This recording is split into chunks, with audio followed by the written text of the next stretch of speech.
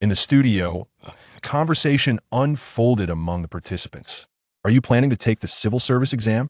Overthinking will only hinder your progress. One remarked, followed by laughter. Another chimed in, I can't take it anymore. The art of screen protection. The banter continued. If it were me, I might choose to apply screen protectors. Low cost, high profit, and quite simple. Meanwhile, in the broadcasting hall, the esteemed commentator Gao Wen-song, fanning himself, offered a rather scathing critique. A narrow perspective leads to mediocrity. Entrepreneur Zhao Baiyun, observing the large screen, shook his head in disapproval. The capital utilization is far too low. Didn't the production team provide 50,000? This venture could have been established with less than 10,000. What's the remaining 40,000 for? To lay eggs? He continued with advice for the youth. One must possess a keen eye for spotting business opportunities to achieve success. The two guests on stage were decidedly skeptical of contestant number 16. However, social analyst Chun Lu furrowed her brow, clearly disagreeing with the two prominent figures. Mr. Zhao's assertion holds some truth that capital utilization is indeed suboptimal. Yet, I believe this cautious approach is not without merit. For young individuals, exercising prudence may not be a disadvantage. After all, the contestants represented the most ordinary young people in society. Some faced unemployment upon graduation, while others toiled diligently for 3 years, only to earn just enough to get by. They embody the majority, shaped by their humble beginnings, which often dictate their circumstances. To demand such lofty vision from them considering capital utilization and turnover rates seems utterly absurd. The online audience, largely composed of ordinary youths, resonated with this sentiment. Gao Wen-song and Zhao Baiyun's remarks provoked a wave of disc, however. The claw machines accounted for 1/3 of it. Why is it always claw machines? Can't we think of some other creative ideas? Indeed, how many have we seen already? It's understandable the claw machine simply sits there, allowing people to engage in other activities and generate dual income. I actually think claw machines are quite good, although not this particular one laughs. Come on, buddy, don't go overboard. Damn, I can no longer look at claw machines with a straight face. Just as the audience began to express their discontent, the scene shifted. The bewildered face of Su Nen appeared in the live stream. Number 13, Su Nen. Brothers. Finally, it's not a claw machine. Wow, he's somewhat handsome. Not bad, I suppose, just a bit better than me in Yinzu. I found a face. Whose is it that you all discarded? Oh, it turns out to be from upstairs. Am I stuck? Why isn't he moving? At that moment, Su Nen was caught in his bewilder. The child of destiny has granted me a second chance, and I shall seize it with utmost determination. With this thought in mind, Su Nen took a deep breath. A spy system, indeed. Supreme fire control and exceptional finesse. How splendidly they align for the art of stir-frying. Recalling the memories of the original owner, he raised the iron wok, ignited the flame, and added oil. At that moment, the prowess of supreme fire control revealed itself. The temperatures of the inner flame, outer flame, and core flame were displayed with exquisite precision to Su Nen's discerning gaze. As the oil reached the pinnacle of perfection, Su Nen swiftly adjusted the flame to maintain that ideal temperature. He then added the pancakes, tossed them, and sprinkled the seasonings with seamless grace. Empowered by the skill of exceptional finesse, every seasoning was not only proportioned perfectly, but also evenly distributed over each pancake. While tossing, Su Nen skillfully manipulated the wok with one hand, while the other deftly adjusted the heat to ensure the oil stability. Under his extraordinary technique, each pancake shimmered with a golden hue in the sunlight. This display of culinary artistry astonished the nearby cameraman and ignited excitement throughout the entire live stream. Goodness, could this gentleman be a Michelin 3-star chef? Didn't the production team mention that contestants were ordinary people? How would a Michelin chef make it here? Surely there's some favoritism at play? Why haven't we seen him showcase this skill before? Is this a revelation? I'm certain this guy is definitely not a Michelin 3-star. He's at least a 5-star. How do you know? Are you? Indeed, adjusting glasses. I am but a humble janitor at a 3-star restaurant. Wait, why does that restaurant next door seem familiar? Min Ting Restaurant. Oh, I remember now. It's the most renowned fly restaurant in Jiangxing. Though it's a humble eatery, the chefs number in the dozens, and all staff combined easily surpass 100. Wow, this guy is impressive. Daring to set up a stall beside such a restaurant, he must possess considerable skill. As the barrage of comments regained their fervor, in the studio, Zhao Baiyun nodded approvingly, stating, "Quite remarkable. This stall likely cost around 10,000, although the investment is modest. It is clear that this contestant has chosen a domain where he excels. I have often reiterated that young entrepreneurs must operate within their realms of expertise, otherwise, even if they strike gold by sheer luck, they will inevitably return it to the market through a lack of skill." Drawing from Gao Wansong's experiences, Zhao Baiyun cautiously selected his words of praise. Observing the stream of approving comments on the large screen, he allowed a satisfied smile to grace his face, reclining comfortably against the chair's backrest. Meanwhile, Chun Lu's eyes sparkled not for any trivial reason, but because Su Nan's striking looks were undeniably captivating. He could easily rely on his charm to carve a niche in the entertainment industry, yet chose to channel his talents into entrepreneurship. Stir-frying could indeed be considered a talent. Such a man is bound to draw the attention of women. In contrast, Gao Wensong sat quietly beside, lost in contemplation that in the past 3 days, Su Nan's performance had been unremarkable, merely managing to break even each day, exuding an aura of imminent elimination. Yet today, he suddenly appeared transformed, as if a different person altogether. Was it a case of hidden prowess or a desperate struggle for survival? Gao Wensong, exercising caution, refrained from commenting and opted to observe further. Meanwhile, in the kitchen of the Mingting restaurant, Chef Zhang was berating the junior staff. "Be quicker with your hands. It's almost mealtime. Prepare the dishes. You go and catch a few more fish," he barked. "And you, have you peeled the potatoes yet? Stop playing on your phone." The two singled out reluctantly stowed their phones, uniting to carry a basket of potatoes outside. Only after turning did they dare roll their eyes. What's there to be so arrogant about? We're all just workers. Exactly, even brotherly, the head chef doesn't act so high and mighty. Observing as the junior staff began to fulfill their respective duties, Chef Zhang smiled with satisfaction, leaning against the wall while extracting his phone, engrossed in its display. On the screen was Su Nan's stir-fried pancake stall. As he witnessed Su Nan's remarkable tossing technique, Chef Zhang momentarily froze. This fellow possesses some talent, setting up shop right outside our restaurant. Could it be an attempt to undermine us? Yet, this thought only lingered for a second before being dismissed. Chef Zhang smirked derisively. Given Su Nan's youth, he could hardly be a top-tier chef. If he intended to disrupt business, one could only label him as a young bull not fearing the tiger. Chef Zhang's fingers danced over the comment section, typing swiftly before sending his message. His technique is commendable, indicative of several years of practice. However, to set up a stall at the Mingting restaurant's doorstep is sheer folly. Do you know the caliber of chefs inside? Upon posting this comment, he immediately garnered agreement from several netizens.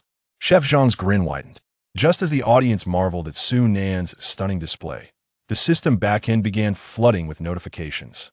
Trust points 1, trust points 1, trust points 1, and so forth. Upon seeing this sequence of notifications, Su Nan paused to ponder. The enemy's trust points equated to his own popularity. It made sense. If this variety show was perceived by the system as the enemy's internal affair, then the viewers of this program could indeed be considered members of the enemy organization. Thus, the viewer's trust translated to enemy trust points perfectly logical. While Su Nan's mind raced, his hands continued their rhythmic tossing. Moments later, with a swift motion, he turned off the heat and removed the pan, revealing a golden batch of stir-fried pancakes glistening enticingly in the sunlight. Just the sight of it was enough to whet one's appetite. The impatient customers, previously waiting, were now dumbfounded by Su Nan's dexterity. One could not help but swallow hard.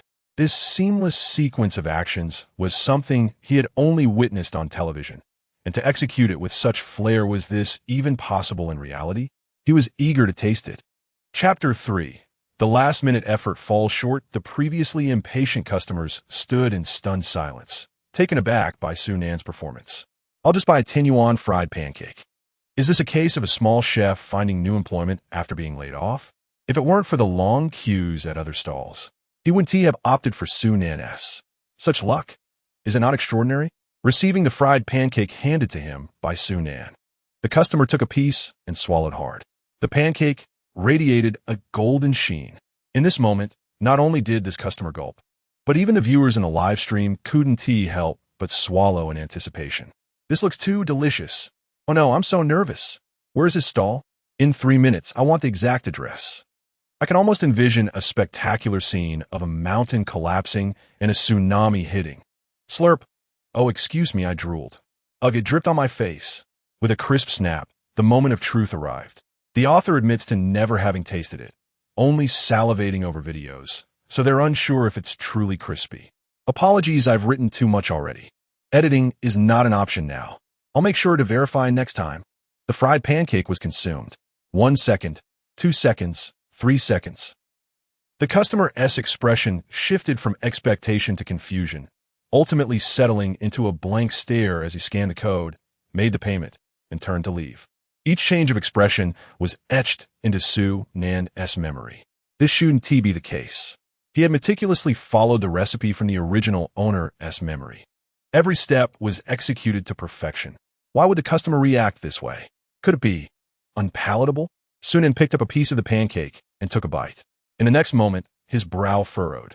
The texture was crisp, but the flavor could only be described as not bad, yet not particularly enjoyable either. It seemed the issue lay within the recipe. Realizing the root of the problem, Sunan made a swift decision. He raised his hand, dumping the remaining pancakes from the pan into an empty bucket meant for ingredients. He plopped down onto a stool, pulled out his phone, and began to search. Sunan's gaze was resolute and determined, reminiscent of a soldier on the battlefield undertaking a monumental task. The cameraman, dedicated to his work, leaned in closer. Upon glimpsing Sunan's phone screen, he was left utterly dumbfounded. The hand holding the camera trembled slightly. Fried pancake recipe. How to make fried pancakes delicious? No way, sir. With the competition nearly halfway through, you only just remembered to look up the recipe? Such last-minute efforts can barely grasp its success. Meanwhile, the livestream's comments erupted with a flurry of question marks. Why is this so different from what I imagined? Where's the volcanic eruption? Where's the tsunami? Wait, I've already taken off my pants. And you're showing me this? The guy above, you really have no standards. Could it be that it's not tasty? Look at Sunan. He tasted a piece, and his expression isn't quite right. It wasn't until the live feed zoomed in on Sunan's phone screen that the entire chat room fell silent. In the next moment, a torrent of comments erupted like a roaring tide. Seriously, bro? You just remember to check the recipe now? You knew to swerve when the car hit the tree. And you knew to buy stocks when they rose. This guy is truly remarkable. Haha, the stall has been open for 3 days. And the vendor just realized he can't even fry pancakes. Why the rush? Just by that last maneuver, it's evident this fellow is no ordinary cook. Trust me, I mopped the floors at the 3 Stars restaurant. Haha, now I believe he's not just getting by through connections. In the kitchen of the Mingting restaurant, Chef Zhang couldn't help but chuckle at the scene. He had initially thought this would be a formidable character, only to find that he was merely someone who forgot to check the recipe until the oil was already in the pan. Zhang felt a twinge of humiliation for nearly being fooled by the man's fire control skills. Without hesitation, he lifted his phone and sent another comment. Young man, I'm a chef at Mingting restaurant. Would you like me to teach you a few tricks? Immediately, a netizen responded, You're just boasting. You might be another floor mopper. Zhang did not take the jest to heart. If they didn't believe him, it only underscored his prowess. His thoughts remained clear. In stark contrast to the lively atmosphere of a live stream, the studio was enveloped in an eerie silence. Chunlu was at a loss for words. She didn't know how to critique Sunan. While other contestants were flooring the accelerator, Sunan hadn't even begun. Yet, to claim he was lacking would be unjust. His seriousness surpassed that of anyone else. That look in his eyes, filled with a sense of mission, made Chen suspect he might join the party at any moment. Zhao Baiyun took a sip of tea to mask his discomfort. When the camera focused on him, he awkwardly laughed. In business, we inevitably encounter difficulties and setbacks. At such times, we must promptly identify and resolve problems, adjusting our course accordingly. Only then can we prevent straying from our objectives. Contestant number 13 is doing quite well. I have high hopes for him, haha, though he spoke these words. Internally, he cursed. Just a moment ago, I praised you, and now you've crashed. This isn't just a last-minute effort. It's as if you're on the battlefield telling the enemy, hang on, I forgot my weapon at home. Gao Song, fanning himself with a folding fan, remained nonchalant, his tone light. Ah, today's youth. I won't comment further. You all can continue watching. Thankfully, he had managed to maintain composure earlier. Otherwise, he would be the one facing embarrassment now. After the guests shared their opinions, several segments featuring other contestants were shown on the screen. Hosty Ling stood on stage, smiling. I believe everyone now has a simultaneously. The online voting channel has been opened, inviting everyone to cast their precious votes for their favorite contestants. As the announcement concluded, the lower part of the live broadcast displayed 18 subchannels, each corresponding to one of the 18 contestants. Beneath each contestant's live feed, a new message appeared: vote count. Meanwhile, the main screen in the studio switched between various live feeds with dynamic effects. Due to Sunan's impressive performance earlier, nearly 3,000 curious viewers flocked into his live stream. The essence of humanity is to observe. Compared to the more conventional performances of other contestants, Sunan, the underdog, offered a more captivating spectacle. On screen, Sunan casually selected the recipe with the highest number of likes. He memorized each step in his mind, rising, igniting the flame, adding oil, placing the dough, sprinkling the seasoning, extinguishing the fire, and lifting the pan. A pot of golden fried pancakes reappeared in the live stream. His movements flowed seamlessly, as if he were painting a masterpiece. The audience became animated as the stunning display unfolded. Forget about the taste. Just this sequence of actions is enough to impress. Perfectly exemplifying a set of moves as fierce as a tiger, outputting a 2-5. Strangely, this sense of familiarity. Damn, isn't this just like my online dating experience? The moment I saw the photos, I was enchanted, but in reality, I was deflated. This technique, I dare say, is an art. Even if it doesn't taste good, I would still accept it. Wait, guys, are we missing the point here? Let us be rational. Exactly. Who would buy his pancakes just for the sake of style? Just as this comment was posted, a girl wearing glasses approached Sunan's pancake stand. With a gentle demeanor, she resembled the diligent class representative. The bespectacled girl gazed at the freshly made pancakes, licking her lips. Regardless of the taste, one thing was universally acknowledged about Sunan's pancakes: their appearance. The presentation was simply exquisite, compelling anyone who laid eyes on them to desire a taste. Chapter 4. This recipe isn't even fit for dogs. A customer arrived, yet Sunan didn't even glance up. He simply picked up a piece of his creation and took a bite. The next moment, his brows furrowed slightly. No good. No good, what? Before the bespectacled girl could react, she heard a loud splash. Sunan had dumped the entire pan of stir-fried pancakes into an empty ingredient bin. The girl froze in place, utterly bewildered. I want to sell it, Sunan replied indifferently before picking up his phone to resume his search. The live stream erupted in confusion. What is going on? Has this contestant lost his mind? Is he saying it's not good enough? Haha, that girl's expression. Dumped it rather than sell it to her? Priceless. This is the conviction of a top-tier chef. This guy has got potential. Trust me. I mop floors at a 3-star restaurant, and our chefs are just like this. Hey, it's you again, shouldn't you be mopping? Worried about getting docked pay? Sunan's actions once again defied expectations. In the following hours, he attempted again and again, only to fail repeatedly.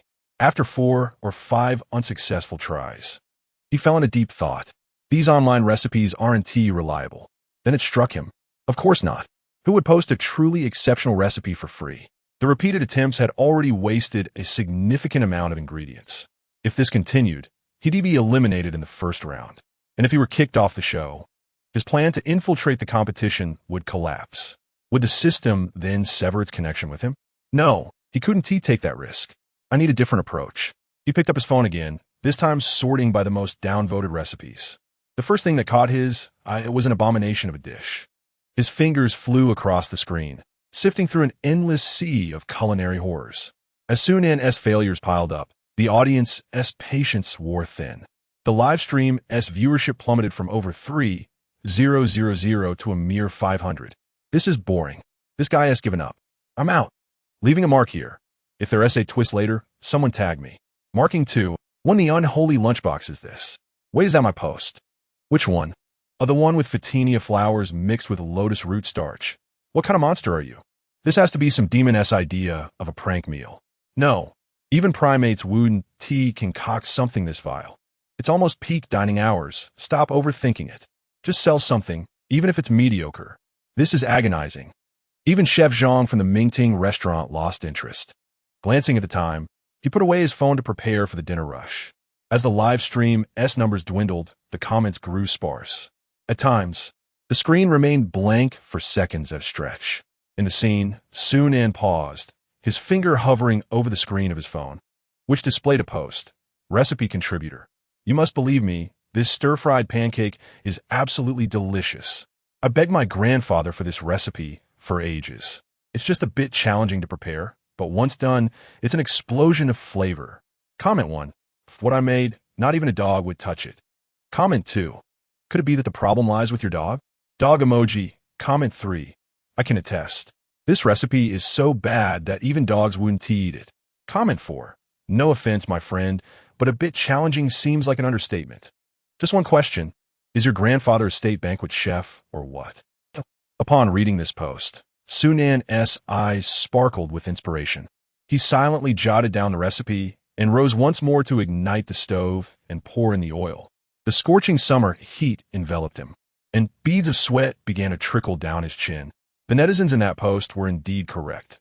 This recipe demanded an exacting level of skill. Yet, this posed no obstacle for the adept Sunan. As the golden pancakes flipped in the pan, a rich aroma began to waft through the air, enticing passers-by to halt in their tracks, seeking the source of the delightful scent. Before long, the crowd had pinpointed Sunan's humble stall. Witnessing Sunan's mastery reminiscent of a seasoned chef, many onlookers were taken aback. It was evident he possessed the finesse of a top-tier culinary artist. Indulging in the simplicity of life, with such skillful technique, how could the results possibly be anything less than delectable? Thus 1, 2, 3, more and more pedestrians gravitated towards Sunan's stall. Those with experience in the food industry understand that a bustling scene attracts more curious patrons, creating a virtuous cycle. Consequently, many new establishments often invite friends to create a lively atmosphere. This eventually evolved into the chaotic phenomenon of influencers recruiting lines for trendy eateries. Just moments ago, Sunan's stall was nearly deserted. Now, it was teeming with eager customers. Dozens inhaled the aromatic air, their mouths watering in anticipation. This sudden turnaround reinvigorated the live stream. I just stepped away for a moment. What's going on? Why are there so many people? Same here, I just ran to grab takeout. Did I somehow time travel? What happened? To the two above, you can't possibly be in cahoots, right? I'm thinking of something nefarious. I just arrived. How is this contestant's business booming, yet their popularity so low? Can someone explain? I can answer that. Sunan discovered a magical recipe and prepared a wondrous stir-fried pancake, attracting an enchanting crowd. I see you possess some wit. Correct answer. He followed the highest-rated recipe to whip up a batch of pancakes. What?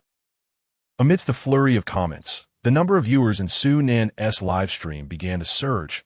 500, 800, 1,200. Numerous kind-hearted netizens promptly tagged those who had earlier expressed confusion. Before long, an increasing number of viewers began returning to Sunan's live stream.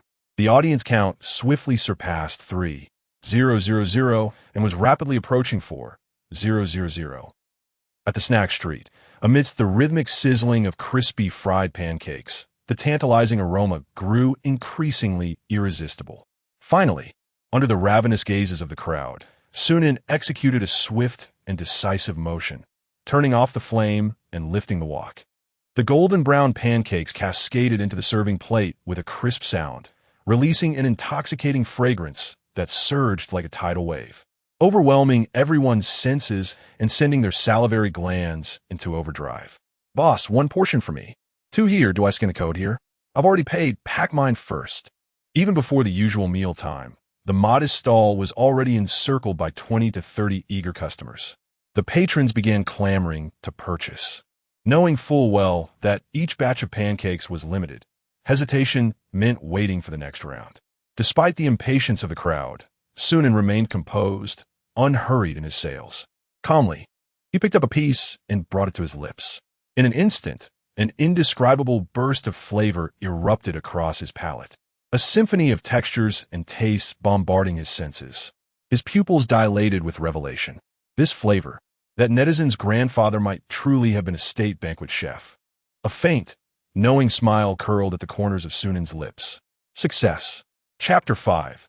His attitude is so impressive. I adore him amidst the throng of people. Sunan's deep voice resonated. Queue up. No queue. No sale. His demeanor left many passers-by momentarily taken aback. In the realm of commerce, which vendor does not yearn to greet customers with an infectious smile? Few possess the audacity of Sunan. A fraction of the crowd began to display signs of discontent. What else with this pretentiousness over a fried pancake? This owner didn't even call me darling. I'm furious. I'm not buying. A handful of individuals rolled their eyes and turned away, while the majority began to line up dutifully. Although Sunan's tone was somewhat stern, his words were not without merit. With such a multitude present, a chaotic jumble would render sales impossible for the proprietor. Moreover, under the sweltering sun, Sunan stood by the stove, drenched in sweat. It was a shared struggle. A modicum of mutual understanding was only fitting.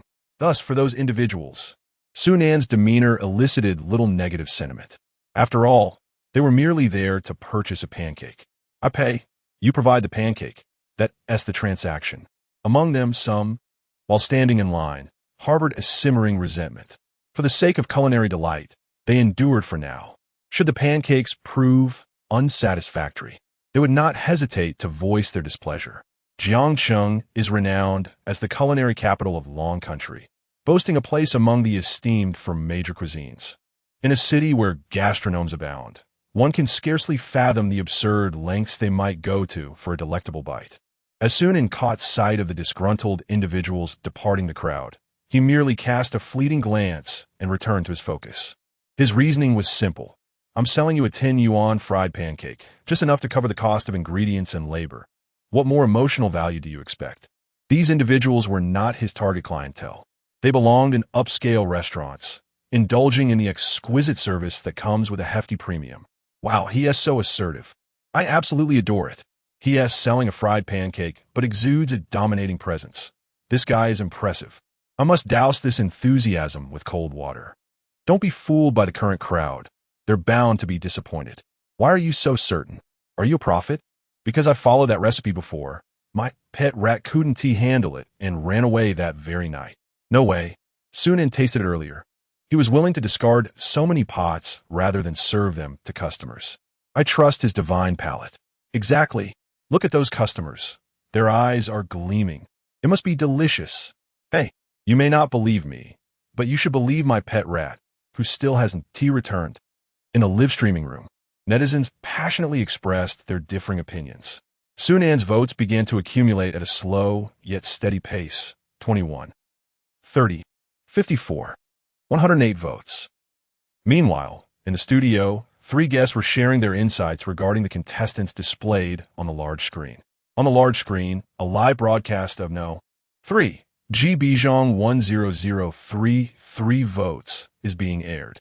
Online viewers, over 80,000. In the footage, a bespectacled young man, exuding an air of refinement, is energetically calling out in a small square. Textbooks, exercise books, we have everything for various subjects and departments. Complete notes, authentic works of academic stars. Guaranteed, or your money back tenfold. Stocks are dwindling. Before GB Zhang, the ground is neatly arranged with an array of textbooks, exercise books, and practice materials. Numerous university students traverse the square, occasionally pausing to browse for books related to their majors. It is evident that this is within the confines of a certain university. The live chat is inundated with rapid-fire comments. This guy is truly impressive. I've seen many, but he's the most creative and profitable. Indeed, far superior to those ring toss games and claw machines. I'm voting for him. He is bound to be the champion of the first round. 1. I support G. Bijong. Whereas the brother who is at number 13. I've come to kick in. There's new information from Sunan. Hurry over. Brothers, I'm going to take a look. I'll be right back. In the broadcasting room, Gao Winsong is intently watching G. Bijong on the screen, his eyes filled with admiration. Very impressive. This is the most promising contestant I've seen so far. It is clear that Gao Wensong holds high hopes for this number 3 contestant. Beside him, Zhao Baiyun's eyes also sparkle with interest, supporting his chin with his hands. He exclaims, "This contestant is remarkably attuned to market demands. This is the essential talent needed in business." He sells red scarves at the elementary school in the morning, rents out uniforms at the middle school at noon. Most middle schools prohibit entry without uniforms. And in the evening, he returns to the university to sell second-hand exercise books. Each endeavor effectively addresses the customer's pain points. He is a rare talent. Fixating on the young man on screen, Zhao Baiyun finds himself increasingly impressed. However, collecting those textbooks for a few or several dollars and selling them for over 100, is that truly appropriate? Chun Lu voiced her puzzled concern. She had to admit that Ji Bizhong is indeed very clever, diligent, tirelessly traversing 3 locations each day. Among the contestants, he stands out with the lowest costs and highest returns, currently holding the most votes. Yet, from Chun Lu's perspective, selling a second-hand book at a price higher than a new one seems a bit exploitative. Nevertheless, she is not well-versed in commercial matters, hence her inquiry is delicately phrased. Gao Wensong casually elucidates, "You might not understand. The value of this book lies in the notes within. If they are indeed the authentic works of a top student, then for a newcomer, over 100 is absolutely worth it. We are in an era of knowledge payment. What is the most valuable? Talent is the most precious. Thus, it is entirely normal for a talented individual's study notes to carry a premium. But what if the notes aren't from a top student?" Chun Lu, with a look of confusion, presses further. She witnessed firsthand the books that Ji Bizhong had unearthed from a second-hand bookstore. When Ji Bizhong made his selections, he merely glanced at the notes, assessing their quantity rather than their quality. To her knowledge, many high achievers do not take notes, while numerous underachievers are indeed obsessive note-takers. If Ji Bizhong prioritizes quantity over quality, would that not be a deception to the consumers? Chun Lu's inquiry struck at the heart of the matter, leaving Gao Wensong and Zhao Baiyun momentarily speechless, just as the two were at a loss for words. The scene shifted to the bustling stall of Su Nan on the large screen. Number 13. Su Nan 1356 votes, online participants, over 10,000. Observing the throngs of eager patrons at the stall, everyone in the broadcasting studio was left in a state of bewilderment. Wasn't that the chef who had just hastily prepared? What had transpired? Why were there suddenly so many customers? No queue, no service. Su Nan's voice echoed at that very moment on the screen. Chapter 6. I have matters to attend to. I will descend from the window. The thought reverberated in the minds of everyone in the broadcast studio. Could it be that he truly had devised an exceptional recipe? This notion swiftly crossed Gao Wensong's mind. Yet he shook his head, promptly dismissing it. Impossible. How could a recipe of commercial value be so easily discovered? If that were the case, how would those franchise stores continue to reap their profits? The only plausible explanation was that Su Nan had merely cobbled together a formula to sell. Not only he, but Zhao Baiyun and Chun Lu also shared this sentiment. With only 3 days remaining until the first round of the competition concluded, such an approach was indeed pragmatic. This was a contest, not an actual business venture. There was no time to painstakingly refine product quality. The objective was to maximize profits within the constraints of time. I concurred with Su Nan's strategy. However, he had garnered virtually no earnings in the preceding 3 days, allowing his opponents to gain a significant lead. It was improbable for him to catch up. One could only hope to barely avoid elimination. Gao Wensong offered this rare moment of candid critique, but his tone still conveyed skepticism towards Su Nan. The entrepreneurial project Su Nan had chosen was conventional and lacked innovation, and the potential for growth from a roadside stall was undeniably limited. This was his primary point of contention. Meanwhile, Chun Lu remained silent, her gaze fixated on the screen, displaying a plate of glistening fried pancakes. Her throat involuntarily swallowed. It looked utterly delectable. With such service attitude, what business can be conducted? Zhao Baiyun's voice interjected from the side, his brows furrowed in disapproval, clearly at odds with Gao Wensong's perspective. Customers are akin to gods. They are family. We, as business people, are fundamentally in the service industry. Just wait and see. He will surely, before he could finish. The crowd on the big screen began to shift, and before long, they formed an orderly queue. A hush fell over the studio as Zhao Baiyun's mouth fell agape. His expression frozen. The rest of his words caught in his throat, unable to escape. To make matters worse, the cameraman, ever so considerate, zoomed in on him. In the next moment, the screen was flooded with laughter-filled comments. What is he so sure about? Go on, tell us. Ha ha, Zhao is about to crack. Zhao Baiyun, cameraman, you needn't be so considerate. Capturing everything will only spell trouble for you. I can't stop laughing. Extra chicken leg. This cameraman deserves a treat. As Zhao Baiyun gazed at the barrage of laughter, his complexion fluctuated between crimson and pallor. He could not fathom why his points, which seemed impeccable, yielded such a response.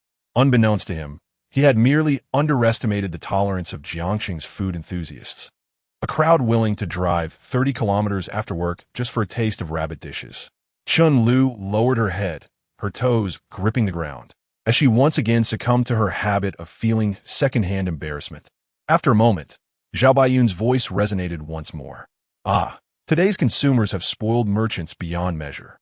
The broken middle-aged man sighed, attempting to salvage his dignity. Gao Wensong swiftly snapped open his folding fan, swaying contentedly. In his heart, he reveled in secret delight. Hey, even old Ma can stumble at times. Thankfully, my statements have been rather steady. Soon and started too late, and the gap compared to other competitors is not trivial. Unless he has been crafting a trendy snack from the outset. But how easy is it to create a viral snack? Not to mention whether that 50,000 yuan budget is sufficient for hiring influencers. Merely allowing time for word of mouth to ferment would be a challenge. Therefore, it's impossible for Su Nan to sell his pancakes so splendidly and catch up. On the large screen, notifications chimed. Ding!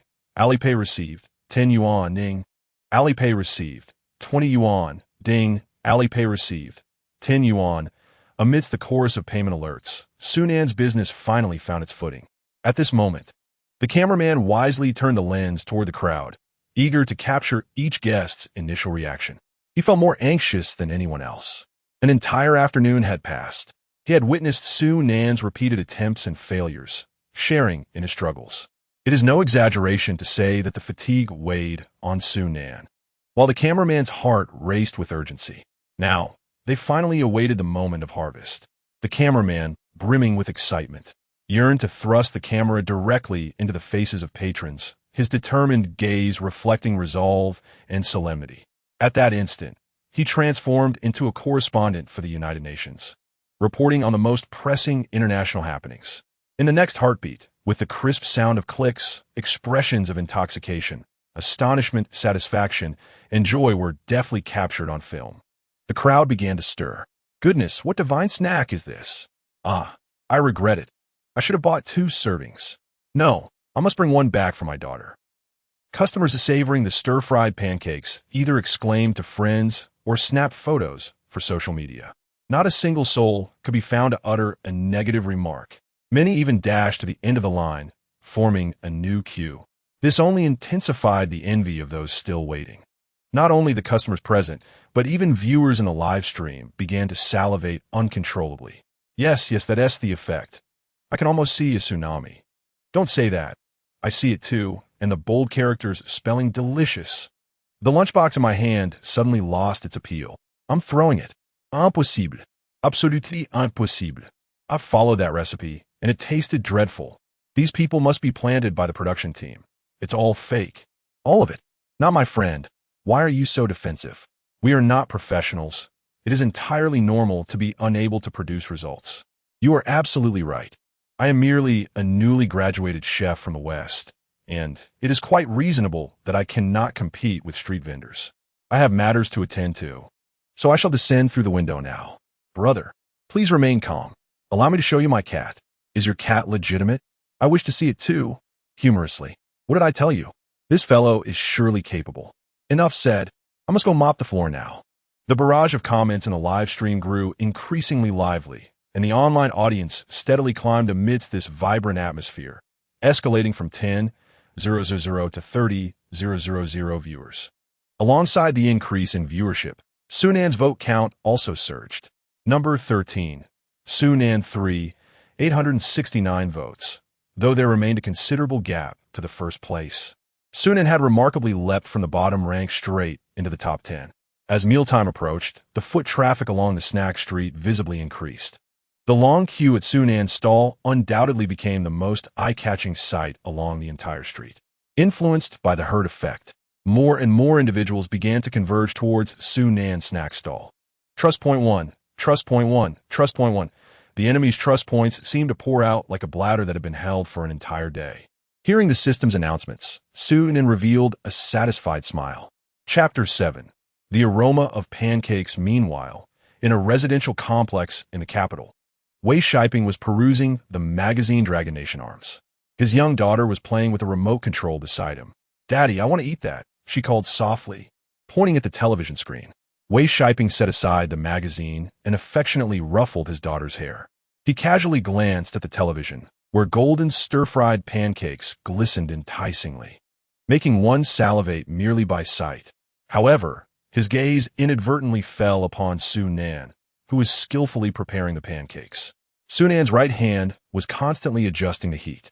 To the untrained eye, he might seem to be showing off, but as a member of the Dragon Nation S Armed Forces, Wei Shiping could discern that every movement Sunan made was purposeful. The temperature of the oil was consistently maintained within a remarkably narrow range, and Sunan's control over the trajectory of each pancake was nothing short of astonishing. Wei Shiping's pupils dilated in realization. The meticulous precision he exhibited left no room for superfluous actions, not even the slightest tremor. Wei Shiping found himself mesmerized by the hands on the screen, his thoughts drifting into reminiscence. "Shiping, step outside. Your breathing is affecting my operation."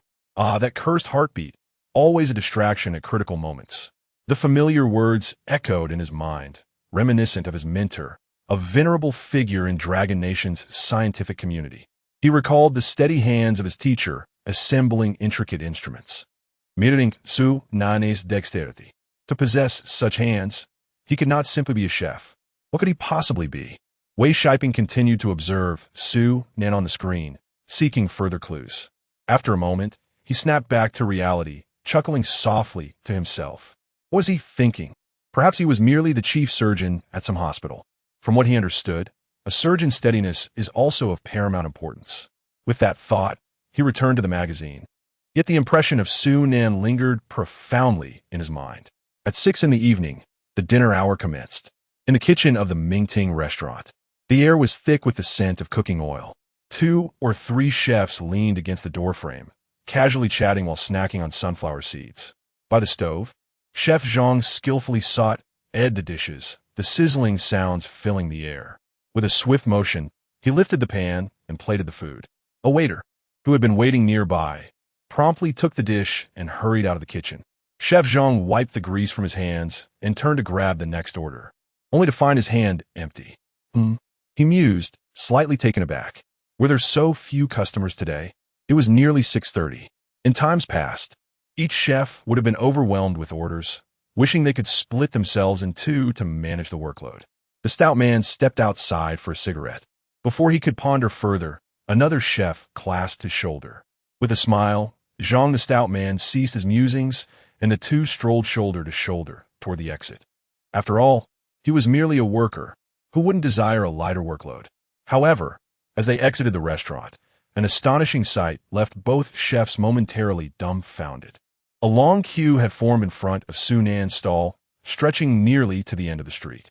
Several regular patrons had reached the restaurant's entrance, but, after some hesitation, turned to join the line at Sunan's stall.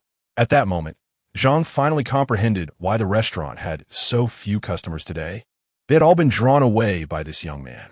"Out for a smoke, are we?" observed Chef Li, who stood nearby, casually exhaling smoke rings with an air of nonchalance. "Why are you so unfazed, Chef Li?" Zhang queried, puzzled by Li's calm demeanor. Unlike them, Chef Li had a share in the restaurant's profits. A decline in business would directly affect his earnings. How could he remain so composed when business had been so severely usurped? Upon hearing his apprentice's question, Chef Li smiled with satisfaction and replied, What is there to worry about? Those waiting in line are merely shills. What? Was the incredulous response from Zhang. Noticing his apprentice's confusion, Chef Li gestured towards Su Nan's position and remarked lightly, "The young man's performance may appear impressive, but you, with your limited experience, cannot discern the truth. I can see at a glance that he is merely a novice." Su Nan's seemingly professional maneuvers were merely tricks to deceive the untrained eye.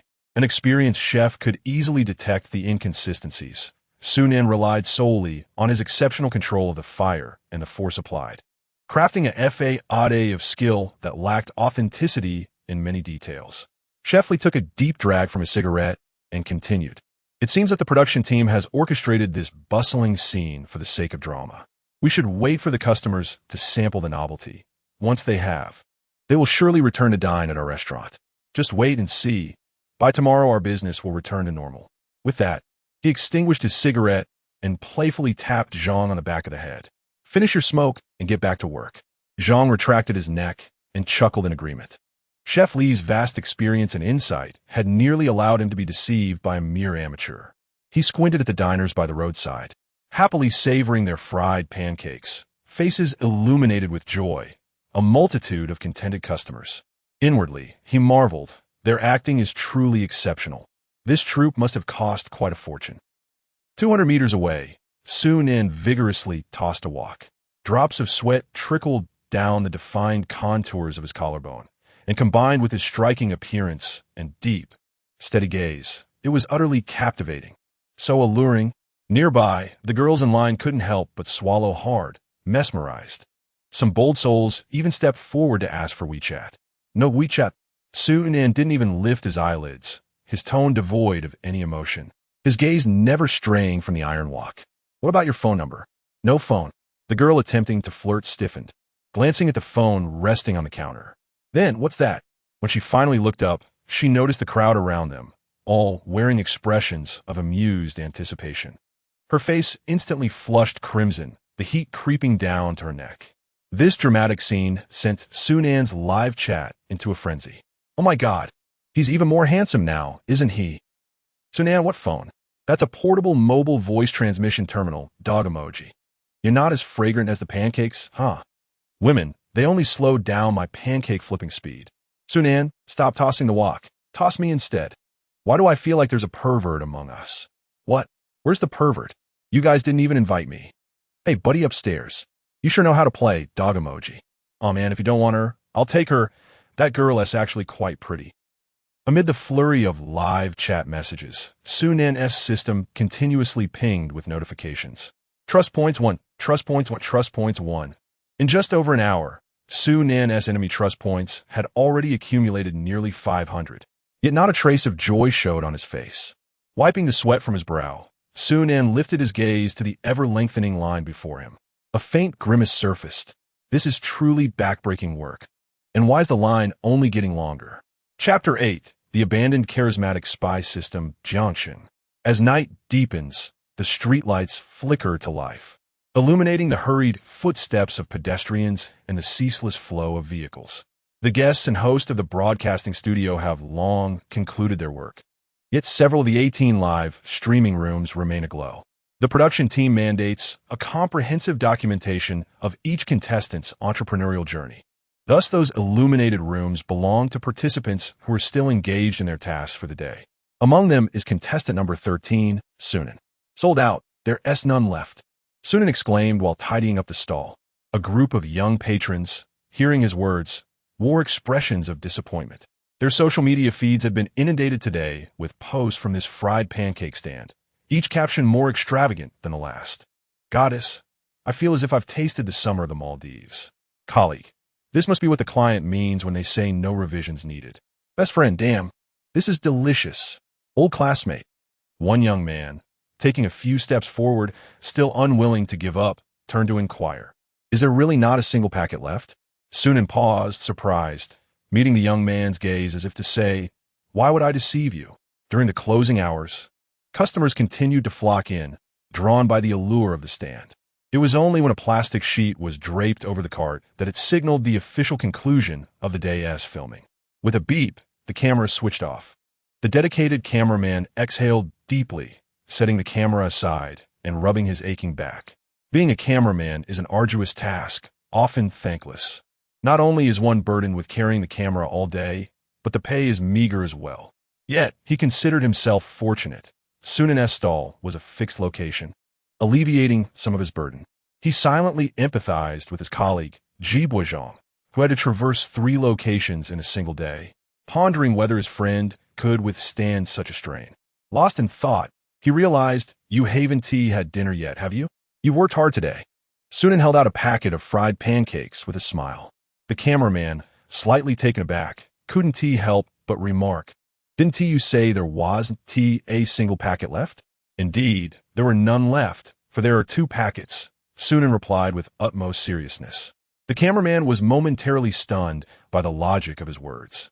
"By the way, my surname is Liu. Just call me Old Liu from now on." As he took a bite of the fried pancake, his eyes widened in astonishment. What kind of divine pancake is this? Is it truly something that can be made from a random recipe found online? If this is the case, wouldn't all those 5-star chefs be out of a job? He cast a disbelieving glance at the handsome young man beside him, feeling as though today, as Sunan, in both character and capability, was an entirely different person. Even the aura surrounding him seemed profoundly transformed. In the past, Sunan exuded an impression akin to that of a freshly graduated youth, introverted, the quintessential office worker of his generation, diligently toiling away in silence. He accomplished much, yet reaped little in return. However, now, though Sunan remains reticent, he no longer seems introverted. Rather, he embodies a sense of restraint. Beneath his calm exterior lies an ocean of undisclosed secrets. The 2 of them sat on the steps, engaging in light conversation before parting ways to return home. Upon arriving home, Sunan collapsed onto his bed, utterly exhausted. In just a few short hours, he had not paused for a moment, having prepared no fewer than 100 pans of fried pancakes. His shoulders felt as though they might smoke from the exertion. This was merely the outcome of operations commencing at 6 in the evening. Had he started in the morning, well, that would have been the end of him. Yet, upon reflection, he realized he was not striving for the top position. It sufficed for him to ensure that he was not eliminated. With this thought, Sunan felt a wave of relief wash over him as he eagerly accessed the system panel to take a look. Name, Sunan. Level, Intern Spy LV1, 0500. Enemy Trust Points, 2583. Upon seeing that he had accumulated 2,583 trust points, Sunan rubbed his hands together in excitement. If he were to exchange all of it for currency, that would amount to 2,583 yuan, earning over 2,000 a day. That seemed quite promising. He quickly noted the string of numbers following his level, realizing that advancing his professional rank would require consuming trust points. However, the system offered little explanation regarding the changes that would ensue upon leveling up. Should he exchange for some currency first or upgrade the system? One must sharpen their tools to achieve proficiency. Investing in oneself is always the wisest choice. After a moment of contemplation, he concluded that a mere 500 points could be easily earned back. It was surely prudent to first explore this wayward little system. Only by empowering the system could he expedite his path to wealth and ascend to the pinnacle of success. With resolve, Sunan decisively opted for the upgrade. A gentle tap of his finger elicited a crisp tone from the system in his mind. Congratulations, host. Professional skill upgraded to Intern Spy LV2. Charisma, Affinity, Trust received a minor enhancement. Subsequently, the information on the system panel transformed. Level, Intern Spy LV2 0500. As his professional level rose, Sunan felt a subtle yet profound power surging within him, warming him before gradually settling into tranquility. Charisma, Affinity, Trust, slightly enhanced. But wait, while affinity and trust are indeed vital for a spy, what of the charisma? Is it a concern that he might not attract attention? A spy ought to remain as inconspicuous as possible. Who among spies seeks to be the center of attention? It appears that this system is not merely lost, but rather a charming spy system abandoned by many. Should misfortune strike, he might encounter someone with romantic inclinations. In mere moments, one could unearth the musings of a decade past, meticulously analyzing each emotional experience encountered along the journey of personal growth. This, indeed, feels akin to being a spy of sorts. Nevertheless, Sunan suppressed his urge to scoff. After all, he was not a genuine agent. Possessing charm is merely a boon, devoid of any detriment. Moreover, these newfound abilities would undoubtedly confer some slight advantages to his business endeavors, rendering the investment worthwhile overall. Yet, while it may not be a loss, it does not represent an immediate necessity. Advancing to level 3 requires 500 points, a rather extravagant expenditure for Sunan, who is left with merely 2,083 trust points. As the old adage wisely suggests, funds ought to be allocated judiciously. Thus, Sunan decisively navigated to the system's marketplace, indulging in a delightful browsing experience. It must be said, the system is truly remarkable. The marketplace boasts everything from luxurious automobiles and opulent villas to attire and accessories, alongside an array of peculiar skills, all readily available. After considerable deliberation, Sunan's finger paused on a particular product page. Without a moment's hesitation, he clicked the purchase button. Ding! Congratulations to the host for acquiring the passive skill. Physical beast, 1 horsepower. Item has been dispensed. Remaining trust points, 132 as the system's voice reso chapter 9. The beginning of our bliss on the internet. The Xiaohongshu social platform suddenly witnessed an influx of nearly 1,000 promotional posts, all directing attention to a certain fried pancake stall in Jiangxing. The sudden surge of advertisements for a single product ignited fervent discussions among a select group of netizens. Let me take a look. Which capitalist scythe has been sharpened this time? I'm familiar with this tactic.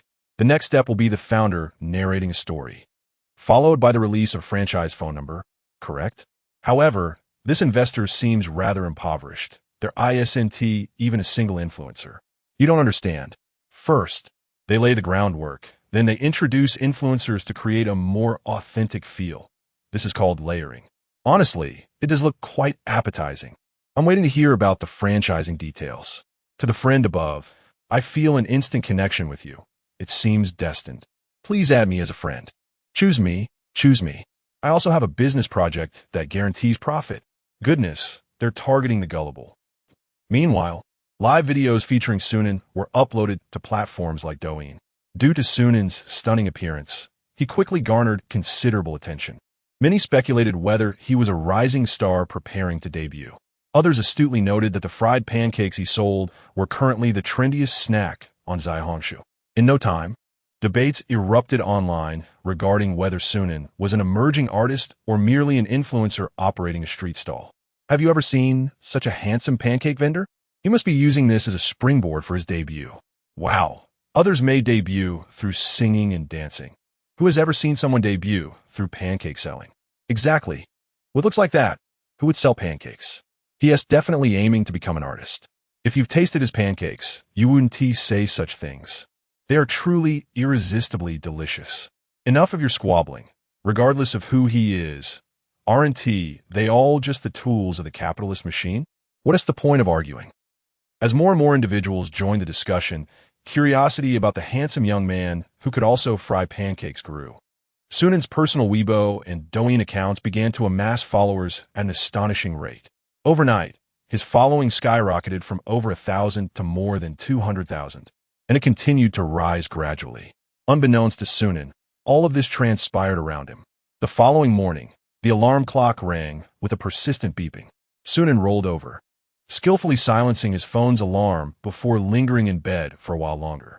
Although the fried pancake stall would not open until nearly noon, many semi-finished ingredients needed to be prepared early in the morning.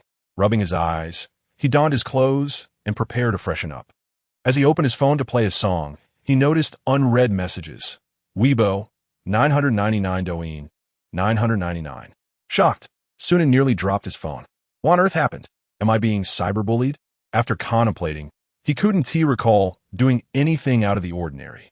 Curiously, he opened the apps. Messages poured in like a torrential downpour before Sunan. Ah, darling, you are so handsome. Greetings. I am your wife whom you have yet to meet. Let us officially get acquainted today. Mr. Sunan, I apologize for the intrusion. Might I inquire if you offer franchise options for your fried pancake stall? Hello. Husband, I am a fan of yours. I look forward to your guidance. Master Sue, do you accept apprentices? How much would it cost to learn your techniques? What on earth is all this? The chaotic influx of messages left Sue Nin utterly bewildered. Upon shifting his gaze to the follower count, he nearly choked on his mouthful of water. Followers, 210,000. A quarter of an hour later, Sue Nin exited various social media platforms. At last, he unraveled the intricacies of the situation. With such a surge in followers was the trust point. As expected, the system's backend revealed enemy trust points, 5688, in the span of a single night. Sue Nin had merely taken a nap. Yet astonishingly, his trust points had soared by over 5,000. Why did his follower count increase by 210,000 while trust points only rose by 5,000? Sue Nin found himself lost in contemplation. Perhaps trust points do not equate directly to popularity. Merely having ordinary fans is insufficient. He needed devoted and loyal followers, fervent admirers. It could also be that they had not yet experienced his formidable capabilities, thus lacking the basis for trust. As he pondered, Sue Nin's thoughts grew increasingly muddled. Finally, he set his phone down on the sink in frustration. Never mind how this system calculates things. He would simply focus on cooking. After all, this system was inherently flawed and could not be analyzed through conventional reasoning. As long as the general direction was correct, he would proceed without hesitation. Since he had acquired some wealth, it was only prudent to continue investing in himself. While freshening up, he casually browsed the marketplace and soon selected his items. Ding! Congratulations. Host, you have acquired the skill, Master Level Capture Technique. Now that he had gained a measure of fame, ensuring personal safety should be paramount. After a bustling morning, the clock struck 11. Although Sue Nin's live stream in Room 13 had yet to commence, an astonishing 4,000 viewers were already online. Countless messages danced across the darkened screen. I was startled to see a handsome guy as soon as I entered. Turns out it's me. Why hasn't Sue Nin started streaming yet? If he delays any longer, other contestants will be ringing in the Nasdaq. Since Sue Nin has gone live, let us play do de jus. Call the landlord. No, grab the landlord. You fellows above, don't be ridiculous. With such a terrible hand, you dare to grab the landlord? I'm calling the police. Remember to bring your keyboards to court. Amidst the flurry of messages, the dark screen flickered. At last, Sue Nin's Room 13 live stream connected to the signal. As soon as the broadcast commenced, the number of viewers in the live room surged from over 4,000 to an astonishing 10,000, and it continued to rise at an astonishing pace. It is noteworthy that yesterday, when Sue Nin first went live, he could only muster a meager few hundred viewers. On screen, Sue Nin was pushing a small cart, making his way to the designated selling spot. The moment over 10,000 viewers laid eyes on Sue Nin, the barrage of comments erupted in excitement. Husband, my new husband. Finally, I've caught you live. Bro, you're finally streaming. I voted for you. Don't let me down. Sue Nin, did you eat something strange today? Is that a hater up there? What did you eat? Wow. Is this the beginning of our happiness? Ha ha. I'm in disbelief. Old folks, subway, mobile phones. I just woke up. Is this the usual vibe in this live room? So none. As Sue Nin's live session unfolded, an increasing number of netizens flocked to Room 13. The numbers escalated from 10,000 to 30,000, and then to 80,000, finally stabilizing at 100,000. Meanwhile, in the backstage of the Star Entrepreneur program, director Lu Bo scrutinized the images from the 18 live rooms before him. The first round of competition had reached its halfway point, although the contestants' standings appeared to be diverging, suggesting a predetermined outcome. The situation was rife with uncertainty. The last-place contestant might stage a remarkable comeback on the final day. No one could predict such twists. What is the current data? Upon hearing director Lu's inquiry, the staff promptly retrieved the back-end statistics. The data revealed: first place, Ji Boizhong, with a profit of 25,000 and 11,034 votes. Second place, with a profit of 19,000 and 8,361 votes. Third place. The figures for the leading contestants seemed relatively normal, with profits and votes maintaining a consistent ratio. However, When director Liu glanced at Su Nan's data, he was taken aback. Ats place, Sunan. With a profit exceeding 5,000 and 8,912 votes. 8th place? A profit of over 5,000? How could this be? The previous day's 8th place had garnered profits in the tens of thousands. How had 5,000 managed to outstrip 10,000? Director Liu stared in confusion at Su Nan's name, momentarily rendered speechless. Chapter 10. A boy must learn to protect himself. How did Su Nan, with a mere profit of over 5,000, manage to surpass the 8th position? When Director Liu beheld Su Nan's vote count, he was struck with sudden clarity. The rankings of this program are derived from a weighted calculation of both profit and votes. Thus, Su Nan, with his exceptionally high vote count, forcefully secured the 8th place. Director Liu, isn't this rather unfair to the other contestants? A staff member timidly inquired. Already, doubts regarding the legitimacy of this ranking were surfacing online. Director Liu sighed, wiping his face in frustration. He acknowledged the truth in the staff member's words. Indeed, entrepreneurial competitions ought to be judged based on business performance. The initial inclusion of audience voting was merely to enhance viewer engagement. Furthermore, to mitigate such scenarios, the production team had assigned a minimal weight to the vote count. In theory, it should not significantly impact the rankings unless the profit margins of two contestants were exceedingly close. However, Su Nan's case was beyond their expectations. As for the rationale behind Su Nan's remarkable vote count, the answer was all too apparent: his striking appearance. Among the numerous contestants, Su Nan stood out as the most visually appealing. Nowadays, it seems audiences are swayed by mere aesthetics. Director Liu's face morphed into a series of animated expressions, each flickering like a slideshow. After a considerable internal struggle, he finally slammed his hand on the table and commanded, "Issue an announcement stating that there was a miscalculation in the rankings and reduce the weight of the vote count in the back-end program to the lowest possible level." The staff member nodded and promptly began to implement the changes. Shortly thereafter, a revised leaderboard was unveiled during the program. Su Nan's ranking plummeted from 8th to 12th place. Although this shift incited discontent among Su Nan's fans, one must concede that his profit figures were indeed insufficient.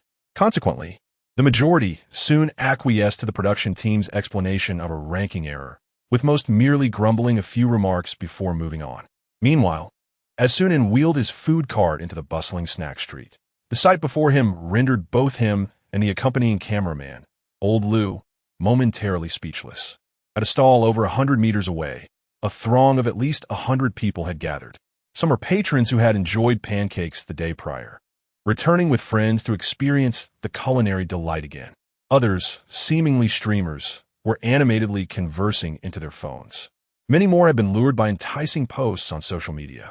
"Su Nan is here," someone in the crowd shouted. In an instant, all heads turned in unison towards the corner where Su Nan appeared. A collective spark ignited in their eyes, radiating brilliance. Hundreds of gazes were directed at him, piercing and palpable. At that moment, Su Nan felt as though he were under a spotlight, like a fish caught in a net.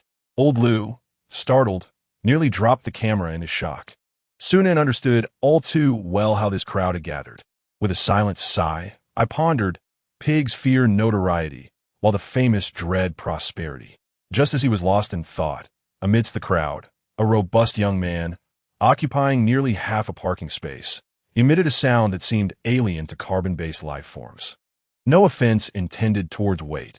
It is purely for narrative necessity. If this causes discomfort, the author humbly bows an apology. Darling, this soul-piercing exclamation nearly sent shockwaves through the entire audience of the live stream.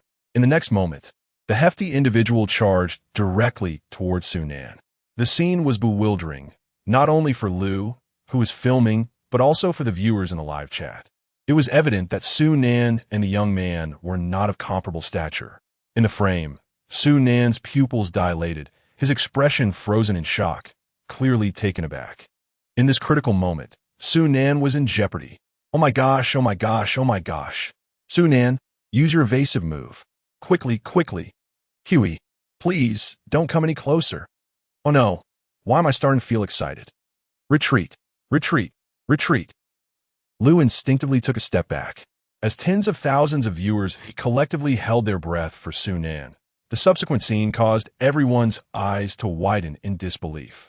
In the live stream, as the young man was about to collide with Sunan, he instinctively sidestepped, extending one hand in a fluid motion, effortlessly redirecting the force, while simultaneously extending his leg.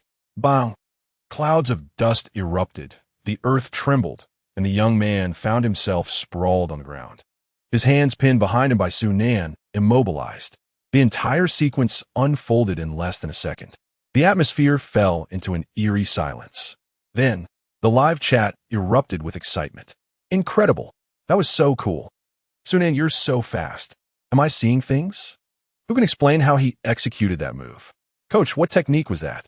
Absolutely phenomenal. I urge everyone to pursue their dreams wisely. Learn to protect yourselves. What exactly does this young man do? Not only can he cook, but he also possesses military grappling skills. Is this something just anyone can learn? I suspect he might be. A retired chef from the military? No. Sunan looks at most 22 or 23 years old. How could he possibly be retired? A soldier. He must be a soldier. To the brother above, are you absolutely certain that was military grappling? At the Jiangqing police station, Wang Dalei leaned back in his chair, removing his hands from the keyboard. The previous comment had been his. Soon, a reply appeared in the chat. I can confirm with certainty that I've spent several years in the military and practiced this technique no less than 1,000 times. The comment swiftly drifted by, fading from the screen. Wang Dalei was momentarily stunned. Sunan's movements were remarkably professional and efficient. Many officers could not match his level of expertise. At the very least, Wang Dalei could not. Analyzing the entire sequence, it was clear that Sunan's grappling technique was far from a civilian version, yet it was not solely police work either. Military, police, or civilian grappling techniques each have their distinct emphases. Excluding civilian and police personnel, could it be that Sunan is affiliated with the military? That seems implausible. As the barrage of comments suggests, Sunan is far too young to have retired from service. Unless he was dismissed from the army? That reasoning is somewhat acceptable. Moments later, Wang Dalei suddenly slapped his forehead. Damn, my occupational habit has kicked in again. For every unreasonable matter, he feels compelled to peel back the layers and uncover the truth. This is Wang Dalei's professional affliction. He shook his head, closed the live streaming room, and rose to head to the cafeteria to prepare for a meal. Chapter 11. Please share your incident in the live broadcast. Sunan wiped the sweat from his brow, feeling a lingering sense of dread. That was a close call. I almost found myself traversing dimensions once more. Following this minor upheaval, the previously restless crowd had settled considerably. The influencers who had initially rushed forward to conduct interviews hesitated, pausing in their tracks. It was evident that the earlier scene would undoubtedly become a trending video clip today. No one wished to assume the role of the next protagonist. For the time being, everyone maintained a polite and amicable social distance from Sunan. Before long, Sunan's stir-fried pancake stall reopened. The patrons, well aware of Sunan's decorum, formed an orderly queue. His stall had reached its zenith right from the outset, thanks to the enhancement from a physical prowess. Sunan's stamina had escalated to an astonishing level. Now, even if he were to run a full marathon, he could complete it without so much as a gasp for breath. Thus, in contrast to the previous day's excessive perspiration, he had already prepared 5 pans of pancakes today. Yet he remained steady and composed, not even slightly out of breath. However, there were occasional influencers seeking to capitalize on the moment, asking a few peculiar questions while purchasing pancakes. Queries such as, do you have a girlfriend or boyfriend? Or do you prefer ears or tails? Began to surface. Initially, Sunan would clench his fists and respond with reluctance. Yet, as the questions multiplied, his patience began to wane.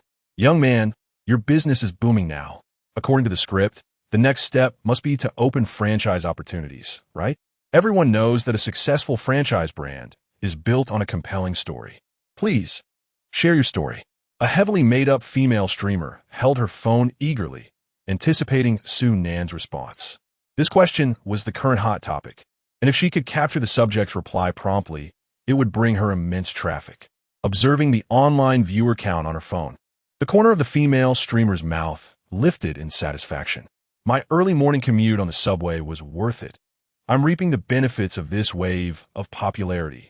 This inquiry almost presumed that Su Nan was in the business of exploiting others, sparking indignation among the audience in a live chat. What the hell? Wearing such heavy makeup so early in the morning? Isn't that borderline antisocial? Perhaps she looks quite appealing without the makeup? Ha. Is it a reverse makeup look? I can see you're genuinely hungry. Share a gripping story. Do you think this is a singing contest? Can these streamers just stay out of it? Can't you see he's competing? What is the meaning of this? Are you already assuming Brother Su is exploiting others? Brother Su, ignore her. She is trying to deceive you. Just as the viewers in the live chat voiced their discontent, a warning echoed in Su Nan's mind. Alert! Host detected incoming enemy attack. Please respond promptly. Upon hearing the system's premonition, Su Nan lifted his eyelids, cast a fleeting glance at the female streamer before swiftly redirecting his attention back to the frying pan in hand. With utmost seriousness, one inquired about the incident. The female host responded with bewilderment, as did the audience. Ding! Congratulations, host. You have executed a flawless defense. Alarm deactivated. Reward: 500 enemy trust points. As the viewers processed the situation, the comments section erupted. Haha, my Su brother possesses great talent. What a veil. Is he implying that the female host's face resembles a car crash scene? Dear friends, I can hardly contain my laughter. Haha. First thing in the morning, and I'm working on my abs. Su Nan is truly a good person. I'm quite curious about her appearance in her own streaming room. No need for curiosity. I shall satisfy your inquisitiveness. Here you go, Link. Humorous. JPG. Is there no justice left? Is there no law? What about trust among people? I propose that beauty filters should be classified under criminal law, subject to regulation. One can foresee yet another top-tier supporter fleeing the scene under cover of night. Amidst the jubilant banter in the comments, a few intrepid hosts stepped forward to issue challenges. Host, when do you plan to debut? Su Nan, I'm more familiar with funerals. Host, I realize this question may be somewhat impolite. Su Nan, you know my answer will undoubtedly be quite irritable. Su Nan, speaking without a filter, blurted out whatever came to mind, oblivious to the frenzied commentary unfolding in the chat. Su Nan, what have I done wrong? The enemy struck first. Brother Nan, is your mouth fully upgraded? Ha. Have the standards at snack stalls risen to such heights? How does your 37-degree mouth utter such chilling words? Laughing uncontrollably. If you hadn't mentioned it, I would have thought this was an audition for the Yun Society, perfectly exemplifying the phrase quality unknown, strong against the strong. You've made me laugh to the point of riches. I wonder why today, as takeout lacked bamboo shoots. Turns out Brother Nan has hoarded them all. I advise you not to inquire, as asking leads to chaotic responses. Such a refreshingly genuine contestant, I adore it. In the midst of this explosive commentary, Su Nan's streaming room witnessed a meteoric rise in popularity. The number of online viewers soared past Jibuizhang, reaching an impressive 110,000, making it the most popular streaming room among all contestants. Meanwhile, in the back end of Su Nan's system, Trust Points 1, Trust Points 2, Trust Points 1. Watching the incessantly refreshing system notifications, a subtle smile crept upon Su Nan's lips. The enemy was elated, but Su Nan was even more so. As evening approached, Su Nan's stall resembled a colossal, insatiable serpent, continuously devouring the passers-by in search of sustenance. At this moment, the giant serpent had grown long enough to meander through the snack street. Gazing at the extravagant line before him, Chef Li cast a glance at his own desolate entrance. His hand trembled slightly as he lit a cigarette, understanding the unspoken sentiment. The portly Zhang promptly offered to light it for him. Today's business was even colder than yesterday's. Chillingly so. This reality diverged sharply from the script Chef Li had envisioned. Though such thoughts flitted through his mind, Zhang, ever perceptive, refrained from voicing them. It was not only the Mingting restaurant suffering. All the other proprietors along the snack street wore expressions of despair, some choosing to close up shop and leave outright. Unable to compete, they resigned themselves to the notion that, in any case, Su Nan's days were numbered. They resolved to treat these few days as a much-needed respite. Meanwhile, in the conference room of Jiangchang Television Station, the staff of the Entrepreneur Star program sat rigidly around the table, each face etched with concern. The screen displayed the data of all the contestants. First place remained with Ji Boisjong, boasting profits of 28,000. In contrast, Su Nan's name had ascended from 12th to 9th place, and the gap between him and the 8th place was rapidly narrowing. With only 2 days remaining, if this momentum continued, Ji Boisjong's lead could very well be in jeopardy. "Lu, you know what must be done," remarked a tall, slender, middle-aged man, his fingers drumming absently on the table. Upon being addressed, Lu's brow furrowed deeply. Across from him sat the principal financial backer of the program, and contestant Ji Boisjong was precisely the individual this benefactor had championed. The decision to invest in the show stemmed from the persona crafted for Ji Boisjong, composed, intelligent, and of high intellect, perfectly aligned with the theme of Entrepreneur Star. Therefore, the benefactor's singular condition was clear: Ji Boisjong must secure first place. Chapter 12. While handsome in appearance, it is unfortunate that he possesses a mouth. Zhang, the general manager, pondered for a moment before uttering these words. The objective is to ensure that the favored contestant, Ji Boisjong, secures the first position. The greatest threat, aside from the runner-up, comes from the rising contender, Su Nan. Judging by Su Nan's momentum, his threat likely surpasses that of the second-ranked participant. The astute investors have sensed the looming danger, which is why this meeting has convened today. "This is your affair. Do not forget that it is stipulated in the contract," the middle-aged man named Zhang remarked, showing no concern for the dilemmas faced by Director Lu. He demanded results, leaving the execution to the production team. Upon hearing this, Lu's expression mirrored that of someone who, after finishing a meal, discovers a cockroach at the bottom of the bowl. It was distressing. "I am merely a director, not a tour guide. I can only direct, and the guests will choose as they please. What am I supposed to do?" The most Lu could do was to have Ji Boisjong discreetly consult with a think tank for strategies. However, even if he wished to lower his standards and relinquish his humanity, he was at a loss for how to proceed. The competition is broadcast live, and the audience can clearly see the contestants' earnings. It would be absurd to call upon everyone to refrain from patronizing Su Nan's offerings. If it were possible, Lu would gladly stuff money into Ji Boisjong's pockets. Then a thought struck Lu. Perhaps this could be a solution? If Su Nan is untouchable, why not manipulate Ji Boisjong instead? After a moment of contemplation, Lu exhaled heavily. "This is what I will do. Tomorrow, I will arrange for some individuals to pose as students and purchase Ji Boisjong's products, artificially inflating his sales figures." He lamented, realizing that he was completely abandoning his principles. As he finished speaking, the last remnants of Lu's integrity crumbled. The middle-aged man nodded indifferently and rose to leave the conference room. Had it not been for the leadership's insistence, he would have been disinclined to attend this meeting. In his view, Su Nan was merely in 9th place. There was no need to treat him as a formidable adversary. Moreover, outside the competition itself, Ji Boisjong held a distinct advantage. He could manipulate the rules of the game, a height to which Su Nan could never aspire. In a game governed by others' rules, how could Su Nan possibly prevail? As evening fell, after a long and exhausting day, Su Nan returned to his rented apartment. Despite possessing the attributes of a stamina beast, it did not mean he was immune to fatigue. Even monsters have their limits. After a comforting hot shower, he lay on his bed, retrieved his phone, and accessed the official website of the production team. His name was listed in 9th place, with earnings totaling 17,000 yuan. Goodness, in just one day, he had netted a profit of 12,000 yuan.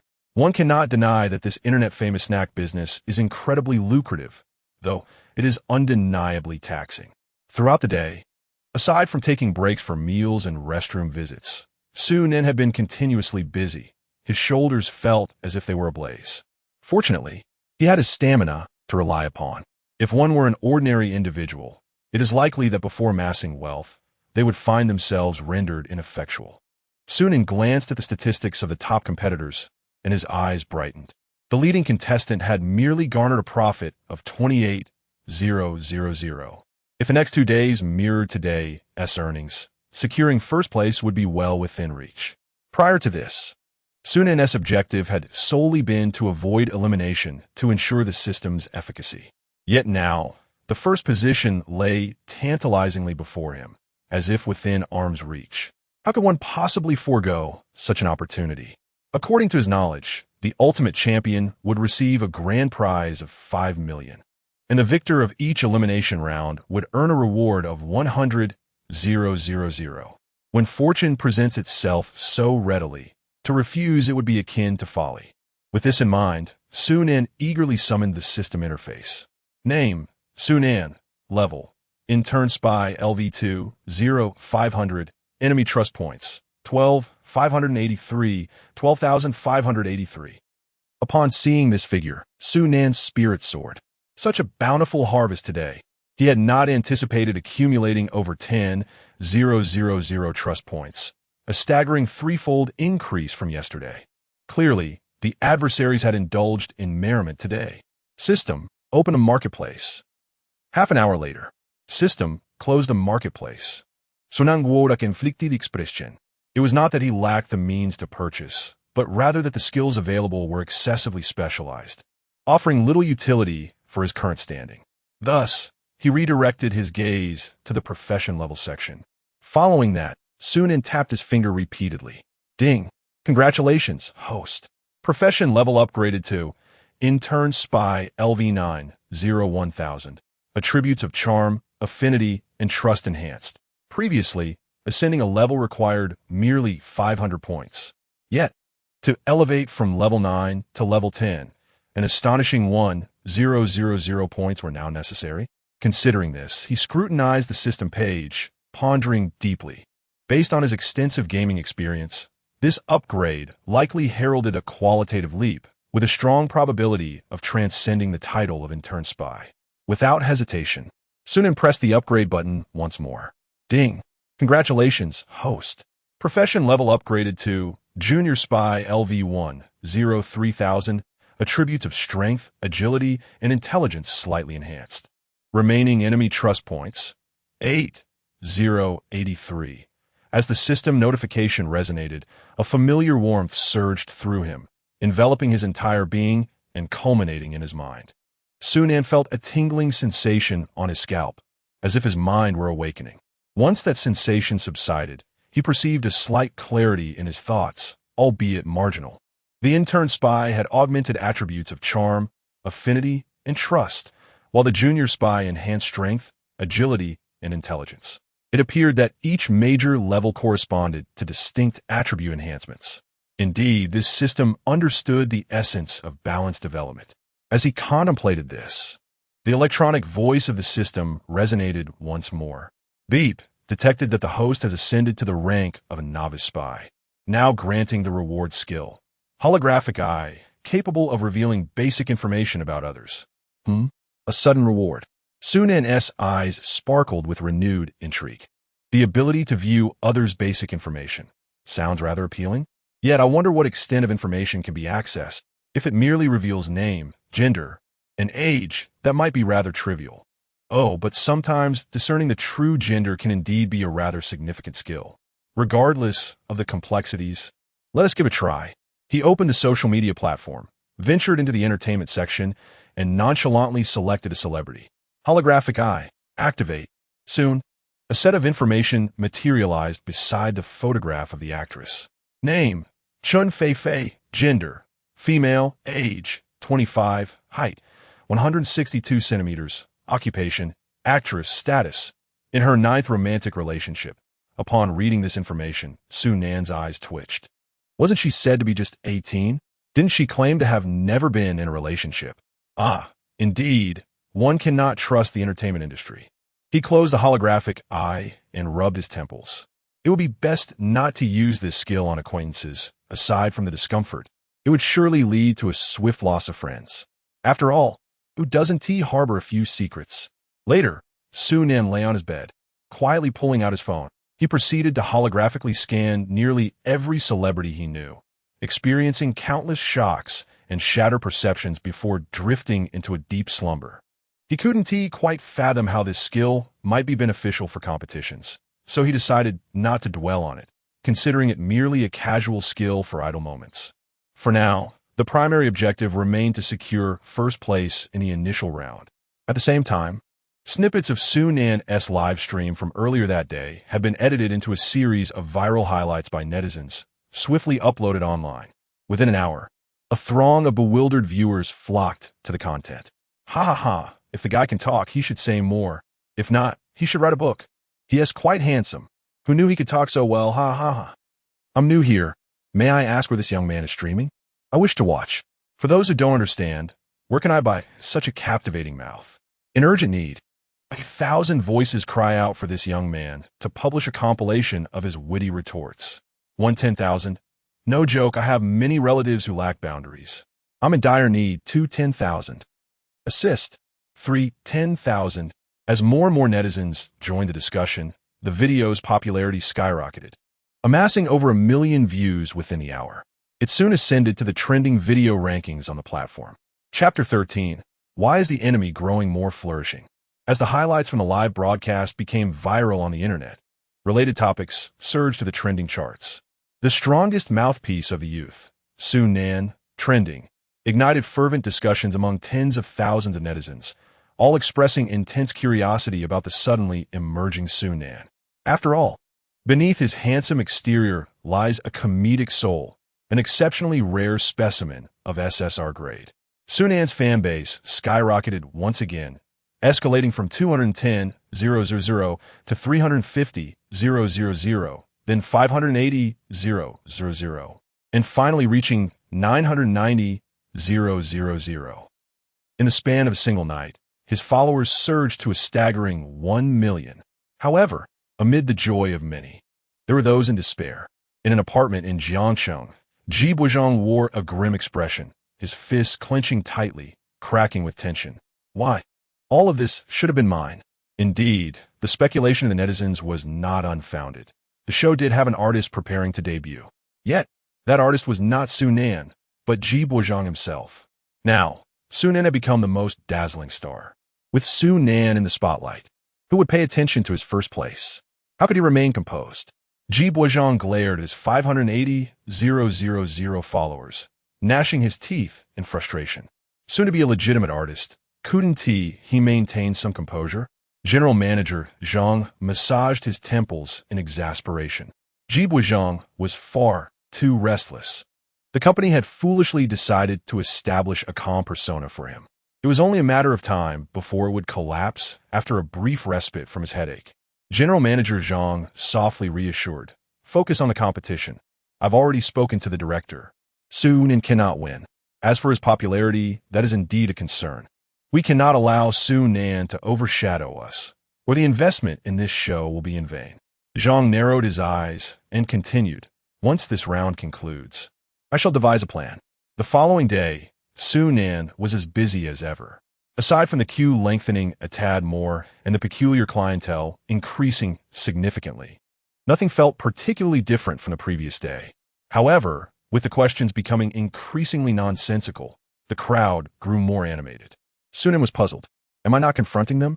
Why does the enemy seem to thrive even more? Even the cameraman, Old Liu, was struggling to suppress his laughter, causing the live broadcast visuals to tremble slightly. Is there an earthquake on site? Or is my vision quaking? Why is my screen shaking so violently? Don't panic. The camera is just laughing uncontrollably. Haha. I also want to be scolded by my husband. I regret not being in Jiangcheng. Look at Su Nan's expression. So pitifully weak, yet bewildered. Haha. Su Nan. Something feels off. 9 out of 10 things are definitely amiss. Dog emoji. I often feel out of place because I'm not peculiar enough. Amidst the flurry of comments, Su Nan finally realized. Goodness. Are they here to listen to my comedic routine? I am, after all, selling pastries, not performing art. After successfully preparing a potentially perilous dish, Su Nan cast a lingering glance at the queue of people before decisively turning away. Hey, why'd he leave? Someone wondered aloud. I don't know. Perhaps we overstepped? Another replied. I suggest we tone it down a bit. If we upset Brother Nan, where shall we find our amusement? In the midst of the momentary confusion, Su Nan soon returned to the food stall, brandishing a piece of sturdy cardboard. With a resounding thud, He slammed it onto the table. Inscribed in bold, oily ink were 2 lines. 1 pot of pancakes, 1 challenge, and rules. Finish it in 1 go, no pauses allowed. A single pot of pancakes was divided into approximately a dozen bags. Starchy foods are inherently satiating. A single bag suffices to fill an adult woman, while a man would find it enough to satisfy about 3/4 of his appetite. To expect someone to consume an entire pot in 1 sitting without a break. This challenge was suited only for professional eaters. Who among the ordinary populace could withstand such a test? As soon as this version update announcement was made, the players around him groaned in despair, realizing the futility of the endeavor.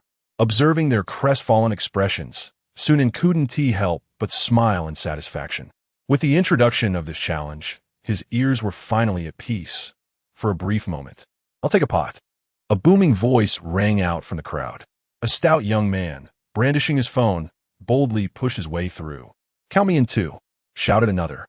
"Dear audience, today I've made great sacrifices for your enjoyment. I implore you to shower me with gifts." All participants in the challenge were prominent streamers from various platforms. For them, taking on challenges was part of their profession. However, for the average person, asking a question was merely for amusement, and there was no need to push themselves to extremes.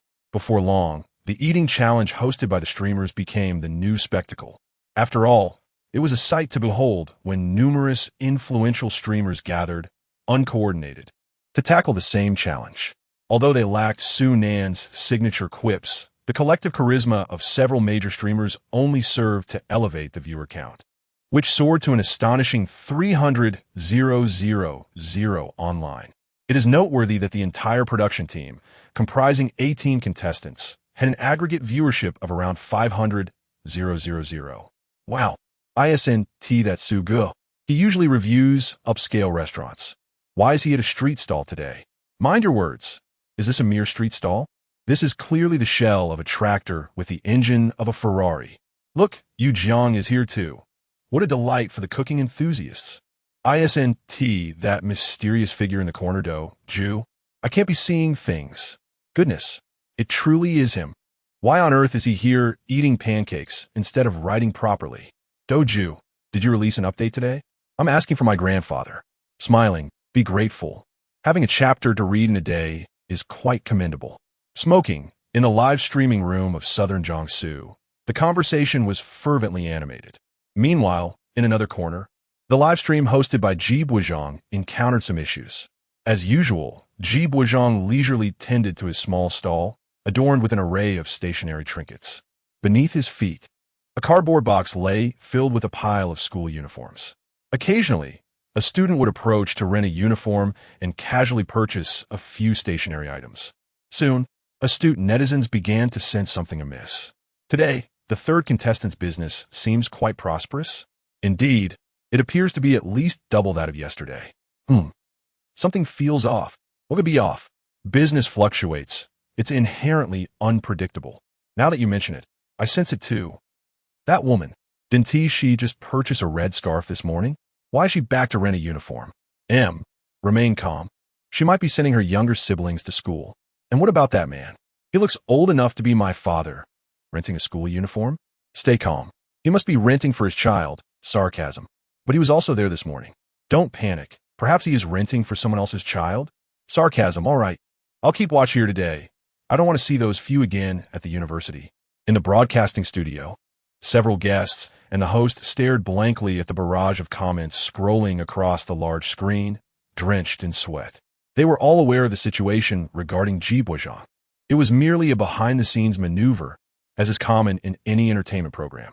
Therefore, the highest value in entertainment shows is typically held by the first place, while the second place holds even greater value.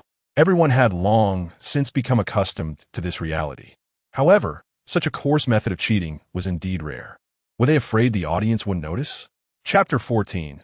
The naive intern. Yes, the furious director. Backstage in the studio, Director Liu hurried out while answering a phone call. The indistinct roar from the other end of the line was barely audible. Only when he reached the deserted stairwell did he finally exhale in relief. Pressing the phone to his ear, he responded in a hushed, placating tone. Yes. Of course. My oversight, understand. Please don't be upset. All right, I'll handle it immediately. No, you have my word. Goodbye, President Zhang. Click. The call ended.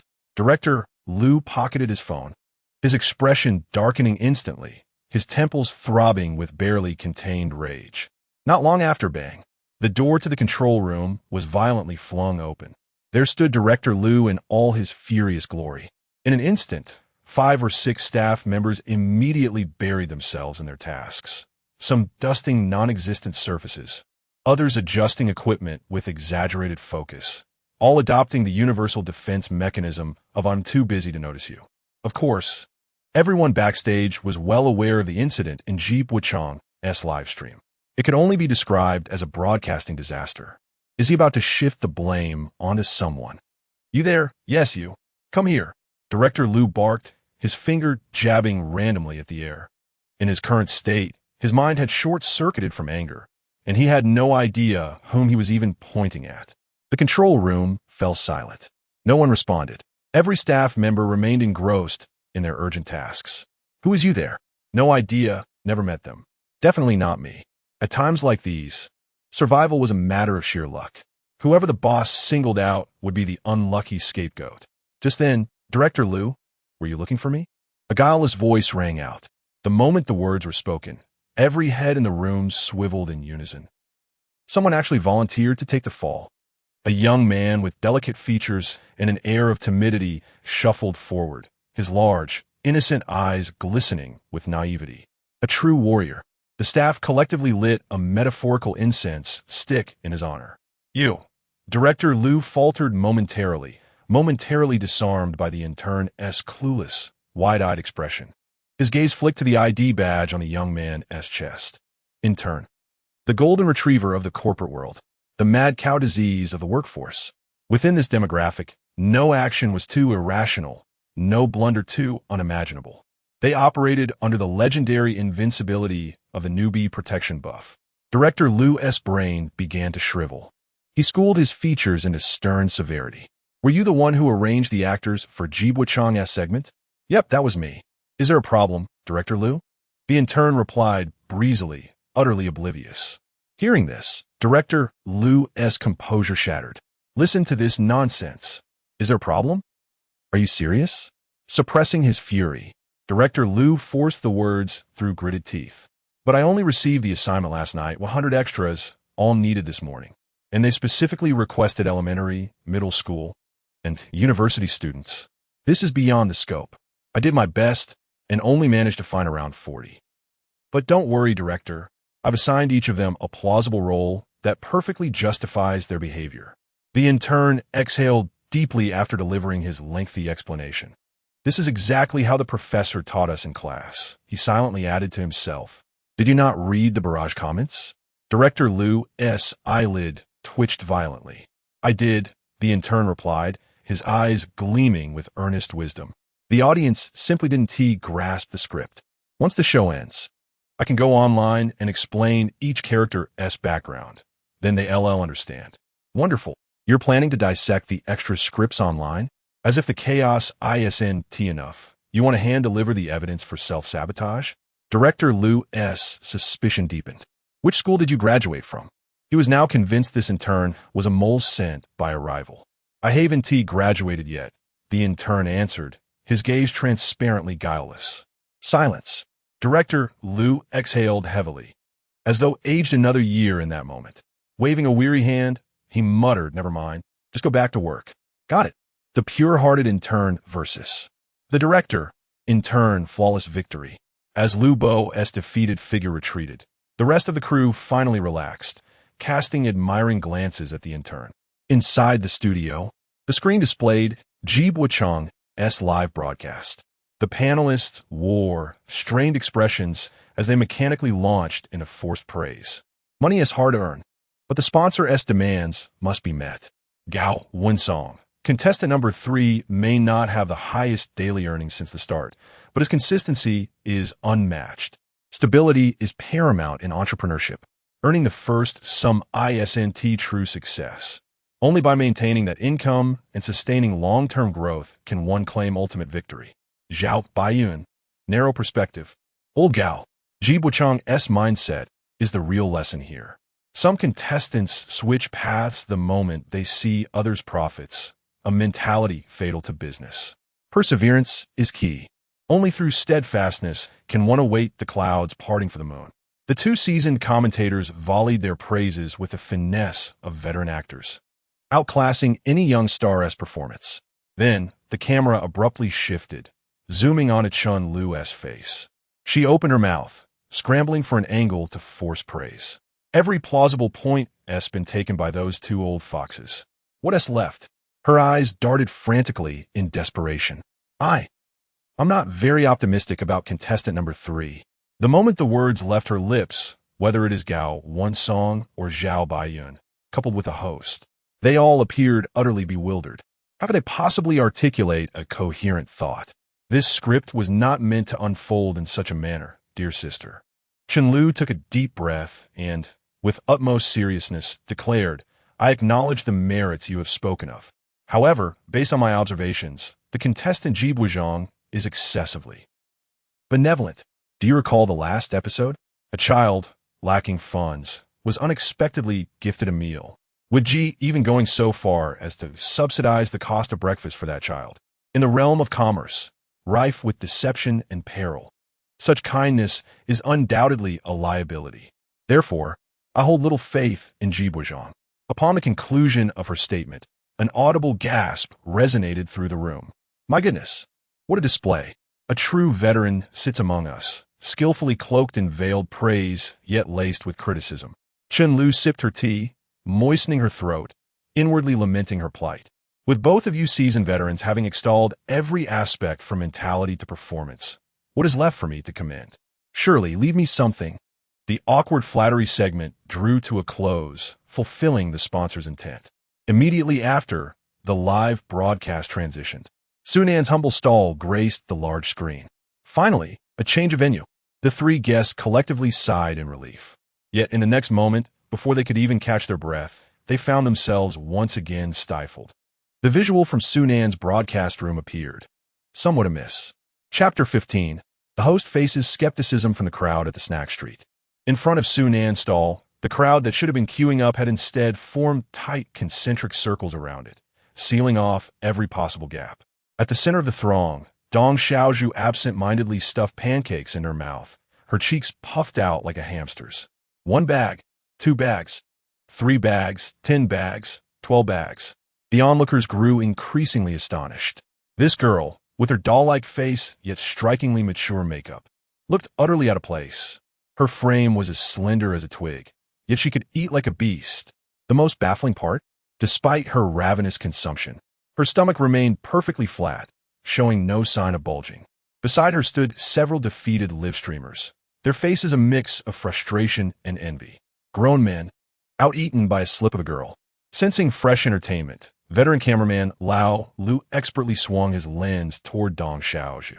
Watching her devour food, the livestream audience couldn't help but gulp. Watching her eat makes me hungry, and I just finished dinner. Does this girl have a 404 error in her stomach? This mukbang is so raw, no cuts, no blind spots. She's the real deal. Tears in my eyes. After all those fake swallowers, we finally get an authentic one. How does she stay thin while eating like this? Meanwhile, I gain weight just by breathing. Oil refinery.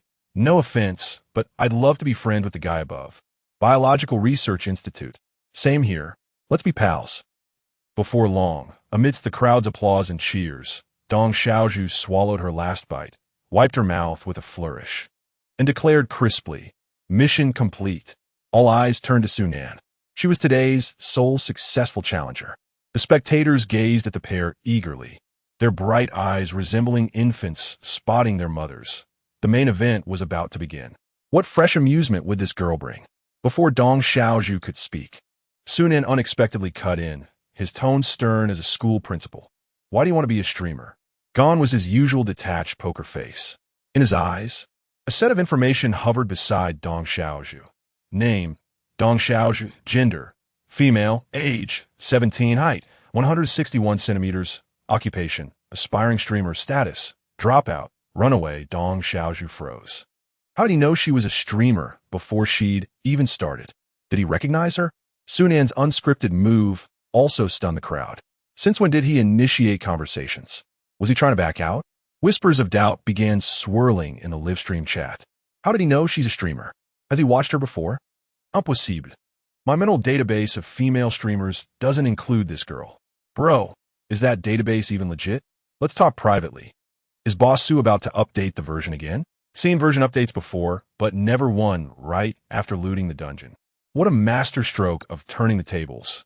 Is this guy trying to weasel out? What's with his accusatory tone? Why does he care why she became a streamer?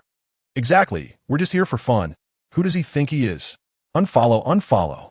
Wait, buddy upstairs, clarify. $5 or 50 cents. Let's make money together. I'm known as the human Gatling, firing 18 insults per second. Guaranteed satisfaction. As the barrage of comments flooded the screen, a system alert echoed in Sunan's mind. Warning, host is under enemy skepticism. Immediate action required. Enemy skepticism level 1, 13, 19, 2. The sudden notification startled Sunan slightly. He pulled out his phone and glanced at the live chat. Now he understood. Uninformed netizens had misunderstood him. To dispel the alarm, he needed to clarify the situation. But then another thought struck him. Misunderstandings were good. The greater the misunderstanding now, the deeper the remorse later. Wouldn't he that sent his trust points skyrocketing? Sunan observed the faint trace of youth beneath Dong Xiaoju's heavy makeup. His gaze hardened. In this era of rapid internet growth, new professions had emerged. Among them, streaming, with its unparalleled profit potential, had become the most coveted career for countless young people. Many top streamers flaunted their extravagant lifestyles, further fueling the allure. Faced with such temptation, many immature children chose to drop out of school, chasing an uncertain path. True, a tiny fraction succeeded. But what about the countless others who fell by the wayside? Forgotten, lying in dark corners, unseen. Had an adult stood before him, Sunan wouldn't he have objected. Adults could bear responsibility for their choices. But this girl, disguising herself as a grown-up, he couldn't turn a blind eye. Especially now, with the enemy's skepticism looming. He had to intervene. Yet how? Direct persuasion would likely backfire, alienating the uninformed skeptics further. What if he exposed Dong Xiaoju's status? Dropout runaway. If she denied it outright, he'd be left speechless. After a moment of contemplation, Sunan repeated his question. Why do you want to be a streamer? Facing Sunan's piercing gaze, Dong Xiaoju felt an inexplicable pressure. Unaccustomed to such intensity, her composure momentarily faltered. Flustered, she instinctively answered with unvarnished honesty, "Be because it pays well." Are you that desperate for money? Sunan scrutinized every detail of Dong Xiaoju, her neatly aligned teeth bearing traces of orthodontic work, her slender fingers untouched by labor, her fair, delicate skin unweathered by hardship. Every sign pointed to a privileged upbringing. I want to make serious money, Dong Xiaoju declared bluntly, her eyes alight with yearning. Almost reflexively, her gaze flickered toward the established streamers nearby. Noticing that fleeting glance, Sunan sighed inwardly. Another young dreamer intoxicated by fame and fortune. Do you know how many streamers there are in the country right now? Dong Xiaoju shook her head blankly. She hadn't bothered with such statistics. Only the dazzling annual earnings of top creators, those astronomical figures that had lured her in with reckless optimism. Sunan continued, let me enlighten you. Last year, there were over 150 million streamers nationwide. Among them, 95 earn less than 5,000 yuan monthly. Only 0 for break 100, 000 yuan per month. Do you grasp what that means? It's less a golden opportunity than a brutal funnel, a stampede across a single plank bridge. The numbers 150 million, 4, swirled meaninglessly in Dong Xiaoju's dazed mind. Yet as Sunan spoke, the live chat erupted. Though uncertain of his agenda, viewers sensed the deliberate cold water being poured on the girl's aspirations. Within moments, the screen flooded with debate, a storm of keystrokes clashing like spears. Enemy skepticism. 6, 8, 9, Chapter 16. The entire network is crumbling. I truly deserve this. Come on, my friend. What does it matter to you if that girl aspires to be a streamer? Exactly. Why pour cold water on her dreams? She is not your daughter. Oh dear, here comes the paternal instinct. My goodness, You're being overly concerned. It's unbearable to watch. I told you. Sunan has become rather arrogant. You didn't believe me. Girl, I'm just here for some fun, not seeking career advice. Why extinguish a young girl's dreams? However, Sunan does have a point. The streaming industry is indeed fraught with risk, and she is still so young. Sunan surely doesn't want her to squander her youth. I side with Sunan on this one. While the keyboard warriors were busy typing away, Sunan's next statement left everyone even more perplexed. Do you know what the average admission rate for Tsinghua University is? A mere 0.78. At that moment, Dong Xiaozhu began to grasp the gravity of the situation. The previous figures of 150 million and 0. For hadn't resonated with her, but mentioning Tsinghua made the challenge abundantly clear to her as a sophomore. In other words, to earn 100,000 a month as a streamer is more challenging than gaining admission to Tsinghua. To be precise, is nearly twice as difficult. Then, what about her dream of earning 10 million a year? Dong Xiaozhu abruptly lifted her head, her small hand covering her lips, her eyes wide with surprise, confusion, and disbelief. Was it really that simple to earn a fortune just by singing, dancing, or chatting in front of the camera? The streamers she typically saw appear to do just that. Why was the reality so starkly different from her expectations? Seeing Dong Xiaozhu's reaction, Sunan seized the moment and casually inquired, "By the way, how long have you been away from home?" 2 days. Dong Xiaozhu, still in shock, blurted out without thinking.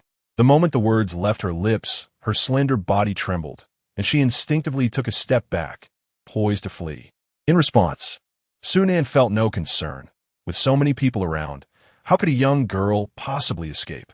At that instant, the entire world fell silent for a second. Then the barrage of comments exploded in the chat.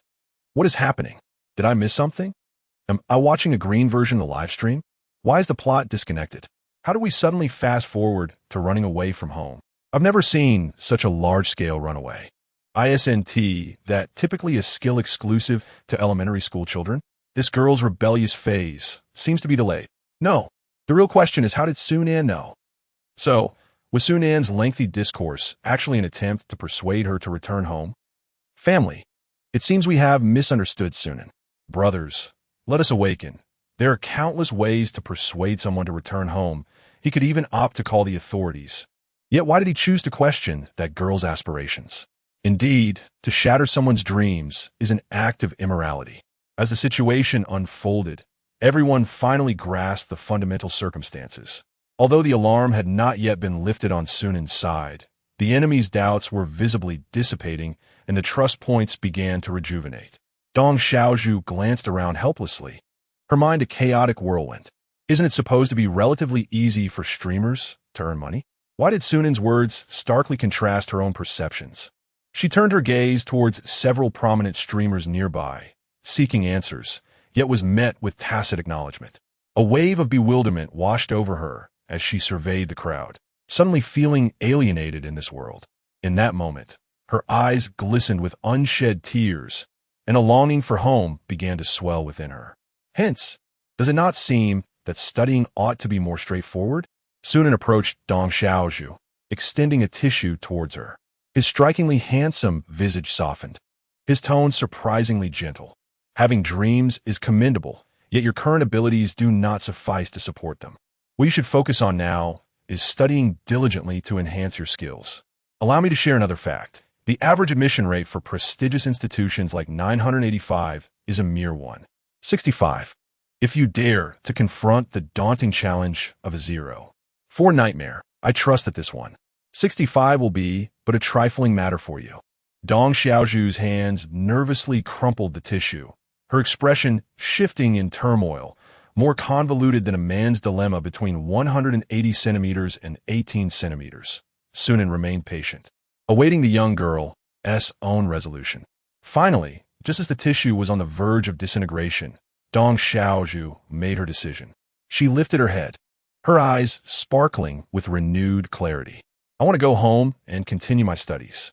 Their conversation was captured word for word in the live broadcast.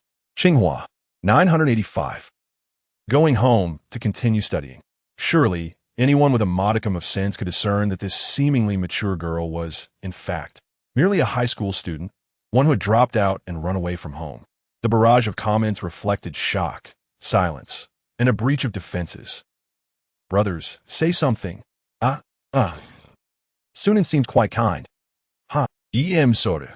Sobbing, I admit, I was too loud previously. Isn't Sunan doing a good deed by guiding a minor back on the right path? Strangely enough, I now perceive Sunan as if there's a halo around him. I can't believe I doubted him. I truly should be ashamed. Am I the only one who never doubted Sunan? As the live stream unfolded, a wave of moral introspection swept over the viewers. If my daughter dared to drop out of school to become a streamer, I would undoubtedly break her legs. Lamented a concerned parent. It truly makes one reflect. How wonderful it would be if there were more individuals like Sunan in this world. The sentiment echoed in the virtual space, with one viewer exclaiming, I am moved to tears by his actions. Brothers, what has happened to you all? Just to clarify, I was not present earlier. It was my dog sending those messages. One participant quipped with a smile. Do you still have a dog? Lend me one. I'm in urgent need. Amidst this emotional turmoil, Sunan's adversaries felt their doubts dissipate instantaneously. The system notification chimed once more. Ding. Congratulations, host. Alarm lifted. Following this, a flurry of system messages flooded in. Trust points 10, trust points 25, trust points 15, and so forth. As he beheld the cascading trust points, Sunan's heart swelled with joy. Previously, the accumulation had been a mere trickle of single digits, yet now it surged forth abundantly. The matter was resolved, and the outcome exceeded all expectations. With a gentle smile, he rose to his feet and gestured for Dong Xiaozhu to return home promptly. However, just as he turned, a small hand grasped the hem of his garment. With a mischievous grin, Dong Xiaozhu remarked, I have finished my meal, but I have yet to voice my concerns. You cannot evade this matter, can you? Sunan paused, taken aback. To his surprise, she actually remembered this detail. Chapter 17. Unraveling the Enemy's Charm with Dong Xiaozhu's words. People finally regained their composure. This young lady had consumed an entire pot of pancakes and triumphed in the challenge. She was entitled to pose a question to Sunan. In the next moment, both the venue and the live broadcast transformed into a lighthearted and cheerful atmosphere once more. Joy was once again on the horizon. However, this is not a question, but rather a rather small request. You will grant me this favor, won't you, Brother Sunan? The usually composed Dong Xiaozhu, shedding her pretense of maturity, exuded an air of endearing charm. Not a question, but a request. Upon hearing this, the barrage of comments erupted with excitement. The young girl was about to challenge Sunan. The scene elucidated what it means. The higher the demon, the higher the magic. Truly impressive for a high school student. They certainly outsmart university students, haha. Hold on, everyone. The final say rests with Sunan. What if he declines? Do share your thoughts. At this moment, Sunan was in high spirits and felt no inclination to dwell on trivialities. A young girl could hardly pose an outlandish request. Hey, he didn't refuse. This could be promising. Little sister, make him swallow a light bulb hole. No. I want to see him in women's clothing. That is the true path. If all else fails, how about biting a lighter? Brother Nan just wants to earn a little from you. You're demanding his life, haha. So Klitsch, your ideas are all too mundane. Can't someone astonish Sunan? A pound seems a bit scant. How about 2? Ha, who is that up there? V. I'll give you 50. Please let me seize this opportunity. The mental state in the comments section became increasingly abstract, as netizens detached from reality and eagerly contributed their whimsical thoughts. Dong Xiaozhu glanced at the barrage and tucked her phone back into her pocket. The suggestions from the cyber strategist indeed resonated with her desires. Had it not been for the prior incident, she would most likely have chosen one at random. However, at this moment, Dong Xiaozhu cast a fleeting glance at Sunan's handsome visage, quickly lowering her head as a blush crept onto her cheeks. Could you say goodnight to me? I wish to record it and listen to it before I sleep. Sunan? The comments were bewildered. Is that it? Oh no, this girl has been enchanted by Sunan. Just escaped the tiger's den to enter the wolf's lair. Incredible. Falling into one pit only to lie in another. Sunan, I advise you to be a decent person. This young lady is a current high school student. Su-nin maintained his composure, yet a cold laugh brewed within him. Huh, the beauty trap. The enemy's beauty trap. If I were to comply with her request, would it not provoke the disdain of the netizens? Yet, to outright refuse would seem callous, for the request was indeed quite modest. The enemy is truly cunning and treacherous, leaving one defenseless. Is there a way to acquiesce without truly complying? A method that fulfills both? After pondering briefly, the clever Su-nan, having seen through the scheme, experienced an epiphany. With a solemn expression, he stated earnestly, I will arrange for a box of W53 to be sent to you sooner or later. Upon hearing this, Dong Xiaozhu's smile froze, and the viewers in the live broadcast room were left bewildered. What did it mean to say, I will arrange for a box of W53 to be sent to you sooner or later? The phrases sooner or later and good night. What was that all about? Before long, the barrage of comments erupted with excitement. Wow, is this some sort of absurd good night? Ha! To say if their essay good night or not. This is utterly ridiculous. And a box of W53, how absurd. Little sister, this happiness arrives quite unexpectedly. The impact of this good night, I shall spend a lifetime healing from it. Ha! The young lady sat up abruptly in the middle of the night. Wait, is he unwell? I can't take it anymore. I'm laughing so hard. Is Nangu really without limits? Laughing and crying. Does he lack limits? No, he lacks a crown. I seriously suspect Su-nan is destined for the crosstalk industry. Su-nan, if I can't even handle crosstalk, what is the point of frying pancakes? The comments flowed like a festive celebration. Ha! Finally realizing the absurdity, Dong Xiaozhu laughed until she couldn't stand up straight. Only when her eyes glistened with tears did she rise. She cast a deep glance at Su-nan and said, Thank you, brother Su-nan. I will work hard and come and find you when the time is right. With that, she turned and departed from the crowd. Su-nan's words not only fulfilled Dong Xiaozhu's request, but also garnered the trust of the online audience. Trust points 15, trust points 28, trust points 26. Su-nan stole a glance at the system's backend, filled with joy. Through the earlier interactions, today's trust points had accumulated to over 30,000. Moreover, due to the eating broadcast challenge, the pancakes were sold by the pan, suggesting that today's profits would be significantly higher than yesterday's. Meanwhile, the number of viewers in Su-nan's live broadcast room surged once again, surpassing 400,000 and rapidly approaching 500,000. The sheer volume of comments had already exceeded the online numbers of most competitors. Just as Su-nan reveled in his success, Wang Daler, dressed in casual attire, observed from a distance with a glint of sharpness in his eyes.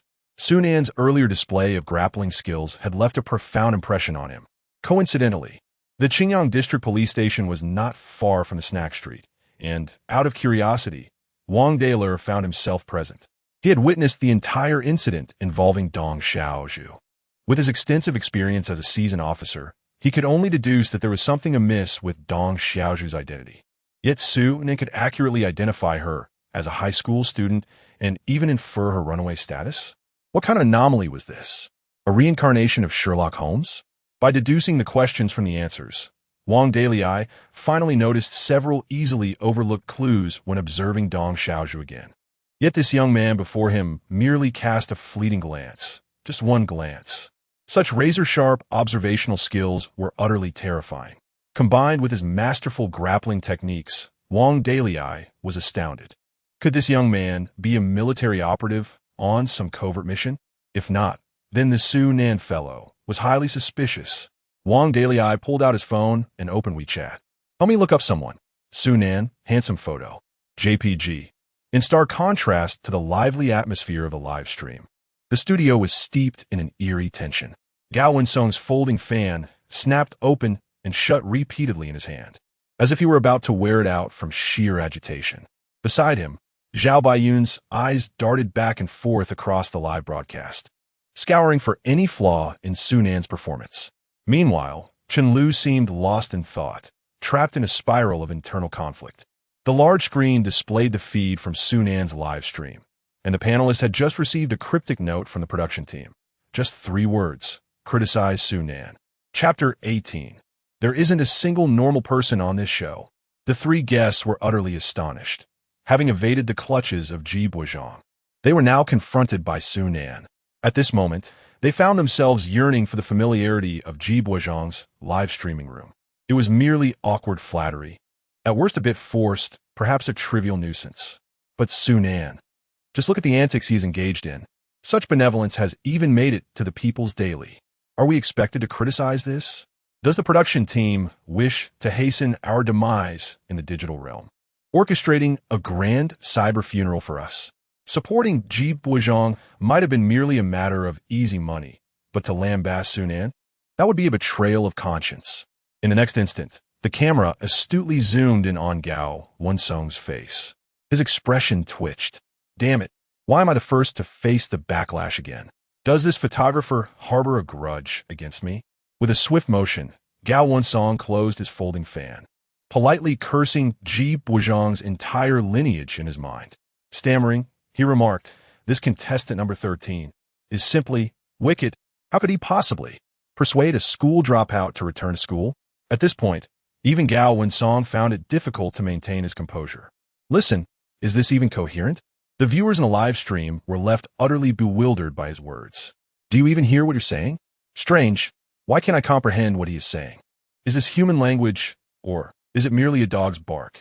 Never mind. Someone, bring forth my Italian cannon. What nonsense are you spouting? Please refrain from criticizing Gao Wensong. He has merely lost his horse. Let us show some understanding. Poor little song. Don't pay attention to the comments. If they insult you, just assume they are barking at dogs. Another one of those. Just say how much you were paid. I'll give you one last chance to speak. Think carefully before you answer. And they say there's a chance. Buddy, are you a living Buddha? Gao Wensong gazed at the barrage of insults flooding the screen, a mix of emotions swirling within him.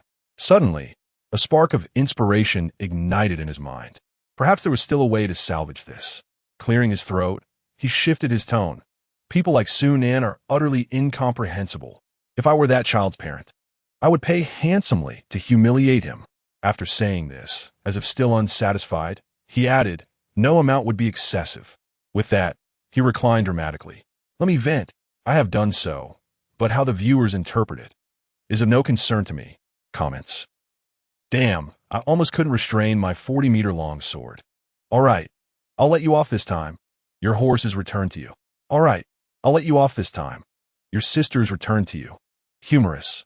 Let us light some fireworks for this comrade with my Italian cannon. Ha ha. This is likely the pinnacle of Gao Wensong's linguistic artistry. His survival instinct is undoubtedly off the charts. Gao Wensong, I shall use my cash to beat your bank card. As he observed the drastic shift in public opinion reflected in the barrage of comments, Gao Wensong was drenched in sweat. The atmosphere was fraught with tension, a cacophony of alarmed exclamations echoing throughout.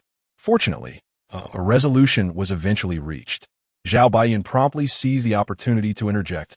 Ah yes, just look at the antics of Su Nan. It has incited the ire of both the deities and mortals alike. That young lady merely sought a simple good night. Yet he denied her even that. One must ponder, if such behavior persists, how can she possibly focus on her studies? What if she were to triumph and gain admission to a prestigious university like 985? Wouldn't her parents rejoice and indulge in an extra helping at dinner? Alas, such indulgence may prove difficult to digest. Therefore, for the sake of one's health, it is paramount to maintain a balanced diet. By the end of her monologue, Zhao Baiyan seemed to lose track of her own discourse. Meanwhile, the comments exploded with laughter. Ha ha, what ludicrous take on a balanced diet. With such reasoning, I worry for the future of his enterprise. Perhaps he should consider transferring it to me. No need for thanks. Just call me the cyber benefactor. Oh, it appears someone's abacus has shattered right before my eyes. Barely satisfactory. Next contestant. The only one remaining unfazed was Chun Lu. She lifted her gaze, eagerly peering into the camera while glancing at the comments. The screen was filled with anticipation for her fiery remarks. Suddenly, a spark ignited in her eyes. How could these two dimwits fail to grasp the essence of this program? What is our show called? Star of Entrepreneurship. With her resolve solidified, Chun Lu straightened her posture and declared, let us not forget, This is an entrepreneurial competition, and our focus should be on profitability. She directed her attention to the real-time ranking displayed on the screen, where the figures were continuously fluctuating. Sunan currently held a commendable third place with a profit of 31,000. In contrast, the leading competitor, Jibo boasted earnings of 36,000. Chen Lu returned her gaze and continued, I shall refrain from commenting on other matters, as I trust that Teacher Gao and President Zhao have provided ample insight. Personally, I find Sunan's entrepreneurial prowess to be somewhat lacking. After 2 whole days, he has only managed to ascend from 12th to 3rd place. With the final day of competition still ahead, at his current profit level, he would likely require an additional day of competition to secure the championship. With that, she crossed her arms, her demeanor composed. She was thoroughly pleased with her remarks, and it was evident that the audience shared her sentiment. Only just. Teacher Chen truly understands the art of yin and yang. Haha, with only 1 day left in the competition, the notion that he needs another day to clinch victory is a quintessential example of nonsensical rhetoric. One's ears are graced with wisdom. Absolutely adored. Who is the benefactor behind the scenes, driving these 3 guests to madness? I can't stop laughing. To be fair, although this program has its hidden agendas, they're quite transparent about it. Contestants, guests, benefactors. There isn't a single sane individual among them. Barely acceptable. Discharge approved. This benefactor must be a strategic partner of some psychiatric institution. I can't take it anymore. I'm laughing my head off. Amidst the laughter and joy in the live broadcast room, in the backstage of the studio, a piercing voice echoed in the directing room. Director Lu's eyes widened in disbelief as he rubbed his ears. I said, 800,000. The current number of online viewers is 800,000, Director Lu. The staff reiterated. Goodness gracious. This program's theme is hardly appealing, and it lacks the endorsement of internet celebrity stars. Consequently, its popularity has remained lukewarm, with viewership hovering between 200,000 and 300,000. Yet today, it has surged to 800,000, an astonishing increase of more than double. And all of this is thanks to Sunan. For among these 800,000 viewers, 500,000 are in Sunan's room 13. Goodness gracious. Director Lu couldn't help but murmur. In this light, Sunan is indeed the darling of this program. Just his presence has invigorated the entire show's popularity. As long as Sunan is around, how can the program not explode in success? However, as if struck by a sudden realization, Director Lu's brows knitted together. But my conscience has already taken the shape of President Zhang. They made it clear, Sunan cannot stay. What to do? President Zhang is someone one cannot afford to offend. If the god of wealth were to become angry and withdraw funding, not only would the program's popularity plummet, but the entire show could also be doomed. In a moment of desperation, Director Lu began frantically scrolling through his WeChat step count in the directing room, feeling the pressure mounting. It was indeed a dilemma for Lu Bo. After a long while, as Director Lu's WeChat step count reached the top spot, he abruptly halted, slapped his thigh, and declared, I'm going for it. Today, I will be resolute. No matter what, I must ensure Sunan stays. Chapter 19. Are we willing to sacrifice our finances for the sake of pride? In Jiangcheng, the night is enchanting, with countless skyscrapers casting intricate shadows. Inside a brightly lit conference room at Jiangxing Television Station, the atmosphere is tense. Mr. Zhang, adorned with gold-rimmed glasses, wears a scowl that could pierce through steel. Tomorrow marks the final day of the first round of competition, making today's meeting centered on the second round's format and the solicitation of entrepreneurial projects. Shall we proceed with the lottery system for the next round? Does anyone have any objections? Director Lu inquires, leafing through documents for a final confirmation. The method of allowing contestants to draw lots to determine their entrepreneurial projects introduces a greater degree of uncertainty, promising to enhance the program's appeal. No objections. I think it's acceptable. Voices of the staff resonate in agreement. All right, Director Lu turns to Mr. Zhang, softening his tone. Mr. Zhang, do you have anything to add?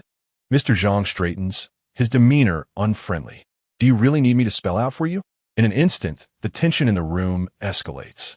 Director Liu, having anticipated this moment, maintains a calm exterior. With a gentle sigh, he gestures for everyone else to exit. Soon, only Lu Bo and Mr. Zhang remain in the conference room. Mr. Zhang, I understand your frustration. However, we've done all we could for Jibo Zhang. Our team's reputation has already been compromised in the process. Just look at the online reviews. Everyone knows we're embroiled in dubious affairs. It's no longer a shadowy scandal. It has become a glaring spectacle. Lu Bo's brow furrows deeply, the lines on his forehead etched with worry. The exhaustion and disillusionment in his gaze are palpable, a burden heavier than that of a writer struggling to find inspiration. Lu Bo's demeanor momentarily leaves Mr. Zhang at a loss for words, as he chokes on the myriad of frustrations he wishes to express. The program team has indeed crossed lines, and it can only be said that they have botched the operation. However, tomorrow is the final day. While Sunan currently ranks third, his rapid progress will surely propel him ahead of Jibo Zhang. Rubbing his temples, Mr. Zhang sighs. Figure it out on your own. I only require results. Jibo Zhang must secure first place. The other party adopts the stance of an unyielding client. I don't understand. I don't care. I just want Lu Bo's brows twitch in frustration. But what do you mean, but? Since we've already sacrificed our dignity, we might as well go all out. Mr. Zhang interrupts impatiently.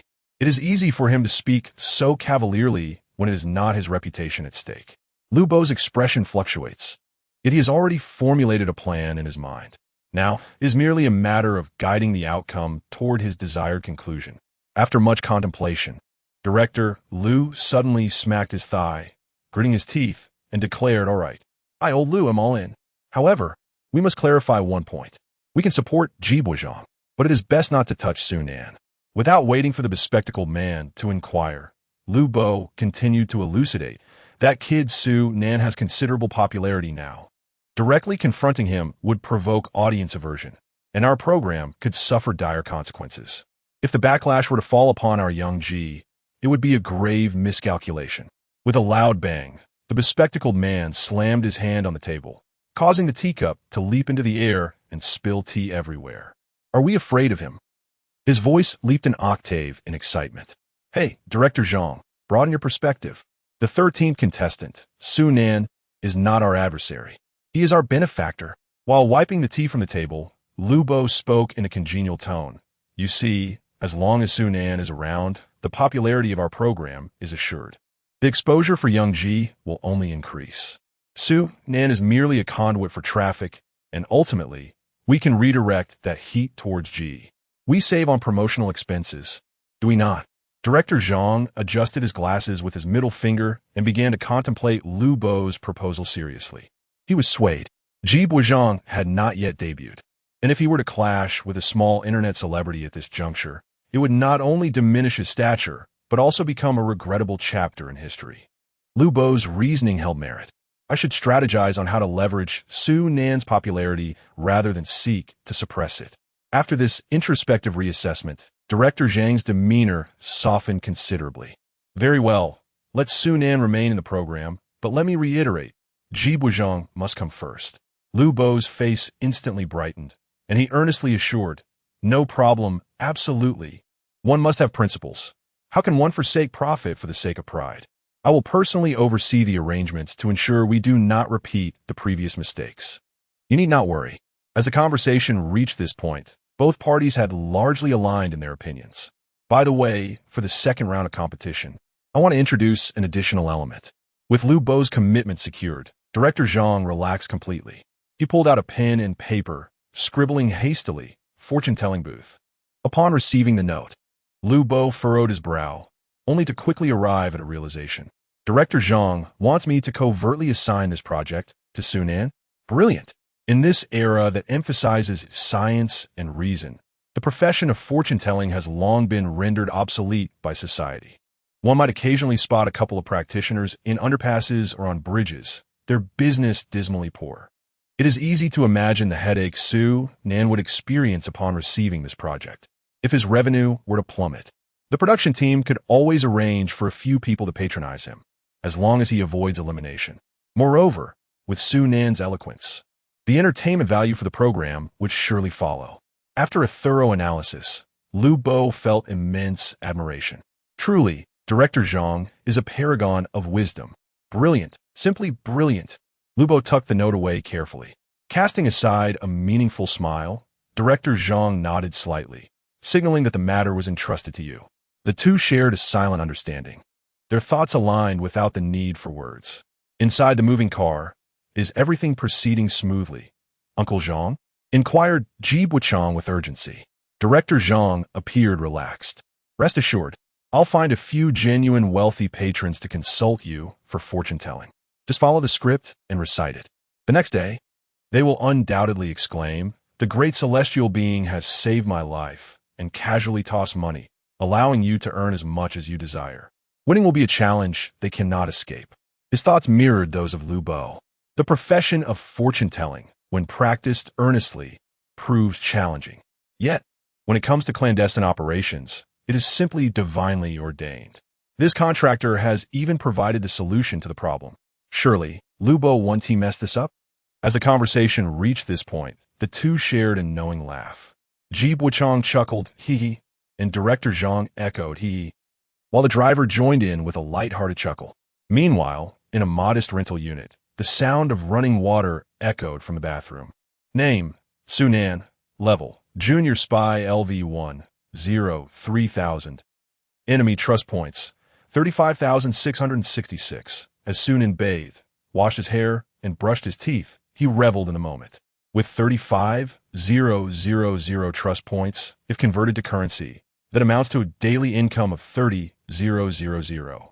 Rounded up, wouldn't that translate to a monthly income of $1 million? This is not merely an enemy. This is clearly a fortune. Tomorrow marks the final day of the competition. Assuming all goes as planned, first place and a reward of 100,000 are all but secured. Money is not currently a concern. With so many trust points, hoarding them serves no purpose. Perhaps it would be best to elevate my professional level. With his thought, Sunan acted swiftly, tapping his fingers 9 times in the air. Ding, congratulations to the host. Professional level upgraded to Intermediate Spy LV1, 10,000, enhancing hearing, smell, vision, with minor improvements. Remaining enemy trust points, 6,666. Chapter 20. The first prize is 100,000, but the second prize is 200,000. A familiar warmth surged through. Sunan once again sensed a subtle change in his body. What sort of relationship is this? What connection is there? Speak up. What exactly is the connection? A faint roar from a distant floor echoed in Sunan's ears. He shook his head. Of course, it is a relationship of opposing numbers.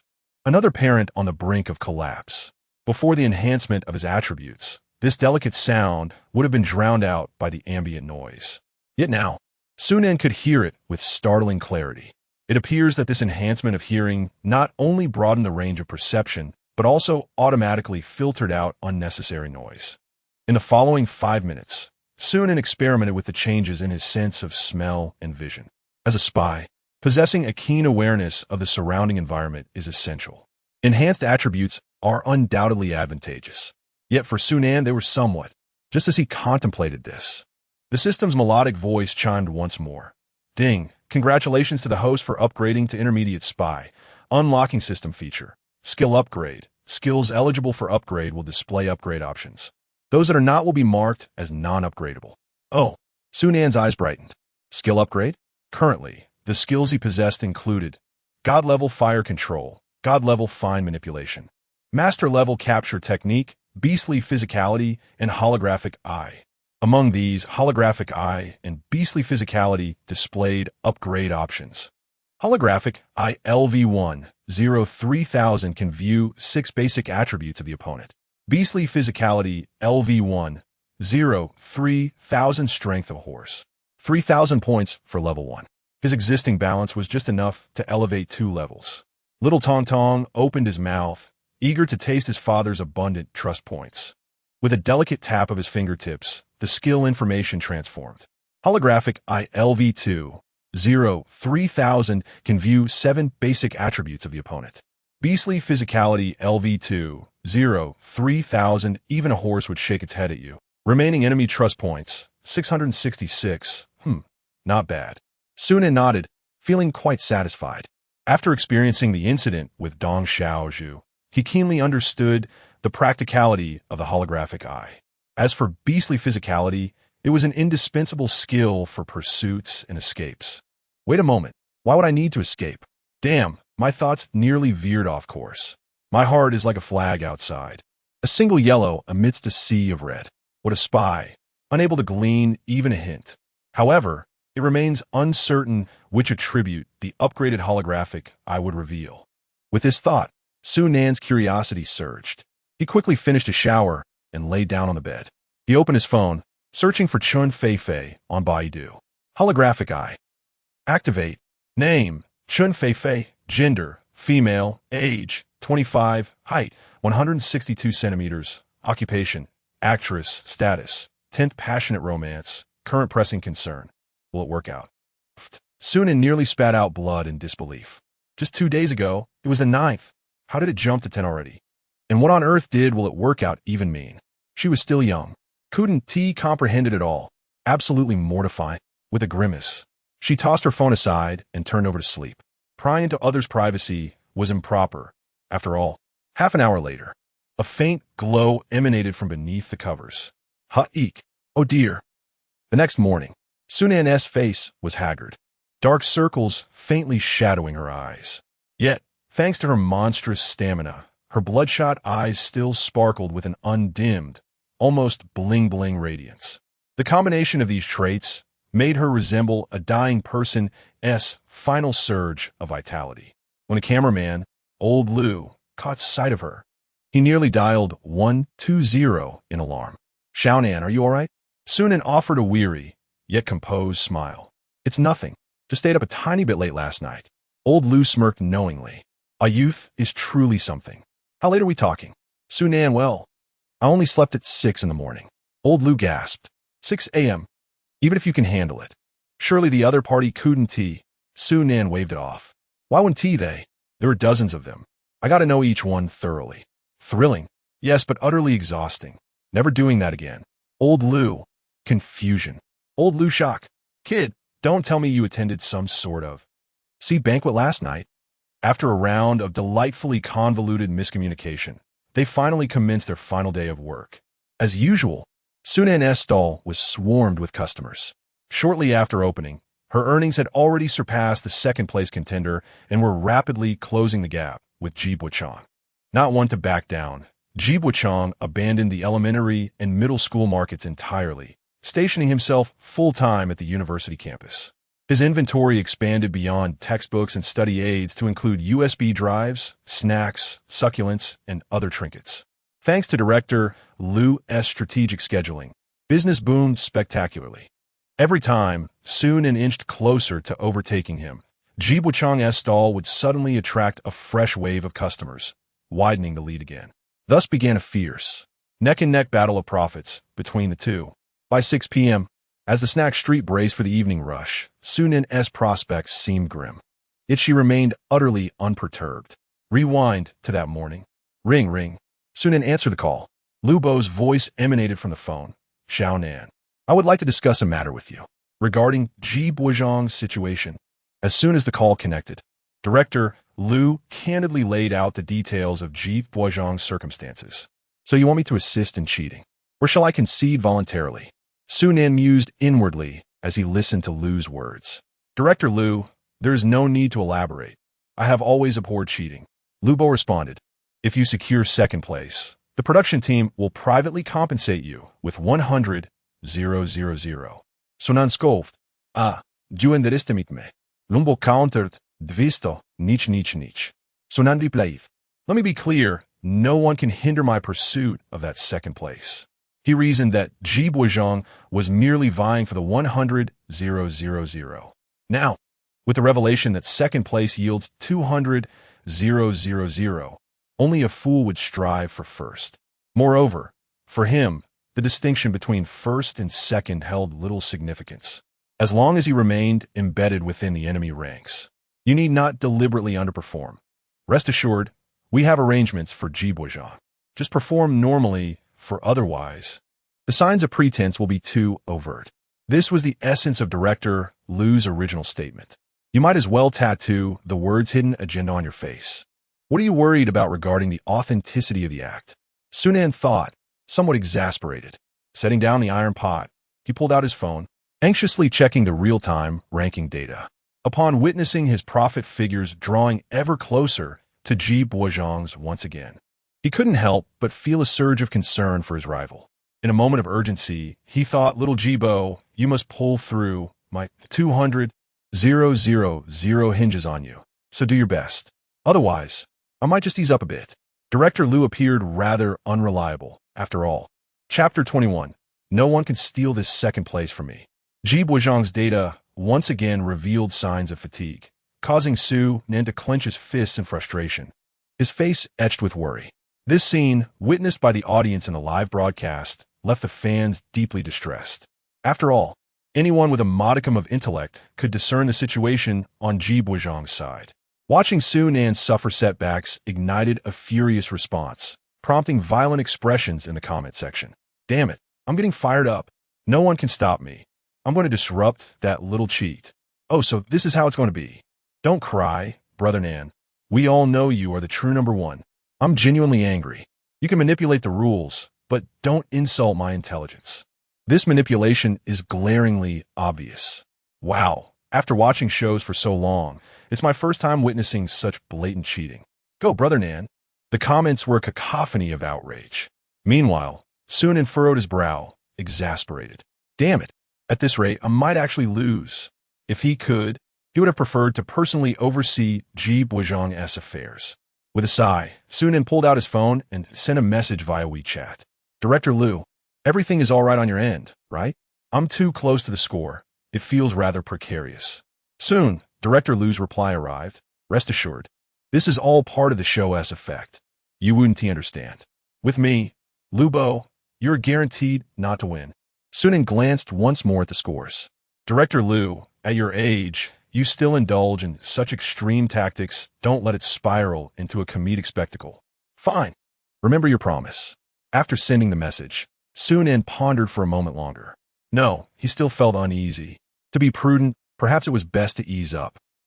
Resolving in his heart, Sunan decided to relinquish the burden, turn off the heat, and plop down on a small stool, leisurely scrolling through his phone. This scene left the waiting customers in collective disbelief. What's going on? I'm next in line, and you say you can't do it? This was more disheartening than an unexpected royal advertisement popping up at the finish line. The queuing diners voiced their grievances, yet Sunan maintained a look of complete surrender, as if utterly depleted. Soon, with Sunan's self-sabotage, his score quickly fell behind Ji Boozhong's. The comments were bewildered, and the audience was anxious. Brother Nan, don't give up. There is still a chance. Oh dear, my heart aches for Brother Su. Streamer, stand up. The mission is not yet accomplished. Even the donkeys of the production team wouldn't dare to give up. How can you? Oh, so this is how the production team plays? If you're not going to play fair, don't blame me for being ruthless. Is there a way to retaliate? I'm a psychiatrist, Brother Nan. Come to me tomorrow, and I'll get you an emo certificate. Let us flood this awful production team with complaints. Dude, don't get carried away. That violates medical ethics. What ethics? What are you talking about? I am a patient in a psychiatric ward, and I pondered over what it meant to present my emotional proof to Nan. When I remained silent, a voice exclaimed, "How did you escape?" Doctor, someone has broken out. Observing the sudden surge of trust points, a considerable question mark loomed in Sunan's mind. What on earth was happening? A glance at the barrage of comments in the live stream left him even more bewildered. Sympathy, indignation, encouragement. Could these also be considered trust? Amidst the absurdity, there seemed to emerge a hint of clarity. Could be played this way? The landscape of the situation had suddenly broadened. On the screen, Sunan occasionally frowned and let out a helpless sigh. At times, he turned to discreetly wipe the corners of his eyes. In truth, he was merely clearing away the remnants, for tears were absent. After all, he was not a thespian. Tears do not simply manifest at will. Despite his woefully inadequate acting skills, the audience in the live stream felt an overwhelming surge of compassion.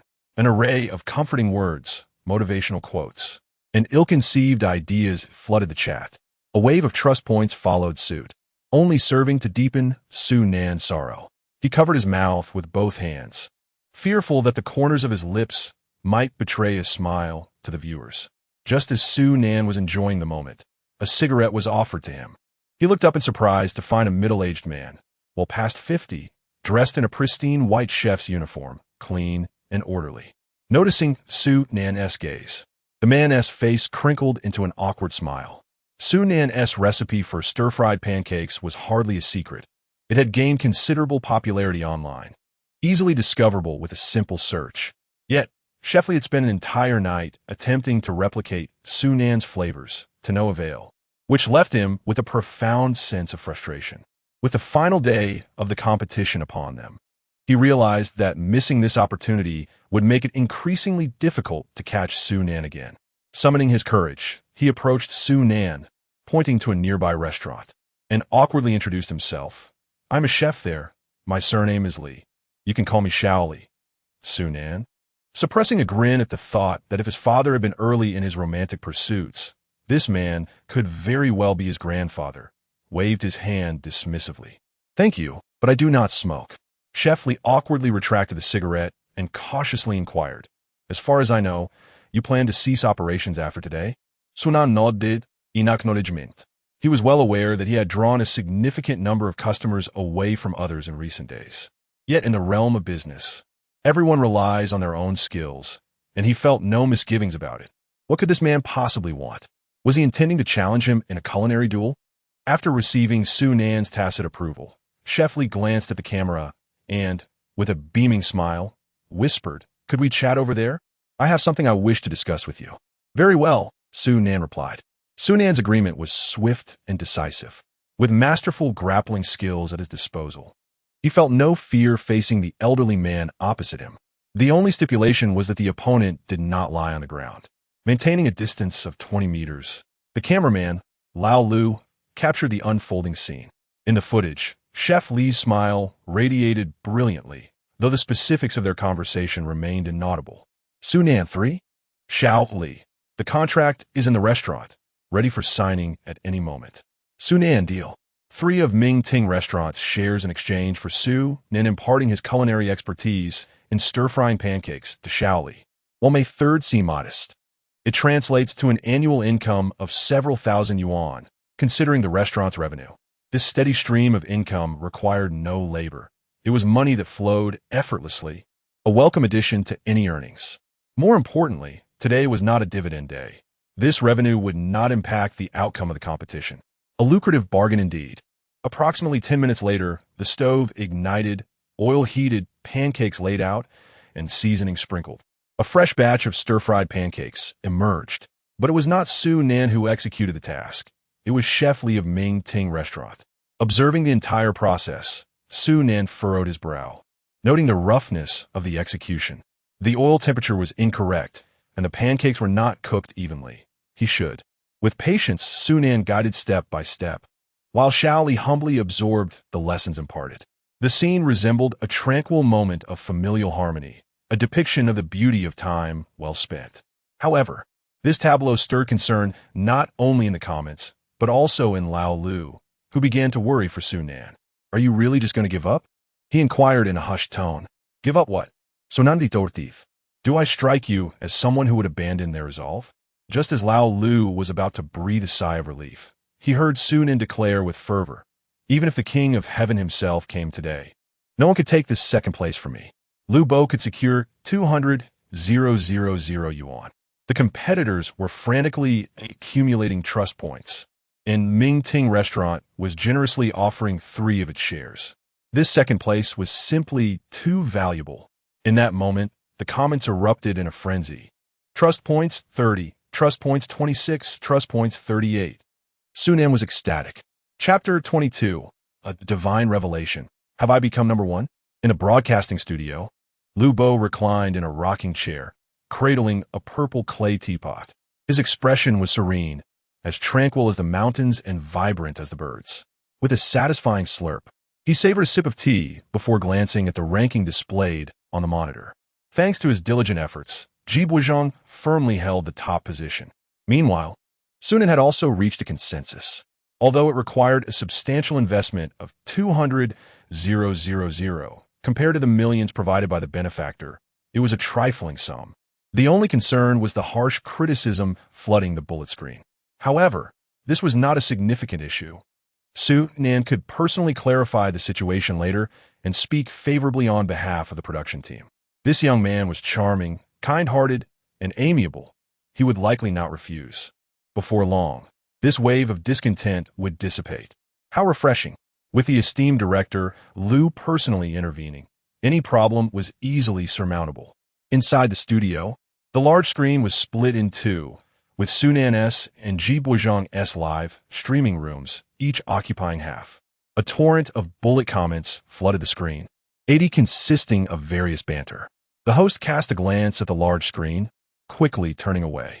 A second longer glance would cost him dearly. It was a remarkable feat for a program to rally viewer emotions to such a heightened level of uniformity. With less than an hour remaining in the competition, Ji Boozhong displayed a sign for a half-price sale, intensifying his fervent calls to action. Meanwhile, Su Nan, well, he had exerted a fraction of his capabilities. The points mentioned earlier required further refinement, a bit more cooking, and I shall assess where else improvements are needed. No sales today, we're closing up. The contrasting scenes on either side of the screen were stark. At present, the gap between Su Nan and Ji Boozhong had widened by over 6,000. Earning that amount in less than an hour was practically impossible. It could be confidently stated that Su Nan had no chance of victory. Gao Wensong chuckled helplessly. Although he initially underestimated Su Nan, witnessing the production team so blatantly suppress a young talent left him with mixed feelings. Ji Boozhong was indeed impressive. They had no idea of the immense effort he had invested behind the scenes. This first place was rightfully his. With a resigned sigh, Gao Wensong could only express his thoughts in a sardonic manner. Zhao Baiyun concurred, stating Ji Boozhong's entrepreneurial journey is replete with the aesthetic of performance art. In my years of business, I have never seen such a high customer conversion rate. It is no exaggeration to say that even a dog passing by would feel compelled to purchase a practice book to chew on. This had transcended the realm of mere commerce. It had become an artistic issue beyond my ability to critique. Chen Lu, with utmost seriousness, added, "Yes, they are absolutely correct." After that, she remained silent. It was exhausting. Let be obliterated. I have never felt this fatigued, not even during my graduate exams. Yet this time, the netizens were decidedly unyielding. As the audience transformed into fervent commentators, they unleashed their discontent in a barrage of messages. The outburst of emotions is merely for amusement. True grievances depend on your expressions. It's no wonder that the guests struggled to articulate their thoughts. For them to offer commentary while the contestant scores lie beyond their control is no small feat. The production team of this program truly lacks regard for humanity. Indeed, if there is anyone to blame, it's the production team. What is the point of this? They might as well just hand out awards. If Soon and Doesn't T secure first place, I vow never to glance at this program again. Alas, the outcome is already determined. I shan't speak further. My blood pressure is rising. Perhaps I shall watch a little longer. I still believe in the light. On the large screen, Su Nan's earnings remained stagnant at 39,000, unchanging. Ji Boozhong's earnings, however, were gradually increasing. Time ticked away second by second, until the final 10 seconds of the countdown. 10, 9, 8. Although the sound engineer exerted every effort to heighten the tension, it proved utterly ineffective. 7, 6, 5. Could a gap of over 6,000 be closed in 10 seconds? Such a thought is preposterous, unless money were to fall from the heavens. 4, 3. In the last 2 seconds, the barrage became chaotic, with some congratulating Ji Boozhong for winning the first round, while others offered words of comfort to Su Nan. Yet, the majority were critics. Congratulations to little Ji for winning the championship. Throws confetti. Stop throwing confetti. Your Ji Boozhong is merely throwing money. Su Nan, it's all right. You are the first. Indeed, there is no shame. Those who understand know the truth. Foolish program. I've unfollowed. I shall never watch again. Damn.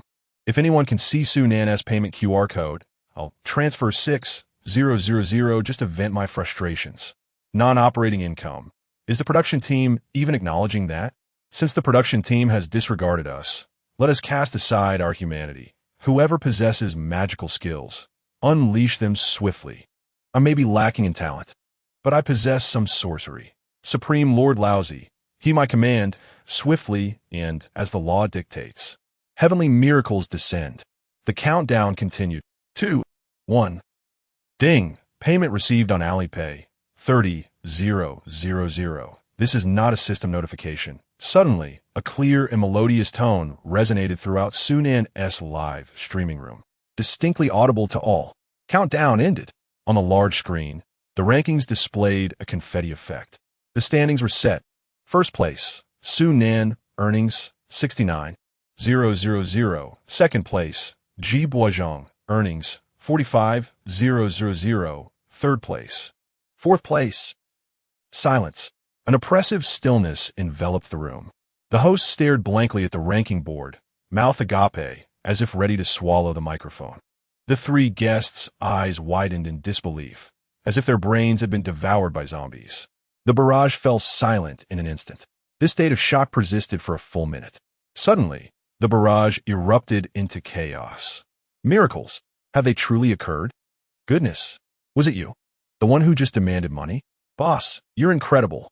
Wasn't it supposed to be 6,000? You came in with 30,000. This is exhilarating. Thank you. Dear boss, your generosity is commendable. I am thrilled. Confused expression.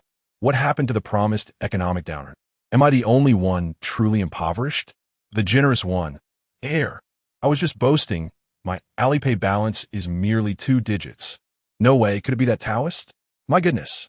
Have I truly encountered an immortal? Which sect do you belong to, master?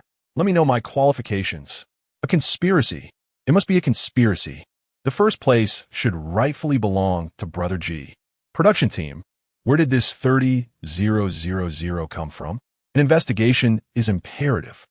AUV. Do you still have the audacity to cry foul? It's truly a case of hypocrisy. What about the one who just claimed to eat dung? Brothers, quickly restrain him. Do not let him escape. Meanwhile, in the backstage of the studio, Lubo reclines in a lounge chair, eyes closed, humming a tune. Director Lu, the rankings have been announced. A staff member cautiously approaches Lubo, standing a meter away, hesitantly reporting. Chapter 23. The moment of testing Director Lu's eloquence in the broadcasting hall. Host He Ling stared blankly at the ranking list, momentarily rendered speechless. In the next instant, realization dawned upon him. The final income was illogical and warranted further scrutiny. If the funds were contributed by a fan or represented some other form of non-operational income, then such an amount could not be counted towards a profit. With a hint of regret, He Ling addressed the camera, stating, "We sincerely apologize. There appears to be an issue with our ranking statistics. Certain data requires verification from our technical team. Please bear with us for a moment." With that, he swiftly turned to consult the technical staff. The three guests seated nearby exhibited a range of expressions. Through their observations over the past few days, they had come to a fundamental understanding of Sunan. This young man displayed a lack of fierce competitiveness, showing no intense desire for the first place. As for the heated rivalry with Ji Boisjong, it stemmed purely from an overflow of talent. Therefore, the notion that Sunan would resort to any rule-breaking actions to secure the top spot was met with disbelief by Zhao Baiyun, Chen Lu, and even the skeptical Gao One Song. The sum of 30,000 was most likely a gesture from fans. Once the results were clarified, the rankings would be adjusted accordingly. Ultimately, skill could not triumph over capital. The three guests could not help but lament internally, their faces reflecting a sense of regret. Upon hearing that data verification was necessary, the viewers in the live broadcast room felt a twinge of discomfort. They could only console themselves with the thought, at least there had been a fleeting moment of victory. They had tried their best.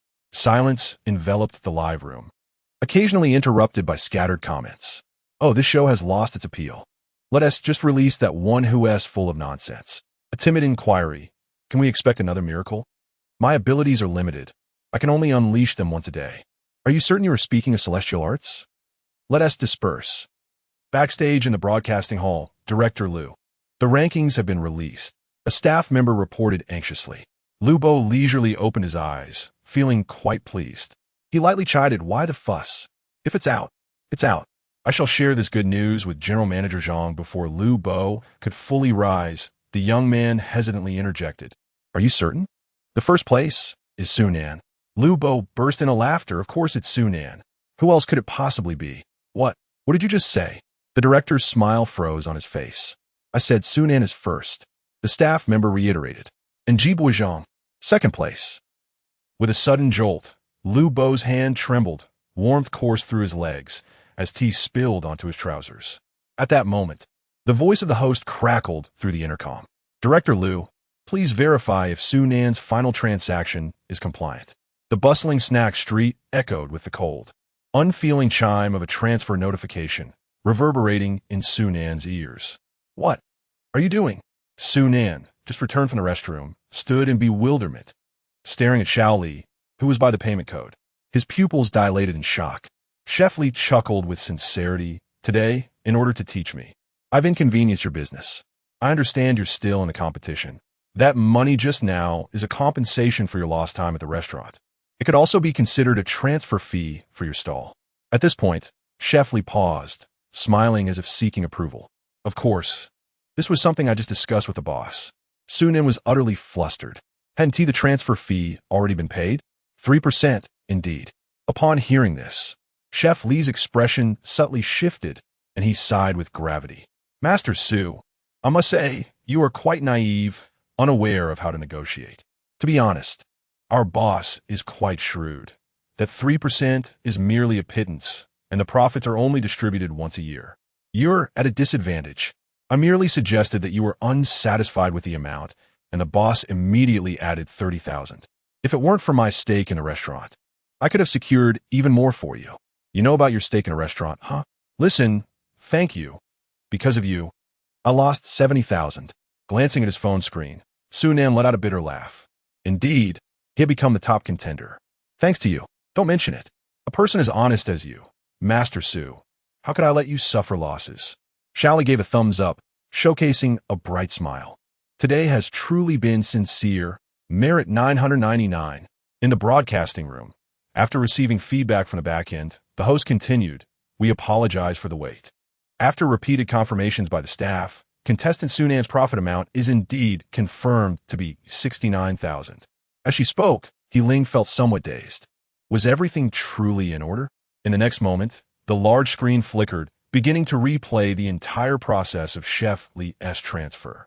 His earnest words and Sunan's breakdown were vividly displayed before everyone. In an instant, the comments section erupted. "Oh, wow. I suspect this production team is playing with my heartstrings. Whereas my emergency heart remedy. Ha ha. It's like divine intervention. What more can I say? Nangu is incredible. Is this really not scripted? I'm a bit confused about who is who." Absolutely not scripted. Did you not see how the host almost swallowed the microphone? Ha ha. The one who said they wanted to eat it. Hold them down. This is not a drill. I repeat, this is not a drill. The one who wanted to eat it. I'm tired. Let it all end.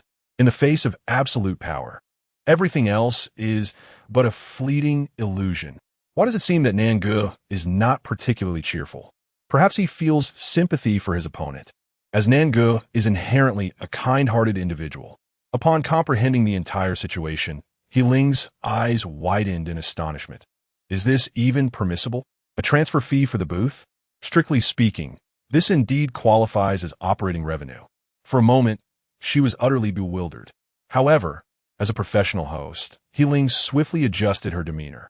Raising her voice, she proclaimed, "I hereby announce that contestant number 13, Sunan, has emerged as the champion of the first round of Star Entrepreneur. He shall also receive a startup grant of 100,000 yuan provided by the production team. Let's extend our congratulations to Sunan." The studio resonated with exhilarating background music. Meanwhile, our second round of competition will be unveiled in 3 days. What spectacular performances await us then? We invite everyone to stay tuned. Following a round of acknowledgments to our sponsors, the first round concluded amidst the applause of the 3 esteemed guests. As the red light on the camera extinguished, The smile on host He Ling's face vanished in an instant. She swiftly removed her earpiece and hurried backstage. Observing He Ling's retreating figure, Gao Wunsong, Zhao Baiyun, and Chun Lu exchanged peculiar smiles. The production team has once again faltered. Is there even a possibility for the next round of this program? That remains uncertain. One can only say that the time has come to test director Lu's eloquence once more. Why do we say once more? Chapter 24, are we still holding this welfare event in the second round? How do you call me? Didn't you say you would handle everything? Is this what you've done? The moment the call connected, a barrage of high-intensity complaints erupted from the phone. Lu Bo quickly distanced the device from his ear, deftly evading this mental assault, his expression mirroring that of someone who had just tasted something bitter. He felt aggrieved, having endeavored to ensure everything was executed with utmost caution. Yet, his relatives in the comment section were flying about, questioning him. But this was truly an unexpected turn of events. Who could have anticipated that Su Nen would unleash a bombshell at the last moment? Once the other party completed their last rap, Lu Bo forced a bitter smile and adopted a soothing tone akin to that of a parent comforting a child. Mr. Zhang, please calm down. This truly was an unforeseen circumstance. You witnessed the live broadcast. Surely you can acknowledge my performance prior to that moment. However, the final second was indeed beyond anyone's prediction. Before he could finish, the voice on the other end abruptly interrupted. No need for further explanation. I shall report the situation tomorrow. Prepare for the withdrawal of funds. Wait, Mr. Zhang, please don't hang up just yet. Sensing the imminent disconnection, Lu Bo hastily sought to salvage the situation. The show's failure is minor, but if it tarnishes Xiao Ji's reputation, that would be dire. Mr. Zhang's tone grew cold. What do you mean by that? Lu Bo defended himself. What could I possibly mean? Mr. Zhang, you misunderstand me. I merely meant that Xiao Ji, in his frustration over losing the match, flipped the table. If this gets out, how can he make his debut? Besides, it's merely the first round. There are still several rounds to go. We just need to ensure he emerges as the champion, right? After all, experiencing both victory and defeat adds authenticity. Silence enveloped the conversation. Noticing the hesitation on the other end, Lu Bo pressed on. Moreover, we are about to enter the second round, and you have prepared a professional card, haven't you? With that trump card in hand, are you still worried that Xiao Ji won't prevail? After a moment of silence, Mr. Zhang's voice emerged. All right, I will trust you once more. But this is the final time. Certainly. Rest assured, Mr. Zhang. Following another round of flattery, Lu Bo humbly ended the call, his radiant smile wilting almost instantaneously. Damn, this was more exhausting than soothing a child. If he failed to placate his son, he could always resort to a good scolding. He Ling, who had been wiping her sweat nearby, inquired with concern, "Is it resolved?" Lu Bo nodded, his weariness evident after a night of relentless toil. "Oh, right, this is the professional card for the second round, designated for Su Nen." As he handed over the card labeled Fortune Teller, He Ling nearly choked on her own breath. This arrangement was exceedingly harsh. This was hardly a startup project, especially considering Su Nen's venomous tongue. There was a real chance he might provoke a backlash. Buzzing, Lu Bo's phone vibrated once more. Incoming call. Su Nen, He Ling, perceiving the situation, hurriedly exited the scene. After watching He Ling depart, Lu Bo's expression darkened. "So, you dare to call me, Su Nen?" The moment the call connected, Lu Bo inhaled deeply, preparing to articulate his thoughts. However, Su Nen's voice interrupted him directly. "You are utterly unreliable, Director Lu." "Director Lu," Lu Bo began, but Su Nen cut him off again. "I've been lenient, yet you still managed to secure first place?" "You." Lu Bo attempted to respond. Su Nen continued, "You claim to have cheated. Why not do it thoroughly? If you had just given Ji Buzhang a few more thousand, what would it have changed?" Lu Bo was at a loss for words. "Director Lu, you must say something," Su Nen urged. Lu Bo's lips trembled, tears welling in his eyes. Exhausted, let all be destroyed. After a moment of emotional release, Su Nen's voice became calm. "About that 200,000. Wiping the corners of his eyes, Lu Bo exhaled heavily. "Forget the 200,000. The 100,000 for first place will be transferred to your account by tomorrow at the latest." A silence fell on the other end of the line, softening Lu Bo's heart. Ultimately, What fault lay with Sunan? He merely came to participate in a competition. Yet the entire production team bullied this powerless young man. I almost resorted to violence against him. How inhumane of me. Just as Lu Bo felt a twinge of guilt and was about to offer some words of comfort, Sunan's voice broke through the silence. Is there any more incentive for the second round? I actually quite enjoy being second. Cough, cough, cough. Sunan's remark caused Lu Bo to choke on the words of consolation he was about to utter, nearly leading him to a state of transcendence. What the hell is this incentive? My concerns were utterly unwarranted. You're quite the optimist. With that professional card, you still wish to take second place? Just not being eliminated would be a victory. No, Lu Bo firmly rejected. In the second round, you need to focus on performing well, just do your best. Performing well? The phrase sounded familiar, as if he had heard it just yesterday. Oh, very well then. Sunan expressed disappointment. Since there are no rewards, I shall just go with the flow. That night, clips of Sunan's competition sparked a fervor online. This was a contest of skill versus capital.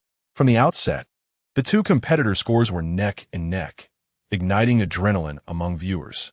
Caught between staying up late and getting some sleep, the audience chose to stay awake all night. When they saw Sunan bow his head to send a text message, the comment section erupted with conspiracy theories. Did you see that? The production team is applying pressure. All these variety shows are the same. Rankings are predetermined, and they might as well have price tags. In my analysis, Sunan seems to be the predetermined second choice by the production team, subtly reminding him that his balance is running low. However, Sunan is indeed an ordinary individual, and his business is genuinely thriving. The guests at the Jibo Chong are flocking in as if they are there to restock their supplies. Do they truly consider the audience to be blind? One should merely perceive variety shows as scripted performances, for they are all underpinned by a script, after all. As the video reached its final second, Sunan executed a stunning comeback, igniting a flurry of comments in the discussion section. What on earth is happening? Is this for real? Is it truly scripted? After all that elaborate analysis, are you feeling embarrassed now? Unbelievable. Which variety show dares to craft such a script? If Sunan is indeed an ordinary person, then has capital taken a tumble? This program gives me a perplexing sensation. If we claim it to be genuine, there are hidden agendas. Yet if we assert it is not, the darkness is laid bare, and the sincerity is palpable. I'm intrigued. This young gentleman must have intentionally timed his actions for the last second, delivering a powerful slap in the face to the production team. Wow, that is incredibly impressive. Why does he seem so familiar? Oh, I remember now. He is my future husband. Due to the explosive effect of the program, coupled with the sensational narrative of ordinary person versus capital, achieving a resounding victory, the number of participants in the discussion has surged. Related topics have swiftly ascended the trending charts on Weibo. Ordinary person Sunan, countering the chaos of variety shows. With sheer talent, flipping the table of capital, a 1-second triumph. Chapter 25. Either second-class merit or 500,000 as an increasing number of individuals began to notice Sunan. The program Entrepreneur star gradually gained popularity beyond its initial circle. A wave of netizens flocked to the official account of the show, expressing their opinions. These commenters could be broadly categorized into 3 groups. The first group consisted of those who demanded transparency regarding the hidden agendas, appreciating creativity and desiring more excitement. Provided that Sunan emerged victorious, they could discern the nuances themselves. The second group expressed their disdain, calling the program worthless and daring it to engage in a high-stakes confrontation. The third group of commenters exhibited the most rational and civilized demeanor, rarely uttering a word. In the dead of night, Lu Bo observed the sudden explosion of comments on the official account of Entrepreneur Star, letting out a villainous chuckle, who said that black notoriety does not count as fame. Once one is in the limelight, the dark aspects can be gradually washed away. The increase in viewership translates into tangible revenue. Sunan truly is my lucky star. As for the viewers' demand that Sunan must win, Lu Bo had already devised a plan in his mind. While Sunan might not necessarily claim victory, he would certainly not be eliminated.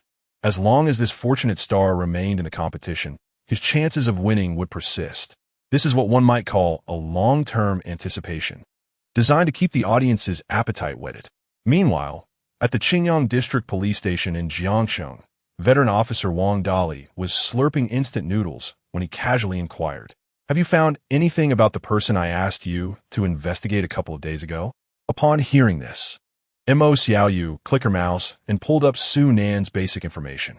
"Captain Lei, is there something wrong with this person? His background seems remarkably clean. I don't see anything amiss."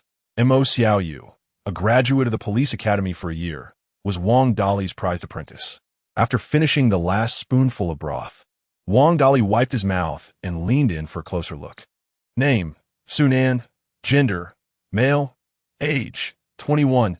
Education, bachelor's degree in civil engineering from Jiangxing University. Work experience, none. The issue, however, lay in the fact that it was too clean. Wang Dali murmured, "Huh." Mo Xiaoyu glanced up slightly, her brow furrowed in confusion. "Is being too clean a problem?" Wang Dali narrowed his eyes. Regardless of the extraordinary skills one might possess, clues could typically be discerned from their past experiences. Any exceptional ability is cultivated through prolonged practice, leaving traces in daily life. If none exist, it indicates that the individual has deliberately concealed all evidence, and as a law-abiding, ordinary citizen in broad daylight.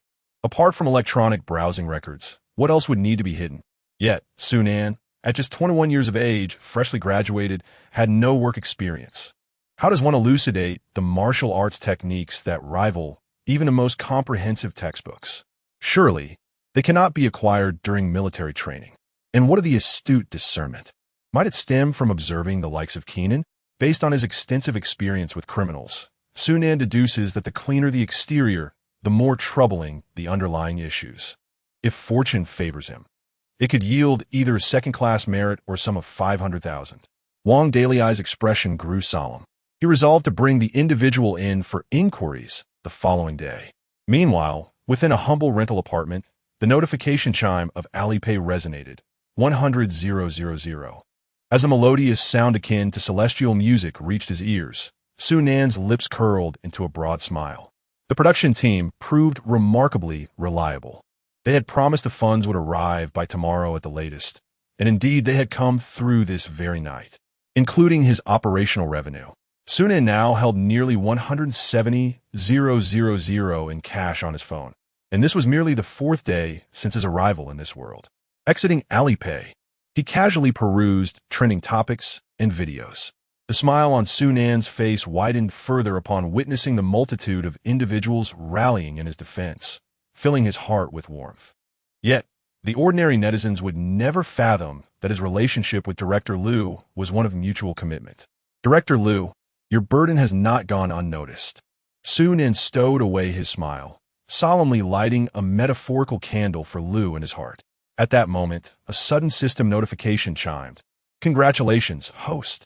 Your accumulated trust points have exceeded 100,000. A new feature has been unlocked, the Lucky Roulette. Startel Sunam Post." Another new feature? He promptly extinguished the metaphorical candle in his mind and summoned the system panel. Lucky Roulette, 0 times 10. 000 trust points can be exchanged for one attempt. Remaining enemy trust points, 105,869. What? Had he truly earned 100,000 trust points in just a single day? What does that equate to? An income of 100,000 per day? Su Nan swallowed hard, suppressing the urge to convert it immediately into soft currency. He forcefully diverted his gaze to the lottery section. The gambler's joyous wheel. Among 10 participants, 9 were bound to be gamblers. Yet, the odds of each participant varied drastically. Su Nan had even witnessed a 10 consecutive draw yielding 10 instances of physical attack won, for a character whose role was that of a healer. Though not a gambler himself, with the system unveiling a new feature, he felt it only right to pay homage to the participants, while also assessing the odds. He proceeded with the exchange. As the words left his lips, the system panel's data transformed. Remaining enemy trust points, 95,869. Lucky Roulette, 1 time, 10,000 trust points can be exchanged for one attempt. He prepared to draw. Wait. Su Nan swiftly halted his utterance, carefully reversing 4 steps within a room. Murmuring, "O deity of fortune, grant me a stroke of luck." After performing this mysterious ritual, Su-nan brimmed with confidence. "Participants, let's draw." No sooner had he spoken than a flamboyant spinning wheel materialized before him. Following a cacophony of effects, the draw commenced. Ding! Congratulations to the host for acquiring the skill. Light finger dexterity, the ability to discreetly borrow any item without the target's awareness. In an instant, a deluge of specialized knowledge and technical expertise flooded Su-nan's mind. Simultaneously, his fingers trembled subtly, gaining newfound agility. A skill? Su-nan's eyes snapped open, his heart swelling with delight. Splendid. The very first draw yielded a skill. Mindful of the gambler's creed, quit while ahead, he promptly closed the lottery interface without a second glance. System: 9 consecutive draws. Ding! Congratulations to the host for gaining the attribute. Charm: 10. Ding! Congratulations to the host for gaining the attribute. Charm: 10. Ding! Congratulations to the host for gaining the attribute. Charm: 10. Ding!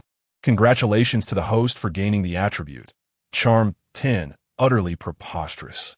Su-nan's face darkened with exasperation. Yet, even in his frustration, every furrowed brow and sigh exuded an ineffable allure. Truly, a gambler's folly knows no bounds. Summoning his detailed attributes. Name: Su-nan. Charm value: 180. You are the most dazzling spy in the crowd. Su-nan's eyebrows arched with an irresistibly charismatic twitch. Ridiculous. What kind of most dazzling spy is this? System: get a grip. Do you even remember what kind of system you are? Chapter 26. Alarm. Enemy suspicion level 100. The following day, sunlight stirred the morning birds from their slumber. Su-nan, still heavy-eyed, lay in bed, attempting to calm the restless birds. Suddenly, a series of knocks echoed from the door. Who was it so early in the morning? Su-nan, clad only in his underwear, rose and ambled toward the entrance. Upon opening the door, he was greeted by the sight of Lao Lu, holding a portable camera aloft. "What the hell?" exclaimed Su-nan. "Awesome," Lao Lu exclaimed, brimming with enthusiasm. Bang! Minutes later, the door swung open once more, revealing Lao Lu, who stood at the threshold with a mixture of admiration and self-doubt etched across his face. "What are you afraid of? The camera isn't even on yet," Su-nan said, gesturing for Lao Lu to enter. "What brings you here, and why the camera?" he inquired, nodding toward the device. He recalled that there would be a 3-day intermission following the first round of the competition. In response, Lao Lu patiently elucidated. Though there are no matches during these 3 days, each contestant's daily life will be broadcast as usual. The content will be more mundane, hence the use of this portable camera. Upon hearing Lao Lu's explanation, Su-nan nodded slightly. The program was in a transitional phase, lacking thrilling matches to engage viewers. They resorted to showcasing daily life to retain audience interest. Isn't this just filler content? Beep! The camera activated. As the live stream commenced, a wave of viewers flooded into the broadcast. First, "Good morning, darling. Can the girls be a bit more reserved?" With their views often swayed by their appearances. A man like Su-nan is clearly not mature enough. If you swoop in now, you'll only be helping someone else train their husband. So those above, retreat. Let me take over. "Good morning, darling. Ha ha, stop competing. Your husband and her husband seem to be the same. Have you noticed Su-nan has become even more handsome? Now that you mention it, it does seem so. His features haven't changed, yet his entire presence feels different." "Hello, everyone. I am contestant number 13, Su-nan." As Su-nan glanced at the barrage of comments on his phone, he awkwardly greeted the audience. This was his first interaction, and he felt slightly uncomfortable, yet this was a requirement from the production team. The essence of daily live streaming lay in interaction. A simple greeting could ignite a flurry of responses. The comments erupted instantaneously. "Oh, my darling spoke to me. Huh, man, you've captured my attention. No need for words. I'm in. My roommate thinks I'm a weirdo, laughing like a fool so early in the morning. Ladies beware. The more handsome the man, the more dangerous he is. Let me be your test subject. PR. Observing the provocative comments flooding the chat, Su-nan's brows twitched in disbelief. Due to her striking beauty, Su-nan finds that her female fans significantly outnumber the male ones. At least, That is his belief. Ah, this wretched charm of mine. However, what content should he broadcast next? This query has left Su Nan perplexed. He lacks experience as a streamer from his previous life.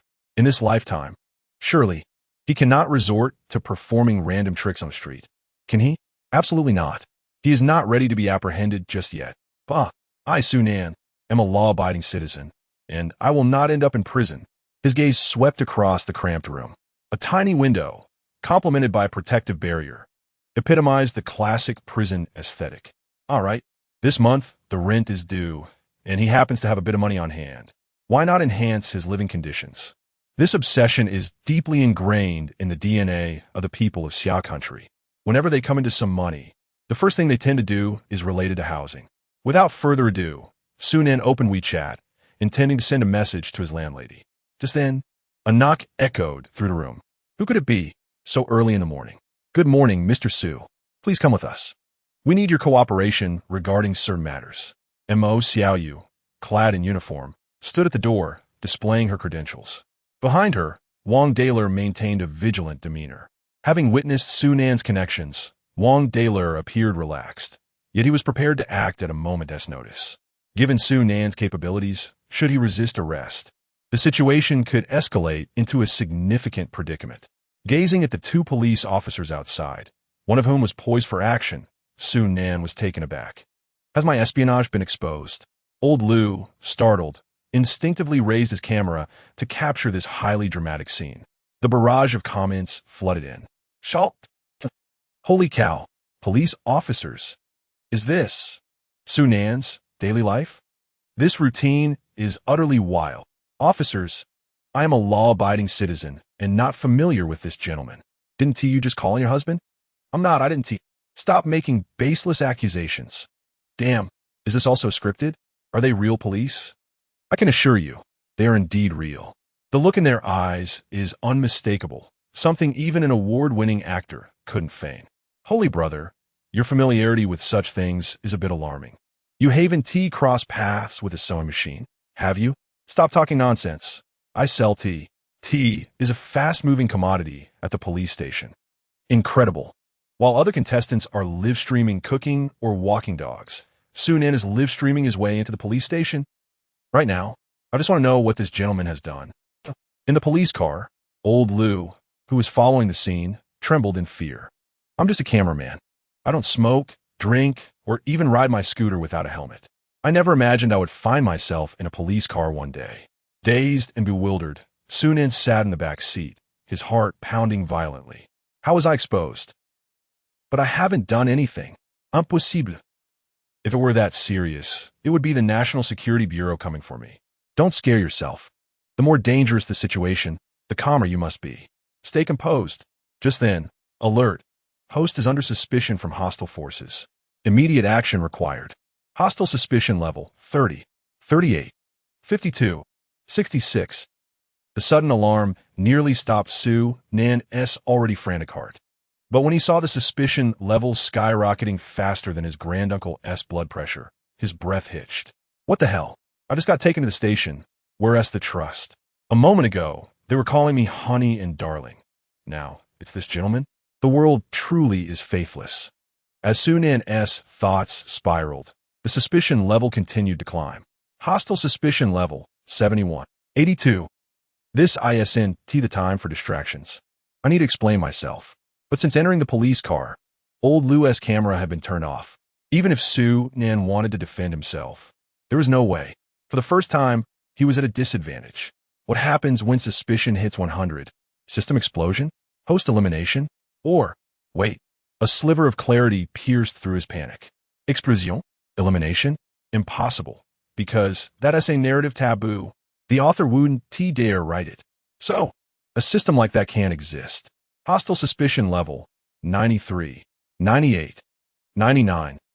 Then, at absolute worst, even if the author had 100 guts, the most likely outcome would be termination of binding. The thought steadied him slightly. The next second, alert. Hostile suspicion level 100 ding. Hostess cover is compromised. Activat combat mode? Yes, no. Chapter 27. A gift from nature combat mode. Temporary unlock skill. Divine gunplay technique. 108 methods for targeting human vital points. Temporary unlock items. Bone-cleaving knife, mother-son chain sprayer, auto-tracking grenades, portable RPG. Ding. Unlocking enemy morale system. Ding, detected that the host is about to be exposed. Should combat mode be activated? Yes, no. Gulping. Sunan glanced at the two police officers in front of him, beads of sweat forming on his forehead. All right. Even before the interrogation, he was already surrounded by an array of equipment. What was going on? A spy's perks? While other spies possessed formidable combat power, was he just a trophy? With mother-son chain sprayers, they might as well put him out of his misery. The ferocity of the Dragon Kingdom's defense and public security was not something he wished to experience. In combat mode, before he could even transform, he might just end up as a mere box on the ground. Sunan resolutely chose no. In critical moments, one must rely on oneself.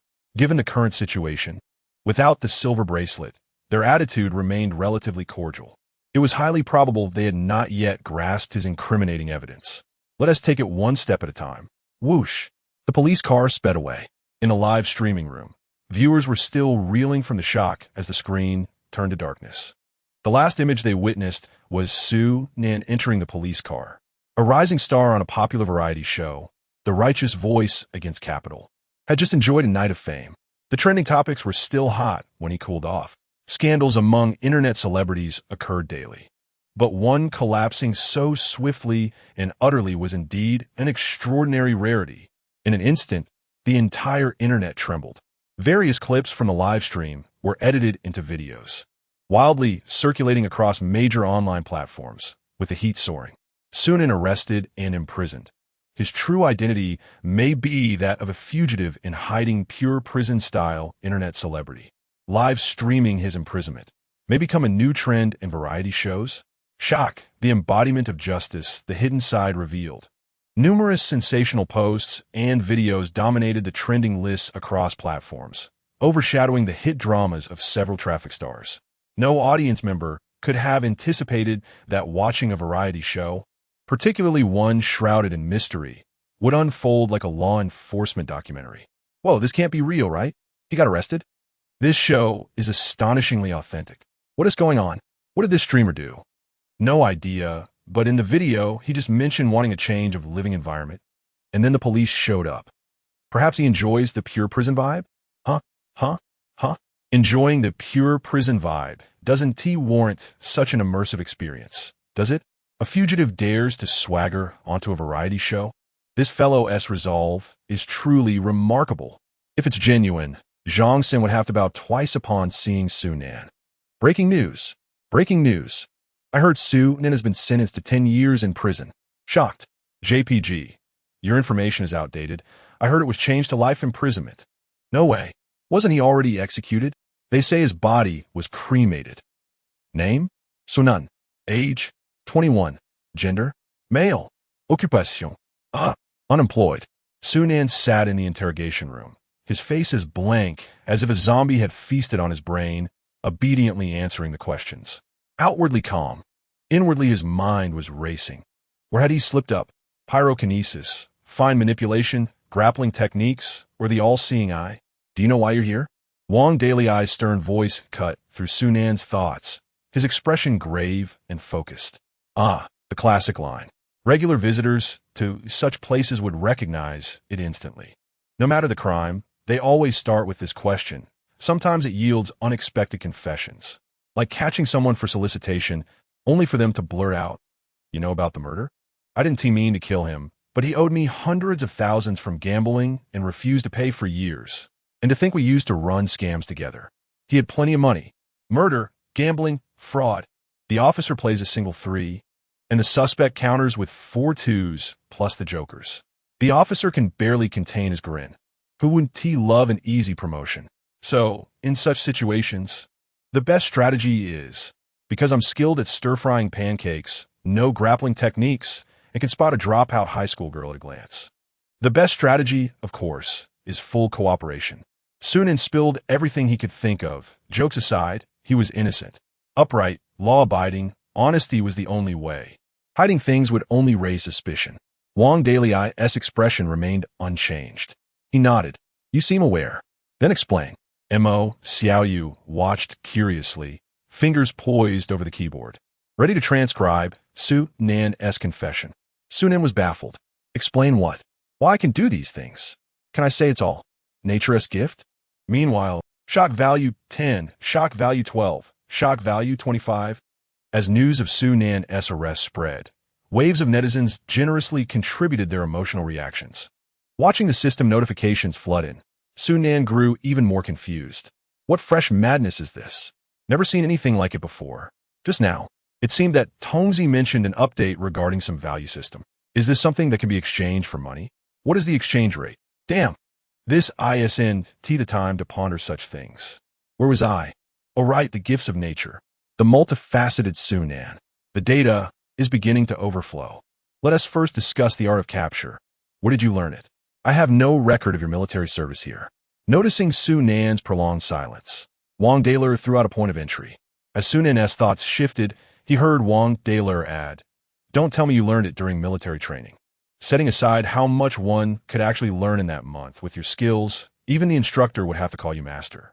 Su Nan opened his mouth slightly, swallowing the words that had lodged in his throat. How did you know what I was about to say? You've taken all my lines, which makes me feel rather awkward. Su Nan sighed inwardly, realizing he could not keep it as our Chapter 28. Director Liu, come save me. Reasonable. Su Nan's skills, indeed, could not be honed in less than a decade. Wang Daler focused intently on Su Nan, glancing at the documents in his hand, signaling for him to continue. I began learning grappling techniques in the 2nd grade of elementary school. Back then, there were no computers, so I could only learn from military-themed television dramas and films. As I grew older, I sought out military documentaries. My techniques were all learned from those sources. That is all I can share. This is the entirety of my fabricated story. Su Nan's eyes were clear, yet his mind was a tempest of thoughts.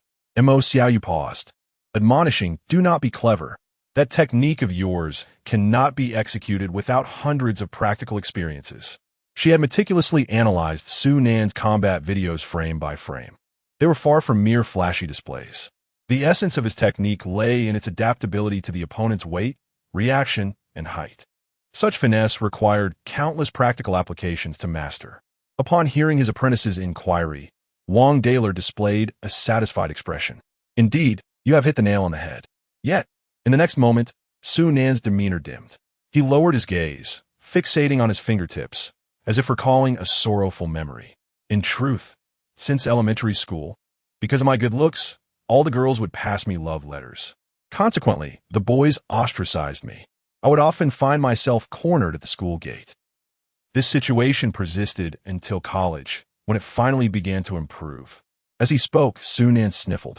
So if you say, I have no less than 100 practical experiences, I believe it might even exceed that. With this, Su Nan lifted his head, managing a weak smile. Though he smiled, his eyes concealed an enduring sadness. Fortunately, all of that is behind me now. No one can bully me anymore. This narrative nearly left the 2 police officers speechless. They had not anticipated Su Nan's childhood to be so tragic, while they had unwittingly picked at his wounds. For a moment, the atmosphere became awkward. Mo Xiaoyu stood in shock, and Wang Daler fell silent. Su Nan's words were both reasonable and poignant. Given his current appearance, his charm soared, lending credence to his tale. Could it be that he was truly too sensitive? Clearing his throat, Wang Daler cast aside the flicker of guilt that had surfaced. He nearly let Su Nan lead him by the nose. This young man was undoubtedly extraordinary. One must not let down their guard. Yet, what of the matter concerning Dong Xiaozhu? I have thoroughly investigated. You two have no connection whatsoever, not even as distant neighbors. Such keen insight surpasses that of an ordinary person. Could it possibly be from watching too much Kendaichi? Wang Daley's words snapped Mo Xiaoyu out of her guilt-ridden days. Right? There was still the second point of suspicion. In the next moment, Su Nan's lips drooped, and his expression darkened yet again. The moment they saw that look on Su Nan's face, Wang Daley and Mo Xiaoyu felt a chill run down their spines. Simultaneously, they sucked in a sharp breath and recoiled slightly. Then, Su Nan's voice drifted softly. Due to enduring prolonged bullying, my childhood was always accompanied by psychologists, which fostered a deep fascination with psychology within me. As they say, prolonged illness makes the patient a doctor. So I just, well, emo xiao you. Wang daily I. Meanwhile, what did you say? What do you mean soon and got taken in? Lu Bo, who had just popped a blood pressure pill into his mouth, spat it out in shock. Taken in where? Explain yourself clearly. The panicked voice on the other end of the line stammered. He got hauled into the police station.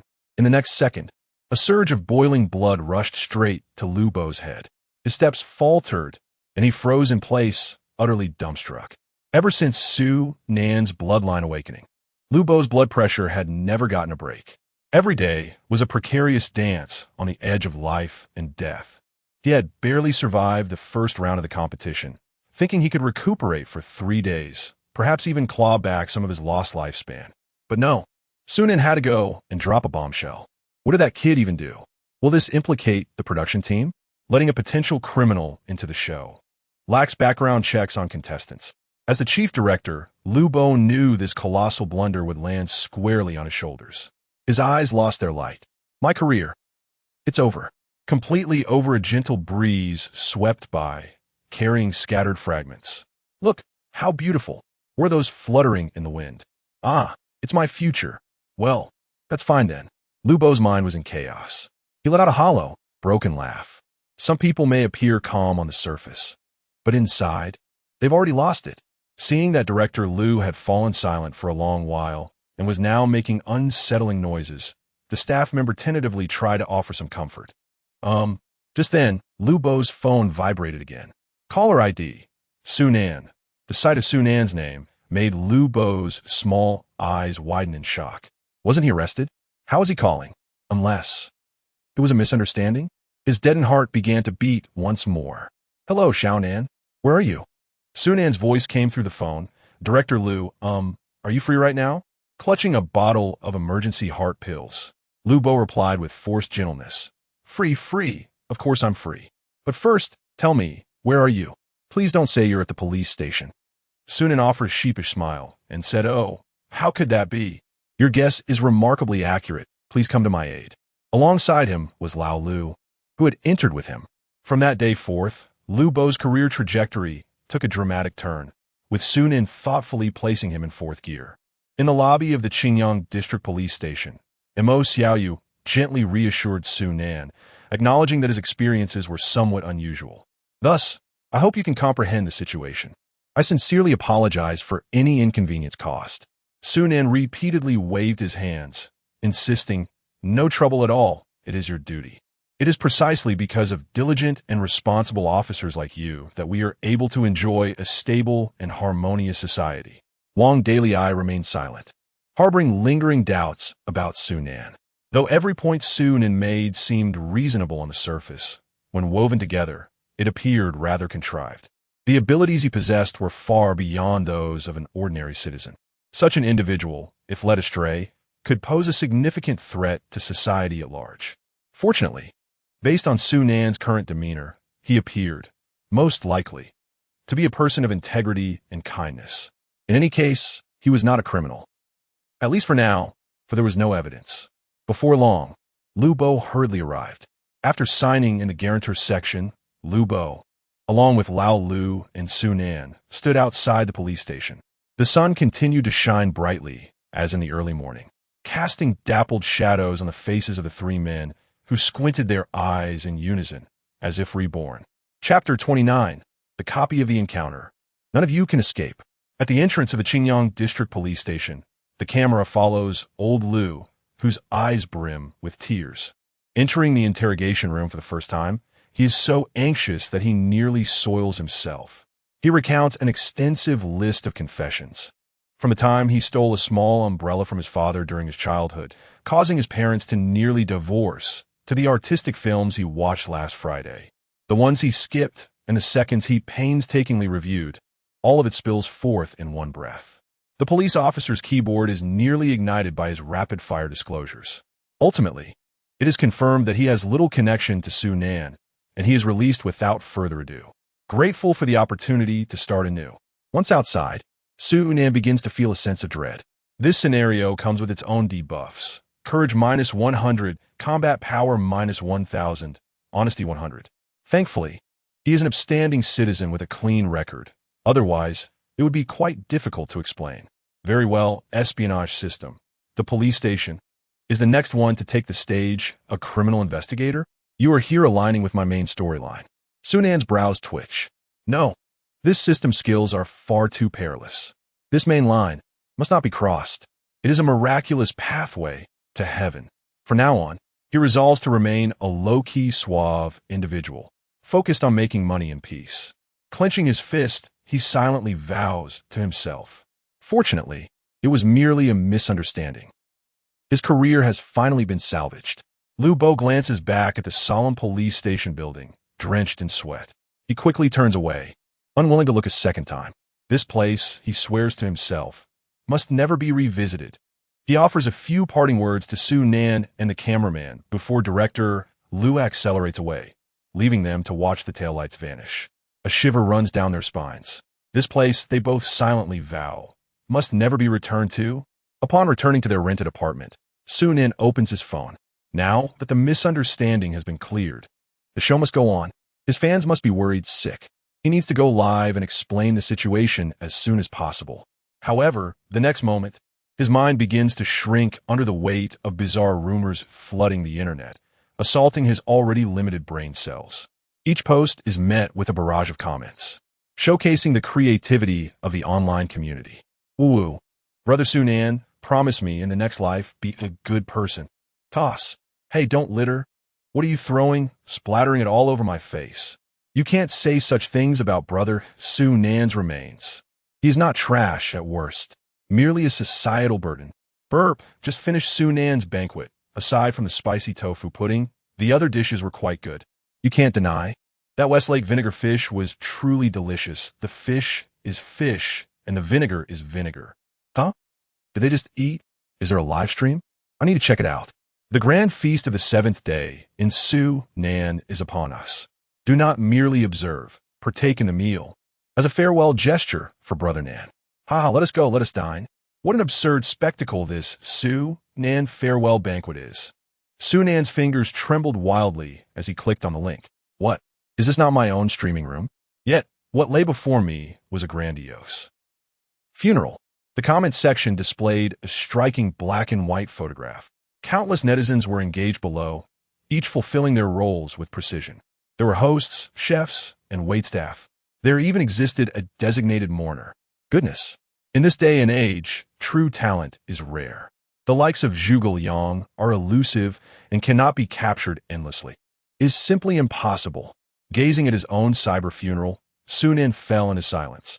I have only been gone for 2 hours, yet you have already finished the feast. Such talents abound. I am fortunate to have you. No, I must hasten to start my stream. If I remain silent any longer, I may find myself reborn soon, in a streaming room devoid of a host, yet filled with tens of thousands of viewers. Thousands of bullet comments surged like a roaring army across the dark screen. Such a scene is unprecedented since the rise of social media. Just as the netizens were reveling in the moment, the black screen flickered. Su Nan's handsome face appeared on the screen. In the next instant, the comments fell silent. The streaming room was instantly blank. Then, it erupted. Holy cow, he has risen from the dead. Brother Nan, do you have any unfulfilled wishes? Speak freely. Brothers will just listen for amusement. Can you still stream from inside? Brother Nan is impressive. He must have connections inside. I certainly did not have such privileges when I was in. Indeed, our brother Nan surely has a protective umbrella, right? Su Nan gazed at the torrent of comments, his scalp tingling. Shock value 8, shock value 5, shock value 10. Oh, heavenly beings, your tongues are truly a form of torture. Such talk of protection cannot be uttered lightly. If this continues, I may find myself back inside. Thank you all for your concern. It is merely a misunderstanding. I have already been released. With that, Su Nan gestured for Lao Lu to turn the camera, showcasing his room in a bid to prove he was indeed out of prison. However, the thought processes of netizens often diverge from the ordinary. Su, Brother Su, you should just turn yourself in. The teacher says escaping from prison is wrong. Exactly. The net of heaven is vast and covers all. You cannot escape, Su. Little Nan, this house is no longer safe. Hurry to the bus station and buy a ticket for a long-distance bus. Trust me, I have experience. At the Qingyang District Police Station. Wang Dali. What experience do you possess? Smiling. Holy cow. A policeman? Holy cow. Brother Su, run. All roads lead to Rome. Hey. Awkwardly scratching his head. Report to the officer. Su Nen has escaped from prison. I'm not involved. I know nothing. Experienced brother. Officer. I was just joking. I am a law-abiding citizen, truly. My ID number is 510. I'm not a fugitive. I was merely jesting. After sending this message, experienced brother felt cold sweat bead on his palms, his eyes fixed unwaveringly on the phone screen. Before long, Wang Dali remarked, the internet is not a lawless realm. Everyone should remain vigilant about their words and actions. With a heavy sigh, experienced brother exhaled a breath of relief. Goodness, I shall never jest again. Wang Dali's appearance was akin to a dazzling beacon of righteousness, purifying all malevolence in its path. Netizens, once ferociously unruly, transformed into obedient souls. The atmosphere in Sunan's live stream shifted to one of decorum. Observing the netizens' meek demeanor, Sunan's lips curled into a broad smile. Shock value 18, shock value 10, shock value 15, tremble, dear friends. None shall escape the dungeons I have traversed. Gulme, let us collectively confront the terror of facing the sun. However, why would Officer Wang deign to watch my livestream? Could it be that he still harbors some guilt towards me? Su Nen felt a warmth in his heart. The officer is rather amiable. Never mind.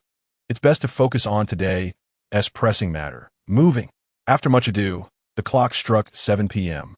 Throughout the afternoon, Su Nen and Old Lu had been tirelessly searching for a new abode and relocating belongings. Fortunately, Su Nan's possessions were minimal, comprising merely 2 suitcases and 2 woven bags, all neatly packed. During this time, Old Lu lent considerable assistance. Despite Su Nan's almost superhuman stamina, the experiences of the day's dungeon deterred him from flaunting his abilities. Su Nan endeavored to behave like an ordinary person, graciously accepting Old Lu's help. After a day of labor and gratitude, he proposed treating Old Lu to skewers. The evening breeze wafted gently as they approached a roadside stall. Boss, 20 skewers of lamb, 10 skewers of ribs, 10 skewers of potatoes, 20 skewers of pork belly, 20 cobs of corn, and 2 bottles of courageous venture. Old Lu plopped down onto a small stool, expertly calling out to the vendor. Exhausted from the day's endeavors, his health bar was barely hanging on, leaving him famished. 20 cobs of corn. Just the thought nearly made Su Nen burp. Even if it were 1 skewer each, 20 skewers, 20 cobs of corn. To consume 20 cobs in one meal? I never imagined you were such a materialist, Old Lu. How absurd. Chapter 30. An unexpected encounter with a living human trafficker in Jiangsheng at a barbecue stall. The dishes soon arrived in abundance. Old Lu eagerly set up the camera on the table and began indulging in the feast, while the barrage of comments rolled in on his phone. Late night poison. The host is not human. The host has just been released. Cut him some slack. I'm from the north, and I have to ask southern friends, is this what you call skewers? Indeed, what is wrong with that? This is corn? Is this the progeny of corn? And this potato, not even as large as my toe, what sin did it commit? Was it slaughtered at birth? Damn, this pork belly.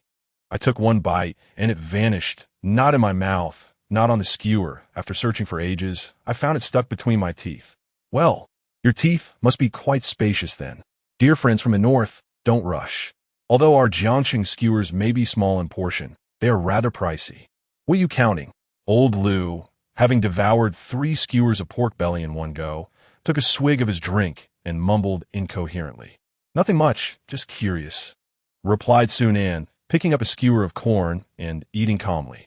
Although Su Nan hailed from the north, his original self was undeniably a southern lad. He felt he should not exhibit any peculiarities regarding the north-south divide. Moreover, there was a possibility that Wang Daler was lurking in the livestream. Despite knowing that his uncle only meant well, Su Nan felt an overwhelming sense of pressure. At that moment, he finally grasped a semblance of what it was like to be a spy. However, a skewer of corn, 15 kernels. You charge me 2 yuan. What a ripoff. Su Nan adeptly concealed his emotions while enjoying his skewers, simultaneously engaging with the audience through the comments. contemplating what content to broadcast over the next 2 days. Suddenly, a comment caught his attention. The kid next door is so noisy. Can the host change tables? At the adjacent table, a middle-aged woman donned in a white floral dress cradled a toddler who was wailing incessantly. Had it not been for the comment, Sunan would have remained oblivious. The child had been crying for nearly 20 minutes. Even without experience with children, Sunan knew this meant either a diaper change or hunger. Yet, the middle-aged woman, while attempting to soothe the child, neither changed the diaper nor offered nourishment. She merely attempted to calm the child, occasionally casting apologetic glances at nearby diners. The audience in the live stream began to take notice of the woman. Without Wang Daler's supervision, the idle netizens found their curiosity piqued. Who brings a child to a barbecue? Something's amiss. Perhaps she is a single mother? Let us not jump to conspiracy theories. Even if what you say is true, she should at least have a bottle, right? Who takes a child out without one? Maybe. She ran out? You make a valid point, but regrettably, I'm not reasonable. This woman is just off. You are unreasonable, yet unyieldingly assertive. I have ceased to reason. Even if my arguments are unfounded, my voice remains bold. Let us not quarrel, my friends. Perhaps it is just a stepmother. Is this the extent of your courage? If you were bolder, I would suspect you of being traffickers. Amidst the fervent debate among netizens, a middle-aged man clad in a floral shirt approached a woman, clutching a newly purchased baby bottle and a small bag of powdered milk. The middle-aged woman accepted these items, rose, and requested warm water from the shopkeeper to prepare the milk. The child, upon consuming the milk, gradually calmed down. Everything appeared perfectly ordinary. I told you there was no need for conspiracy theories. The bottle was indeed just purchased. She must have forgotten to bring one.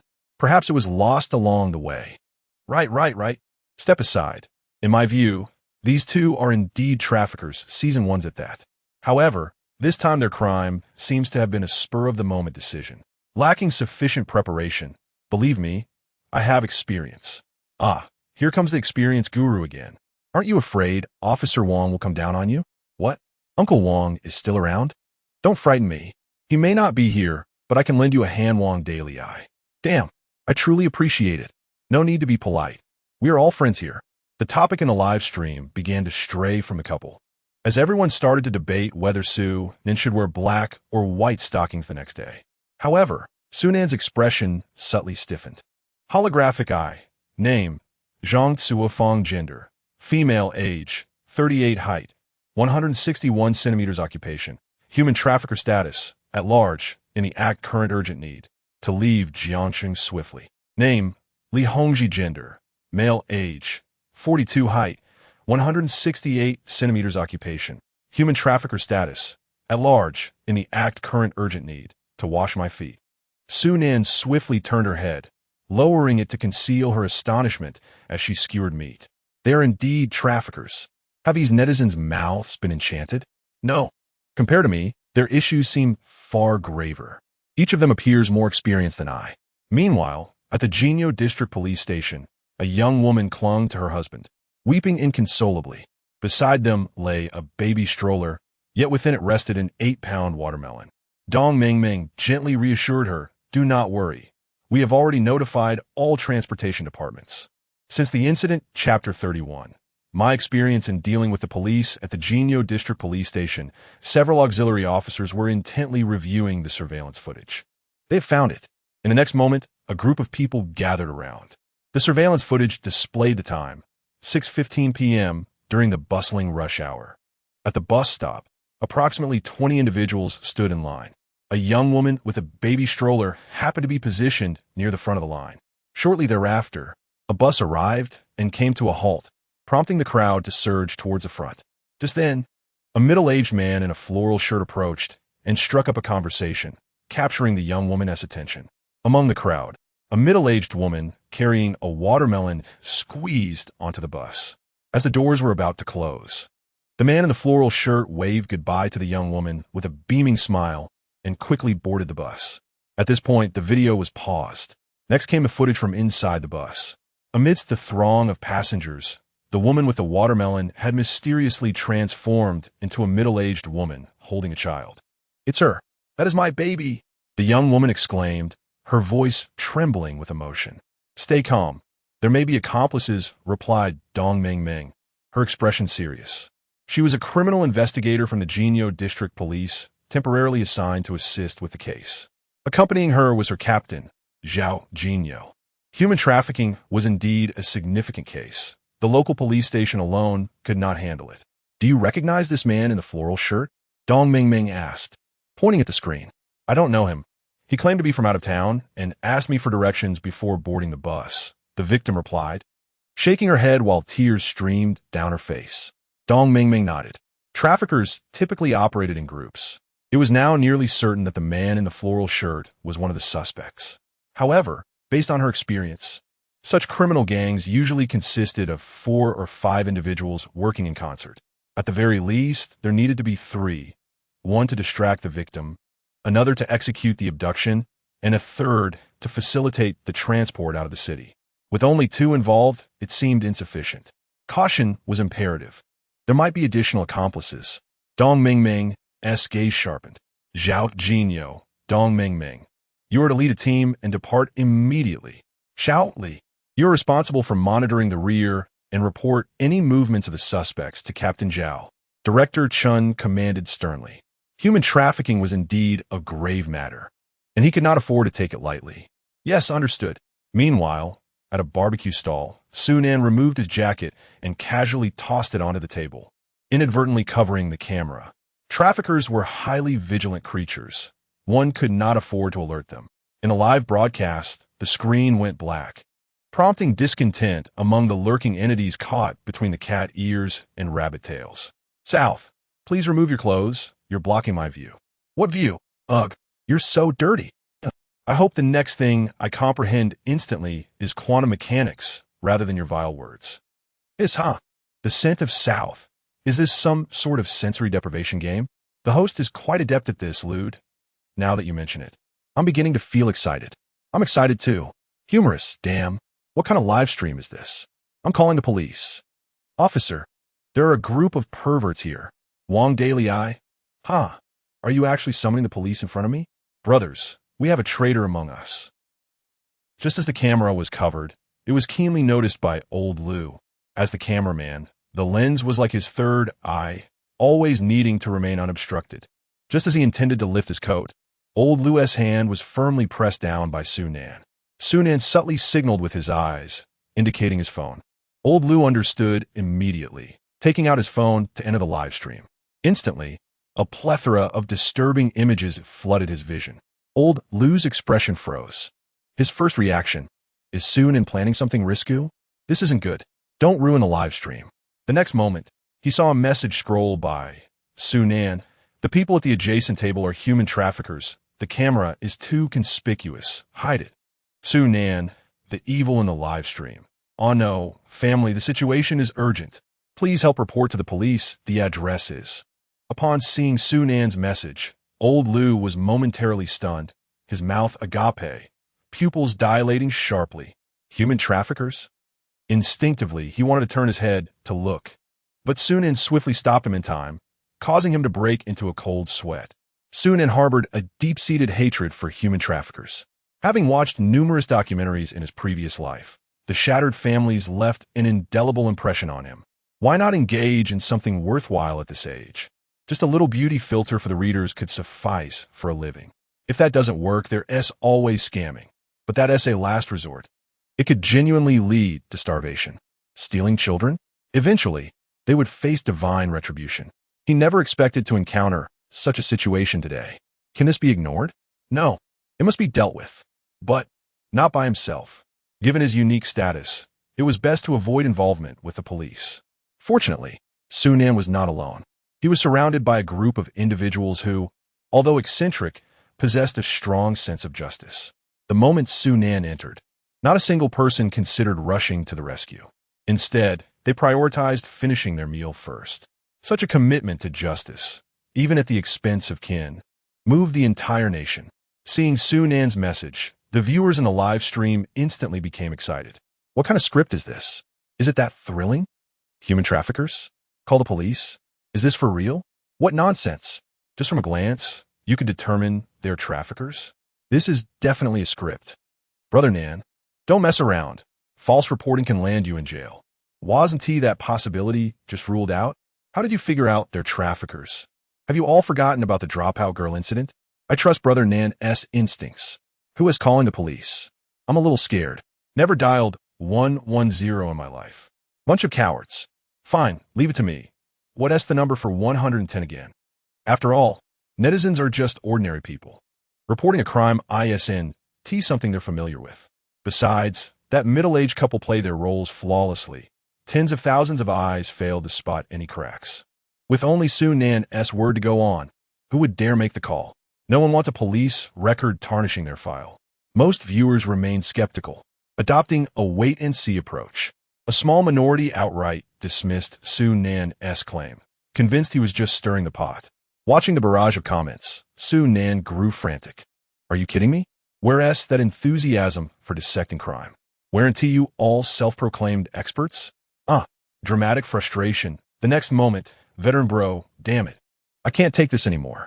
Don't you dare say you know me after this. Brother Nan, I've already called the cops. They said a child was reported missing an hour ago. Bet it's these two. They told us to stand by. Backup S on the way. Dealing with the fuzz. That's my specialty. Shock value 8, shock value 10, shock value 9. Veteran bro's message made Sue Nan's eyes sting. When everyone else doubted him, this lone voice stood firm. You, my friend, you're the real deal. Holy hell, veteran bro, SA legend. Dude, how do you officer turn into the fuzz mid-sentence? Wait, someone actually lost a kid earlier? Sweet mother of. So they're traffickers. And here they were putting on an act. First glance, suspicion, second, confirmation, third, discreetly angling the camera. Smooth and professional. Might as well claim they're spies. Thank God for veteran bro. Suddenly feeling pretty useless. Couldn't he even muster the courage to call the cops on criminals? Don't beat yourself up, kid. You can't compare to veteran bro. He has got history.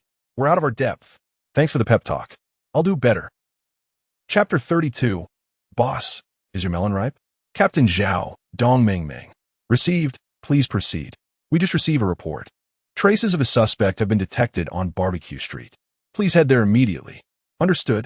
In the police car, Dong Meng Meng placed the walkie-talkie down. Meng Meng, how many years have you been in the criminal investigation team? Captain Zhao asked casually while confirming the location information. After pondering for a moment, Dong Meng Meng replied, well, about 5 or 6 years. How many similar cases have you handled? Counting this one, 3. Captain Zhao nodded and continued to inquire. What is your analysis of this case? Is this a test for me? Dong Meng Meng mused for a moment before articulating her thoughts. Firstly, I believe there must be more than 2 suspects. The reason they are not in haste to leave Jiangcheng is to meet with a third accomplice. They plan to hand over the child to this individual, who is likely the transporter. At that point, the 3 can then act separately to escape Jiangcheng. The floral shirt and the middle-aged woman have already been exposed, and the police will track them down. This is the optimal moment for the transporter to flee. Therefore, our best course of action is to apprehend all parties during their rendezvous. Having expressed her thoughts in one breath, Dong Meng Meng gazed at Captain Zhao, awaiting his evaluation. Captain Zhao nodded appreciatively. Not bad. Your thoughts align closely with mine, his eyes gleaming with unabashed admiration. Yet, he sighed inwardly. Meng Meng was indeed a formidable challenge within the police force. At 27 or 28, her mind was solely occupied with cases.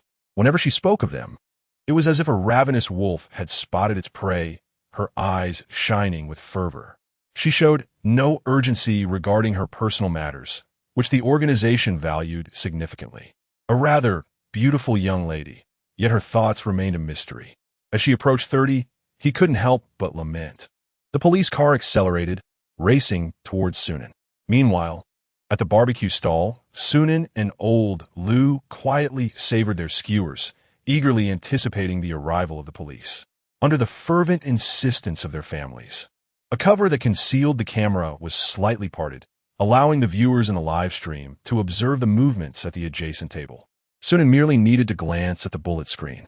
Any change at the neighboring table would be promptly reported by their vigilant online family, significantly reducing the chance of alarming the suspects.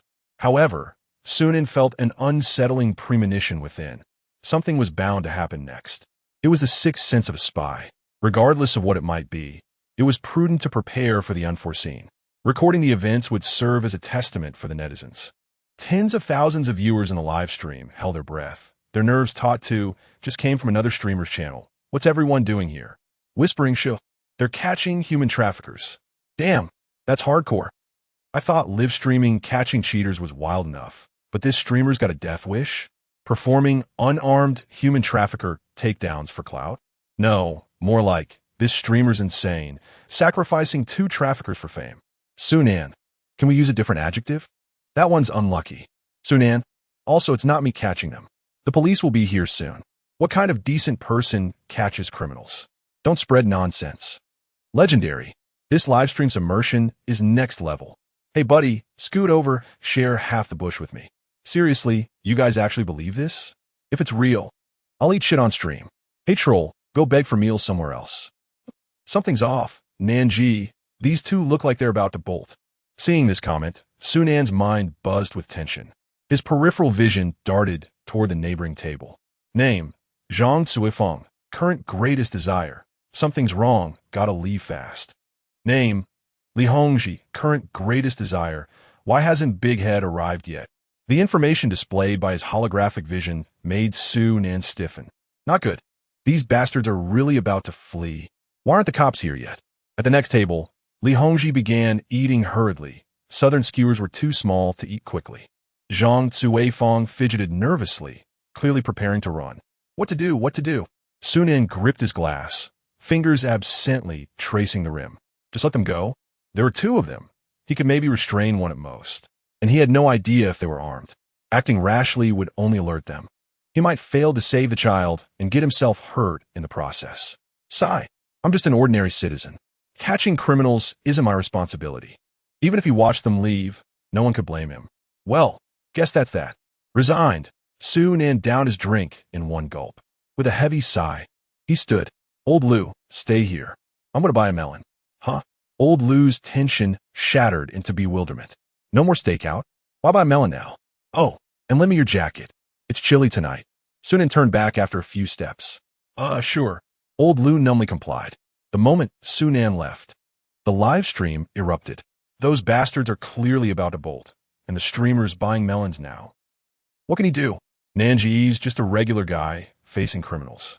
At least try to stall them, buy time for the cops. Stall? Easier said than done. This is akin to removing a hat. There is no absolute certainty, and once it is off, it could cost a life. Experience, brother. The approach taken by Sunan is indeed correct. Ordinary citizens have a minuscule chance of success when confronted by nefarious individuals. The best course of action is to report to the authorities. In my experience, those 2 ruffians might very well be armed. What? A gun? Acquiring firearms in Longwa is not as simple as that. Have you had too much to drink? To be honest, I am quite curious about the extent of experienced brother's criminal record. His knowledge seems exceedingly comprehensive. Hee. I can see that the streamer is running out of options. Gripping his coat tightly, Sunan hastened to the nearby watermelon stand. Sir, can you guarantee that your melons are ripe? Chapter 33. A master of deception. Do you think my name was chosen thoughtlessly? The barbecue street, the melon stand. In less than a minute, Sunan casually selected a melon weighing around 8 pounds, carefully wrapping it in his coat as he made his way to the barbecue stall. Skill, master of deception, the ability to borrow anything without the other party's awareness, unbeknownst. Anything. He scrutinized the skill description once more. Ultimately, he had arrived at this juncture. Sunan Said inwardly. Oh, Tongs, I hope the skill you bestowed upon me is indeed extraordinary. This is no mere theft of a phone or a wallet. This is quite audaciously the act of stealing a child, and from their very arms no less. Simply being plausible is insufficient. It must be astonishing, utterly outrageous. At the barbecue street, Dong Meng Meng, dressed casually, was glancing around with her phone in hand, seemingly awaiting someone. A small earpiece was expertly concealed within her ear. Not far away stood the barbecue stall where Sunan was located. Captain Zhao. It seems the delivery person has become skittish. She picked up her phone, feigning a voice message, whispering her report. Stay calm. These 2 won't escape. The delivery person has yet to appear. Zhao's voice echoed in her earpiece.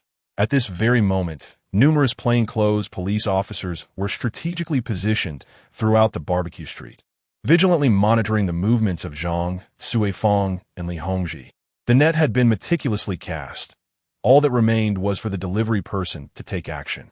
This situation feels off. Why hasn't a two arrived yet? Li Suifeng murmured, cradling the child, her eyes anxiously scanning the passers-by. An ominous premonition began to stir within her. No need to fret. Look, here he comes. Li Hongji gestured with his skewer towards a figure approaching. Following his direction, they beheld Su Nan, clutching a bulging coat, striding towards them with an air of nonchalance. As their gazes passed over Su Nan, they noticed a bald man standing not far away, who exchanged a subtle nod with Zhang and Li. The duo stood up, maintaining their composure. As Su Nan brushed past them, he stumbled slightly, inadvertently colliding with Zhang Suifeng. Just as she was about to voice her displeasure, Su Nan swiftly executed a 90-degree bow, exclaiming, "Auntie, I'm so sorry." Everything transpired in a heartbeat. Old Lu was left dumbfounded, the barrage of comments exploding. Wow, the streamer truly dares to go all in. Dangerous behavior. Minors, please do not attempt. Now I believe that Brother Nan's arrest was a misunderstanding. A person with such a strong sense of justice cannot possibly be a criminal. The situation, however, remains grim. This cannot be prolonged much longer. There is nothing more we can do. We've done our best and have no regrets. If I were in this situation, I doubt I would even dare to move. The streamer is so brave. I shall refer to him as the beacon of righteousness. Damn it, you truly have no regard for your life. Old Lu hurriedly rushed forward to rescue him. I apologize. My nephew, just turned 18, in his youthful exuberance, indulged a bit too much. After speaking, he playfully slapped Su Nan on the back of his head. Quickly apologize to your aunt. I mean sister. I'm sorry, Annie's sister. Su Nan, still bent over, shouted incoherently, attracting the curious glances of several passers-by. Zhang Suifeng, sensing the awkwardness of the situation, furrowed her brow slightly and tightened her grip on the golden nugget in her arms. With a hint of impatience, she remarked, "Be more careful next time," before hastily turning to leave, thinking to herself, "I must prioritize the important matters and avoid unnecessary trouble." Is that it? I barely felt anything, and it's over? Wow, that was less than 10 seconds. Nangu is too quick. Spread the word. Su Nan is swift. Taking such a risk, and only took 5 seconds? The cost effectiveness is abysmal. Pass it on. Nangu took 3 seconds. The biggest takeaway, my life is still intact. The earlier mishap had startled Dong Meng Meng, her heart nearly leaping into her throat. Had she not noticed the nugget still in the woman's arms, she might have charged forward to confront the wrong person. That would have been a disaster. Confirming her target at 9 o'clock, a bald man, she prepared herself as the voice of Captain Zhao echoed through her earpiece. Dong Mengming's heart raced, and she shifted her focus away from Su Nan. Meanwhile, hurry. Su Nan urged old Lu, lowering his voice in urgency. At that moment, the watermelon in his arms emitted a faint milky fragrance. The child had been swapped. That woman would soon realize it, and when she did, suspicion would inevitably fall upon Su Nan. They had to vacate the scene before she discovered the truth. Otherwise, even 8 lives would not suffice for Su Nan to evade the consequences. Because at this moment, he held not only a child but also a hard, dark object, a gun. Upon touching this solid lump, cold sweat broke out on Su Nan's brow as a torrent of anxious thoughts flooded his mind. Damn it, I never intended to take this thing. But once the skillful hand of fate activated, it felt as if he had lost control, grasping whatever came his way, an unrestrained display of chaos. The skillful hand of fate. Do you think I chose this name randomly? Old Lu, wielding a camera, followed closely behind Su Nan, weaving through the narrow streets in a frantic dash. After an arduous journey filled with twists and turns, they finally came to a halt, collapsing onto a set of stairs. Panting heavily, the trafficker is escaping. Phew, I can understand. Phew, Sonangast, why are you running? Old Lu, slumped beside him, asked in confusion, his head spinning from the earlier chaos. Why am I running? If I don't, she'll discover the child is missing and might turn around and shoot me. Su Nan replied, too exhausted to engage in further banter. Ugh, em nauseated. Just now. That jolt nearly made me regurgitate last year's dumplings. Today is my birthday, and I am feasting on lobster. This may well be the only time in my life I get to indulge like this. You, the streaming host, owe me compensation. Woe is me. Do not waste it while it's still warm. Ugh, enough already. I feel nauseous too. But seriously, brother, why did you run away?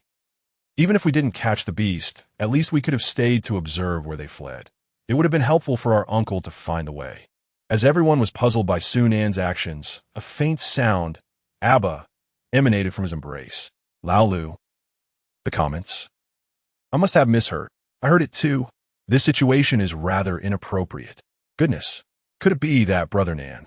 In the next moment, Sunan let out a sigh of relief and cautiously lifted the hem of his clothing. A chubby little face appeared in front of the camera, its large, watery eyes curiously surveying Sunan, occasionally emitting Abba sounds. Upon beholding this rosy-cheeked visage, Sunan smiled effortlessly. It was worth it. I told you to snatch a watermelon. Upon seeing the golden swallowing beast, Lao Lu gasped, leaning back in shock, his double chin becoming apparent. The comments section erupted. Heaven above, did you truly manage to sneak away with a child? What? No. You. This. Steal? When? Just from that collision? Impossible. That whole process took less than 3 seconds. Can one really snatch a child? Brother Nan, I must inquire. Is this skill of yours from a Western fantasy or an Eastern one? Experience Master, you are knowledgeable. Please step forward to clarify. Experience Master, let me see. Stealing requires finesse, but Nan's technique. Well, he has none. Matters of fairy arts are beyond my purview. Cyber Taoist, please elucidate. Cyber Taoist, ahem. Everyone, trust in science, and connect to the internet scientifically. The astonishment levels soared. 50, 45, 33. Chapter 34. Suspect Sunan and accomplice old Lu. Sunan felt a chill run down his spine as he read the barrage of comments. A wave of belated fear washed over him. Immortals, it's just one little kidnapping. What's the big deal? Haven't any of you ever kidnapped someone before? With a guilty conscience, he defended himself. Don't spout nonsense. What decent person would steal? This is called bartering. And besides, the woman didn't even object. What kind of bartering is this? Even though Brother Nan is doing a good deed, shouldn't you consider turning yourself in? So, this morning wasn't just a misunderstanding? No wonder the streamer ran. If that human trafficker finds out, he chew Brother Nan alive. Let us be bold. Maybe Nan is hiding from the cops. Brother Nan might be some reclusive master thief. Thief my ass. Someone as good as Brother Nan should qualify for a reduced sentence, right? Sorry, I'm new here. Didn't this streamer get arrested? Why does he still live? Don't ask. He escaped. Horrified, don't worry. He'll probably get locked up again soon.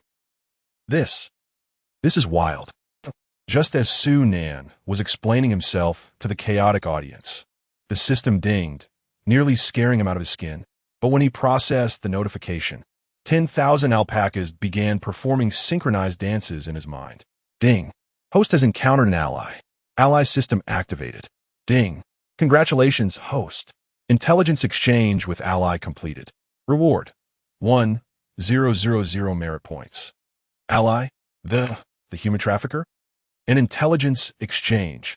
Sunan glanced down at the little gold devourer in his arms, then tilted his head back at a 45-degree angle toward the sky. He was utterly speechless.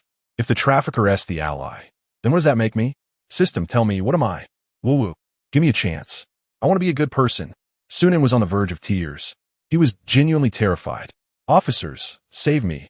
I'm surrounded by allies. Beside him, old Lu watched Sunan's expression shift wildly. A creeping unease settled in. Xiao Nan, what is that in your hand? From a moment they began their escape, Sunan's right hand had remained hidden beneath his jacket. At first, it could be explained. He was holding the child, so his hands were occupied. But now, with the child resting on his lap, both hands should have been free. Yet Sunan stubbornly used only his left hand to scroll through his phone, keeping his right hand tense. And that slight bulge in his jacket, something was clearly concealed there. Old Lu swallowed hard. He was starting to feel afraid. This Sunan, though probably a good person, was undeniably bizarre.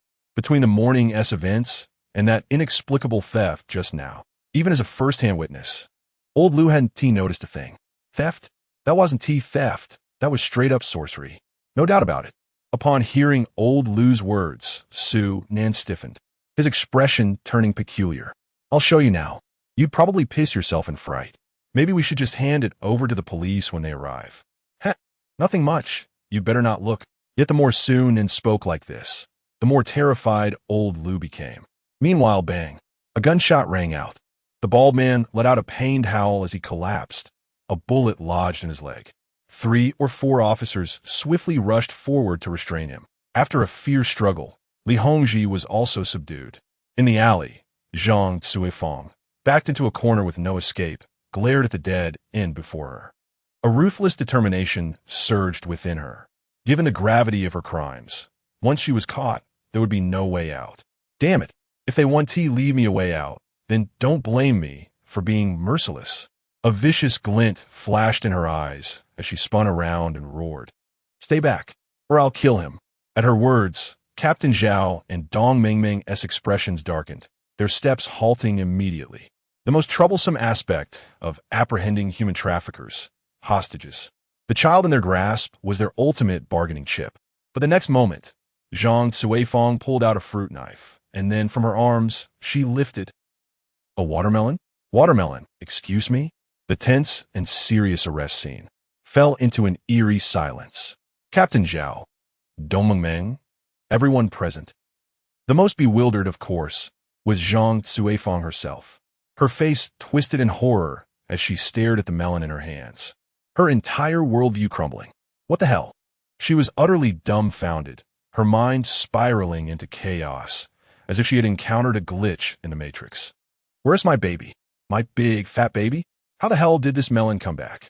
She distinctly remembered placing the watermelon into the victim's stroller herself. And now, the melon had somehow returned? Zhang Cuifeng's pupils lost all light, her expression vacant, like a complete imbecile. Even as she was shoved into the police car, her mind remained utterly blank.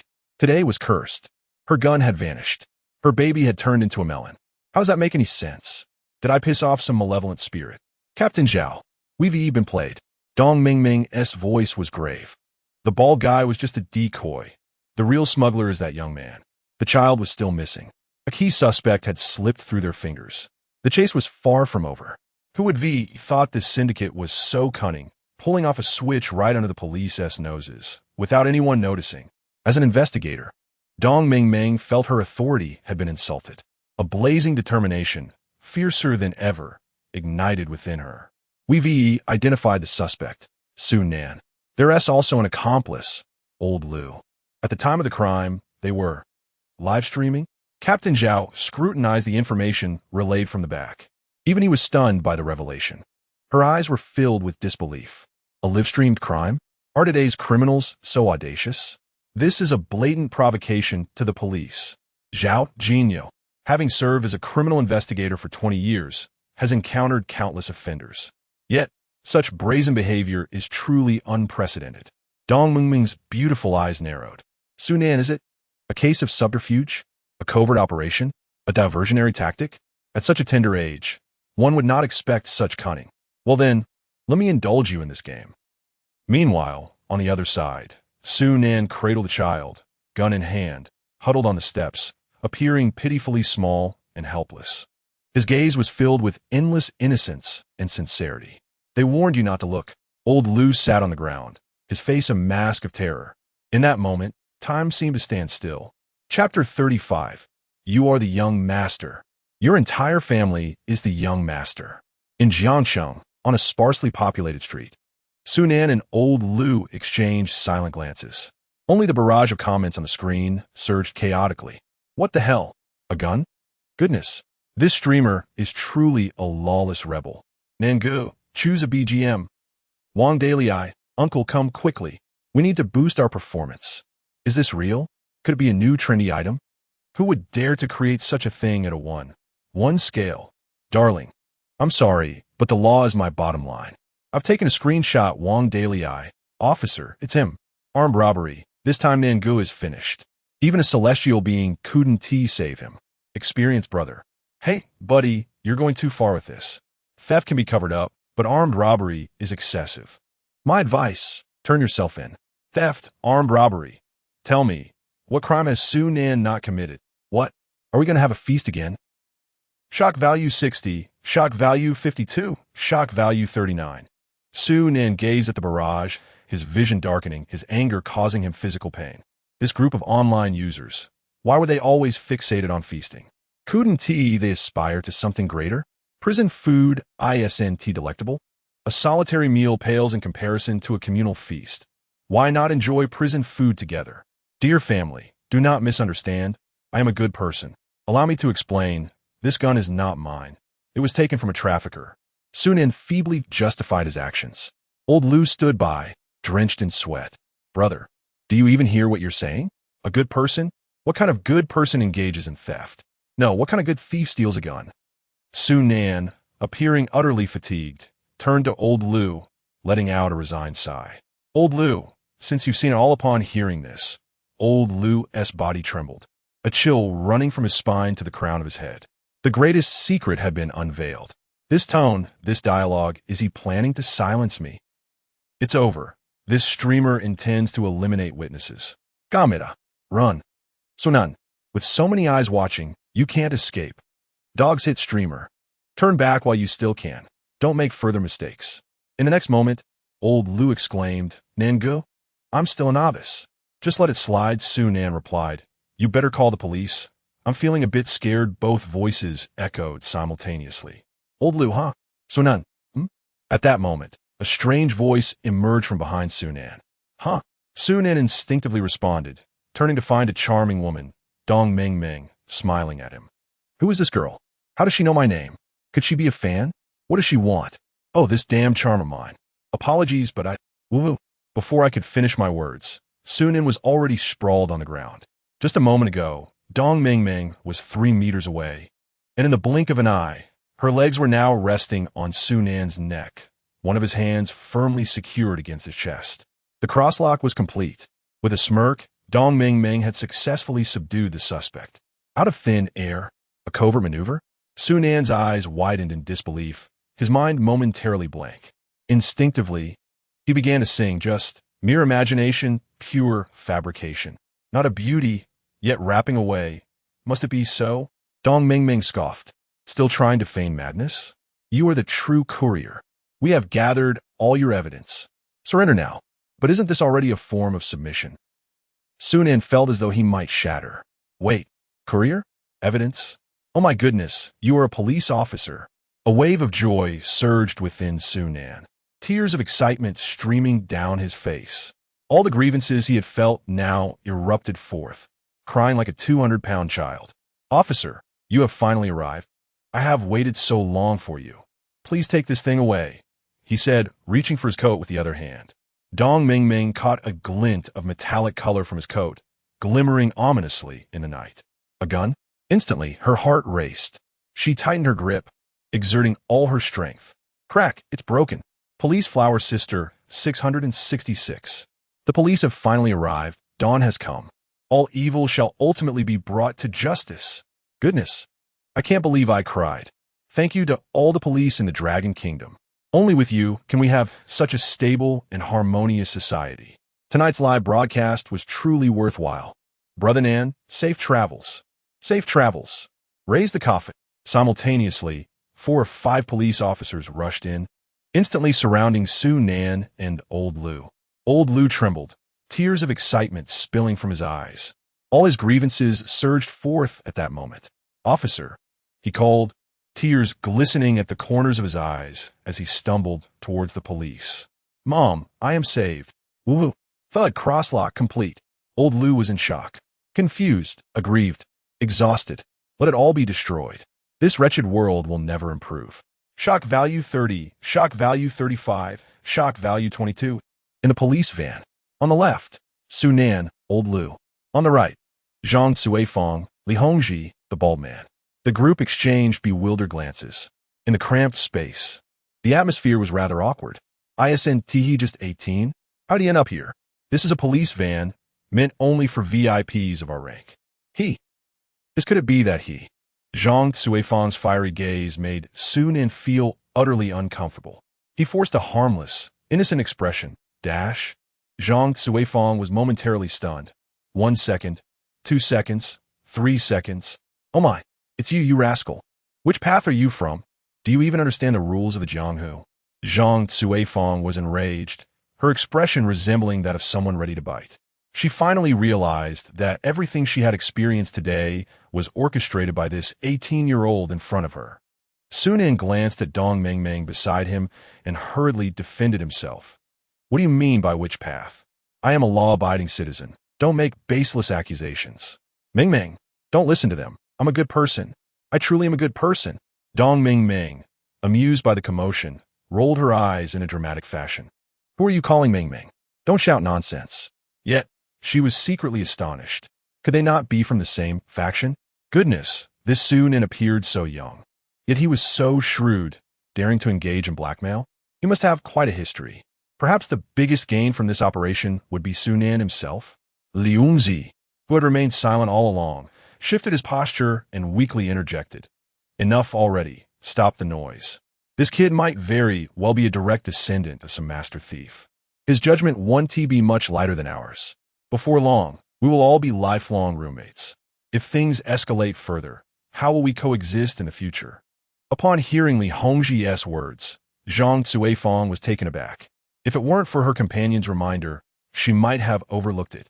The skill Su Nin displayed could very well be that of a master's direct lineage. She would even believe he was the reincarnation of a master. In the Jianghu, no matter the faction, anyone associated with the title of master is usually quite astute. It's possible there are numerous brothers lurking in the shadows. If she were to offend this young master of the thief clan, her future would likely be fraught with hardship. I was short-sighted. Please do not take offense, young master. Zhang Cuifang deflated, her heart filled with dread. Su Nin was on the verge of tears. You are the young master. Your entire family is the young master. Officer Mengmeng, slander. She is slandering me. You must listen to my explanation. Dong Mengmeng chuckled affectionately. All right. No rush. I'll hear your excuses when we return fish. What a fish. A truly enormous fish. Ding. Host is about to be exposed. Do you wish to activate battle mode? In a critical moment, the system asserted its presence. Su Nin exclaimed in despair. Shut up. Dong Mengmeng's gaze sharpened. I wasn't referring to you, Officer Dong. Sunan lamentif. Oh dear, the police car sped away. Chapter 36. Let's dive in and clean up for further use on the internet. The last image that the viewers in the live stream witnessed was that of Su Nin within the confines of a prisoner transport vehicle. How familiar this scene feels. The debate between the heir of the thieves' sect and the human trafficker was clearly heard by family members. On this particular night, Su Nin's live stream transitioned from capturing criminals and rescuing abducted children to an astonishing twist as he himself was apprehended and incarcerated. In the blink of an eye, he transformed from a beacon of positivity and righteousness to a figure of noble sacrifice, daringly placing himself in perilous situations. Ultimately, Su Nin was caught, marking the end of this episode with a flourish. It was explosive. This spectacle was nothing short of sensational regardless of its setting. The reactions were palpable. Shock value 56, shock value 62, shock value 55. Goodness, young master, master's teachings. Su Nin is undoubtedly a significant figure in the realm. What a revelation. I can't believe I followed such an extraordinary character. Wait, an extraordinary troublemaker. Seriously, with such capabilities, why would he even start a business? He must have gotten too entangled, seeking redemption and a life in the sunlight.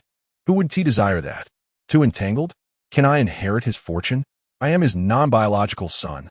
If memory serves, he just entered this morning, and he is back again? It's different now. Hasn't he, the young master, leveled up? This morning, it was the local police. Now, it's the Public Security Bureau. This morning, it was a police car. Tonight, it's a prisoner transport. Aha, having cleared the beginner's village. Isn't it time to tackle a high-level challenge? I do feel for the cameraman. My sympathies go out to him. Following the streamer, I ended up in a prisoner transport. Worth it. Do you think Su Nin will manage to get out this time? Of course. PLL emerged reclining. The entire process of Su Nan's arrest was thoughtfully edited by his fans and disseminated across the internet once more. Each high-octane moment was akin to dropping grenades into a pond, instantly sending shockwaves throughout the web. Various videos related to Su Nan surged to the forefront of multiple trending lists. Entertainment sector. Entrepreneurial star contestant Su Nan apprehended again. His true identity turns out to be. Legal sector. The Thieves Sect heir exposes himself to save abducted children. Can he apply for a reduced sentence? Netizen district. How can I inherit a stranger's fortune? Waiting online, quite urgent. Suddenly, a multitude of people are vying for my father. I require legal assistance. Various marketing accounts went into a frenzy, thoroughly capitalizing on Su Nan's situation. Eye-catching headlines flooded the major forums' trending lists. Variety streamer arrested twice in one day. A distortion of humanity or a moral decline. The heir of the Thieves Sect makes his debut in Jiangxing. The whole city's batteries in jeopardy. Pure prison influencer Su Nan has completed his first evolution, crossing the trial at Golden Bull Public Security. The capture of Su Nan ignited a frenzy across the entire internet. Meanwhile, in a prestigious residential community in Jiangxing, Lu Bo abruptly sat up in bed, clutching the phone. What the hell? What is going on with Su Nan? Be more explicit. The mere mention of Su Nan sent his body into a state of heightened alert. A result of his acute PTSD. The assistant's voice crackled through the phone. Director Lu Su. Su Nan is in again. You should check the trending topics. Silence. In the next instant, Lu Bo felt as if he had been struck on the head, his vision clouding. What does it mean he isn't again? Does this man possess some quantum entanglement with the police? Trembling, he clicked on the trending news. And a barrage of explosive videos danced frantically across his screen, sending his blood pressure soaring. His first reaction, what an astonishing level of attention. His second reaction, what the? A thief king? Then, the world spun around him. The police, criminal investigators. All right, so a mere precinct can no longer satisfy you. Can it? You've escalated to a high-end operation. He had thought Su Nan had already landed himself in serious trouble, only to discover there was even more at stake. He regretted ever bringing him in. That once innocent and naive child. How had the situation turned so dire? Thief King, my lord. Where did it all go wrong? I can't comprehend. His head throbbed. Where's my mind? Director Lu, what should we do? The assistant's voice was still on the line. What should we do? Are we preparing for my funeral? Perhaps a grand affair to commemorate my impending demise. Lu Bo gazed at the ceiling at a 45-degree angle, tears streaming down his face. I'll draft my resignation letter, hoping to leave with some semblance of peace. The anxious assistant interjected. Director Lu, shouldn't we rescue him? Look at this overwhelming attention. I watched the complete live video. It seems Su Nan might be innocent. Perhaps we can get him out and salvage his reputation? Lu Bo replied. Name? Su Nan. Age? 21. Gender? Male.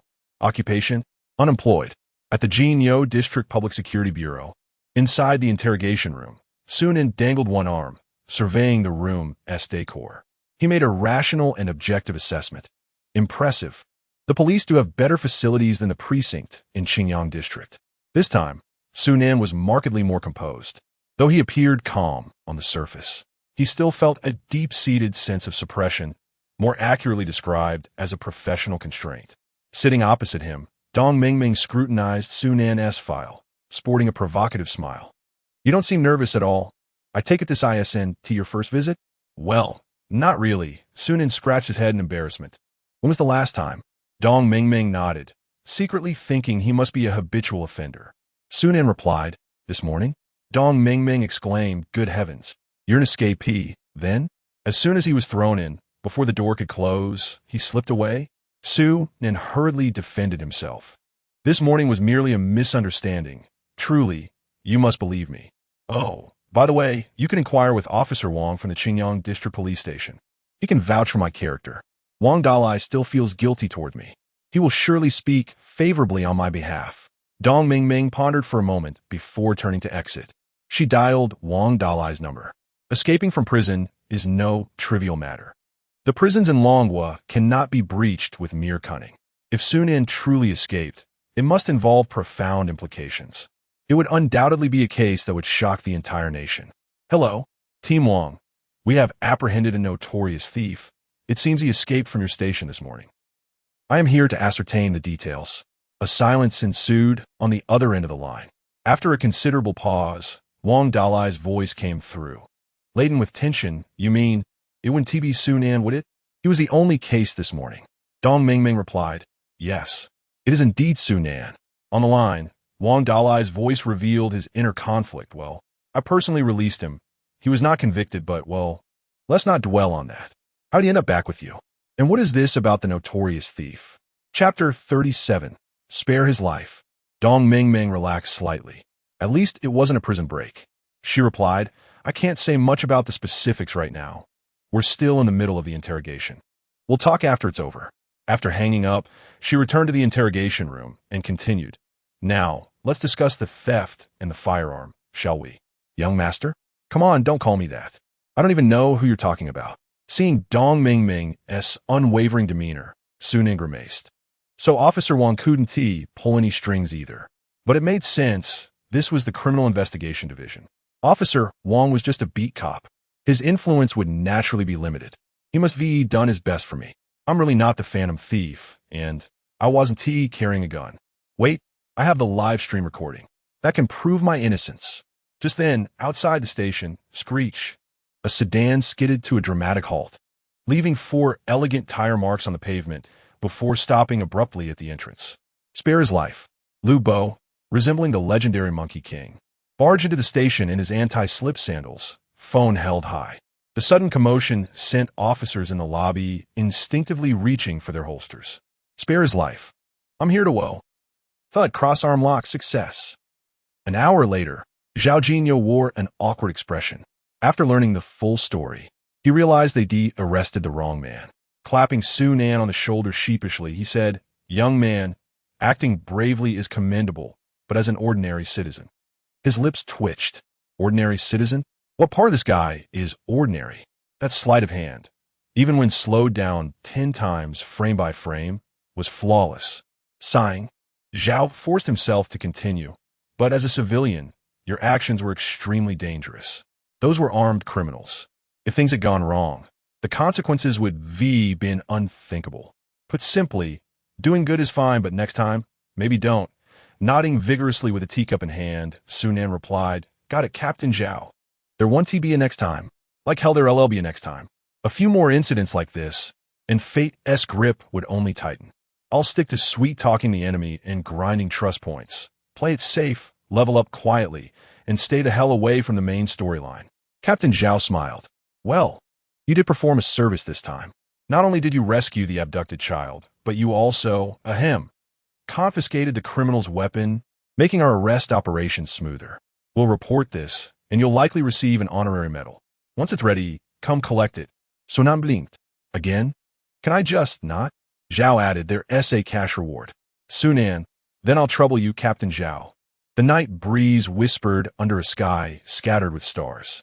Lu Bo, Sunan, and old Lu stood motionless at the entrance of the police station, exchanging silent glances. In each other's eyes shimmered the glistening tears of survivors. Lu Bo reiterated his instructions to Sunan and old Lu once more before stepping on the accelerator. Virum.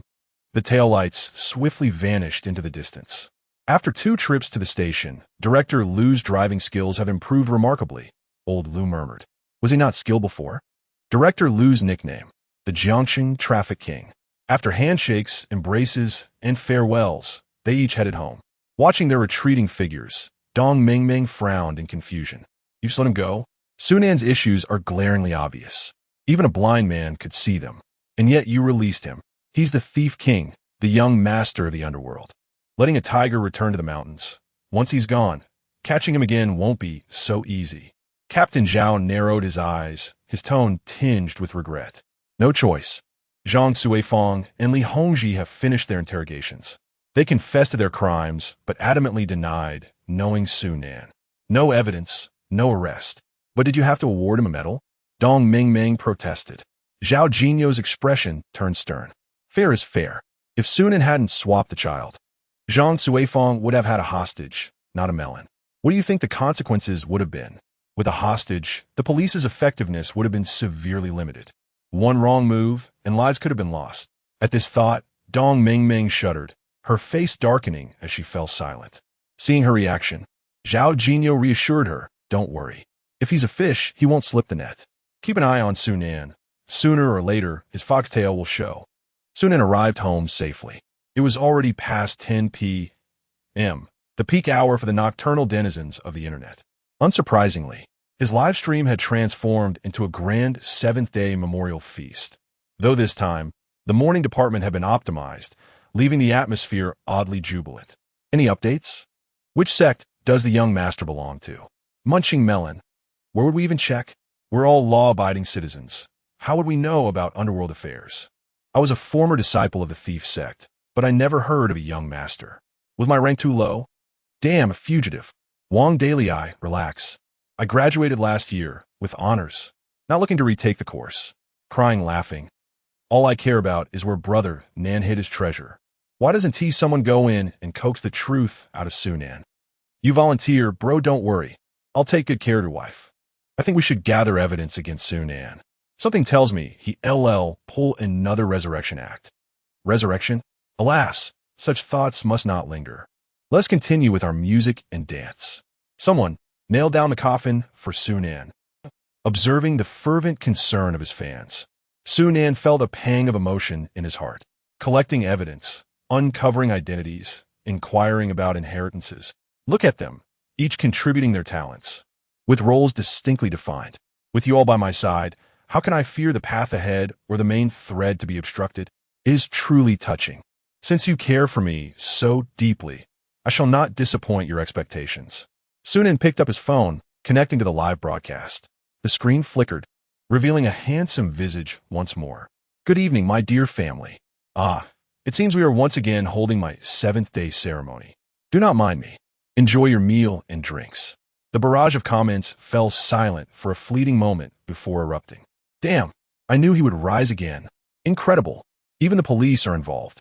How did he escape? Wang Dalai Dong Mingming. Sunan has broken out again. I can only say, the young master is remarkable. Upon seeing the term young master, Sunan's lips twitched. The police have clarified that it was all merely a misunderstanding. There is no need for concern. Another misunderstanding? Could be so fortunate to have two in one day. Is this truly a misunderstanding? Guns were drawn, and it's still a misunderstanding? He went live immediately after escaping, assuring us of his safety. I'm genuinely moved. I understand. Is the content of the upcoming live session about fleeing? Young master believers, do not speak recklessly. I believe the young master did not escape. Upon reading this comment, Sunan felt a warmth in his heart. You believe in me? Even though you call me young master, and your ID is somewhat outrageous, you actually believe in me. So many have forsaken me, yet you still trust me. Sunan's Chapter 38, Dog System, You've Got My Bug. After providing a brief explanation, Sunan closed the live stream. As usual, he freshened up and went to bed, lying down wearily and embarking on his nightly ritual. Summon the system. With a swift motion, Sunan's profile materialized. Name, Sunan. Level, Intermediate Spy, LV1, 0-10,000. Enemy Trust Points, 2,358. Enemy Emotion Value, 108,000. Merit Points, 1,000. Lucky Spin, 0 times 1. 000 trust points can be exchanged for 1 spin. After a whole day, the trust points only amounted to a little over 2,000. This signified a complete loss of trust from the enemy. However, it was hardly surprising. Who would trust someone who had been confined to the little black room twice in a single day? Regaining their trust would require a gradual effort in the days to come. Nonetheless, the emotion value and merit points? These two newly added attributes immediately captured Sunan's attention. He opened the emotion value details. Enemy emotion value. Collectible after the enemy's doubt reaches 100. Convertible to soft currency at a 1:1 ratio. Enemy emotion value. 108,000. Congratulations, host. Your accumulated emotion value has exceeded 100,000, unlocking the super lucky spin. In an instant, the screen flickered, revealing a lottery page reminiscent of legendary effects. Super lucky spin, 0 times 100. 000 emotion value can be exchanged for 10 spins, a wild horse. The super gambler's joyful wheel. The crude visuals were overwhelming, demanding 100. 000 emotion value to begin. What was the intent here? The system earns and the system spends, yet it seems to seek to take it all away. If they were to fleece the players, they could at least put in a modicum of effort. They ought to learn from the royal casinos, with their alluring dealers and online card games. Sunan felt a lump in his throat, unsure of where to vent his frustration first. With 100 emotion value, wouldn't it be more delightful to convert it to soft currency? Only a fool would gamble. Even if he were to perish today, he wouldn't. Beep. Detecting host's emotion value at 100 Would you like to initiate 10 consecutive draws? Fine, let us draw once. Lottery initiated. Remaining emotion value 8000 Sunan. Sunan. The wheel began to spin, accompanied by jubilant lottery sound effects. For a brief moment, Sunan was taken aback, then erupted in fury. You repay me. You got my bug. Beep. Congratulations, host. You have obtained the item. Sneaky Sneakers enhances leg power, allowing you to move swiftly. You damn it. Beep. Congratulations, host. You have gained the attribute. Charm 10. Beep. Congratulations. Host, you have gained the attribute. Charm 10. Beep. Congratulations, host. You have obtained the item. Fountain of Sincerity, just a drop. And every question will receive an honest answer. Congratulations, host. You have acquired the item. Fragrant soft smoke, a delightful aroma, an exquisite softness, an essential tool for capturing enemies. Though caution is advised as it is indiscriminate of friend or foe. Congratulations, host. You have gained a trait. Charm 10. Amidst Sunan's impotent fury, the system's lottery concluded, restoring tranquility. 3 items materialized on the bed, and as Sunan clutched his heart, his gaze fell upon them, his spirits lifting significantly. It must be said that the odds of obtaining delightful items this time were markedly higher than before. To his astonishment, 3 items emerged from the 10 draws. Quite impressive. Furthermore, their names appeared relatively normal and practical. Yet upon inspection, Sunan gasped, and gasped again. These 3 items were utterly disappointing. Stealthy Leisure Sneakers enhances leg power, allowing one to move with great speed, especially useful during a flight or urgent mission. However, they were a pair of women's high heels. One could easily imagine that during a moment of escape, Sunan would face a dire choice, either endure the absurdity or face demise. Next, he examined Fountain of Sincerity. A single drop guarantees answers to any inquiry. Each response, an undeniable truth. An invaluable tool for extracting intelligence, simply surreptitiously added to the enemy's food. No fear of silence from the foes, nor of false information. Yet, this yellow-green, luminescent, viscous liquid bubbling ominously would likely provide little intelligence from any enemy audacious enough to consume it.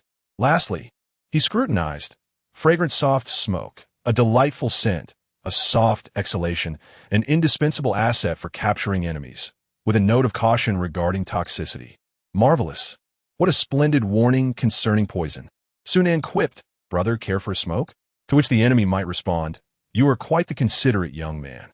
But wait, why are you wearing a gas mask?" With a grimace, Sunan tucked away the 3 treasures, incessantly reassuring himself. "Calm. It's fine. One will become accustomed." Finally, Sunan took a deep breath, covered his eyes, and opened his personal attributes. Name, Sunan. Charm, 250. Your presence is undeniable. The star of espionage will shine brightly. The star spy system, you say? Pray tell, how much charm lies within your prize pool? Are you even aware of your odds? This is a blatant violation. Such brilliance, for someone who has been incarcerated twice, is hardly a blessing. Today's experiences compelled Sunan to contemplate his escape routes. If ever the day arose when he required flight, how could he even blend into the crowd? May that day never come. Resigned, Sunan closed his eyes and gradually drifted into slumber. In a dream, Sunan donned a pair of elegant women's high heels, striding briskly down the street, a fragrant, soft cigarette held delicately between his lips. Behind him trailed hundreds, perhaps thousands, of police officers. In the ensuing 2 days, Su Nan and old Liu adhered closely to Director Liu's admonitions, remaining confined within the walls of their abode. When hunger struck, they ordered takeout. When thirst beckoned, they summoned couriers. When fatigue enveloped them, they called for Green Bull. Such a lackadaisical live stream bore no semblance of entertainment value, and the online viewership began to dwindle gradually. Yet, Su Nan remained utterly indifferent. He merely wished to endure these 2 days in tranquil anticipation of the commencement of the second round of the competition. It seemed that once the contest began, there would be fewer complications to contend with. As for these 2 days, who needed popularity or showmanship? Simply surviving sufficed. My lord, you've been cooped up indoors all day. Are you perchance incubating eggs? Indeed, why not take a stroll? If nothing else, how about live streaming a chat with some lovely ladies? Perhaps we could even sneak a peek at the ladies' stockings. Let me clarify, I solely wish to observe Brother Nan's technique, nothing more. Are you attempting to ensnare the host? This is clearly his sanctuary. The moment he steps outside, capture is inevitable. Shouldn't our Lord demonstrate some thievery skills live? I wish to learn. Count me in. I advise you all to remain composed. The ominous aura surrounding our Lord is not something mere mortals can withstand. Why does it feel like our Lord has become even more dashing after a couple of encounters with the law? Indeed, could it be that our Lord is cultivating some arcane practice that requires the energy of the precinct? That makes sense. No wonder he frequents the station. Perhaps he's orchestrating a grand scheme. Brother Nan, if you don't focus on your broadcast, your audience will dwindle completely. Su Nan offered a cold smile. What is popularity worth? Glancing at the time, he cheerfully declared, Dear friends, we shall conclude here for today. Farewell. What? Are you signing off already? Surely not. After an entire day of inactivity. Protest. This is sheer negligence. Amidst the lamentations of the audience, he ended the live stream. Su Nan exhaled a sigh of relief, glancing at the notifications on his phone. All contestants, please arrive at the studio by 8 a.m. tomorrow for the recording of the second round of the competition. At last, it was about to begin. Chapter 39. Setting aside the criminal facts for a moment in the blink of an eye, the notorious fugitive Su Nan has once again evaded the clutches of justice. Various sensational headlines related to Su Nan have ascended to the trending charts. Following today's revelations, numerous marketing accounts have suddenly realized that Su Nan is a veritable goldmine of traffic. The excitement surrounding him flows unabated, akin to an incessant stream, irrespective of occasion or time. Countless accounts, reliant on traffic for their existence, have swiftly pivoted their focus to this individual, recognizing that associating with him guarantees a surge in popularity. In a flash, the influx of marketing accounts resembles ravenous wolves drawn to the scent of fresh meat, all converging on Su Nan. His follower count swells yet again, even as he slumbers. The following day, Su Nan stretches luxuriously, awakening with a sense of comfort. He stirs from his slumber, his mind gradually coming to life. It feels as though he had dreamt of boundless possibilities, though the specifics elude him. Yet, he vividly recalls a moment where he was surrounded by admirers, living a life free from want. What a splendid dream it was. After rising and freshening up, he casually checks his phone while rinsing his mouth, astonished to find nearly 2 million followers. His brushing hand falters momentarily before a bemused smile graces his lips. The online community, while vocally decrying him as a lawless scion, seems to be rather sincere in their affection. The trust points from his adversaries have surged from over 2,000 to 5,000, a remarkable increase of about 3,000 in a single night. However, this pales in comparison to the 100,000-point leap on the night of his championship. It is simply too sluggish. Although the adversary's emotional points can be exchanged for virtual currency, achieving emotional points requires a prerequisite of 100 skepticism. To meet this condition, one must traverse the main storyline. Yet, the main path is fraught with peril, a gamble where the stakes are life and death. A strategy to rebuild trust must be devised. Resolved, Su Nan hastily completes his morning routine, dresses, and ventures outside. At the Jiangcheng television station, in the broadcasting studio, host He Ling passionately delivers her opening remarks. Welcome to the second round of the Star Entrepreneur Competition. The moment the program airs, viewers flood into the live broadcast room. The atmosphere heating up even before the show truly begins. Let me see what secrets await us today. Humorous. They're here. I brought the director's entire household registration. Where's the scion? I want to see him. This dog-themed program is finally on air. I skipped work today just to catch this. Wow, brother. You're impressive. No need for a dog bowl? Unlike me, who can only afford to binge watch in the restroom. What dog bowl? I own the company. I can come and go as I please. Whoa, the boss is bold. Is your company hiring? My boss is a complete fool, and I'm contemplating a jump. The atmosphere was charged with excitement, as a certain employee's lackadaisical attitude prompted thoughts of potential dismissal. Suddenly, a familiar visage caught the eye, leading to a moment of bewilderment. Wait, your profile picture seems oddly familiar, one remarked, only to be met with a stunned silence and palpable embarrassment as the job hopper exited the live stream. The CEO, irate, exclaimed, "Hey, who are you calling foolish?" Shortly thereafter, he too departed the scene, leaving behind a wave of laughter. Tonight, the rooftop winds shall echo with revelry once more. One quipped, laughter mingling with tears. You see, this is the job hopper's cunning strategy. He plays the fool to provoke his boss into a dismissal, only to emerge victorious with a severance pay. As the banter continued, Ling adeptly guided the show forward, unveiling the rules for the second round of competition. This time, the stakes were raised. Contestants would not choose their entrepreneurial pursuits freely, but rather draw randomly from a selection of 10 career cards prepared by the production team. With the rules articulated, an upbeat background score filled the studio, and a display of 10 career cards, akin to playing cards numbered 1 through 10, illuminated the screen. Now, let all contestants take the stage to draw their cards. Following the staff's direction, contestants like Su Nan and Ji Buizhong ascended the stage. The moment Su Nan appeared, he instantly captivated the audience, drawing the attention of hosts, photographers, lighting crews, and even the director lurking in the corner. The three judges seated below wore expressions of intrigue, their curiosity piqued by the recent stirrings caused by Su Nan. It dawned upon them that this world resembled a vast asylum, with each individual exhibiting their own brand of madness.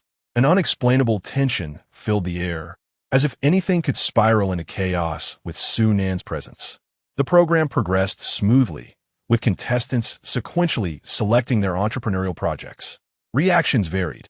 Those who drew conventional ventures, such as toy stalls or beverage stands, maintained a semblance of calm, contemplating how to distinguish their stalls to attract passersby.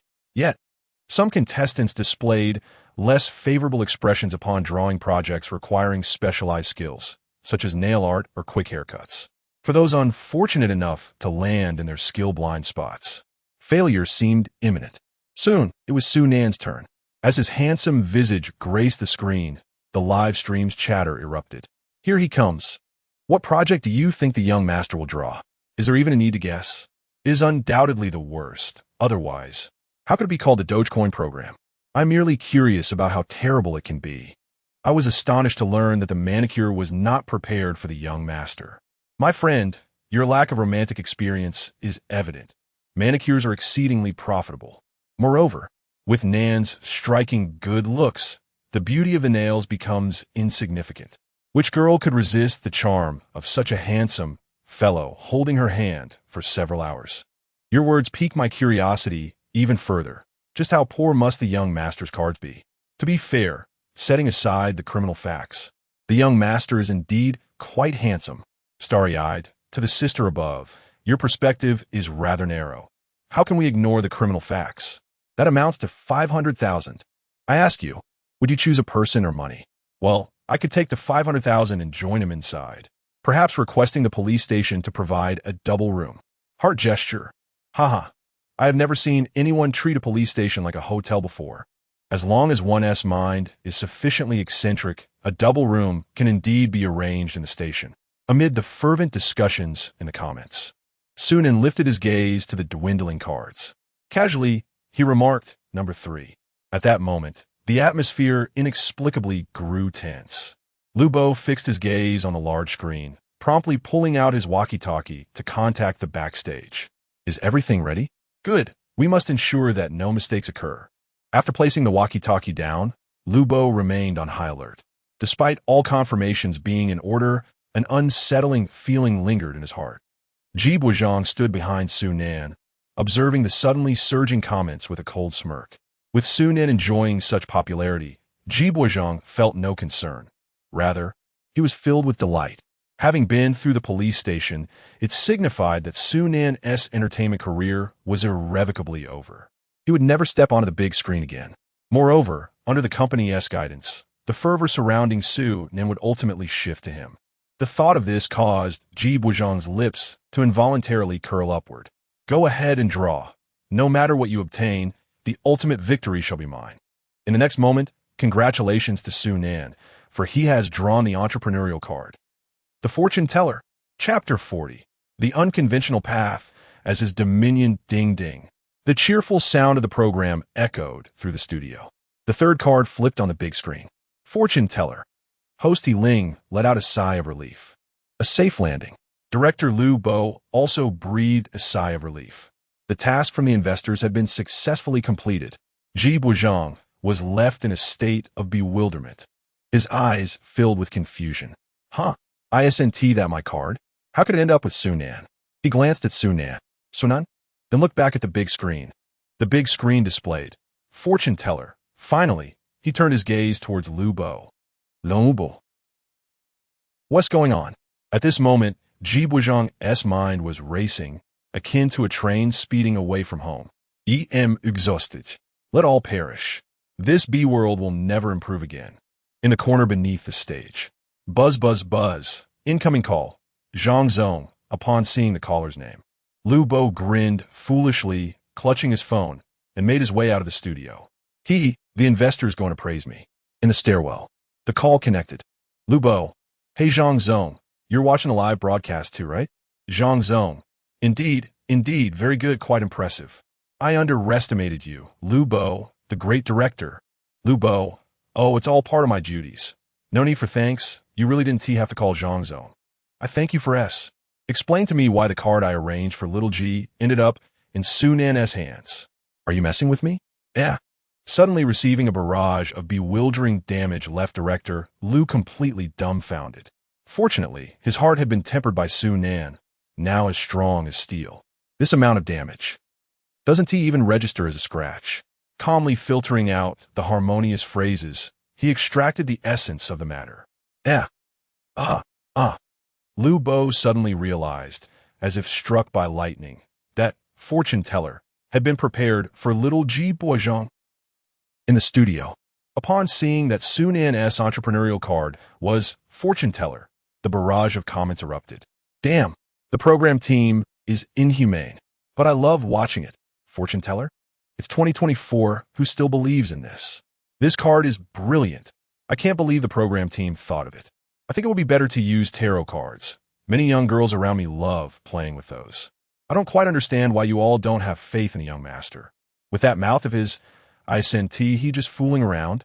No, you should say, with Su Nan's mouth, he just asking for a beating? I can't stop laughing. Wait a minute, suddenly a thought struck me. Su Nan could use the beatings to claim medical expenses. Damn, this approach is definitely feasible. It is indeed a commendable idea, albeit somewhat laborious, haha. Suddenly, I feel a pang of sympathy for Nan. You must be new here. Do not waste your compassion on the young master. Let us simply await his splendid triumph over the production team. Oh, are you all this optimistic? You do not understand. Su Nan is quite a character, often entangled in the supernatural. I cannot agree more. The realm of the rogue is indeed the dominion of Su the Thief King. I do not believe in the supernatural. If Su Nan manages to win this time, I shall live stream myself consuming excrement. No need for that. I'll be tired of it. Then I shall publicly broadcast my browsing history. Goodness, are you serious, my friend? The sorrows and joys of humanity are not interconnected. The live streaming room buzzed with the exuberance of a festive celebration. However, Ji Buozhong stood dazed at the side of the stage, clutching a card labeled fishing. Though present in the studio, his mind had already drifted elsewhere. Fishing? What fish am I supposed to catch? Am I to become bait? Why is this happening? Where did it all go wrong? Uncle Zhang assured me everything was in order. My head aches. The entertainment industry is too murky. Perhaps I should consider a different path. Observing the system's back-end information, the rapid increase in trust points was nearly surpassing the author's remuneration. Sunan furrowed his brow. The most pressing issue he faced was his family's lack of trust in him. He must swiftly shed the title of Thief King and convince these netizens that he, Sunan, is an upstanding citizen. Yet, the card in his hand, fortune teller, it is nothing but a grand deception. Even if he discards the moniker of Thief King, being a charlatan does not seem to be a reputable alternative. What should I do? Perhaps I could attempt to be a conscientious swindler? That sounds utterly absurd. On stage, all competitors had received their cards. He Ling, facing the camera, excitedly announced, "Now, each contestant may proceed to the staff to collect their entrepreneurial funds. The second round of Entrepreneur Star officially commences." As her words echoed, the camera crew, who had long been on standby, hoisted their cameras and began to follow their respective contestants into action. Sunan and Ji Buichong, burdened by their minor troubles, commenced the recording of the program. In the subway, Sunan donned a tattered gray robe.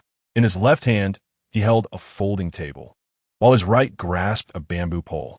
A pair of 5 yuan sunglasses perched upon his nose, and with his charm level at 250, he exuded an air of ethereal grace, drawing the attention of surrounding passengers. So handsome, I want to swoon. Beautiful appearances are ubiquitous, yet sinful souls are singular. Ladies, who understands? I haven't had my period in 3 months, and upon seeing the young master, it has arrived. I comprehend. Merely a glance, and I'm already with child. Brother, are you not male? What of it? Is it against divine law for a man to bear a child? Or have I offended you in some manner? How is it that Darwin failed to recognize such a species as you? Where does then plan to set up his stall? I wish to inquire about the date of our nuptials. Various comments continue to scroll by. On the surface, Sunan remains unfazed. However, internally, he is cursing vehemently. How infuriating. A new long robe priced at 180, yet a second-hand one costs 300. Alas, there is little recourse. Were it not for my youth and striking appearance, which necessitate a semblance of attire to bolster client trust, I would never part with that 300. Apart from participating in the college entrance examination as a candidate from the 4 provinces, I have never before encountered such a loss. Do not underestimate this tattered long robe. It is akin to a doctor's hairline or a teacher's handwriting. To a certain extent, they all reflect one's capabilities. The train rushes forward, heading towards Sunan's destination, Linghai Temple. Chapter 41. My grandmother's beatbox is amazing on the subway. As Sunan's thoughts surged, the scenery outside the window gradually became clearer. The train slowed down, approaching the station. Ding! Linghai Temple has arrived. Passengers wishing to disembark, please exit from the right side of the train. Upon hearing the announcement, Sunan gently exhaled and rose from his seat. The pressing matter at hand was to devise a way to become a respected trickster in the world. Just as he was about to step forward, a pair of small hands grasped his arm. "Brother, let me help you walk." A tender little face, no more than 7 or 8 years old, beamed at Sunan, a red scarf fluttering on her chest. This moment left Sunan momentarily bewildered, captivated by the kindness reflected in her eyes. The light of justice that seeks no recognition shone brightly. Ah, how radiant! This was the glow only an innocent child, untouched by the harshness of society, could emit. However, little girl, do you truly think I'm blind? Sunan opened his mouth to explain, but hesitated as he met the shining, innocent face of the child. The words lingered on his lips, only to be swallowed back. With so many onlookers in the carriage, revealing the truth would surely leave this child mortified. The thought of instilling a childhood trauma in such a young soul was unbearable. Would a moment of outward courage be exchanged for a lifetime of introversion? No, I cannot play the part of such a cruel adult. This unexpected scene sent the live-stream audience into fits of laughter. Ha ha, the host has been mistaken for a blind man. What did he expect, wearing sunglasses on the subway? Oh no, I'm already feeling secondhand embarrassment for that child. Sunan, please don't expose him. Brothers, I'm curling up in embarrassment. For the sake of this child's future, just pretend to be blind. Sunan, This sudden wave of righteousness has left me utterly baffled. Sunan felt a shiver run down his spine. A momentary blindness struck him, as if summoned at will. Old Lou, beside him, bore the burden of the camera, suppressing laughter. In the frame, Sunan allowed the small hands to guide him, slowly moving towards the door. His bamboo stick probed the ground, searching for obstacles. As he navigated through the myriad challenges, finally reaching the exit of the subway station, both parties breathed a sigh of relief. After Sunan expressed his heartfelt gratitude, the radiant child turned and departed. "Let us hurry," Sunan exclaimed, seizing his bamboo stick and sprinting away at breakneck speed. The embarrassment was overwhelming. "Ha ha! It would be hilarious if the child turned around right now. Child, where's the blind man? I'm such a big blind man. I can guarantee that the young Master S name will feature in an 800-word essay tomorrow." Was that essay titled in a sentence, "The Thief King Stabs His Own Eyes"? I can't stop laughing. It has me in stitches. I never imagined the Thief King possessed such a compassionate side. It truly moved me to tears. This reminds me of an experience from last winter. Brother, do share the details. It was a cold winter morning when I donned my beloved cloak to visit the bakery. Due to the chill, I tucked my arms into the cloak, and the clerk mistakenly assumed I was an armless disabled person. Smile. Despite my apparent disability, the kind clerk refused to accept a single penny from me. Smile. Why are you even rhyming while telling a story? Although, it was nice to have a free breakfast. He gained merit while I got my bread. Indeed, he even thoughtfully hung the bread around my neck. Not want to disappoint him, I opened the door with my head and walked out. Want to die. Haha, I can't take it anymore. You're quite the character, even more amusing than the Thief King. Your lies are so exceptionally entertaining. I'm on the verge of fainting from laughter. Although Sunan faced a moment of social embarrassment before nearly 100,000 people, his recent actions have altered many perceptions of him. This is clearly reflected in the system notifications. Trust points 10, trust points 10, trust points 12, seeing his family return to their den.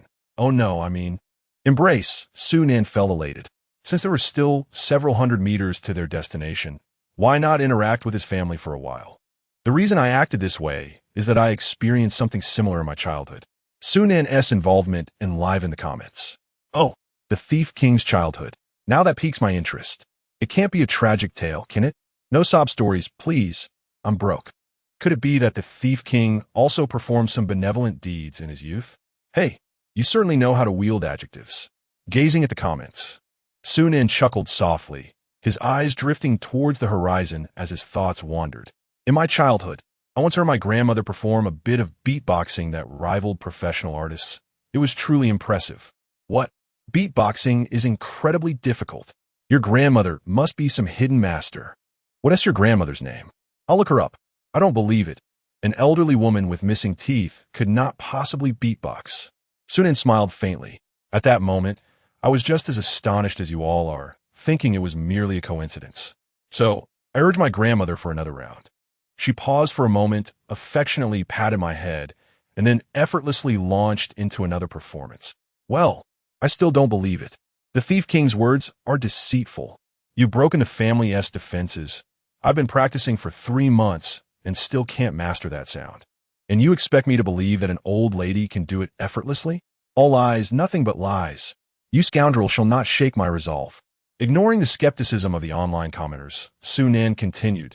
Since that day, I have frequently invited my friends over to witness my grandmother's performances.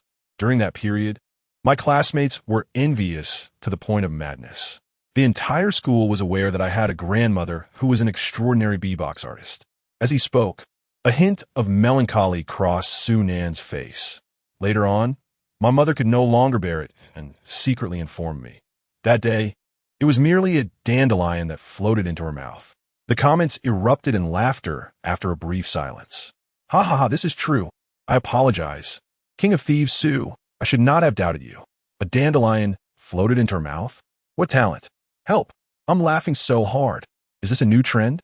I must try this. Sunan remarked. No wonder.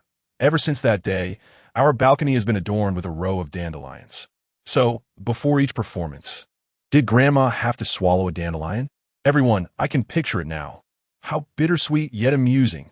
Oh dear, This overwhelming love from grandma. I can't help but feel emotional. What a marvelous display of maternal affection. But is there a lack of culture here? Maternal love refers to a mother's affection. What do we call a grandmother's love? Look at you all. When you were encouraged to pursue education, you insisted on raising pigs. Now, look where that has led you. Amidst the lively discussions in the comments, Sunan finally arrived at his destination, Linghai Temple. Chapter 42. What lies at the end of the universe? Linghai Temple, one of the 3 temples in Jiangcheng, enjoys a geographical advantage due to its location on the outskirts of the city's 3rd ring road, making it the most frequented temple in the area. At this hour, the clock strikes 10 in the morning, and the influx of worshippers creates a lively atmosphere. Even before approaching, the rich scent of sandalwood wafts through the air, accompanied by the faint sound of chanting that lingers in one's ears. At the temple's entrance, various stalls sell incense, fruits, and breakfast items, creating a bustling scene.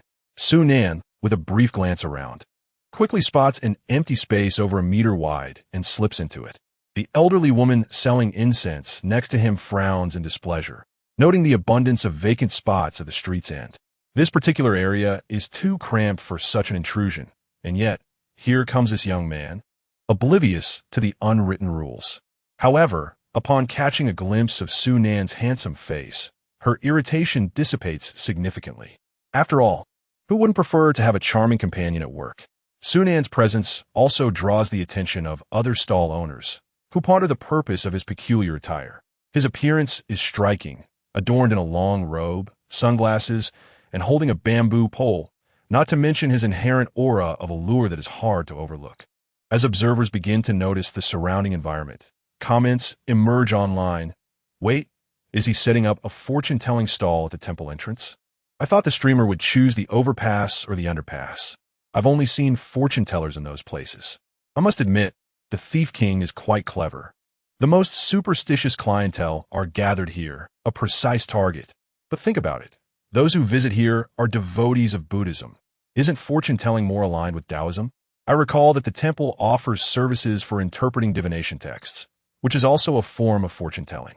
So, is the Thief King out to disrupt the gathering?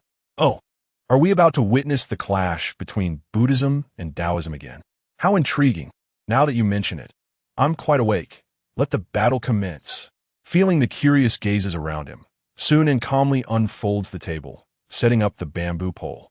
He retrieves a white tablecloth from his backpack, and with a swift motion, he shakes it out. Seer of Destiny, Life's Season Navigator, reads the bold characters emblazoned upon it. He leisurely hangs the cloth on the bamboo pole and performs the same action with another piece, securing it at the edge of the small table. Fortune-telling, solving your doubts. No charge if inaccurate. Having completed his setup, Sunan settles into a folding chair, exuding tranquility. The surrounding stall owners watch in silence as he executes his entire routine. Upon glancing at the words on the tablecloth, they collectively gasp in astonishment, momentarily lost in contemplation. Could this young man truly be lacking in wisdom? Setting up a fortune-telling stall at the entrance of Linghai Temple? Is there any difference between this and selling candles at the entrance of a lighting market? The standoff persisted for quite some time. The incense-selling aunt hesitantly inquired, "Young man, are you a fortune-teller?" "Indeed," Sunan responded with an air of certainty. He had contemplated locations such as the overpass and underground passages. While these areas appeared bustling with people, the majority, around 80, were mere wage earners struggling through life. Sunan had no desire to exploit their vulnerabilities any further. Thus, he settled on Linghai Temple as his venue for deception.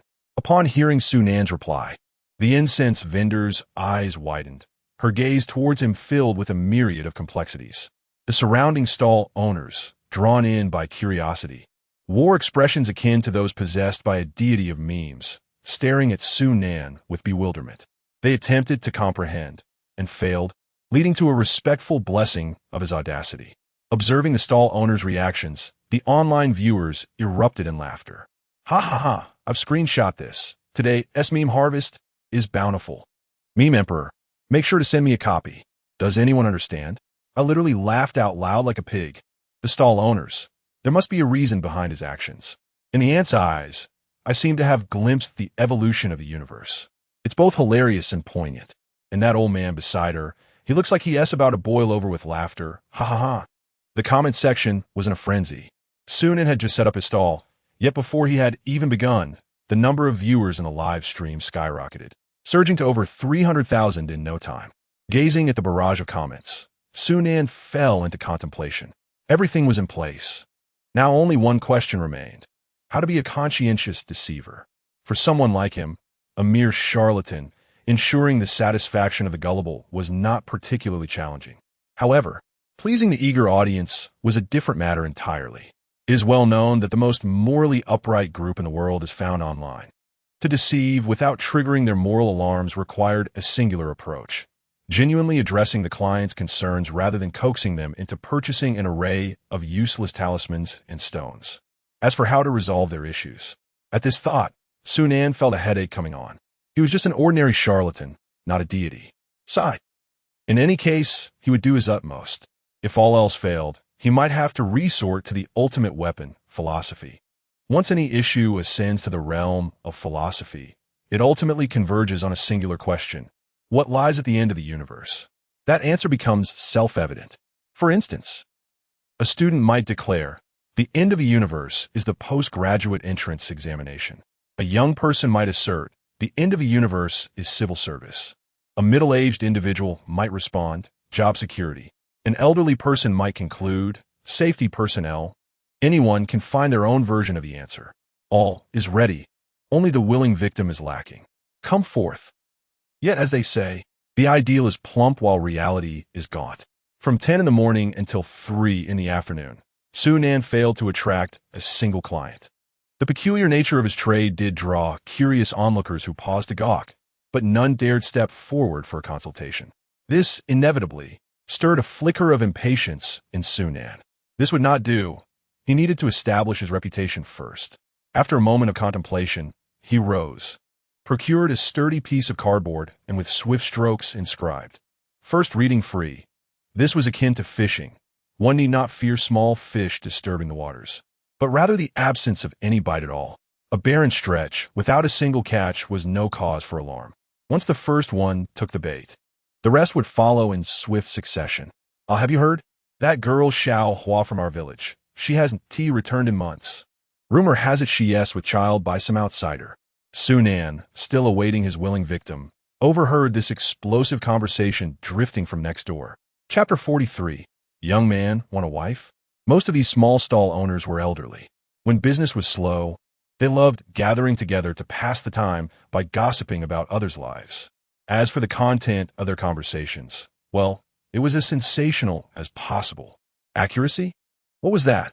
As long as there was juicy gossip to chew on, who cared if it was true or fabricated? Since there was nothing else to do, Sunan decided to listen in, treating it as a way to kill time. Hey, did you hear? That girl Xiaohua from our village hasn't been back for months. Rumor has it she got knocked up by someone outside, and her mother just carries on like nothing's wrong. No shame at all. People these days are so shameless.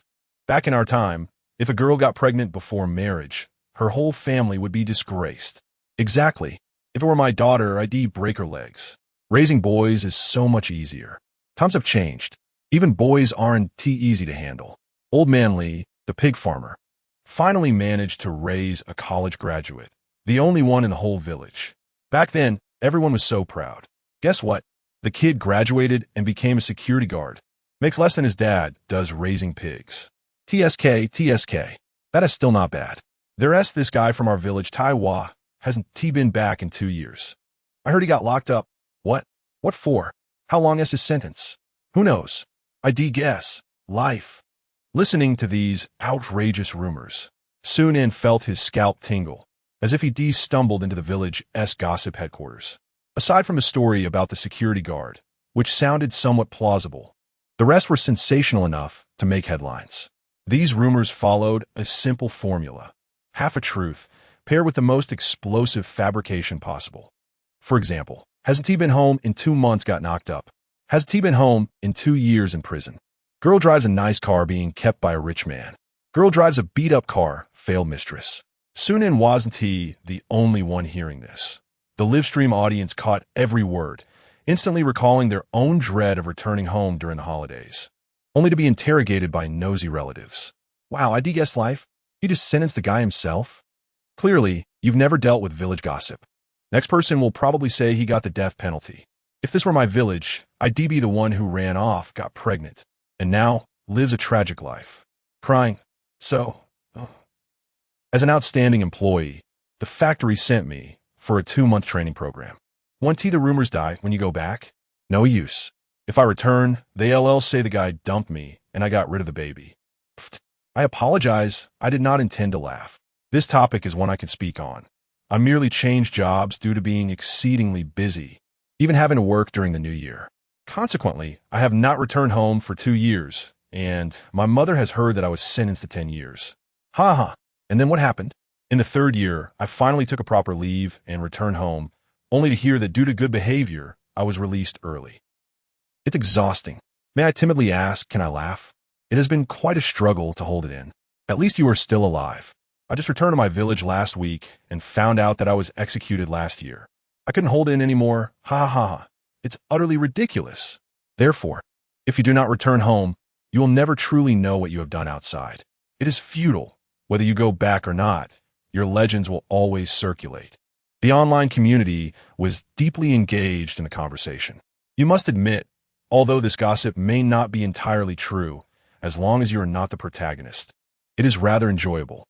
Given the outrageous nature of these tales, even the most melodramatic web authors would hesitate to pen such narratives. Just as Sue Nan was immersed in the conversation, a lady of approximately 50 years old inquired, "Young man, how old are you? What do you do for a living?" Her question was laden with curiosity and gossip, abruptly placing Sue Nan at the center of the discussion. From earlier chit-chat, he learned that she and the incense vendor hailed from the same village. Today, she came to Linghai Temple to light incense and make wishes, and upon encountering him, she engaged in casual conversation. This shocking exchange of ideas had begun with her. She was evidently a key figure from the intelligence department, not someone to be trifled with. Upon noticing the intelligence officer's interest in Sue Nan, the viewers in the live stream grew excited. Oh no, the host is in the spotlight. Young master, danger. Ha ha. I am curious what version of the story will emerge about the young master. Our Nangu is the king of thieves. How could he fear a mere Andy? In a heartbeat, she could swipe your underwear. How bold. You dare to slander the young master's taste. Someone, take away his battery. You do not understand the terror of the intelligence department. Whether you're the king of thieves or the king of carp, you will all be woven into the narrative of a melodramatic male lead. The aunt's question momentarily stunned Sue Nan. What do I do for a living? Is it not obvious? He looked at Aunt Zhang and pointed to his sign, stating, fortune-telling, providing clarity. Aunt Zhang chuckled, unfazed by the apparent absurdity of her inquiry. The first question between people is often trivial, but the second is not. Young man, why are you not seeking a proper job at your young age? How will you marry and have children in this line of work? Have you bought a house? Do you have a car? How many people are there in your family? Work, marriage, children, a house, a car. In a mere sentence, it was a direct, soul-crushing barrage. Each word struck like fire, delivering a series of poignant blows, an unexpected and unguarded assault. The screen lit up like a thunderclap, leaving Sue Nan momentarily stunned. A simple auto-attack leading to a decisive victory? This woman certainly lacked any sense of martial ethics. Observing Sue Nan's bewilderment, the barrage of comments erupted in laughter. Ha ha ha! The Pirate King Sue is utterly dumbfounded. My husband looks so adorably foolish. I want to pinch his cheeks. Forget Sue Nan. I feel shivers down my spine just watching this through the screen. See, I told you, this ant combat prowess is off the charts. And don't ask, the streamer has a house, a prison cell has a car, a police van travels with a chauffeur bodyguard, a police officer has a job, a government worker has a sewing machine, safe and stable, lifetime security, never losing a dime of employment. Ha ha. Now that you mention it, Brother Nan is quite impressive. He has a car, a house, and a job. And he also has a cook, a driver, and a bodyguard. Plus, he is quite handsome. I want to marry him. Sister, marrying just anyone will only bring you trouble. The comments were filled with joy, but unfortunately, Aunt Zhang was oblivious to them. Sunan found himself at a loss for words. In her heart, Aunt Zhang had already reached a conclusion. No house, no car, and no proper job. This revelation not only failed to disappoint her, on the contrary, it made her even happier. Young man, you seem quite decent. I have a candidate for you. A young lady about your age, with over 10 acres of land. Never worries about food or drink. Her family has a house and a car ready, and she is quite charming. What do you say? Would you like to take a look? With that, Aunt Zhang wore a knowing expression, as if to imply that she was doing him a favor. Chapter 44. Do not worry. She does not kill. Why on earth would someone offer me a wife? With such a description, possessing a car and a house. With a plot of land, young and beautiful, and not requiring a bride price. Does such fortune truly exist in this world? Just moments ago, Sunan, nearly overwhelmed by Aunt Zhang's relentless barrage, was preparing to fortify his defenses when the other party unexpectedly tossed him a pie of opportunity. For a moment, he found himself utterly bewildered. In stark contrast, the viewers in the live stream were acutely perceptive, young and beautiful, requiring neither a house nor a car. I hereby declare this the 2024 sci-fi blockbuster. Just listen and be wary. Aunt Zhang can spin tales that could resurrect the dead. I'm onto this. The matchmaker told me she engages in import-export business, claiming connections with major financial institutions. After meeting, a security guard drowning in debt, with creditors knocking daily. What a disaster. Aha, just admit it. Is it not import-export? Indeed, she seems closely associated with various financial institutions. Perhaps she just lacked a room in his house. 23333. My inquiry was even more absurd. I asked what the lady does, and the matchmaker. She is at home, a graduate student, just looking for an honest man. Upon meeting, lo and behold, 8 months later, at home, studying how to bear children. She dares to hold hands with you. She dares to conceive. Damn, this research subject caught an unexpected backlash. I will inevitably die laughing in this live stream. Thus, I swear by the life of the person above, this matter is undoubtedly complex. You hold yourself in such esteem, swearing by my life. The viewers were eager, rubbing their hands together, ready to witness Sunan's misadventure. Yet, in truth, Sunan held little interest in romance. Was the takeout no longer appealing? Had the charming ladies in his phone ceased to captivate him? What was love, anyway? Not even dogs bothered with it. Despite his dismissive words, Aunt Zhang had extolled the young woman to the skies. One could surmise that there was certainly some deception at play. Curiosity began to creep into Sunan's mind. May I inquire, what is the young lady's height? Aunt Zhang replied, 163 centimeters, jumping up to 170. Not concerning height. Has a young lady ever been married? What kind of young man am I? To be introduced to someone who has been married? She has never even been in a relationship. Not regarding marital history. Noticing Sunan's suspicious demeanor, Aunt Zhang grew displeased. Oh dear, what are you worried about? I have a photograph. Take a look. Aunt Zhang produced a photograph and held it before Sunan.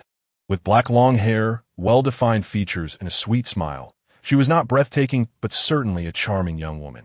The girl in the photograph had 2 arms and 2 legs. She appeared perfectly whole. Where lies the catch? If this young lady were truly so wonderful, could she be so freely introduced to someone like me, possessing nothing? Could it be that my fortune has arrived? At that moment, not only was Sunan flabbergasted, but the audience in the live stream was utterly taken aback. You cannot deny it. She is indeed my type. Damn, I have fallen in love. I'm serious. Such exquisite beauty, yet never experienced love. I find that hard to believe. In these times, not having given birth equates to never having been in a relationship. An ex is no longer merely an ex, but rather a love mentor, honing their skills for over a decade, all in anticipation of encountering you. Isn't that moving?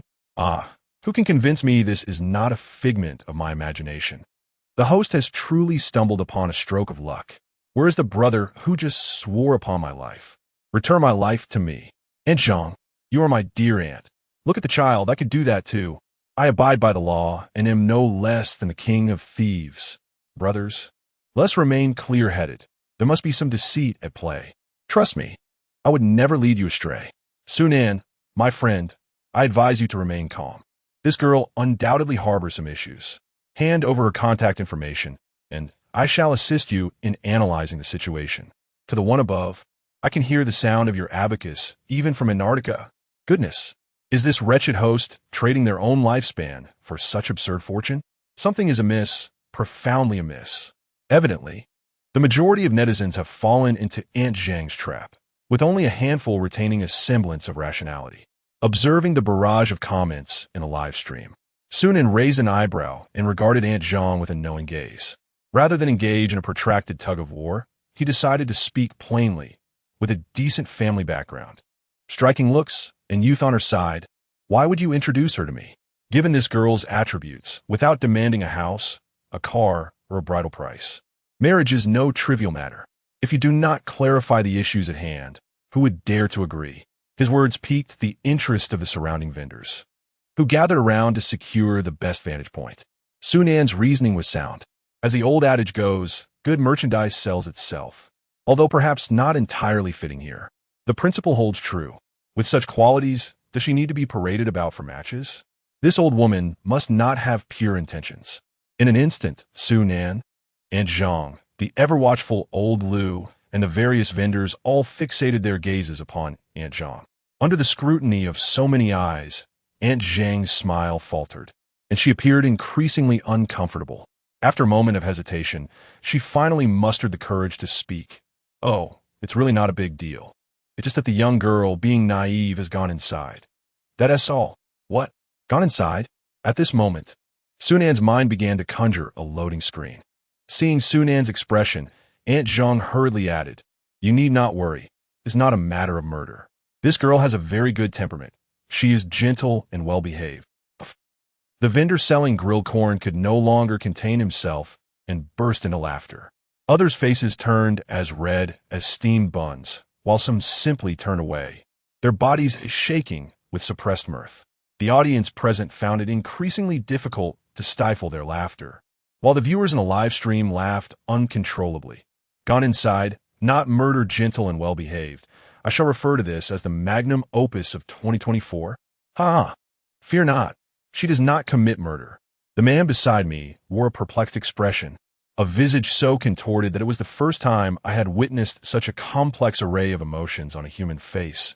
Ecstasy intermingled with profound sorrow. What could possibly be troubling him? I found it utterly amusing. My sister upstairs remarked that the man was reminiscing about all the heart-wrenching moments of his life to suppress his uncontrollable laughter. It has been conclusively proven that one should never trust a word spoken by a matchmaker. I laughed until I was rolling on the floor. Where is that brother who just shouted that I could do it? It's the new year, come forth. No, I cannot come to terms with this. She appears truly innocent, bearing the visage of first love. Curse it, I am heartbroken, damn it. So, what exactly did she do wrong? As long as it's not too outrageous, Goodness, it seems you are genuinely starved. Sunan's mind was now fully engaged. Glancing at the barrage of comments, he voiced the perplexity shared by the netizens. So, how did she end up in this situation? Chapter 45, A Blissful Present. Yet how did she end up there? Wait, so how exactly did she get arrested? Sunan voiced the question lingering in everyone's minds. Before Aunt Zhang could respond, the incense stall owner, a fellow villager who had been eavesdropping, chimed in. I heard it was something about being shy and easily fooled. Probably tricked by some bad people.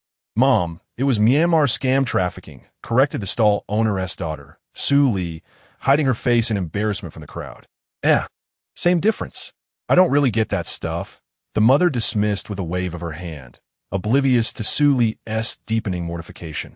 The live chat, which had been buzzing with sarcastic remarks, erupted in laughter at the exchange. Myanmar scam versus shy and easily fooled, are you insane? I can't breathe, ha ha. This Annie's mishearing game is strong. Trying to kill me so you can inherit my Ant credit pay. Huh? Tears of laughter, wow. Never even dated, just straight to pig butchering scams. Hey there, handsome, want online romance? The kidney harvesting kind, heart emoji. Kidney harvesting? Little miss, now you got my full attention. Previous chatter identified. Species, top mouth culture, traits, exceptionally easy to hook. Case closed. Damn, this girl is my type. So what if it's Myanmar? Been there. Got kicked out cause the scam center said, I typed with an accent, bro. I don't have an accent. The streamer S funny, 100. But the chat S hysterical, 100,000. Suli interjected weakly, guys, please stop laughing, my mom genuinely doesn't understand. Whoa, an actual involved party in the chat. Lucky you, sis. With a mom like that, depression doesn't stand a chance. Someone get this Annie a book deal. A daily dose of her wisdom would keep my corpse fresh for work. Blushing furiously at the relentless comments, Suli scowled at her phone. She never liked Aunt Zhang. The woman was notorious for gossip, but she never expected her own mother to suddenly take center stage in this absurd drama. Oblivious to her daughter's distress, the incense stall owner cheerfully prodded Su Nan. So, young man, what is your take on all this? What is my take? Su Nan smiled politely, his tone icy. I'm thinking of committing murder. Huh? No need to rush to jail to see her. She'll be out in a couple months. Just wait patiently, and you two can meet then. The stall owner's logic, as always, defied all reason. Legendary misinterpretation. I know you're eager, but chill. This is next-level ridiculous. Found my new workout spot. 10 minutes here, and my abs are crying from laughter. Wait, think about it, Su Nan. The phantom thief, free and unfettered outside, then jailed with a beauty in his arms? Absolute win. Su Nan, you take this fortune. I truly appreciate your spirited state of mind. Today at the Qing Mountain Psychiatric Hospital, if you check in and mention Su Nan, you can enjoy a 50% discount. Seriously? Show team, don't overdo it with your antics. I timidly inquire, if I wish to join you, should I submit a resume or a medical history? Sometimes, while watching a live stream, I genuinely feel the urge to call the police. The barrage of comments was lively to the point of frenzy. Suli's cheeks flushed as she squeezed through the crowd, tugging at the incense stall owner. Mother, please don't ramble. Meanwhile, Aunt Zhang, noticing Su Nan's disinterest, swiftly redirected her attention to Su Li, earnestly stating, Xiao Li, you're not getting any younger. If you don't date and you don't marry, people will start a gossip. As a daughter, you must not be too selfish. Think not only of yourself, but also of your mother. Aunt Zhang's apparent concern for her younger relatives was, in reality, mere gossip. She wished to meddle in everyone's affairs. This was akin to the way young people indulge in sensational news online. Su Li was fully aware of this. Unbeknownst to Su Li, as a vigilant observer of online gossip, she had unexpectedly become the subject of discussion herself, a predicament all avid gossipers dread. Under the scrutinizing gazes of numerous onlookers, Su Li felt as if she had become the jester at the center of the stage. The thought that hundreds of thousands were watching her online made her feel utterly awkward. I'm not in a hurry. Equally uncomfortable were the netizens who could relate. Nowadays, who among the youth hasn't experienced the pressure of marriage? In high school, they were told to avoid early romance and focus on their studies, especially with the crucial college entrance examination looming. No problem. In college, they were advised against relationships to concentrate on academics, since they would later rely on their degrees for employment. No problem. On the day of graduation, however, it became a frantic rush to marry immediately. Please, let me perish. Typically, when facing relatives, out of respect and obligation, one could endure the pressure. However, on the internet, when confronted with the relatives of others, netizens were far less courteous. Everyone, step aside. I'm about to unsheath my 40-meter-long sword. My fists are already rock solid. Did she come from Dunhuang? Where do all these murals come from? What does it matter to her whether others marry? Why must she meddle? Goodness, the age, the tone. The content, it's just like my great-uncle's second aunt. My palms are already sweating. At my age, if I don't marry, even the dog at home will scold me. Same here, but I'm only 25. I'm still a baby. I'm different. My parents are quite open-minded. When they first pressured me to marry, I told them I wasn't interested in women. The following year, they began introducing me to boyfriends. I do wish to marry. Yet why do they assume that a person who has been single for 20 years can effortlessly procure a golden partner upon stepping outside? In truth, I find solace in companionship. It's comforting to have someone to converse with during moments of solitude, and in times of sadness, there exists someone who comprehends your troubles. I am presently content, and I hope that everyone may discover their own happiness. As the online community fervently discusses, Su Nan observes with keen interest. Su Li bows her head, her face flushed deep red. Name, Su Li. Age, 26. Current urgent desire. Please, save me. The once jovial incense vendor's expression shifts to one of concern. Name, my Xianhua age, 41 current urgent desire. We were merely engaging in pleasant conversation. Why must it now revolve around me? Does my daughter's inclination towards marriage impede your rescue efforts or your stay in the ICU? The live stream is enveloped in an atmosphere of tension. The unfortunate fans plead for assistance. With favorable circumstances at hand, if not now to garner trust, then when? The incense vendor squints, readying herself for a counterattack. Just as she begins to speak, Sunan interjects, "How about I offer you a fortune-telling? Perhaps I could predict when you might marry?" Sunan understands that mere retaliation is futile in this scenario. For every one Jean de Ma that falls, countless others rise. If she could provide a resolution that would deter her relatives from pressuring her for marriage, not only would she regain the trust of her fans, but she could also establish herself as a seer of fate and a guide through life's journey. A remarkable strategy indeed. Chapter 46. You use ninjutsu to predict fate? Upon the mention of divination, the onlookers became quite animated. At their age, they held a certain belief in metaphysics and destiny. Suddenly, a cacophony of voices erupted. Indeed, let the young lady perform a reading that should resolve our concerns. Exactly. What if a fortunate encounter is yet to come? We need not fret unnecessarily. Nowadays, youngsters tend to marry later, and as elders, we ought not to be overly anxious, though a reading could still be beneficial. This young man is offering a free first reading. After all, it won't cost us anything, so why not indulge? Even the audience in the live stream grew excited. Young people may believe in science, yet they do not entirely dismiss metaphysics. Most internet users regard metaphysics with a duality. On one hand, they marvel at the wisdom of masters. On the other, they denounce charlatans. After an afternoon of gossip, viewers were reminded that Sunan was participating in a competition, and fortune-telling for profit was his primary objective. What? The host can also predict fortunes? Brother, just look at what kind of live stream this is. Finally, we're getting to the main topic. I almost forgot this was a competition. Oh dear, this host's preamble sure is lengthy. It's about time to commence. Seriously, do you really believe the Thief King can foretell fortunes? I don't believe it. I just want to hear him ramble. The Thief King, now a mystical charlatan, is about to make his appearance. My anticipation is building. Ming Ming, I'm starting to look forward to it too. Dong Ming Ming sent a message, her lips curling into a smile as she fixated on her phone. Since they couldn't pin down any evidence of theft, openly promoting feudal superstitions was skirting the edges of legality. Young man, do mind the boundaries, will you? Amidst the throng, Sunan fixed his striking gaze upon Su Li, scrutinizing her with utmost seriousness. Su Li's crimson lips pressed together, revealing a bashful demeanor reminiscent of a shy young girl. Yet in Sunan's eyes, an intriguing transformation occurred. Current primary desire, so adorable. I could just explode. I want to put a collar on him all. Indescribable. Goodness, what a peculiar fascination. Striving to maintain an air of ethereal composure, Sunan's mouth twitched slightly. Dear sister, where has your decorum gone? I'm trying to assist you. Yet your reaction is quite unsettling. She appeared so demure. How could she harbor such an unruly spirit?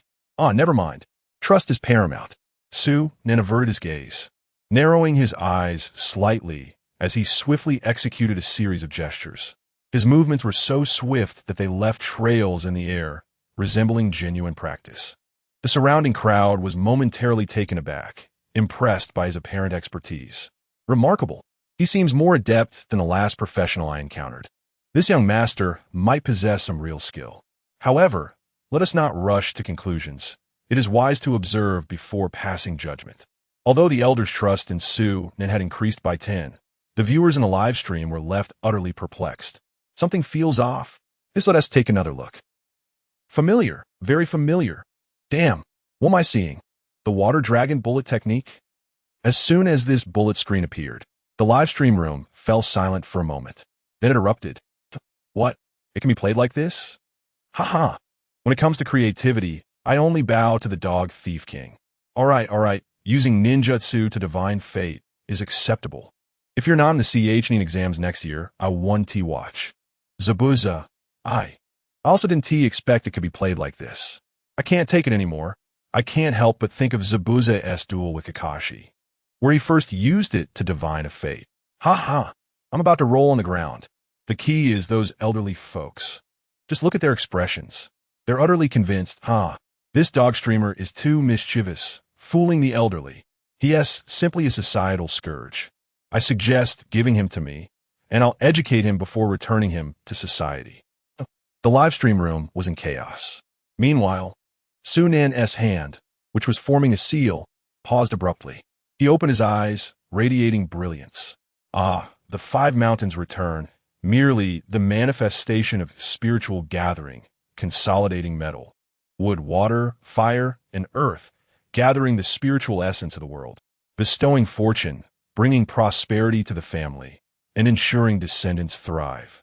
A string of words, articulated with precision. Had it not been for secretly observing the bullet screen, Su Li might have almost believed it. However, Su Li's mother grew anxious.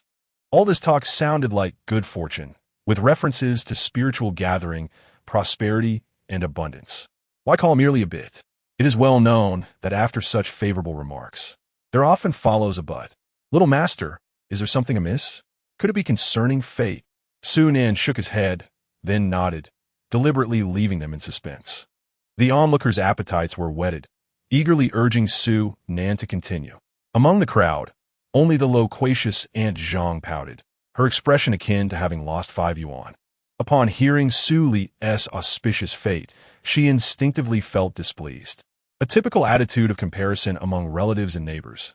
I wish you well, but don't surpass me. I wish you happiness. Yet why do you truly find happiness? Su Li's mother snapped back to reality. How foolish of me. Little master, how much does it cost to clarify this? Su Nan waved his hand, indicating it was not a matter of money. He surveyed the room, his gaze lingering on Aunt Zhang's face for a moment. Slowly, he spoke. The countenance indeed reflects the gathering of spirits. However, the foundation of this gathering is unstable. If left to develop naturally, once the spiritual essence converges and the foundation is stabilized, it should pose no issues. Yet, since you inquire about fate, that complicates matters, for the two are at odds. Should one form a bond too early, it may disrupt the blessed ground, leading to dire consequences. As soon as he finished speaking, Mai Xiang felt a tightness in her chest. Dire consequences? Aunt Zhang felt a sense of relief. Dire consequences. Su Nan nodded, explaining at a measured pace. Yet there is no need for concern, for these dire consequences will not affect oneself or the family nearby. It seems somewhat, unfortunate for relatives. As a kin of this woman, one might fear financial loss and misfortune. As the words fell, Mai Xiang felt a sense of relief. A detrimental relative? Aunt Zhang felt a tightening in her heart. A detrimental relative. In essence, the statement conveyed that Su Li's marriage would bring misfortune to her relatives. In the Dragon Kingdom, no curse is as potent as the phrase, "He brings you misfortune." Observing Aunt Zhang's theatrical expressions, Su Nan silently chuckled, having guessed correctly. Generally, those from the same village share some familial ties, and indeed, Aunt Zhang was a distant relative of Su Li. Otherwise, she would not dare to so openly urge marriage in the presence of the bride herself. The atmosphere grew quiet, with the onlookers casting curious glances at Aunt Zhang, their faces reflecting the amusement of watching a comedic spectacle. The netizens who had just endured Aunt Zhang's verbal barrage now felt their spirits lifted, erupting in hearty laughter. Writing is no easy task. It feels as though my brain is being emptied. This book has influenced my speech, making it somewhat peculiar. The after effects of crafting comments have taken their toll. I humbly request that my esteemed readers bestow upon me a few gifts. Anything free would suffice. I know you are weary of my bowing, so let me perform a single kneel instead. I beg you, grant me a morsel to eat. Chapter 47. Do not rescue. Even if healed, the saliva flows. Su Nan uttered a phrase that struck a nerve with Aunt Zhang, her complexion darkening instantly, as if a mere stroke of black eyeshadow could herald her descent into darkness. Here she was, pondering the fate of Su Li's marital prospects, only to find her own fortune inexplicably diminished. This wretched child must be doing it on purpose. I generously offered to introduce him to a wife. and he dares to repay kindness with malice? I refuse to believe it. A piercing soprano erupted, the final syllable cracking with emotion. You little charlatan. How dare you spout such nonsense? What does her marital status have to do with me? As soon as those words escaped her lips, the audience in the live stream could no longer contain their amusement. Ha ha, she's panicking. Now you realize it doesn't concern you? Truly hilarious. Go on, keep laughing. Why have you stopped? Isn't your nature to frown? Oh, indeed. Now you comprehend it's not your affair. But what were you prattling on about earlier? Delightful. Thank you, Master Thief Sue, for liberating my mind. Aunt Zhang. Oh no, this woman is coming for me. The devil may be cunning, but we have our own champion. Our esteemed young master. What a brilliant idea. This year, during the new year, I shall tell my relatives just this. If they can still coax me into compliance, then they truly love me. Let's have some ambitions, shall we? This new year, I'm taking Sunan home with me. God block the gods. Buddha block the Buddha. We're all here to replicate skills. You cutting straight to the chase is a bit much. Brother, it seems you're not discussing skills. Ha ha ha. If the subsequent plot continues like this, I shall thoroughly enjoy it. As the trust points accumulated, Sunan beheld the system's back end gradually regaining its former vibrancy.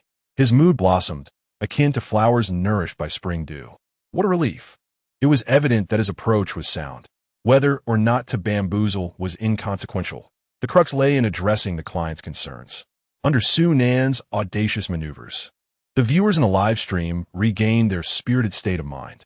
Undeterred by Aunt Zhang's furious incompetence, Sunan maintained his composure, a serene smile gracing his lips. This auntie, after all, believed in the mystical arts of fate. If she had ventured into this temple, she must have faith in such doctrines.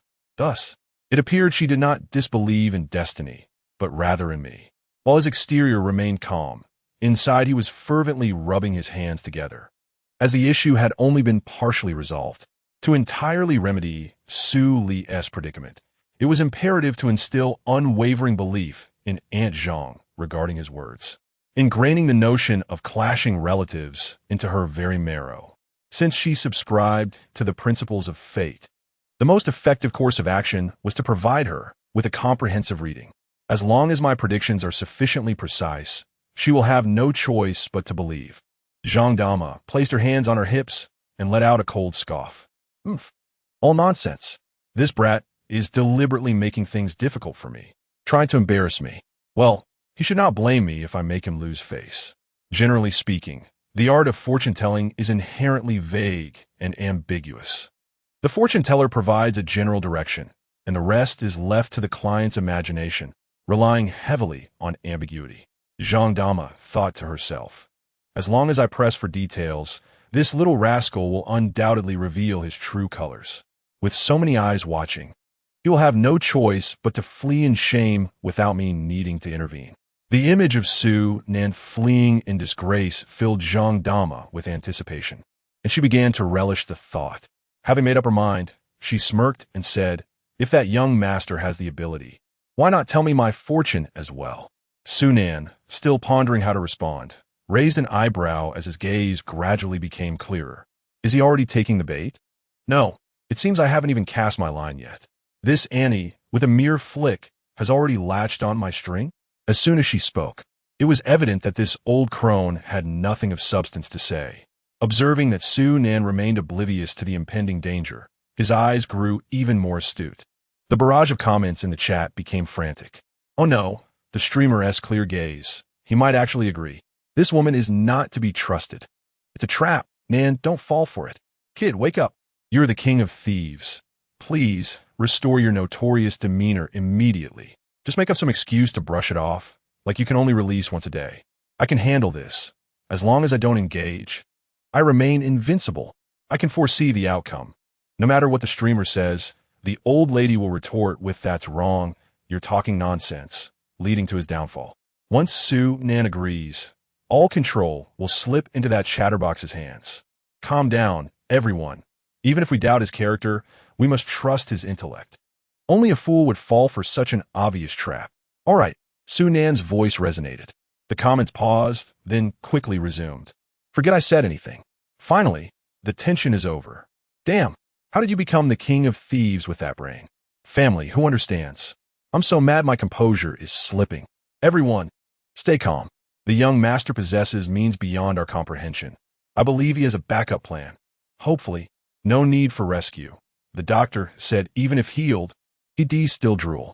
In the eyes of netizens, Su Nan had previously stood undefeated. They were baffled by his sudden lapse into this reckless behavior. One by one, they were left fuming, clutching their chests in frustration. At this moment, they had completely immersed themselves in Su Nan's perspective. His humiliation at the hands of the old lady felt like a slap to their own faces. How could they endure this? Yet during this brief moment, Su Nan had not glanced at the barrage of comments. Oblivious to the ire of the onlookers, Su Nan raised a finger and declared 100. The previous divination for Su Li was complimentary, but this time, there would be no such gratuity. With a roll of her eyes, Aunt Zhang readily produced the cash. 100 yuan to vent her frustration was well worth it. Accepting the money, Su Nan squinted his eyes and expertly formed a series of hand seals, murmuring cryptic syllables with an air of confidence. 3 seconds later, his hand paused abruptly, and he opened his eyes, now gleaming with intensity. The broomstick at the entrance seemed to bifurcate, revealing trivial matters of little consequence. I have divined. You are the female form. No sooner had he spoken than Aunt Zhang retorted without a second thought. I thought you were something special. Who said I'm a woman? What? Her denial was transparent to the gathered crowd, who quickly discerned her intentions. From that point onward, regardless of what she uttered, the bystanders would perceive it as mere obstinacy towards Su Nan. Ignoring her bewildered expression, Su Nan continued, Do not rush. There is more. When it rains from the heavens and the ground becomes slick, what is your father's surname? And what is yours? When inebriated, you must call a taxi. Your father refers to your sister as Big Aunt. When it comes to dining, you must prepare. When sleeping, you must lie down. Your parents' marriage occurred without your presence.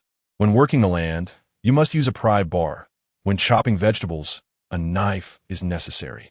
As a child, your height was undoubtedly less than it is now. Humans consume grain while horses eat grass, and you are younger than your father. When stepping outside, shoes are a must. Your grandmother's husband deserves to be called grandfather. A torrent of seemingly nonsensical phrases poured forth like a Gatling gun, uninterrupted until he finally exhaled deeply upon concluding his monologue. How about that? Am I accurate? The atmosphere grew thick with silence, the crowd momentarily stunned, mouths agape.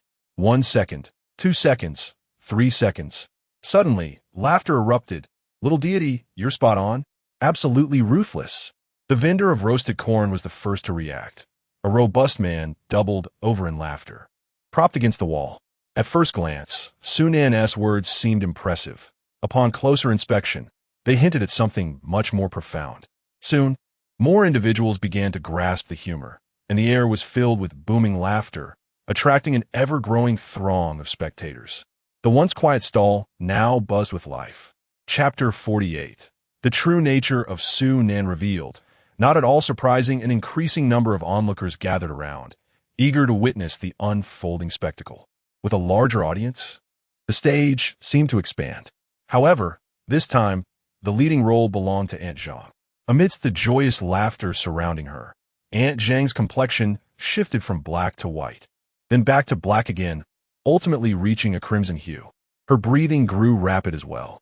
Just moments ago, the viewers, on the verge of exploding with anger, were now nearly incapacitated with laughter. Ha ha ha, soda. I shouldn't have doubted brother Nan's words. I confess my sins. This is like fortune-telling. It's as if you were trying to take my life. I nearly laughed myself into oblivion. Ha. What a revelation about your father's surname. You truly understand fortune-telling. Just tell me if it's accurate. I've laughed so hard I've nearly wet my pants. Doctor, genius, time for discharge. Damn, just calm my girlfriend. And now, with one laugh, she says I lack sincerity and is upset again. You all owe me a girlfriend. Don't make a fuss over a little air leakage. Just patch it up. Oh no. She's turned crimson. What if a fight breaks out? What is there to fear? Can the thief king not handle an elderly lady? Wait, if this lady lies down, I must ask, who among you can contend with that? As for whether Brother Nan lives or dies, I cannot concern myself. My mood is splendid. Ha ha ha. Trust points 30, trust points 35, trust points 29. The comments in the live stream scrolled frantically, the viewers' joy rivaling that of the monkeys of Flower Fruit Mountain. Yet, a small fraction began to worry about Su Nan's predicament, observing Aunt Zhang on the brink of eruption. With a cheerful grin, Su Nan preemptively spoke.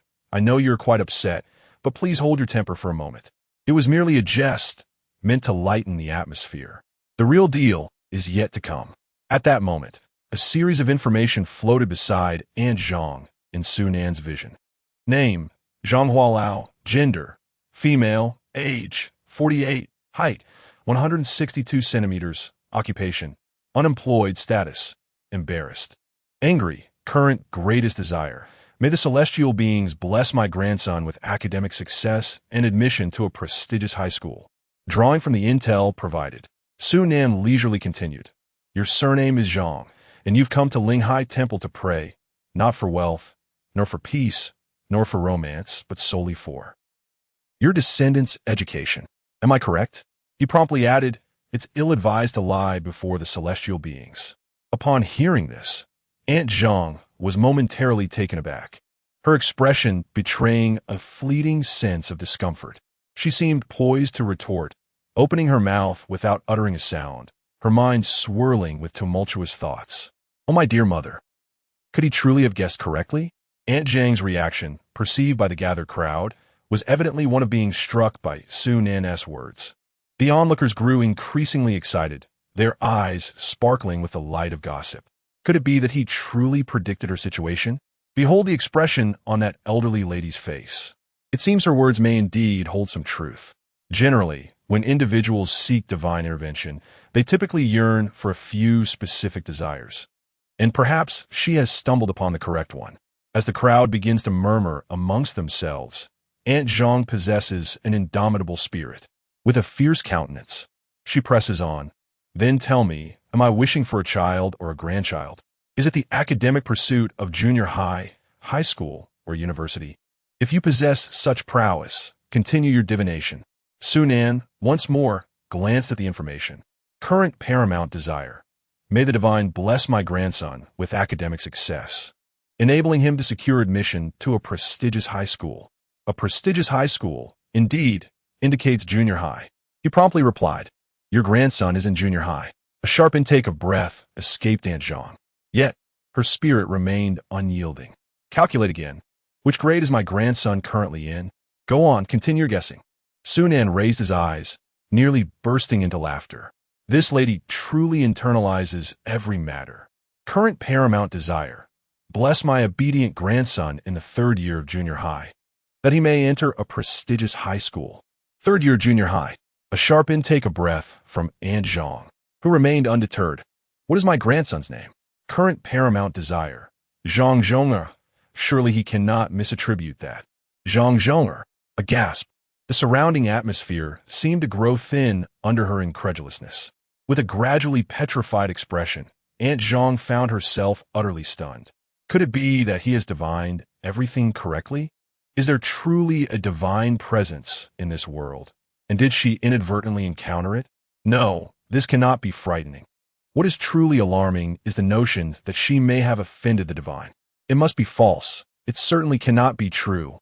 Not only Aunt Zhang was bewildered. Her reaction left the audience in the live stream equally perplexed. What is she gasping for? Like some sort of air purifier. Quiet down. It seems Su Nan has divined everything accurately. He guessed the grandson's academic level.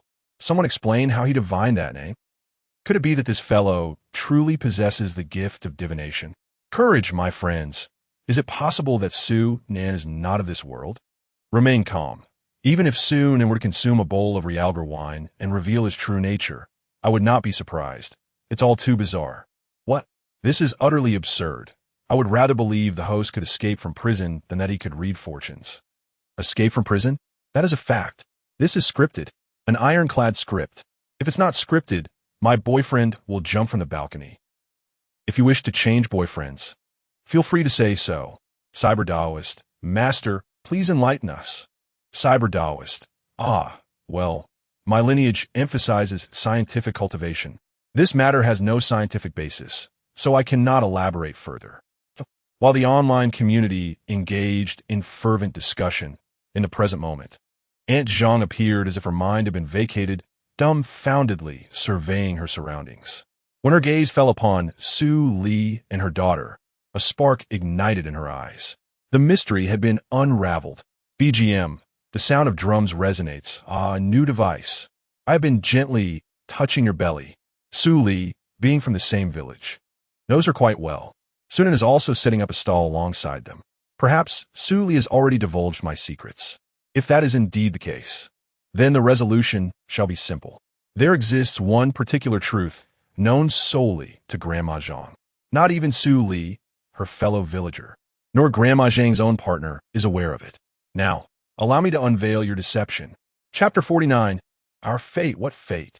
800 yuan. Even if Su Li had given Sunan a heads up, it matters not. There exists something that not even Su Li, nor even the patriarch of the household, is privy to. Upon this realization, Aunt Zhang's terrified visage softened. With a composed demeanor, she inquired, "Then tell me, how old am I this year?" Sunan paused momentarily, responding without hesitation, 48. Observing her self-assured expression, he expected an inquiry of grave consequence. Yet this was all. Sunan's reply was straightforward and unembellished, as if it were the most natural thing in the world. However, no sooner had the words left his lips than Aunt Zhang appeared struck by a thunderbolt, her pupils dilating in shock. She staggered backward, taking 3 significant steps. Her age had been artificially reduced by 3 years due to an accident in her youth. Neither her identification card nor her household registration reflected her true age. This was a secret known only to her and her parents. Astonishingly, Sunan had unveiled her real age with a single utterance. The indefatigable Aunt Zhang, at long last, conceded. At that moment, her gaze towards Sunan was rife with astonishment and incredulity. Could this young man truly possess profound knowledge of Taoist mysticism? Good heavens! Such a rare breed is not encountered casually. Opportunity lost is opportunity never regained. Reflecting on this, Aunt Zhang's demeanor shifted dramatically. The clouds of worry dissipated, replaced by a radiant bloom of joy. Little immortal, you truly are remarkable. Would you be so kind as to divine my grandson's academic future? I wish to know if he will succeed in his upcoming high school entrance examination next year. The request flowed effortlessly from her lips, as if she were the one about to put Sunan to the test. Was pride when weighed against the future of her grandson? Aunt Zhang's masterful display of emotional transformation left the onlookers exchanging bewildered glances. Lo and behold, the implication of her words suggested that Sunan's previous assertions were entirely accurate. The existence of fortune tellers, who possess the ability to unveil the secrets of heaven and foretell destinies, is typically relegated to the realm of gossip. Yet here stood a young man, seemingly inexperienced, who might indeed possess genuine abilities. Could he be a disciple of some reclusive immortal, sent to hone his skills in the mortal realm? Such thoughts inevitably arose within the minds of those present, each casting incredulous looks towards Sunan. To them, he had become a figure of profound mystery, as if even a mere exhalation carried the weight of cosmic significance. Enemy forces. Zhanghua's trust points 1,000 points. Trust points can be accumulated individually. As the sudden system notification appeared, Sunan's heart soared with elation. The sight of this matron became increasingly pleasing to him. Even the lines of her wrinkles took on a charming allure. However, despite his joy, he was acutely aware that he possessed no genuine fortune-telling skills. Should he be tasked with predicting his grandson's examination results, he would inevitably resort to the art of deception. Moreover, Aunt Zhang now holds unwavering faith in him. Su Li's concerns have been entirely resolved. There is no need to complicate matters further. The little fairy lacks proficiency in her craft, excelling solely in facial reading. Your grandson is not present, and I am powerless in this situation. Sunan casually fabricated an excuse to decline. However, Aunt Zhang is a woman of tenacity. Just because he is absent does not mean he cannot be observed. That simply will not do. No obstacle can deter Aunt Zhang. Little deity, here is a photograph of my grandson. Perhaps you could give it a try? As she spoke, she lifted her phone closer to Sunan. No. Wait a moment. just as Su Nan was about to push the phone away. He paused slightly. He merely glanced at the photo. Instantly, his toes curled in response. Holographic vision. Name, Zhang Zheng, 15 years. Current utmost desire. Su Memu, you're the first woman to compel me to unseal my powers. The prestigious Jiangxing No. 7 Middle School is no challenge for me. Scholar mode activated. Seal released. What on earth? This lad's name is not in vain. He is quite unwell. How many novels must he have consumed? The first half resembles female-centric narratives, while the latter half aligns with male-oriented tales. If only the system could take screenshots. I would dearly love to capture this moment and present it to the boy a decade later. Then, I would elegantly raise a glass of red wine, relishing his expression. Ahem. Silencing the suddenly emerging dark alter ego, Sunan awkwardly cleared his throat. Jiangqin no. 7 Middle School is one of the top high schools in Jiangxing. Given Zhang Zhong'er's situation, he is likely infatuated with a brilliant female student. For the sake of love, he has unsealed his potential, transforming into the supreme deity of learning, ready to conquer the Gaokao. How exhilarating! However, if this is the case, it seems there is room for a slight deception. Su Nan composed himself, adopting a nonchalant demeanor. It is not a significant issue. I can reluctantly take a look, but as he reached a crucial point, he skillfully curtailed his words. The implication was unmistakable. Aunt Zhang understood and nodded repeatedly. How much do you require? Regarding matters of fate, we do not discuss money. We speak of destiny. Now, do you think my grandson and you are destined? Aunt Zhang asked, her voice laced with anxiety. There is a connection. Sonandri plaid succinctly. 800 yuan. Aunt Zhang inhaled sharply, suddenly at a loss for words, her face reflecting confusion. A brief silence enveloped the scene. Both Aunt Zhang and the onlookers pondered Su Nan's convoluted reasoning, not discussing money. Speaking of fate, what kind of fate equates to 800 yuan? In stark contrast to the surrounding silence, the live stream erupted in laughter. Ha, my friend, are you considering a career in comedic storytelling? I can't take it anymore. I'm rolling on the floor laughing. The way you're charging is more convoluted than my intestines. Don't be ridiculous. Is this a fee? This is called destiny. The live stream was abuzz with excitement. Granny Zhang finally snapped out of her daze, gritted her teeth, and pulled out 8 crisp red bills. Though pricey, compared to her precious grandson, it meant nothing. Besides, this could serve as an apology for her earlier disrespect toward the young mystic. Sunan was in high spirits. 900 yuan earned today marked a splendid beginning. Tucking away the cash, he prepared for his performance. Your grandson possesses remarkable intellect, with eyes gleaming with wisdom. Indeed, he shows great promise in academics. However, Sunan paused, studying the boy's face. I observe a rosy flush upon his cheeks, a sign of budding romance. Granny Zhang's initial delight at the first half of the statement swiftly darkened into dismay. Romance? Puppy love? That little rascal. She began rolling up her sleeves, muttering curses under her breath. Sunan raised a calming hand. Do not act rashly. Through divination, I've discerned this romance carries the aura of literary fortune. For your grandson, this bond may not be ill-fated. Forced interference could backfire. His words left Granny Zhang perplexed. So, you're saying I should do nothing? Sunan Nadiv. Let nature take its course. Yet remember, affairs of the heart are ever-changing. Should this, romance wither one day, do not reprimand him. Offer kindness and encouragement instead.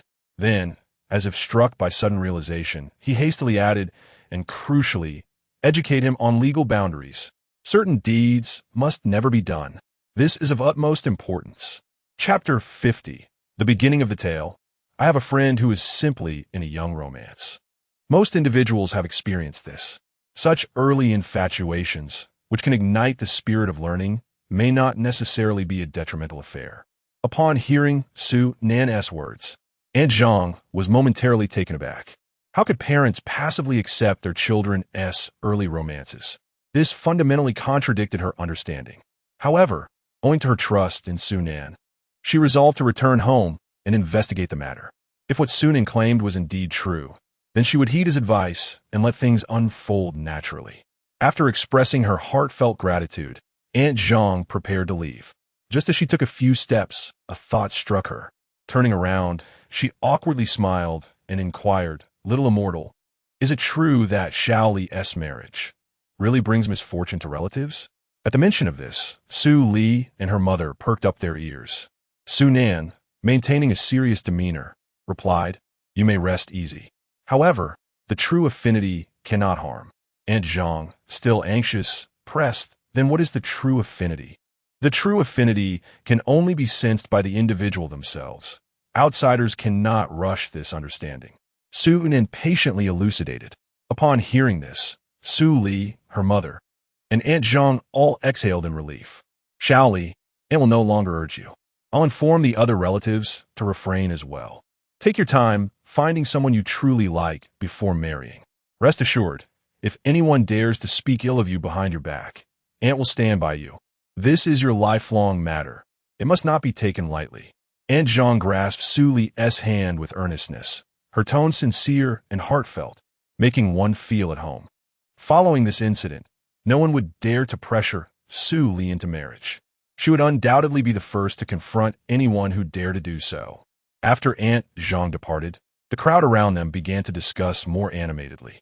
Groups formed as people engaged in fervent debates. A small number were eager to seek Su Nan's counsel. At this point, all questions had been perfectly resolved.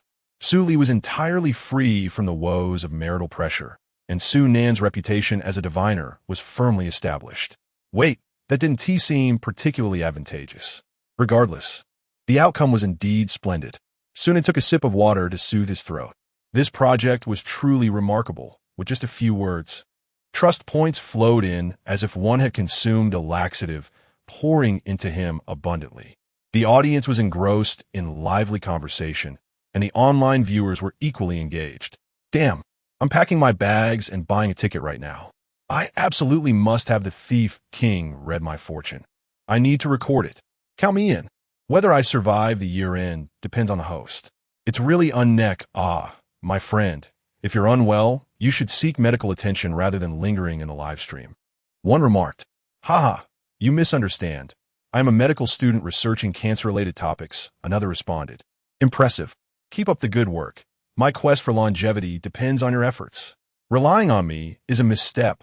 I might not graduate after 3 years of research.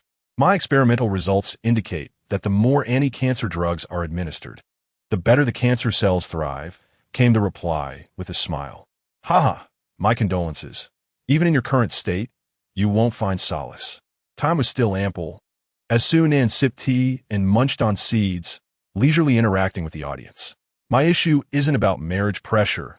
Relatives incessantly inquire about my salary, which weighs heavily on me." Su Nan quipped, "What is your retirement pension?" "Oh my, I heard that Antling next door has increased to 6,000. You must strive harder." "I play the Eru, and every year my relatives urge me to perform Erquaning you," was the response. "I heard your square dancing is quite remarkable. Why not show us?" Su Nan suggested. "I'm still a student, and every year I face questions about my grades," came the reply. "So, how many points did I score, and how much red envelope will you give me?" Su Nan jested. "That's not right, Brother Nan. If we continue this way, we'll surely get beaten. Be bold. If your father pulls out something, just shout. Don't forget your surname. Will that prevent a beating?" "No, it might make it worse," Su Nan animatedly recounted, weaving a tapestry of humor that left the viewers in stitches, utterly captivated. Suddenly, a comment caught his attention. "Brother Nan, I believe you are wrong to indulge that child in early romance." "I cannot agree." Su Nan could see details about Zhangzhe, but the viewers only perceived that he was encouraging early relationships. This posed a genuine concern. Although there was only one comment of dissent, silence often spoke volumes. Should a marketing account seize upon this, in a single night, Su Nan could transform from a beloved figure to a pariah, accused of leading the youth astray. Determined to clarify the misunderstanding, Su Nan's gaze grew wistful, as if recalling distant memories. He sighed softly. "In truth, that child reminds me of a past incident. Perhaps I should share that story with you." At the mention of an intriguing tale from Su Nan's past, the audience's interest piqued. "Is it yet another of your grandmother's traditional skills?" "Ha! Don't mention Grandma Su. I wonder if that bebox enthusiast has had his fill of dandelions. How could there be gossip we're unaware of? You're not treating us like family. Sunan's voice resonated as he began his narrative. I have a friend. With just those 5 simple words, the audience was entranced, eagerly awaiting the unfolding tale. All right, we understand. Please continue. Amidst the playful banter of the audience, Sunan continued. In that year, when he was in the second year of junior high, he developed feelings for a girl. She was the first one he ever liked. As you all know, the love of adolescence is often tender and naive. Faced with this sudden fluttering of the heart, my friend was at a loss for how to respond. After much contemplation, he resorted to the most clumsy means to capture the attention of that girl. Is this a tale of first love? I'm all ears. Please update swiftly. Wow, I never imagined that the King of Thieves had such a pure side. I genuinely envy that girl. What did he do? Did he perhaps place a frog on her desk? I've done something like that before with pride. Ha ha, what are you proud of, my dude? It's no wonder you're single. That girl is now my wife? No way. Chapter 51, a bit too forceful. Accidentally scoring high, the barrage of comments surged with fervor. Everyone immersed themselves in Sunan's narrative, reminiscing about their own youthful and reckless days. Observing the flood of comments, Sunan chuckled softly. Thus, my friend, in an effort to capture the attention of a girl, resolved to secure the top rank in the final examinations. Is there a connection between the two? That girl can't possibly be the top student, right? How klitsch. I like you. So, I'ma seize your position. Is this the romance between academic elites? Incorporating the girl? I'm already getting irritated. Hold your horses. You think being the top student is as easy as picking a carrot? Let us hear him boast. Wow, such love stories. Please keep them at bay. I don't want to catch that. As Sunan continued amidst the playful jabs from netizens, he affirmed, indeed, the girl was the top student, while I lingered around the 100th rank. In a desperate bid to capture her attention, I devoted myself to an intense study regimen. Ultimately, on the day the results were announced, my name appeared above hers. It was on that day that I confessed my feelings to her. Author's friend, true story. Ha! Didn't you say you had a friend? You're not pretending anymore. Wait a minute, I'm no longer interested in that girl. How did you study? Can you enlighten me? What? You make it sound so trivial, as if studying is an effortless endeavor. You're making me feel inadequate. I thought you were just like me, struggling, yet you managed to score first. This is unbearable. I can solve this problem. The girl is now with the bottom-ranked student. To the one above, you've watched too many idle dramas. In reality, such obedient girls rarely associate with the unruly. As the story concluded, Sunan reflected, sometimes, early romance is not entirely detrimental. As for Zhang Dama's little grandson, I could see my younger self in his eyes.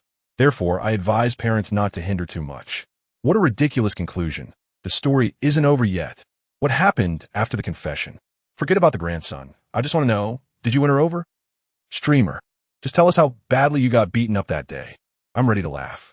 Nango, here, S the black piece, here, S the white piece. And this red one is your nose. Everything is prepared for you. Please share your story. Haha, I'll laugh first in respect. The playful banter continued to swirl before Sunan's eyes. Do you genuinely wish to know what transpired next? Sunan smiled and sighed lightly. Very well. Let me share. Eventually we, of course, ended up together. Damn it, you gotta show off. Crap, I laughed too soon. All right, I regarded you as a brother, and this is how you treat me? Are we filming a drama here? Where's my knife? Don't stop me. I will take down this guy. No need for the host to intervene. I have donned my red nose myself. Well, you all carry on. I must take my leave. The entire live broadcast room resembled a classroom at 8 in the morning, filled with palpable resentment. Sunan observed the viewers in a state of agitation and consoled them. Do not fret. The true finale is that we parted ways in our first year of high school. Upon hearing this, the audience was taken aback, but upon reflection, it made perfect sense. First love during school days is akin to the night blooming serious, pure and beautiful, yet fleeting. At that moment, the barrage of comments began to calm significantly. Perhaps everyone was reminiscing about a familiar classroom or a misconnection, or perhaps a moment of social embarrassment. Damn, the memories of the past have suddenly struck me. Oh, do elaborate, my friend. I still can't forget how he shouted behind me. Hey, Forget about me. Everyone on the street turned to look at me, and I felt like a mad dog. The breakup quote from my first love. I must go protect other little friends. No crying aloud. To this day, I haven't dared to tell my friends. Do I explode with emotion? You think you received the love of a celestial being. What can be done? Just keep living. I can't just die. Ha ha. Is this your first love? This sounds like a criminal record. I just want to ask, are your toes made of iron? Just listening to this makes my toes cringe to the core. Hearing you all, I'm even more curious. Host, tell us why the breakup happened. Yes, let the brothers have a laugh. What else could it be? It's a campus romance. Most likely, we didn't attend the same high school. That shouldn't be the case. One was first in the rankings, the other second. Isn't it easy to get into the same school? Sunan replied, the reason for the breakup. Perhaps it's best we skip that topic. If you don't tell, we might unfollow you. You decide. Sunan said, then you must promise me, once I share, you won't unfollow. Deal. We promise to keep our laughter to a minimum. My apologies, I will rehearse. Please begin your performance. Sunan continued, in truth, the reason for the breakup is rather mundane, lacking the melodrama you imagine. We simply didn't get into the same high school, and naturally, we drifted apart. Oh, that really is the reason. How surprising. Why did that happen? Sunan replied, well, that's on me. We had all agreed to aim for the 20th high school, but I ended up overexerting myself and accidentally scored too high, getting into the prestigious Fudan-affiliated school. The phrase overexerted resonated through the live stream, leaving the audience momentarily stunned. Immediately, it exploded. My body feels unwell. I shall take my leave. May I express my grievances? Let us maintain decorum. Just take action. Beat me to a pulp. If I perish, it shall be on the conscience of those below. I have not wronged any of you. Feeling wronged. Where's my knife? Where's my knife? What knife are you searching for? Just grab me and swing me around. I might even bite. Although the host attended the finest high school, pretending it is the best. He has lost his love. Does anyone understand this? He truly. Who will assist me in putting an end to him? Wang Dalai, officer. Please investigate Sunan. This fellow is undoubtedly no good. Apprehend him swiftly. Everyone, do not be angry. Nangu is merely inexperienced in his first attempt at humanity. Hence he evaded the expected demeanor. The live stream was filled with resentment. Should any demon cultivator accidentally enter Su-Nan's live stream, they would undoubtedly achieve a breakthrough in an instant. The tale concluded. Su-Nan disregarded the barrage of comments entirely. With sunglasses donned, he held no affection for anyone. With a lock on his phone, the advantage lay with him. Netizens, observing Su-Nan's rather brazen demeanor, grew even more irate. Countless comments flooded in, enhancing the live stream statistics. Trust points 43, trust points 32, trust points 30. Watching the continuous influx of trust points, Su-Nan felt elated. These netizens, though vocally dismissive, were quite honest in their actions. Just as Su-Nan was lost in contemplation, a voice interrupted his thoughts. Young man, are you fortune-telling here? The speaker was a middle-aged monk clad in robes, adorned with 6 rings of scars upon his head, accompanied by 2 young novices who were curiously observing Su-Nan. Chapter 52. I truly am a disciple of the thieving sect Shu. Do not make a fuss. There is a monk. Isn't that obvious? How could a temple entrance lack a monk? I meant there will be a splendid show to behold. Setting up a fortune-telling booth at the temple's entrance. I have awaited this moment for quite some time. Rubbing hands eagerly, what? Our grievances have summoned the monk. Master, quickly subdue this demon and avenge us. Given Su-Nan's cultivation, I doubt the master is his match, unless the Buddha within the hall rises. Due to the overwhelming crowd surrounding Su-Nan, this narrow street became the most vibrant scene, further fueled by the recent incident where he offered guidance to Aunt Zhang. Word of him being a little deity quickly spread to Linghai Temple. Upon hearing the news, the supervising monk Du Kuang initially believed some disciple from another temple had come to pay respects. He promptly emerged with 2 junior monks. Yet, upon seeing the Fate Seer, life's navigator, clad in a long robe, wearing sunglasses, it was Su-Nan. Even Du Kuang, with 2 decades of cultivation under his belt, could not suppress his emotions, his expression a mix of disbelief and astonishment. Indeed, Su-Nan replied with unyielding confidence. Master, Would you like me to read your fortune? The serious visage of Su Nan during the live broadcast bore no trace of jest. Du Kuang's eyes widened in shock. What had he just heard? Would you like me to read your fortune? A Taoist asking a Buddhist. Would you like me to read your fortune? This. Du Kuang stammered at a loss for words, his mind racing to conjure adjectives, but to no avail. At that moment, he felt his education was insufficient, his vocabulary woefully inadequate. This scene elicited laughter from the viewers, who moments ago were filled with anticipation. Nanga, do not be absurd. If he asks you to read, I believe the abbot will leap out to give him a resounding slap. Ha ha! I sense the master's understanding is being put to the test. The host is truly bold. Does he not fear retribution? Oh my! I fear the master's compassion may shatter. Master, if it truly comes to it, let's skip to the main event and just start fighting. What kind of audience is this? We live in a society governed by law. How can one strike during daylight? Regardless, one must wait until nightfall. With utmost seriousness, Cyber Taoist. Wow, Su Xiaoyu is indeed a role model for us. I must record this and play it on loop in my temple. After a prolonged stalemate, Du Kuang finally managed to croak out. Esteemed patron, setting up a booth here may not be appropriate.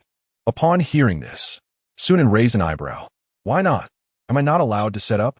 As he spoke, he scanned his surroundings, observing the numerators surrounded by a throng of a dozen or so spectators. Each pair of eyes sparkled with curiosity. Every individual clutched a handful of sunflower seeds, relishing the scene with great enthusiasm. Retracting his gaze, Du Kuang felt 3 dark lines descend upon his forehead. Were it not for the multitude surrounding him, he would have been inclined to unleash a torrent of curses. Upholding the dignified demeanor of a high monk, he gently remarked, "It is not that I cannot set up a stall, but this is the sacred ground of Buddhism. If I am not mistaken, you must be a Taoist, correct?" In essence, he thought, how dare a Taoist disciple establish a stall in the heart of my Buddhist sanctuary? Are you aware of the principle that Taoism and Buddhism cannot coexist? In times past, such an act would have earned you a sound thrashing. Upon hearing the monk's words, Sunan bowed his head and pondered for a moment. Nodding, he replied, "To be precise, I am indeed a disciple of the thieving sect. However, it appears that the law does not prohibit the thieving sect from setting up stalls at the temple gates." Sunan's assertion held merit. In this modern age, no law forbids such activity. This area had been clearly designated for stalls. Even if the city management were to arrive, they would have no authority here. The onlookers, reveling in the spectacle, chimed in, "Indeed, master, it is not illegal. Let him set up his stall. With such a grand temple, are you afraid of a mere young man?" "Yes," the crowd remarked, "with so many of you here, I assent it unbecoming to band together and intimidate a child." The spectators voiced their support for Sunan, leaving Du Kuang at a loss for words. Upon reflection, he realized that Sunan was merely an inexperienced novice. What trouble could he possibly cause? Perhaps it would be better to allow him to proceed. Linghai Temple could even gain a reputation for its generosity. Having come to this conclusion, Master Du Kuang steadied his mind, restoring his former image of a wise monk. Sunan then inquired, "Master?" Du Kuang replied, "Yes." Sunan continued, "Aren't you going back to the temple?" Du Kuang shifted slightly on his small stool. "This place is quite pleasant. I have come to enjoy the fresh air." Sunan surveyed the area. Fresh air? This street was bustling with the highest density of people, and the air was far from pure. Did he come here to enjoy the lively atmosphere? He could have simply said so. Sunan rubbed his temples. "Master, could you refrain from tapping that wooden fish? It's giving me a headache." "Oh, my apologies. It is a habit," Du Kuang said, putting away the wooden fish and sitting obediently half a meter away from Sunan. He was certainly not there for fresh air, nor merely to witness the commotion. To be precise, Du Kuang had come to observe Sunan's self-imposed predicament.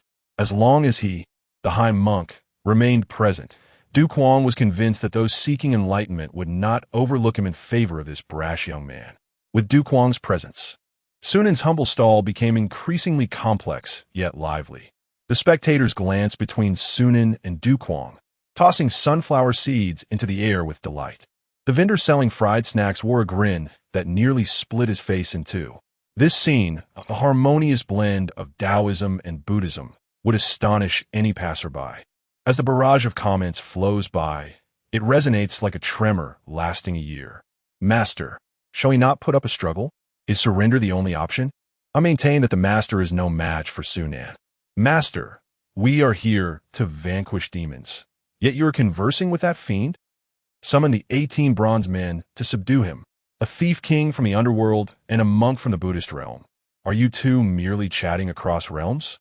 Alas, Sunan has become invincible. Who could possibly bring him down? One must not merely scratch the surface. While they appear casual, they may have already exchanged countless blows in secret. Amidst the crowd, a slightly plump young man watches with amusement. He lowers his gaze and swiftly types a message on his phone. Darling, I just witnessed a fortune teller chatting with a monk. It's quite amusing. He clicks in. Darling, I just witnessed a fortune teller chatting with a monk. It's quite amusing. Red exclamation mark. He nonchalantly pockets his phone and continues to revel in the commotion. Yet, within that smile lies a tinge of sorrow, a measure of resignation, a depth of numbness, and a hint of unwillingness. Do gentlemen prefer sweet or savory rice dumplings? Or perhaps, this little mixed dumpling of mine? Ha ha ha. Wishing everyone a peaceful dragon boat festival. Chapter 53. The first sword after landing strikes the beloved Su Nin absent-mindedly scrolled through the barrage of comments, while half listening to Monk Dukong's fragmented recitation of Buddhist scriptures. With perfunctory nods, he murmured, "Ah, yes, yes. Master, you're incredible. Master, I've attained enlightenment." Meanwhile, his attention was fixed on the system notifications in the background. Enemy trust points, 53,618. In just one afternoon, he had amassed over 50,000 trust points. Though it paled in comparison to the explosive 100,000 points he had earned overnight after winning the first round, it was still a promising start. At the very least, it confirmed that Su Nan's approach was correct, accumulating more viewers and winning their favor. With a population of over 1 billion, even if each person trusted him just a little, he'd be a billionaire. Lost in fantasies of how to spend such wealth, he feigned distress. Ah, the agony of having too much to spend. Just then, a comment drifted across his vision. What's up with that guy next to him? Looks like someone dug up his ancestral grave. Su Nan's gaze involuntarily shifted toward the young man, enhanced by his holographic vision. A few details materialized. Name, Yang Yang Yang. Gender, male. Age, 25. Height, 178 centimeters. Occupation, factory worker. Status, heartbroken, unrequited love. Current greatest desire, please. Just reply to my message, baby. Sunanis leaps twitched. This is hard to take seriously. Heartbreak was common, but to remain in unilateral infatuation? Now, that was talent. What kind of next-level simp is this? Meanwhile, more viewers in the live stream began noticing the young man, and the comments erupted once more. Let me tell you with absolute certainty, this guy got cheated on. How can you be so sure? Personal experience? Inhale cigarette back then. Every time I look in the mirror, I had that exact same look. My condolences, bro. It's fine, I've moved on. I even gave 200 yuan as a wedding gift when she got married. Damn, dude. You're way too generous. If it were me, I wouldn't even show up, let alone give money. Men should be magnanimous. Next month, for her baby's full moon, I'm planning to give 20,000. Wait, let me analyze this. Ah, you're like an upside-down live streamer. Next-level genius. Bro, you're downright ruthless. All I can say is, chef's kiss. As a college student, I don't get it. Can a high schooler explain? Kid, trust me. You're different. Don't waste your time studying. Ha ha. Leave it to us elementary schoolers. Just imagine you're her husband, and you'll get it. Let me think.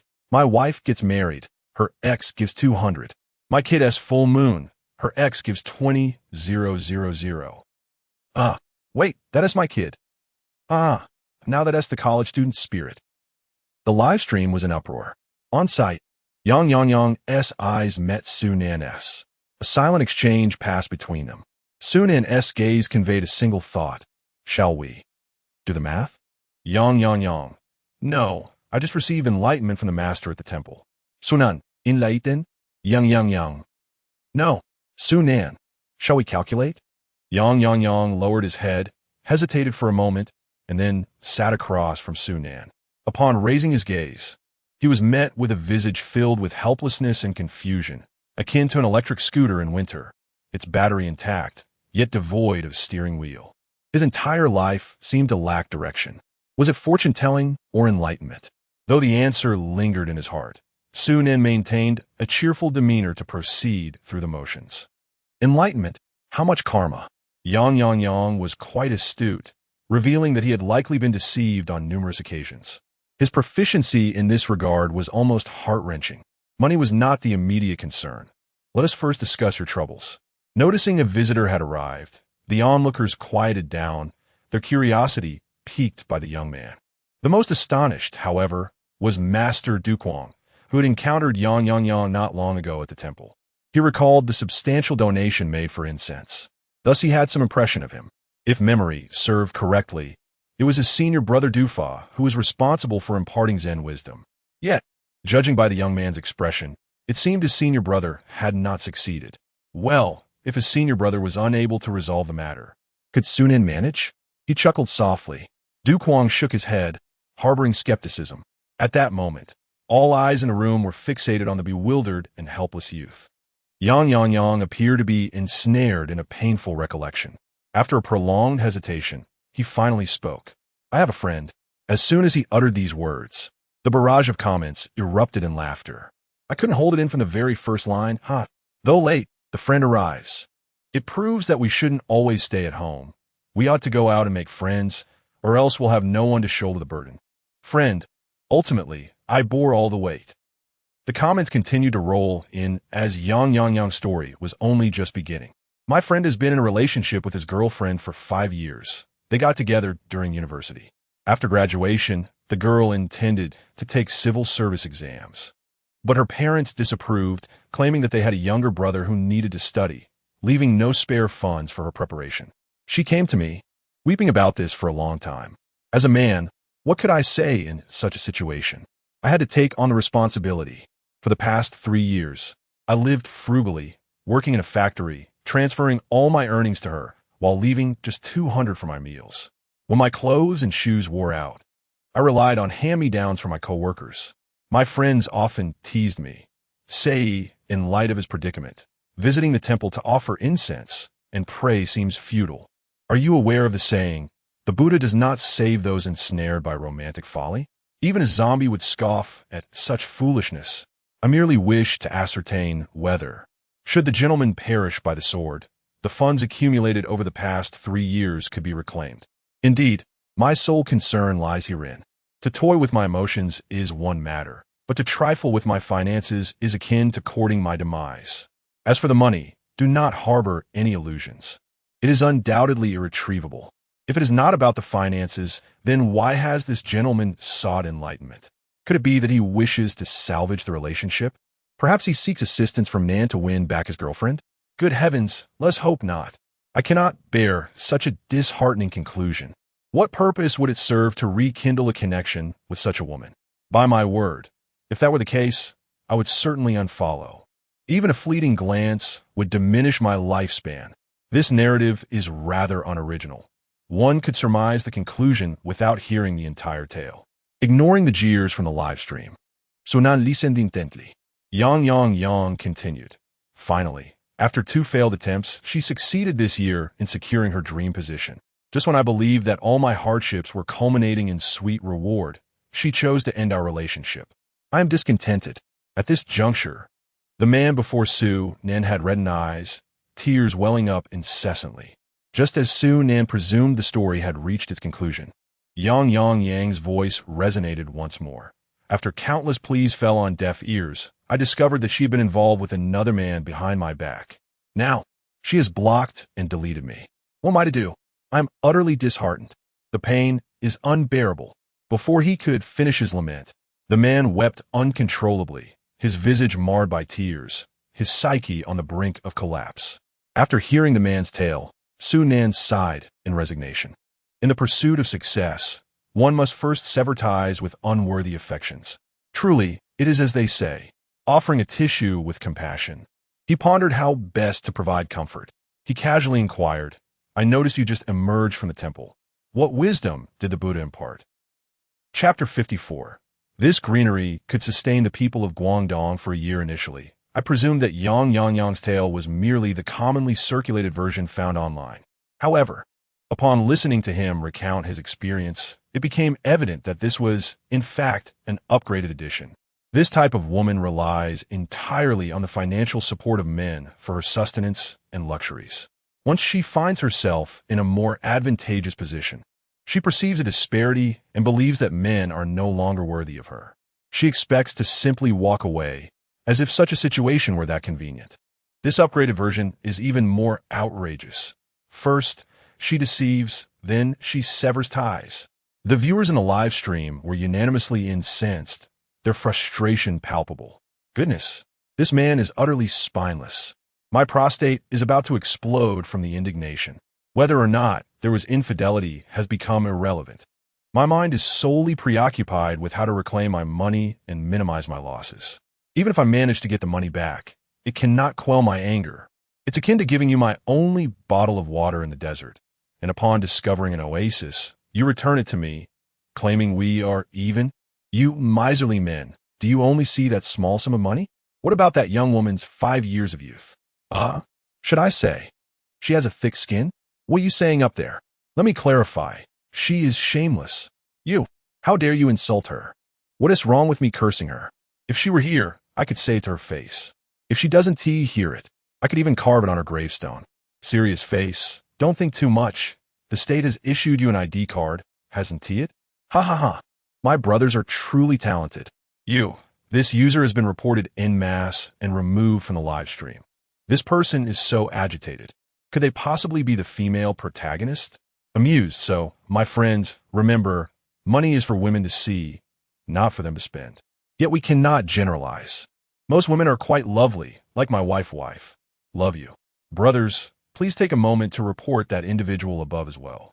Yang's ordeal resonated profoundly with the viewers, who fervently echoed their sentiments, furiously typing away on their keyboards. The barrage of comments in the live stream was relentless, filled with both exasperation towards Yang and vehement criticism directed at the woman in the story. Sunan observed all of this, feeling a mix of sympathy for Yang and disdain for the woman's actions. However, even the most impartial of judges find domestic disputes challenging to resolve. He was not a deity, capable of snapping his fingers to make her see the light and change her heart. The thought of it sent a shiver down his spine. Even if such a power existed, he would not wish to wield it. The reason was simple. It was repugnant. For now, all he could do was attempt to counsel the distressed individual, helping him to extricate himself from his quagmire. As for how to provide that counsel, well, Sunan fell into silence. He excelled at confrontation. The ability to comfort others is indeed a blind spot for him. Moreover, the individual before him is ensnared in a hellish dilemma, a tumultuous blend of heartbreak and infatuation. After a brief contemplation, a flicker of inspiration crossed Sunan's eyes. Why not? I noticed you just emerged from the temple. What wisdom does Buddha impart? Perhaps we could borrow some insights. Dukong, who had been thoroughly engrossed in the unfolding drama, was momentarily taken aback. Why are you suddenly invoking the teachings of the Buddha when someone seeks your counsel? Besides, given his state, even the Buddha wouldn't entertain such a love-stricken mind. Upon hearing Sunan's inquiry, Yang's expression visibly darkened. The master has prepared me a cup of tea at 105 degrees. Sunan furrowed his brow, casting a sidelong glance at Dukong. Another tea session. You hold the teacup, continuously diluting it with water. When it becomes too hot to handle, you are reminded. When it hurts, you learn to let go. Amitabha, how tiresome. Such an old routine. Can't the Buddha's disciples conjure something fresh? Dukong shot him a perplexed look. Why are you staring at me?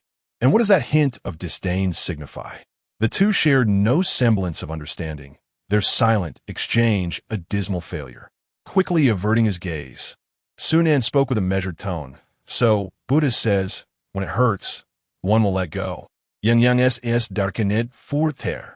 No, Buddha says, the teacup is at 50. Too hot. I've had to cast it away. Sunan nearly choked on a sip of water, his face turning crimson as a result. It was not only him. Those 4 words shattered preconceived notions of the Stoic Buddhist monks. The comments section erupted with laughter. Haha. Buddha says, the teacup is at 50. I can't handle this low humor.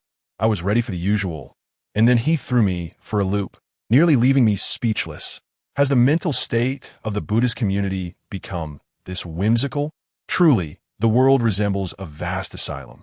Master at only 57, right in the prime of mischief. It seems that in seeking wisdom at the temple, one must bring their own teacup. Don't deliver such comedic lines with a straight face. I nearly laughed my child out. Hey, how did you know I was serious? Hee. Who the hell said that to you? After a fit of coughing, Sunan finally regained his composure and offered Dukong an apologetic glance. Forgive me. It appears the Buddhist way can be quite entertaining. Everyone says to let go, yet I find it impossible to do so. Yanyang murmuret softly, withdrawing his phone to search for something. Moments later, he continued, Little master, look, I've made every effort to retain her. Why then does she still wish to leave? Has our 5-year relationship truly become worthless? His voice trembled, nearly breaking into tears.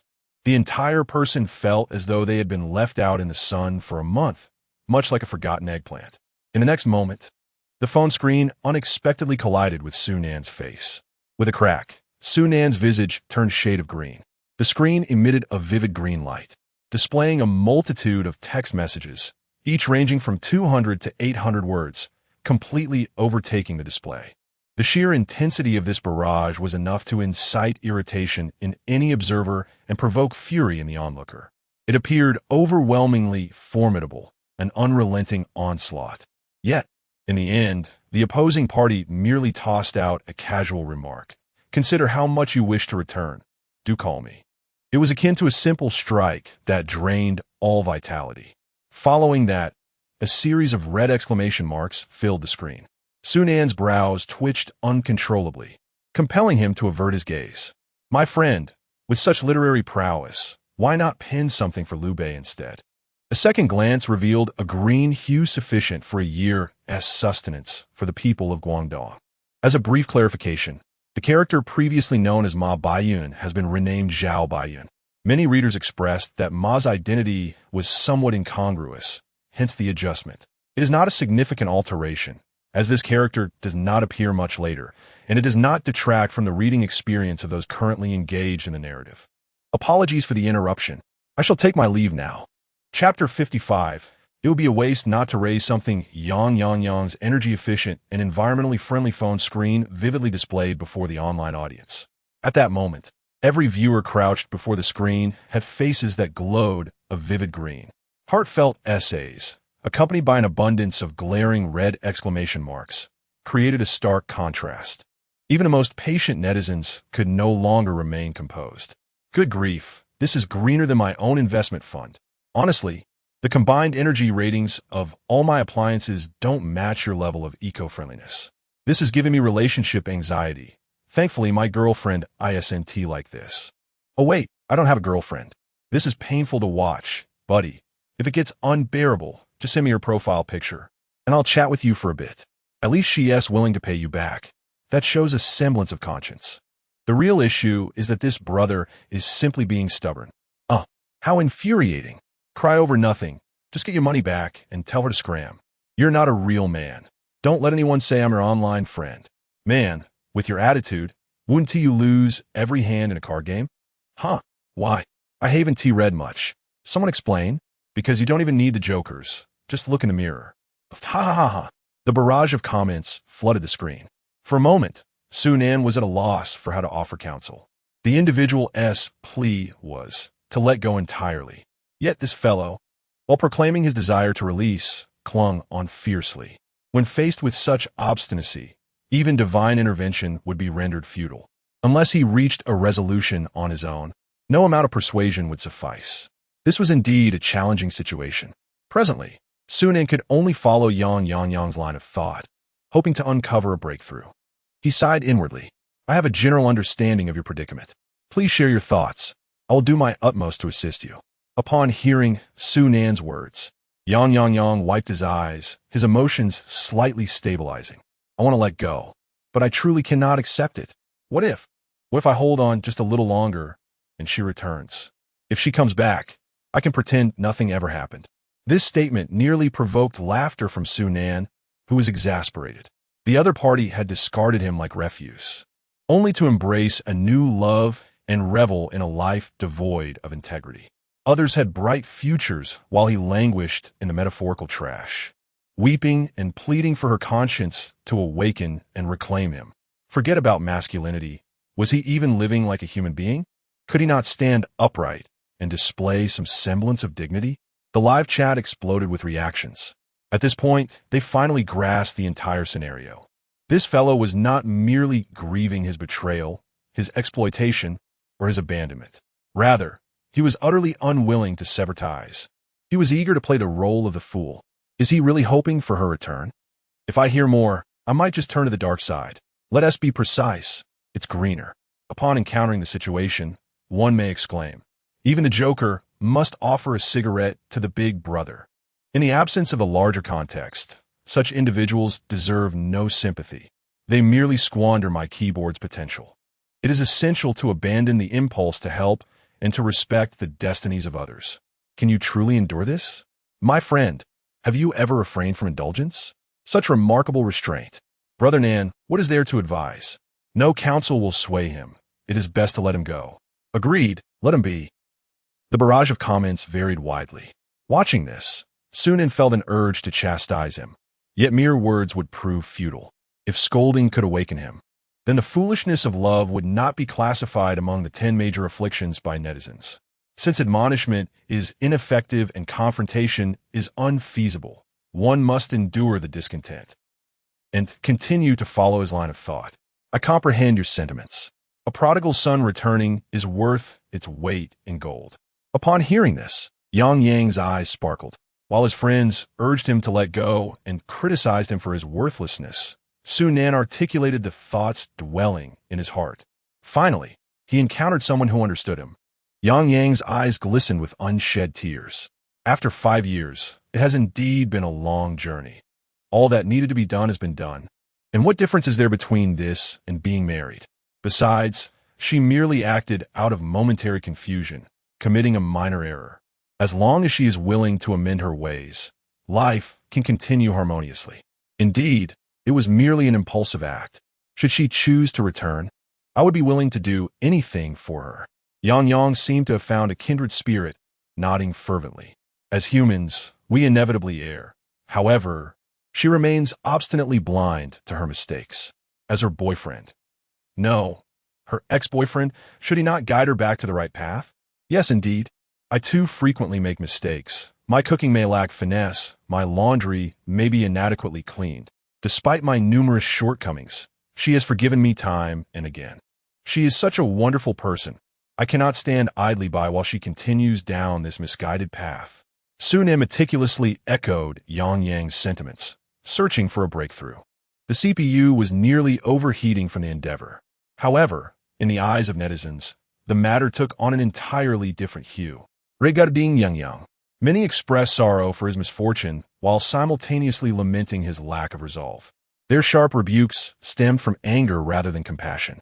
Yet, what Sunan did, clearly pushing the victim into the flames, was beyond comprehension. What does the host mean? I fail to grasp it.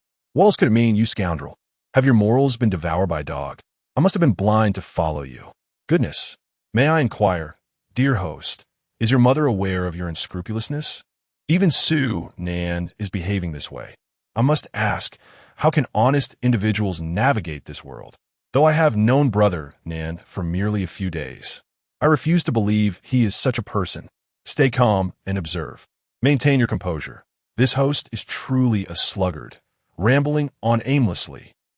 At this moment, the pent-up frustration of the netizens found an outlet, and all their grievances poured forth upon Sunan. At this moment, Sunan was not preoccupied with the barrage of comments. Externally composed, internally he was in turmoil.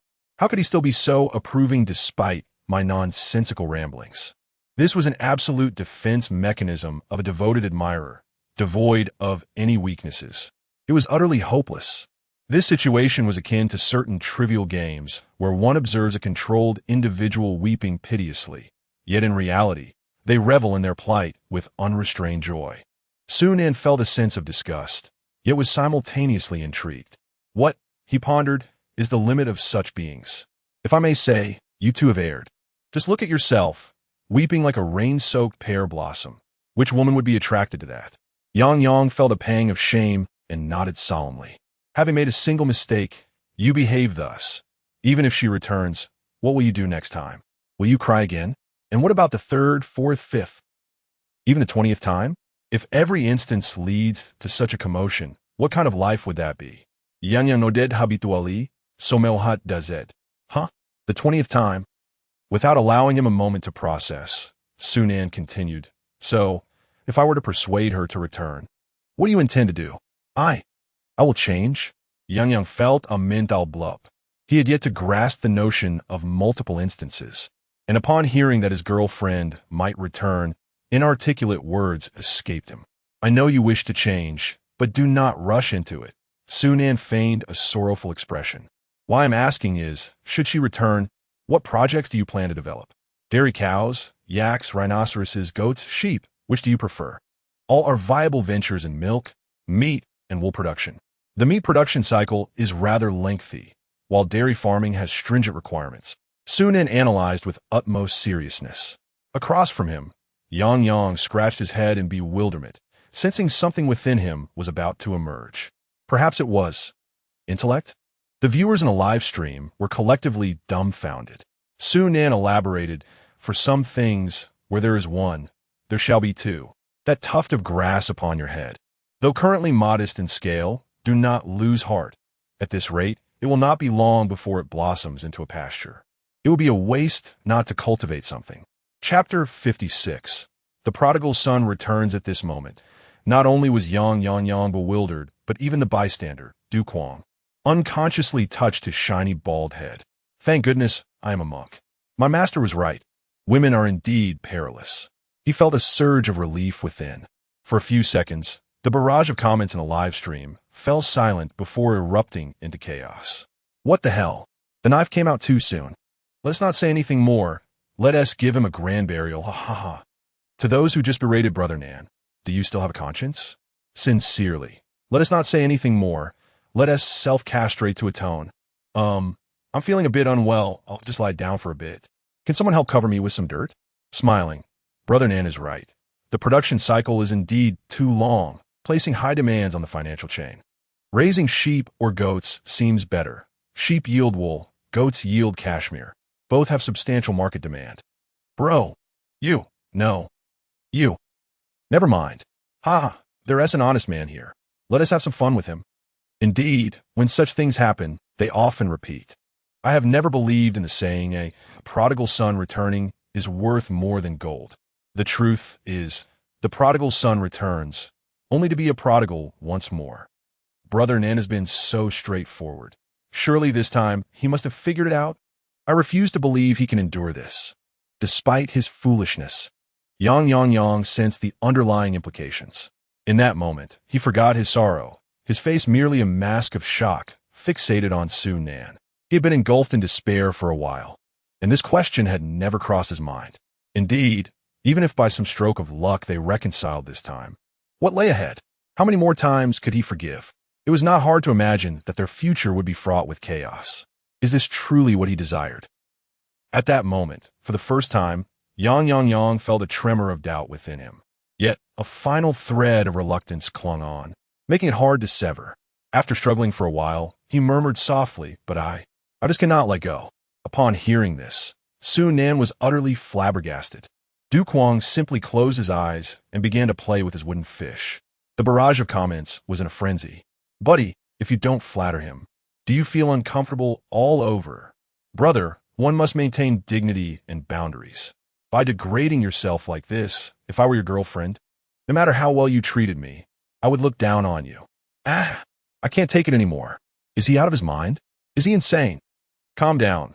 The prerequisite for being insane is to have a brain first.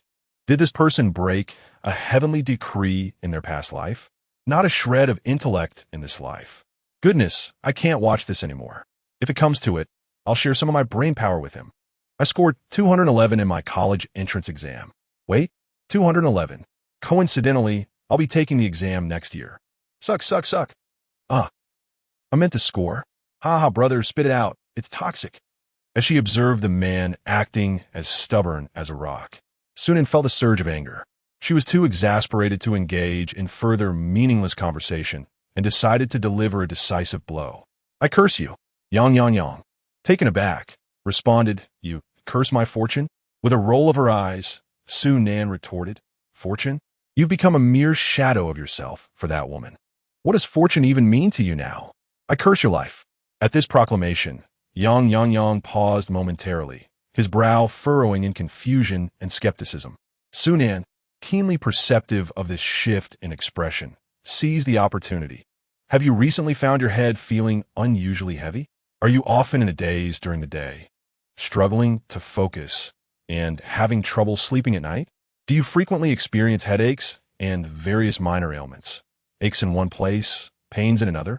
With each word she uttered, Yang's eyes widened in disbelief. Recently, he had indeed been plagued by insomnia, often staying awake until the early hours of the morning, only to awaken feeling utterly drained. His daytime was no better. He frequently found himself lost in thought, nearly causing accidents at work on several occasions. Everything she said resonated with his own experiences. Could it be that she truly had cursed his life? Shocked yet increasingly trusting of Su Nan, he felt a shift within him. Meanwhile, the onlooker, the monk Dooku, was equally astonished.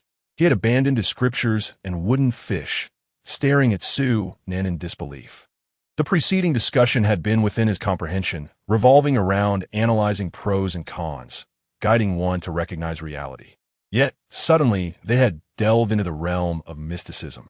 The monk, a firm believer in karma and the cycles of life, was skeptical about fate and curses, dismissing them as mere superstition. Yet, witnessing Yang's expression of sheer terror made him wonder if Su Nan had indeed spoken the truth. Upon glancing at the unexpected system notifications, Su Nan felt a tinge of surprise. The trust from Mu Chong was anticipated, but she had inadvertently gained the trust of a monk as well. A buy-one-get-one free situation. The corners of her mouth lifted slightly. What she had said was not mere nonsense. It was all grounded in reality. This man was suffering from heartbreak, exuding an aura of despair. His dark circles under his eyes were so pronounced they seemed to threaten to fall to the ground, an undeniable sign of a chronic insomniac. Poor sleep at night inevitably led to a foggy mind during the day.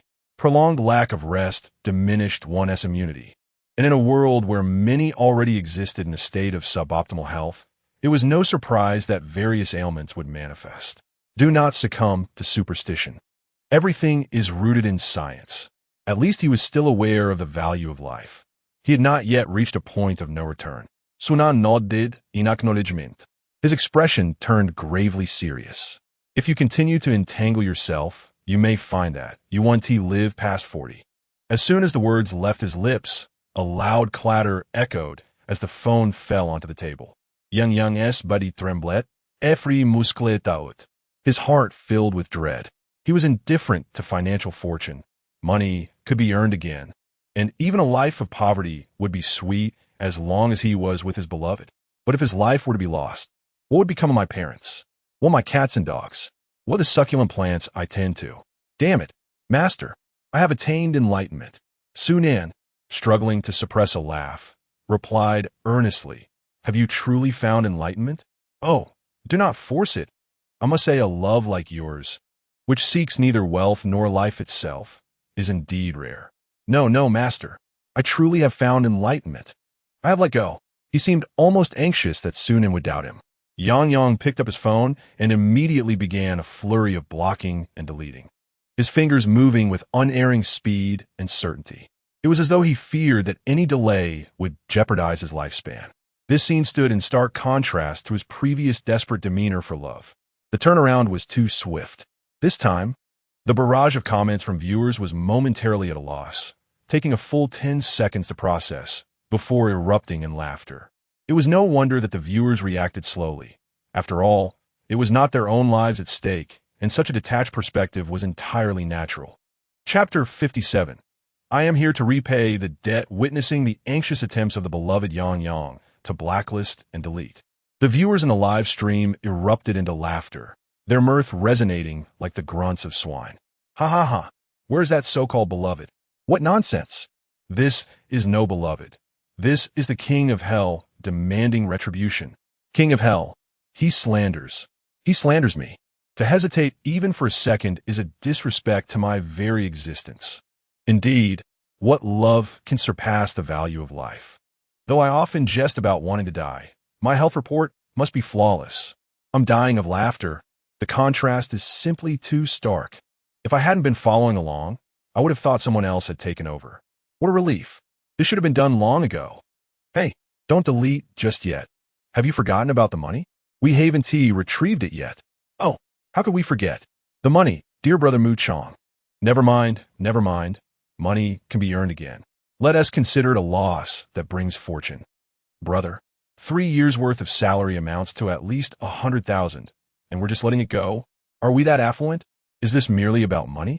That represents my life. Had it not been for a reminder from a netizen, they might have forgotten about the outstanding debt. 5 years of emotional investment had culminated in this moment. Although it evoked feelings of regret and anger, there was little they could do. Yet, the financial support of those 3 years must be reclaimed. The viewers were now acutely aware. You may toy with my emotions, but you shall not play with my finances. I could surrender everything to you, save for my life and my savings. The urgency in the live stream was palpable. The viewers, aware that Yang could not see their pleas, continued to send messages, hoping that Sunin might notice and intervene. However, the following scene caused their hopes to plummet once more. Yang's fingers danced across the screen.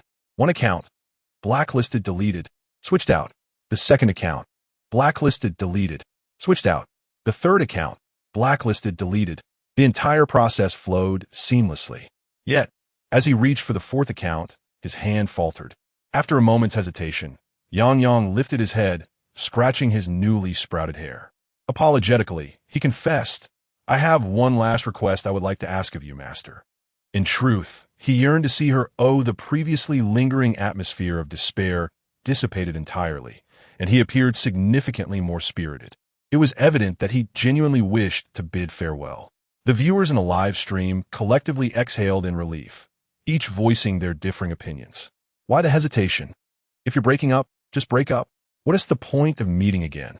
Should one write the end on the other as face? Ha ha ha. What are breakup perks? Benefits from infidelity are a no-go, my friend. That is a perilous path. Seeing everyone so conscious of safety gives me peace of mind.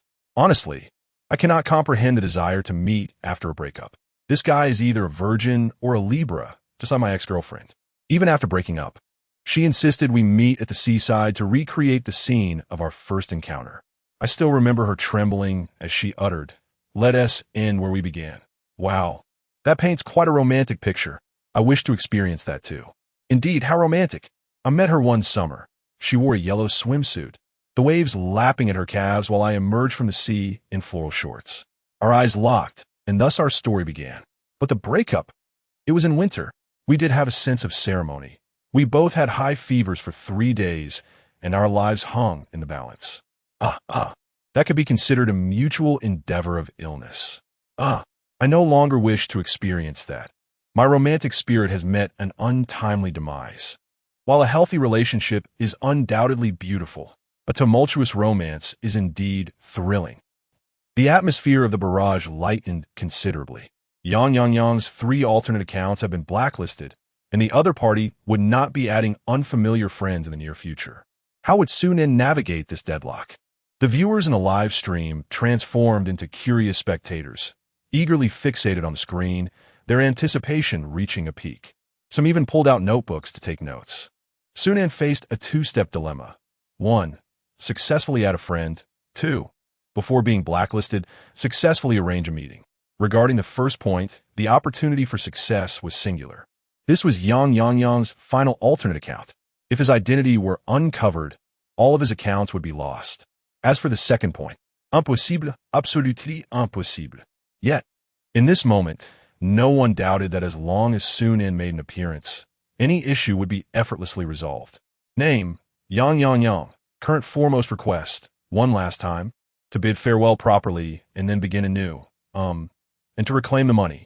After glancing at Yang's information and confirming that his emotional turmoil had indeed been resolved, Sunan felt a sense of ease. He took the phone, opened WeChat, and searched for the target account. Without hesitation, he clicked Add Friend. A prompt appeared. Please enter a friend verification message. At this moment, the hearts of both the viewers in the live stream and Yang raced with anticipation. The first challenge, successfully adding a friend. Here it comes. Even Dong Ming, who had been silently observing, couldn't help but tense up slightly. What would he do? Pretend to be an acquaintance? Or pose as a client? No. Regardless of whom he impersonated, the other party might verify via phone call first. Even if he managed to add them by sheer luck, such deceit could be exposed in an instant. At that point, forget about arranging a meeting. There would be only one outcome, getting blocked. In the live stream, Sunan didn't hesitate. With a light tap on the screen, tap, tap, tap, he sent it. The entire live chat fell into stunned silence. Beside him, Yang gaped in astonishment. Friend request message. I'm here to return the money. Chapter 58. You were never attractive. Why create a scene? I am here to repay the debt. A single phrase, akin to a virus, recklessly traversed the minds of all present. 3 seconds, 5 seconds later, the barrage of comments erupted. Is this even possible? Who could possibly refuse such a friend request? My grandmother may not agree, but I certainly do. Sunan. Honestly, if I received such a friend request, the acceptance rate would have to be 10,000. Whoa, em utterly flabbergasted. Buddy, learning everything will only lead to your downfall. Sunan, just reveal your true self. This thought process is far from primate-like. Primates don't showcase such flair. Another day of wanting to dissect the Streamer S brain. Does anyone have the Streamer S address? Rewards are available. Thank you, Streamer. My young master hasn't smiled in 10 years, but since watching your streams, he simply can't stop laughing. Ha ha ha. Don't laugh just yet. This is merely the first step. The real challenge lies in getting them to meet up later. Indeed, let us continue watching. Haha. The comments twisted with joy, while Yang felt a surge of panic. Oh no, I was careless. This master doesn't seem much older than me. What does he know about handling girls? This is my last account. If I get blocked again, I'm finished. He anxiously reached for his phone multiple times, only to hesitate with a glimmer of hope. What if? His hands rose and fell, rising and falling several times, caught in a whirlwind of confusion, urgency, and intrigue. This scene, witnessed by netizens, only intensified their laughter. Just as the barrage of comments rolled on, a buzzing sound, his phone vibrated. Friend request approved. You have added baby. You can now start chatting. A brand new dialog box appeared. Baby, who are you? In that instant, Yang's body froze, his pupils slightly constricting. Gazing at the familiar avatar on the screen, he momentarily lost his bearings. After days of employing various methods, praying and seeking alternate accounts, all for this moment. Yet now, with the friend request accepted, the person he had longed for was right before him. Strangely, he found himself devoid of any desire for conversation. Yang was momentarily taken aback. The excitement, surprise, and sadness he had envisioned were absent. All that remained was a profound calm. As if he were an outsider in this scenario. Reflecting on his previous actions, he suddenly found them utterly ridiculous. Enlightenment often arrives in a fleeting moment. This time, he truly felt liberated. Once a person's mindset shifts, their perspective on issues inevitably alters. Quickly regaining composure, Yang chuckled, leaning in with a curious expression, transforming from a main character to a bystander. He was intrigued. Sunan's understanding of baby was almost non-existent. What methods could there be to invite this woman out? At this moment, Sunan achieved a rare harmony among the spectators. The emotions of the crowd reached an unprecedented unity. Even those who had once been wronged now watched with eager anticipation, their breaths held, eyes glued to the screen, afraid to miss even a single moment. And Sunan, naturally, would not disappoint. His fingers danced across the screen as he calculated his next move. Wrapped in Yang's identity, polite words would be useless. Perhaps the opposite approach was needed. A second later, whoosh, the message was sent. Loki sheep, come out. I'll treat you to barbecue. The opening line held no pleasantries, no wasted words. It bypassed the opponent's defenses entirely, striking straight for the heart of the matter. On the surface, it seemed like a direct hit, but how could the other party agree when they didn't even know who he was? It was like charging headlong into battle before the enemy had even removed their armor. The result? Certain defeat. By all logic, this move should have been a blunder. Yet the livestream audience disagreed. Their minds strained to the breaking point, trying to decipher Su Nan's thought process. Usually, the first message from a new friend is, "Are you there?" Or "How are you?" Newbies, step aside. This is high-level play. Don't even try to understand. This opening move, I've never seen it before. Let me analyze this. If it were me, getting a random invitation to eat from a stranger, I'd think they were insane. Normally, I'd block them immediately. So Nan's move here is to, damn it, I don't get it. Trust the strategist. Every word he says deserves frame-by-frame analysis. Strategist? More like a clown. A clown? Hate to admit it, but look at Su Nan's ridiculously handsome face. If he is a clown, then what does that make you? Yeah, I'm different. I'm just an idiot. Well, that S. Ha, my dude. No need to be so brutally honest. After Su Nan sent his message, 3 minutes passed with no response. Then his phone vibrated. Baby, it's you again. So annoying. No, I'm on a diet. With just one line, his identity was exposed. The enlightened pasture brother wiped sweat from his brow. He knew this woman all too well, now that the disguise had failed. If Su Nan couldn't persuade her within 3 messages, the fourth would be met with a red exclamation mark, blocked. And to invite her out in just 3 moves, using his own identity? Impossible. Absolutely impossible. But when he looked up, Su Nan remained unshaken, fingers flying across the screen with effortless ease. 3 messages sent in rapid succession. Low-key sheep. Most people diet because they're afraid of looking ugly. You were never pretty to begin with. Why bother? Besides, dieting shrinks your chest first. Keep going, and you'll have nothing left. The scene fell into a profound silence. Upon reading these 3 phrases, everyone was rendered speechless. The viewers in the live stream could almost feel their CPUs overheating. Yang Yang's expression was a complex mix of astonishment and confusion as he cast a bewildered glance at Su Nan. Wasn't he supposed to be making plans? What was this reverse maneuver? Which teacher had taught him to converse in such a manner? Moreover, he had extinguished all 3 opportunities in one breath. Yang began to envision that if Su Nan were to send even a single message, he would once again encounter that familiar exclamation mark. However, the wait was not prolonged. The phone vibrated once more. Baby, where are you now? Yang. Netizens. Dukung? Su Nan, with an air of nonchalance, lifted his head. Where would you like to meet? Jiangjin Road West. At Master Wang's barbecue, perhaps. Yang Yang's eyes dimmed, his intellect seemingly evaporating. Everything was unfolding too swiftly. His newly acquired thoughts had barely settled before he was once again packing his bags and preparing to leave home. Why? Why had he exhausted all his well-meaning words? Within 3 phrases he was doomed. Su Nan's nonsensical chatter had somehow led to an instantaneous resolution. Before he could fathom the situation, Su Nan had already sent the address. Almost instantaneously, a reply came from the other side. Baby, just wait. In that moment, the entire live stream was enveloped in a silence so profound, it was akin to a graveyard.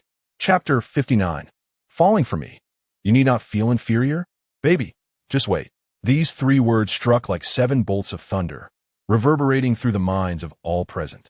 The viewers in the live stream experienced a sudden surge of excitement. For those who do not understand, is this how you ask a girl out? I've never been in a relationship, so please don't deceive me.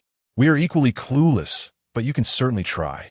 Just know that you may not end up with a girlfriend. What does that mean? Sincere inquiry. It refers to your most respected rival in life. Haha, I can't contain my laughter. Wow, what an epiphany. I've truly learned something. Go ahead and learn. I won't stop you. This tactic is indeed one that can backfire instantly.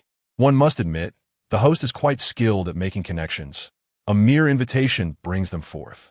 Well, it'd show up, but once they get beaten up, what is there to fear? I'm not the one getting hit. The host is rather mischievous. Can this invitation truly be equated with that one? Ha ha ha. An invitation to a duel is still an invitation. It's the arrival that counts. The entire live stream was suffused with an aroma reminiscent of scorched brain matter.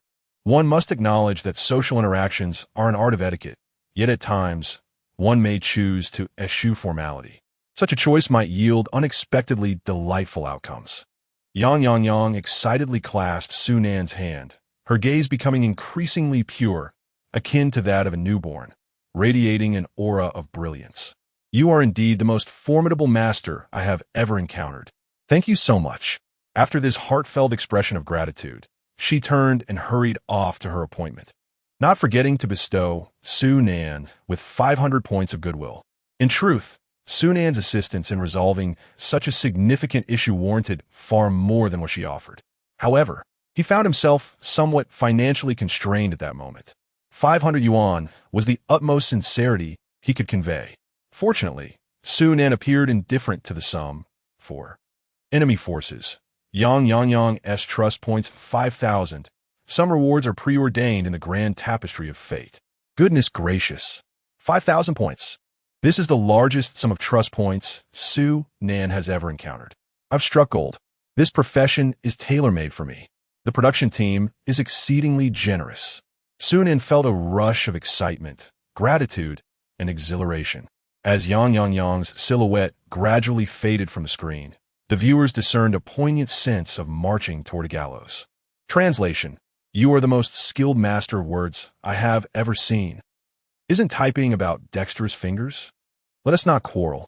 Our brother Nan possesses exquisite vocal skills, and his dexterity is unmatched. I suspect you may have ulterior motives, yet I lack evidence. Seriously, I am an orthopedic doctor, and my hospital is near Jiangjin Road. Could you assist Brother Mu in securing a bed? He seems to be in need. I am a lawyer. Should the party wish to pursue compensation, please me. I am a musician. May I inquire if the involved party requires background music for their entrance? I am an insurance salesman, and I strongly recommend that the individual purchase an insurance policy before attending the appointment. Haha, you all must be joking.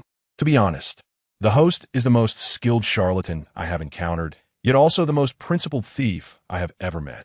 Indeed, setting aside his penchant for theft, armed behavior, and legal troubles, Sunan is genuinely a good person. Are we praising him or criticizing him? System notifications continuously flooded the screen, accumulating an endless stream of trust points. Sunan glanced at the time and cheerfully began to pack up. The temple typically ceased operations around 4 or 5 o'clock. With the absence of passing devotees, the nearby stalls naturally followed suit, closing for the day. The fortune-telling booth was quite simple, consisting of merely 2 tablecloths, a set of furniture, and a pole. In under 10 minutes, it was all neatly arranged.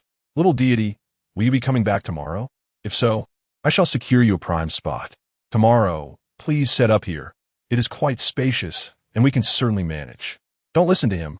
Come over here, and he will treat you to roasted sweet potatoes. On his first day of setting up shop, Sunan garnered accolades from all his colleagues. After all, manning the stall can be rather monotonous. With Sunan around, there was always first-hand gossip to be had, far more thrilling than any television drama. Sunan smiled and exchanged pleasantries before shouldering his belongings, preparing to leave. Just as he turned, he noticed in the corner the monk, still wearing a vacant expression. At 38, he sat at the temple's entrance like a lackey. Master, are you all right? It was unclear when it had begun, but Dukong had entered a state of mental disconnection. From the moment Sunan embraced the arcane arts, he had nearly concluded that Sunan was merely a deceitful charlatan. His intention to stay was simply to witness the spectacle. However, unexpectedly, this very trickster resolved the dilemma that had left his senior brother utterly helpless. At that moment, Dukong's mind conjured the image of Yang, who had achieved a profound understanding. He also heard everyone referring to Sunan as little deity. Such a claim had once belonged solely to his Buddhist order. The crucial point was that, despite Sunan's irreverent demeanor, his results were undeniably effective. After the Buddhist monk's futile attempts to assist, Sunan, with a few nonsensical remarks, had enabled Yang to escape his plight. Even a lovesick mind could be healed. This was nothing short of a miraculous occurrence in the realm of the arcane. At this instant, Dukong's pure-heartedness began to tarnish. The essence of his 20 years of arduous spiritual practice became tainted by Su Nan's influence. He stood rigidly, wordlessly turning away. Dukong departed in Zilengsa, leaving behind a trace of something. Enemy. Dukong trust points 1,000. Su Nan was left utterly bewildered. Trust me, just trust me. But what sort of expression is that? What is going on? Falling in love with me. There is no need for you to feel inferior. Your expression, filled with confusion and bewilderment, has captivated the attention of netizens. The live stream erupted in laughter. Ha, that master. I feel like he is about to shatter. How could he not? Brother Mu is donating incense money and buying teacups, yet he couldn't convey the message clearly. In the end, a fortune teller at the entrance enlightened him with just a few words. Who would tea break under such circumstances? It has been proven that one must be cautious while indulging in gossip. I reckon the master never imagined that while I merely enjoyed some gossip, I would inadvertently consume his enlightened heart. Brother Nan didn't foresee this either. I was here to enlighten Brother Mu. How did you end up losing your composure? Oh my, look at Su Nan's follower list. The master just followed Su Nan. As this message appeared, everyone hurriedly opened Su Nan's follower list. When they saw the name of the master, they were utterly stunned. Uffed. This whole situation is becoming increasingly surreal. Buddha, you're no longer pure. Master, in the midst of shattering, do not queue. Linghai Temple, Dukong, Master, don't take it too much to heart. Encountering Su Nan. Who and go a little crazy. I can't hold it in anymore. The barrage of comments was filled with unrestrained laughter. Various memes and expressions dominated the screen. Today, they not only learned how to counter their relatives' marriage pressures, but also witnessed the awakening of an ultimate sycophant. In the end, they even bore witness to a moment of vulnerability from a high-ranking monk. The scene was such that even the most callous netizens laughed uncontrollably at least once. Those with a conscience simultaneously struck their electronic wooden fish while bursting into laughter.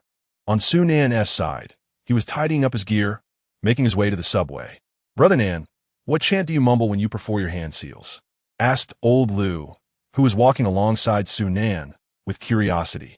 He had been wanting to ask this for a while. Initially, he thought Su Nan was just muttering nonsense. But after hearing it a few times, there seemed to be a certain pattern. Could it possibly be an actual incantation? Do you really wish to know? Su Nan raised an eyebrow, glancing sideways at old Lu. Well, do tell. Old Lu nodded eagerly. All right, it's not really a secret. Old Lu perked up his ears, and the live stream adjusted their headphones. Ahem. Su Nan squinted, adopting the demeanor of a sage. The wind rustled. His long robe billowed, making a sound. The next moment, a profound and earth-shattering declaration echoed. White Dragon Horse, utterly formidable, toppling Tang Sung, trampling his 3 disciples. The journey to the west for scriptures is no easy feat, and now he remains all alone. Old Lu. Netizens. Chapter 60. Can work truly alter one's class? Linghai Temple, Dukong, Master, I beseech you, please let the Buddha emerge and take in this prodigy Su Nan. I was wrong. I should not have mocked you. I can no longer recall the original melody. High prices offered for a pair of ears that have yet to hear. Mother, I am no longer pure. I knew he was absurd, but I did not anticipate him being this outrageous. The demonic cultivator Su Nan. Having practiced for over a millennium, on the day of his emergence, with a single strike, shattered the Buddhist gate. With a mere word, countless lives lost. Inspiration has struck me. I must write. Quick updates. I cannot sleep at night. Bro, trust me, do not tackle this worn-out topic before you write. Everyone clamors for rapid updates and sleepless nights, yet once you begin, not a single word is uttered. Let us be honest, is it possible that your writing is truly dreadful? Damn, shrimp and pork heart. I always believed I was unwell, but here I realize you are the truly afflicted ones. The live streaming room was abuzz with excitement. Meanwhile, Su Nan and old Lu had arrived at the subway entrance. Observing the fervent discussions among netizens, Su Nan bashfully remarked, All right, my dear friends, it is getting late. Before he could finish, a keen-eyed viewer discerned his intention. Is this fellow attempting to sneak away? Open your eyes and see the number of viewers in the live room. How dare you end the stream? Indeed. Have you paid off your mortgage? Purchased a car? Saved enough for the betrothal gift? You dare to sign off? Oh, wait. You mentioned the host, yet why does my heart ache so? Even the donkey in the production team would not dare to rest like you. Hearing this, Sunan cast a glance at the upper right corner of the live streaming room. His eyes widened in disbelief. 800,000? If memory serves, that was the total number of contestants in the first round of the finals.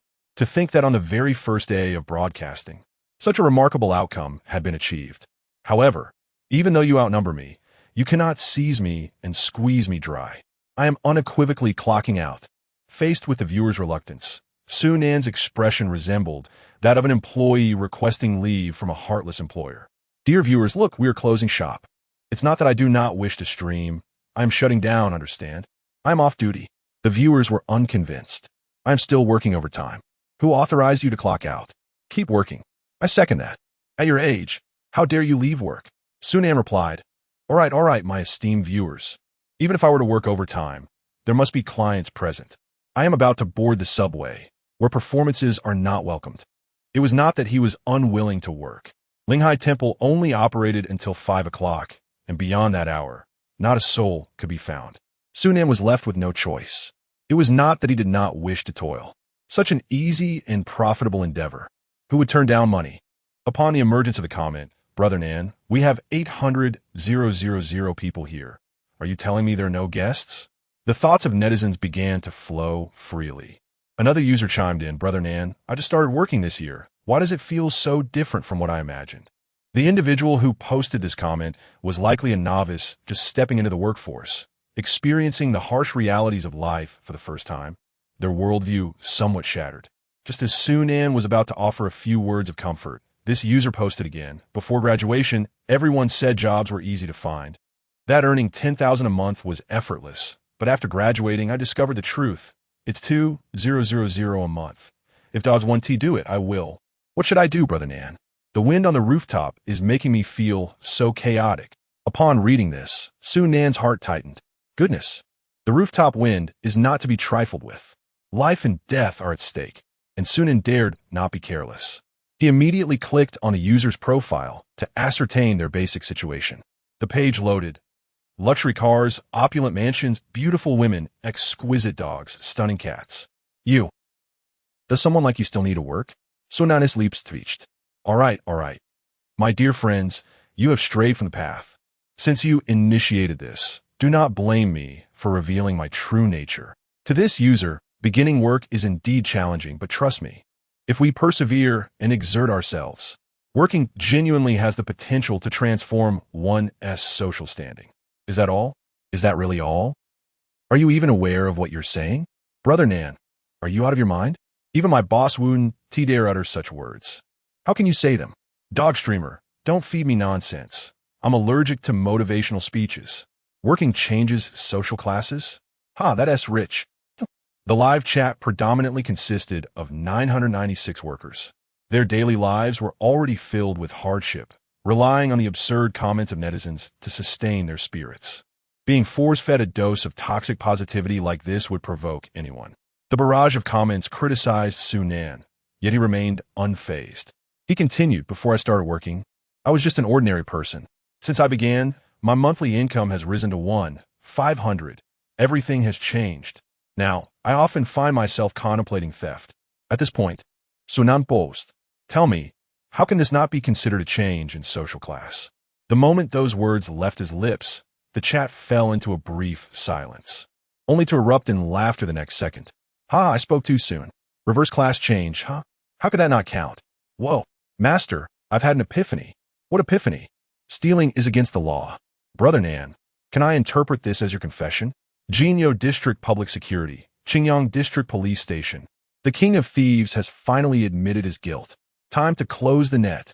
My laughter has erased all my burdens. Streamer, compensate me for my troubles.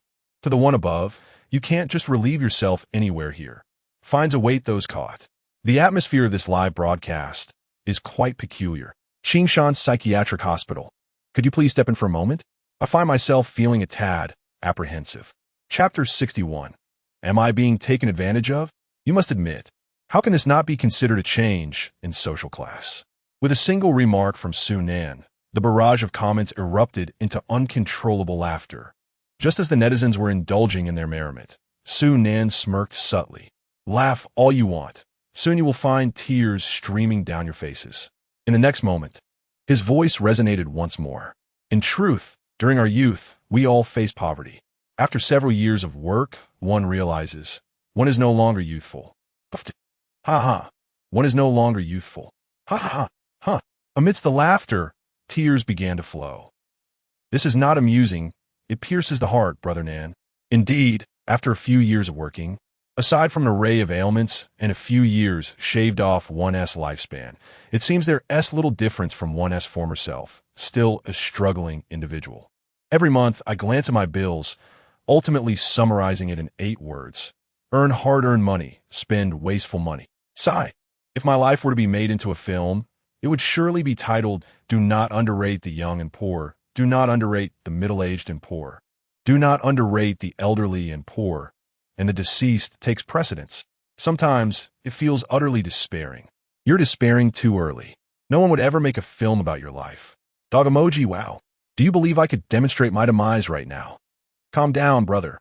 Even in death, your body would still need to code. He merely passed away. He did not resign. Dog emoji, you're right. I often feel as though I live like I'm on a bargain site, either competing with the upstairs neighbors or fantasizing about exacting revenge on them. Smile. Calm down. Why would you want to harm me when I've even added a dog emoji?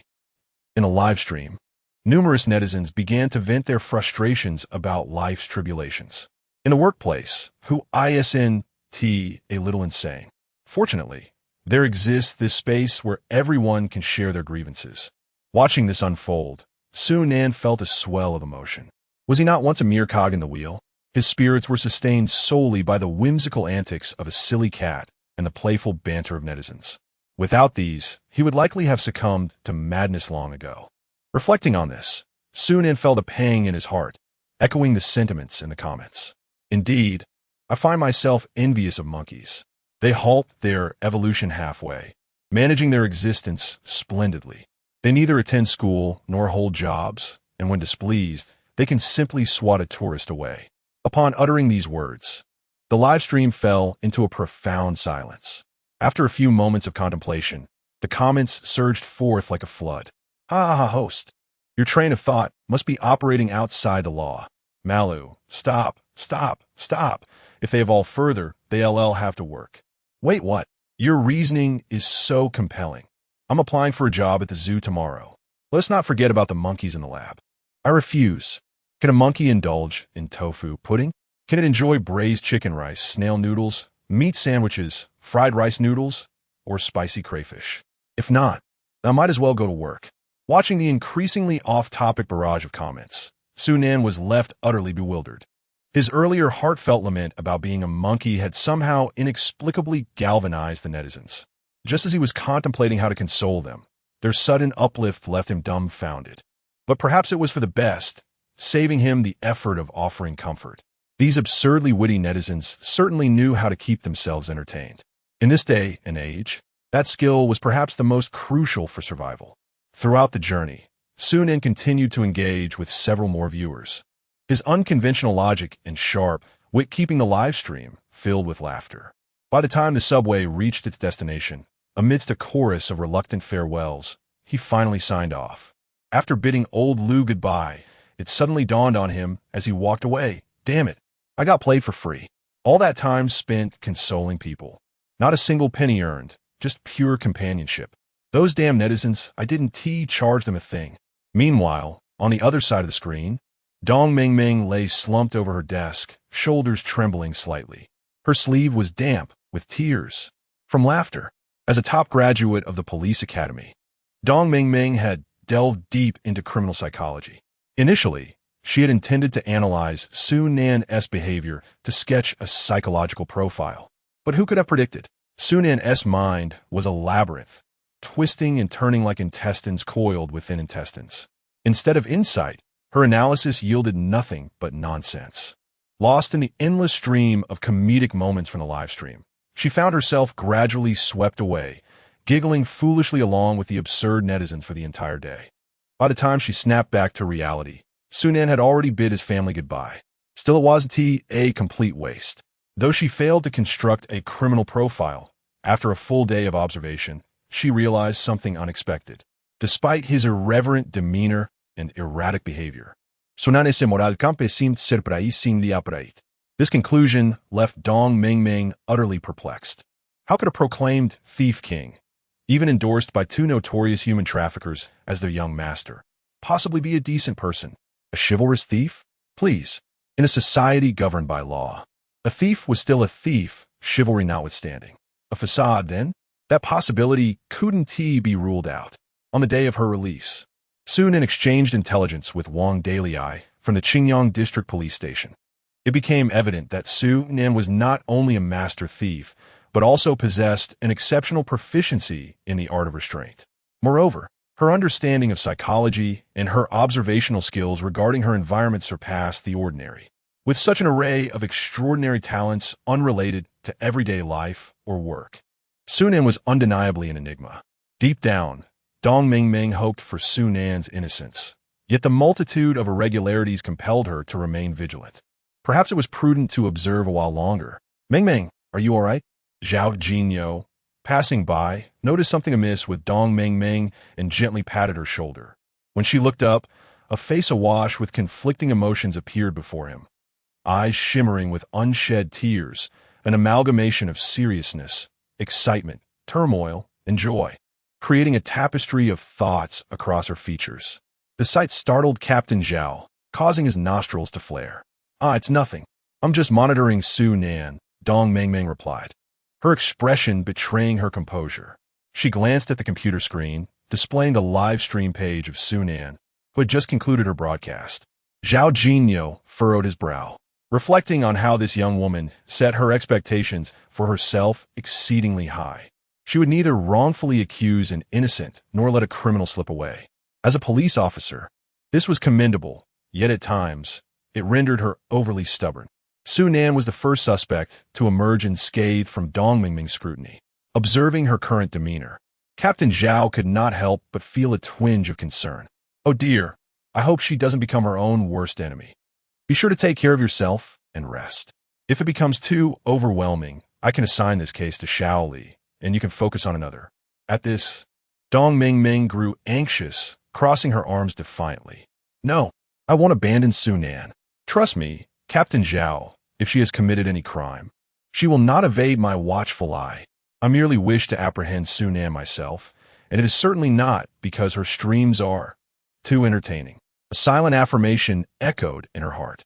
Meanwhile, on the other side, Sunan returned to her rented apartment, her weary body dragging along after being subjected to the relentless scrutiny of online viewers. System activate. Chapter 62. Wherever you stand. You are certainly not a good person, aim. Sunan, level. Intermediate spy, LV1, 0-10,000. Enemy trust points, 208,000. Enemy emotional value, 8,000. Merit points, 1,000. Lucky spin, 0 times 10,000 trust points redeemable for 1 spin. Super lucky spin, 0 times 100. 000 emotional value redeemable for 10 spins. Upon witnessing the system panel materialize in the air, Sunan's mouth fell agape in astonishment. His captivating eyes, radiating a charm value of 250, sparkled with the light of wealth. Goodness, am I seeing things? 208,000. How could it possibly exceed the champion knight by double? By his calculations, it should have been somewhere between 30 to 50,000. With the intellectual enhancement bestowed upon him by the ruler, Sunan quickly deduced the truth. Given his current popularity and the 800,000 online viewers, even if each person contributed a mere fraction of trust points, he should indeed possess 800,000 points. However, upon this realization, the elation that had previously overwhelmed him dissipated in an instant. It seemed that this 208,000 was not as substantial as he had hoped. It had yet to reach his limits. Clearly, His ambitions had not been fulfilled, and he must continue to strive in his espionage endeavors. Additionally, the content of this live broadcast primarily addressed the pressing concerns of the enemy troops' daily lives, such as marriage pressures, romantic pursuits, and job-related stress. Since these issues were intrinsically linked to the interests of the enemy forces, it was entirely reasonable for trust points to accumulate swiftly. Thus, it became evident that Su Nan's objectives for the coming days were decidedly clear: identify problems, resolve problems. Or perhaps, create problems, identify problems, resolve problems. As long as he could bring pleasure to the gentleman, there would be rewards for him. This sentiment might sound peculiar, but never mind. Litme, Sunan. Serve as your portable charger during your outings. The final blow of a bargain. And the last defiance of adulthood. The person in flip-flops. I am the dawn of your lives. Furthermore, I absolutely must not be taken advantage of tomorrow. With the course of action established, only one question remained: how to spend these 208,000 trust points? Should he level up his spy rank? That seems unwise. There is an unsettling feeling that this endeavor is entwined with a sense of inevitable fate. The higher the level, the greater the peril. It appears the only option left is system. Let's engage in a gamble of 10 consecutive draws. As the words fell, the rudimentary roulette began to spin, accompanied by the clattering sound of shabby special effects. Ding! Congratulations to the host for acquiring attribute. Strength 10. Ding! Congratulations to the host for acquiring attribute. Strength 10. Ding! Congratulations to the host for acquiring skill. God-tier villain acting, from the lowest of the low to the most wanted criminals, wherever you stand. You're certainly not a good person. Ding! Congratulations to the host for acquiring attribute. Strength 10. Ding! Congratulations to the host for acquiring attribute. Strength 10. Ding! Congratulations to the host for obtaining item. Bank balance honesty card. A modest sum, but honesty is key. Well, multiply it by 10. Remaining enemy trust points, 108,000. The gambler's fleeting joy came to an end. Sunane's lips twitched uncontrollably, before he could even muster an expression that defied the laws of dimensions. An electrifying tingle surged from the soles of his feet, racing up his spine and spreading to the very tips of his hair. His body stiffened as this current coursed through him, every muscle fiber undergoing inexplicable transformations beyond scientific comprehension. He clenched his rock-solid arm. Before he could even analyze the sensation, an overwhelming flood of information erupted in his mind. Bandits, thieves, robbers, fraudsters, kidnappers, and countless other unsavory professions. The intricate details and acting techniques of over 100 illicit occupations fused seamlessly into his memory, as if they had always been there. Impossible to forget. Faced with this dual assault on both mind and body, Sunan covered his mouth and let out a pitiful whimper. Name: Sunan. Strength: 160. Average person: 100. God-tier villainous acting skill? Fine. It wasn't as if this system ever intended for him to be a decent person anyway. After so many cycles, he had grown accustomed to it. At least it was an active skill. As long as he restrained himself from randomly breaking into theatrics, it shouldn't be a problem. Probably. But this body, hard as tempered steel, was this really just strength? Wasn't this more like physical defense? Excuse me, am I even human anymore? Fortunately, all grievances vanished the moment a certain item card materialized before him. Item: bank balance honesty card, a modest sum, but honesty is key. Well, multiply it by 10. Such an enormous windfall should have sent him into raptures. Instead, Sunan's first reaction was sheer bewilderment. Something wasn't right. He scrutinized the description word by word, meticulously checking it 5 times over. Only then did his suspended heart finally plunge into unrestrained euphoria. Not credit limits, not digital IOUs. Bank balance. Honesty multiplied by 10. Holy, wait, was it truly multiply by 10 and not just be honest? This was even more absurd than the typical balance doubling cards. Damn it. So this miraculous spark spy system wasn't entirely devoid of treasures. It was just extreme. The good was heavenly, the bad was hellish. Life or death depended entirely on luck. At this moment, Sunan gained a deeper understanding of the system. A sense of resignation settled in. Right now, his account held a mere 150,000. Honesty would turn that into 5 million. A paltry 5 million. Barely enough for a down payment on a decent apartment. Using the honesty card now would be a tragic waste. Better to save up to 10 million first. Achieve a modest goal first. With a physique akin to steel, igniting a fierce spirit. After a brief respite, it was already 10 p.m. Soon and stretched stiffly, contemplating dinner before succumbing to slumber. An early rise awaited him the next day for his market stall. He raised his hand to open the food delivery app. It was Wednesday. Slightly conflicted for a moment. Soon to be a billionaire, perhaps he should acclimate to the affluent lifestyle? A touch of indulgence. Kaifeng cuisine, not Thursday, not a set meal, a full delivery fee of 9 yuan, no coupons necessary. Order placed. Even a domineering CEO indulging in Kaifeng cuisine is merely human. After satisfying his hunger, he turned in for the night, sporting a baby-like smile as he drifted into a deep slumber. From a moment Sun In ended his stream, countless marketing accounts began to stir.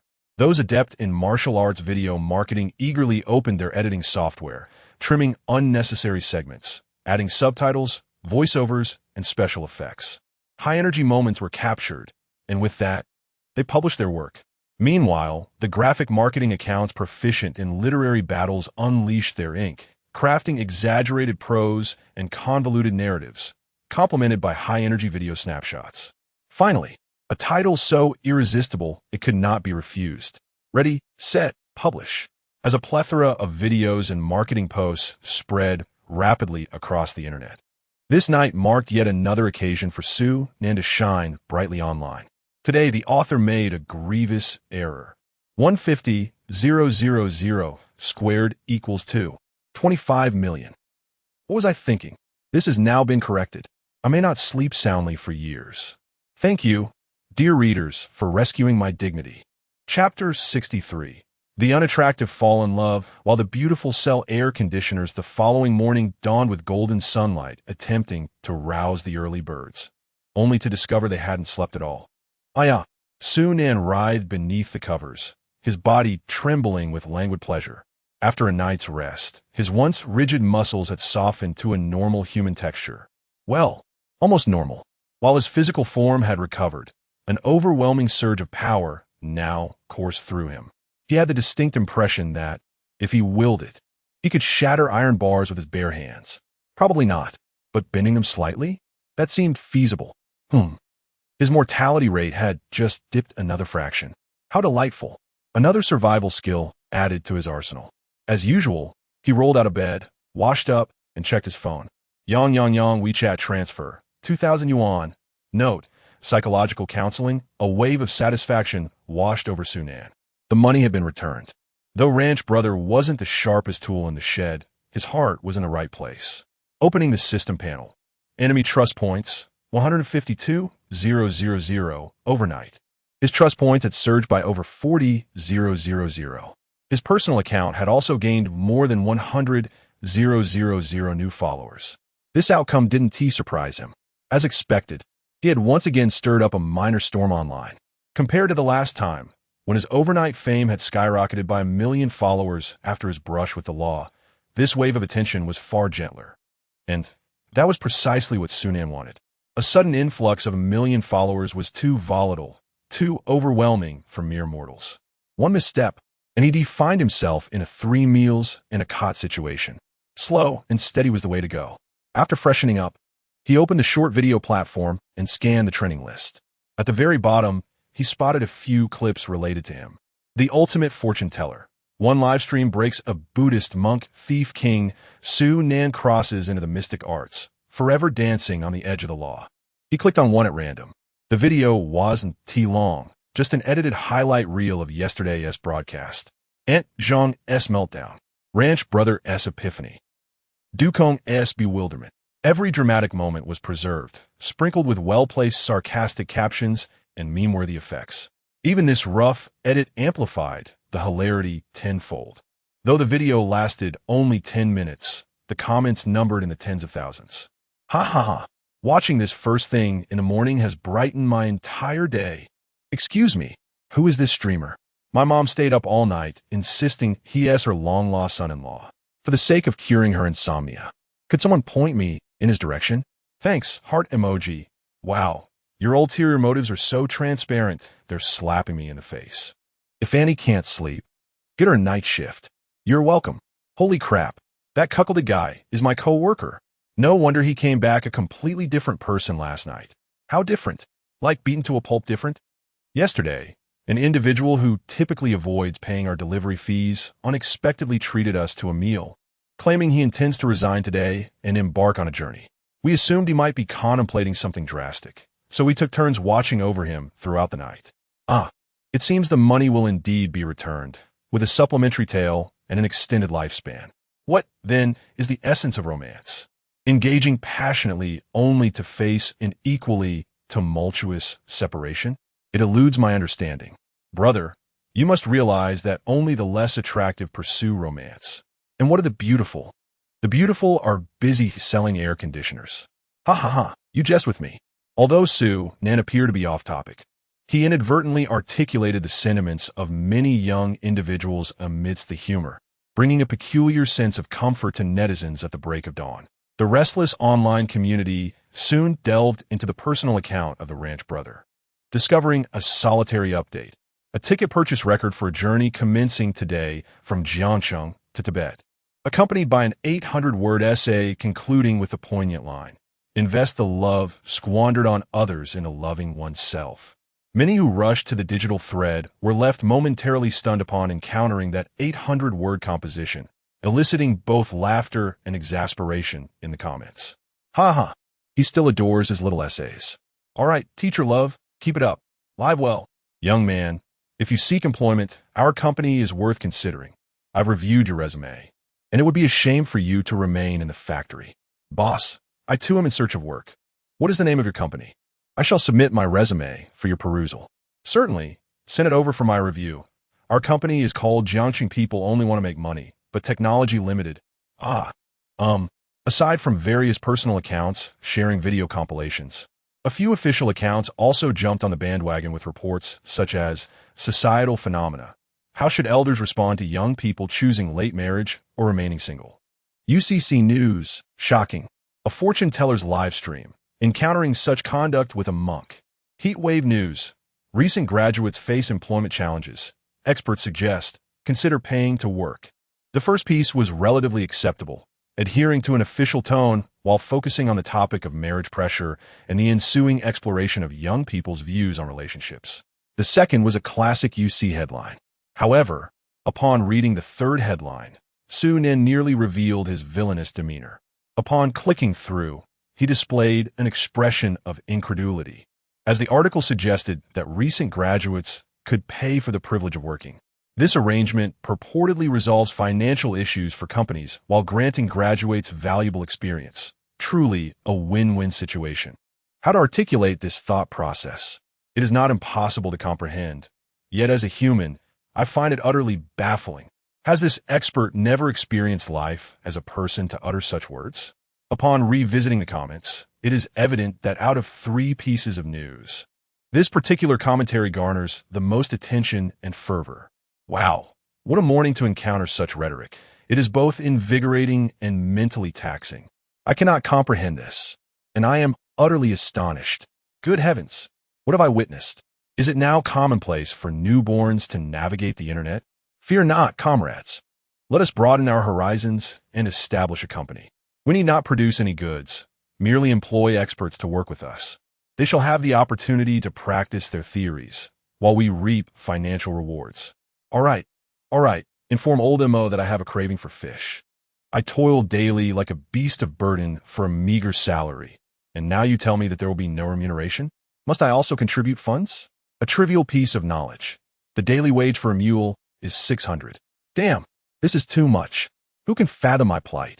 I am a graduate of a prestigious university, yet I find myself competing for an administrative secretarial position against a Master S degree holder from Tsinghua or Peking University. After 4 years of study, the world has devolved into such chaos. I am slightly better off. I have benefited from the unattractive dividends.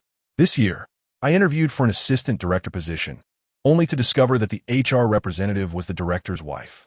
I was the least appealing candidate, yet I was selected. I am left in a quandary, unsure whether to laugh or cry. Sister, do not lose heart. Let them witness what it means to thrive despite one's appearance. Ha! Please refrain from injecting humor into such a serious discourse. My expression is in disarray. I cannot bear this. My blood pressure is rising. I must watch some videos from Sue Nand to alleviate my stress. Observing the allies on the battlefield armed with ample ammunition, Sue Nand felt reassured. However, the quality of this generation of netizens leaves much to be desired. There remains significant room for improvement.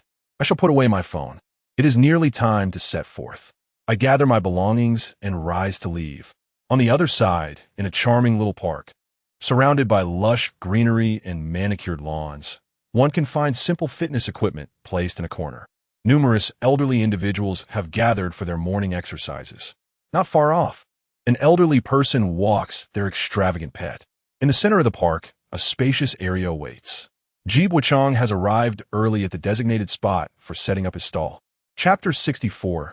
You, a martial artist, dare to compete with my cultivation? With a sudden rustle, the plastic sheet was lifted, revealing 3 concealed fish ponds beneath. The princess pond, the monarch pond, and the children's pond. Ji Buchong bent down to pour the prepared fish fry into the ponds. The princess pond featured an array of exquisite goldfish of various colors and shapes. The monarch pond housed unpretentious species like carp and grass carp. The children's pond contained golden fry. Ji Buchong's professional card was fishing. Each pond corresponded to a distinct clientele. The princess pond, as its name suggests, specifically catered to the female demographic, selecting only the most aesthetically pleasing varieties. The monarch pond targeted genuine fishing enthusiasts, albeit those who had been somewhat subdued by familial obligations. For various reasons, their fishing gear was sealed away, yet they could still indulge their passion under the guise of taking their children for a stroll. However, the most critical aspect at present was the children's pond, which represented the primary consumer base for this venture. A child brimming with energy, the sheer intensity of which can only be appreciated by those who have experienced parenthood. Their vitality and endurance rival that of any external enhancement. If they could remain quietly seated for even an hour, no parent could resist such an enticing offer. Furthermore, this endeavor would nurture the children's interests through entertainment. Of course, these efforts alone would not suffice. The project's true ace in the whole was the influencer economy, and the seemingly absurd Princess Pond served as its vessel. Female streamers had already been contacted for promotional appearances. Once the check-in was completed, the production team could audaciously position their actors. This, in essence, was the brainchild of Ji Buchong's think tank, which had engaged in a night of brainstorming. One could only say that while the think tank was indeed a collective, its intellect was somewhat lacking. Fortunately, there were shadowy dealings that enabled Ji Buchong to achieve nearly $2,000 in daily revenue on the first day, securing his place at the top. Once the influencer economy took center stage, that figure would only grow. Before Ji Buchong had even fully set up, 2 or 3 elderly patrons had already gathered around, accompanied by a few restless children, their faces brimming with eagerness. Simultaneously, the online comments began to buzz with activity. Sisters, have you heard? Sunan launched 2 orders yesterday. That first round was pure luck. He-s just a cook. Without his iron pot and ladle, he-s nothing. Exactly. Unlike Ji Buchong, who relies on his intellect. Whatever he does is always refreshing. I couldn't agree more. The fans from Sunan's side seem quite peculiar, always laughing and speaking in abstract terms. How can anyone normal be a fan of such a person? He has been in trouble with the law twice and still bounces back. Little G, you must tee up in there, okay. What nonsense. Little G abides by the law. If he were to go in, it would be for a commendation. I have a rather ominous premonition. Looks like Sunan has started his live stream too. TCH, who'd bother watching his stream? I've got things to do. I'm out. A glance at the barrage of comments. Ji Buchong's tone remained gentle. Sunan is a formidable competitor, one I deeply respect. Xiao Ji is so tender. Can anyone relate? He's genuinely kind-hearted. Exactly. I'll stand him for life. Bull. Just make sure you stay on the right side of the law, okay? With a single remark, Ji Chong sent the chat into a frenzy. Having said his piece, he ignored the comments and returned to his work.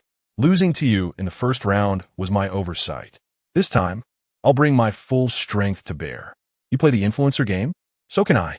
Not just influence, I've got the power of capital too. How can a mere martial artist compete with a cultivator like me? Heh. Meanwhile, at the entrance of Linghai Temple, Sunan's modest stall had barely been set up when nearly 100,000 netizens, armed with melon seeds and peanuts, swarmed in like a horde of bandits. First. I'm first. Newbie here on day one. Let me pat the streamer's wallet. Damn, this batch of newcomers is wild, but I'm here for it. Pat mine too. Buddy, if you're not using those eyes, donate them. Ha ha. This livestream lives up to its rep. The streamer hasn't even started. And you clowns already have me in stitches. Also new here. Just saying, streamer's nose is kind of big. Good eye. Brother N's got more than just a big nose. I'm into men who are generously proportioned all over. Ad. Chingshan Mental Hospital special today. Mention Nan God for 50 off. Could someone ban this damn ad? I'm not crazy. Guards, protect your emperor. I'm not crazy. Ha ha ha, you guys are too much. I just snorted like a pig at my grandpa's funeral. Now everyone's staring. Help. Emergency. Bro, if it's that bad, just jump in and get buried with him. The moment the stream went live, the place erupted into chaos. Fans flocked to Sunan's channel like patients at a psychiatric ward, eagerly discussing their symptoms. As the attending physician, Sunan observed this menagerie of unhinged humanity. Trembling, he dared not interject.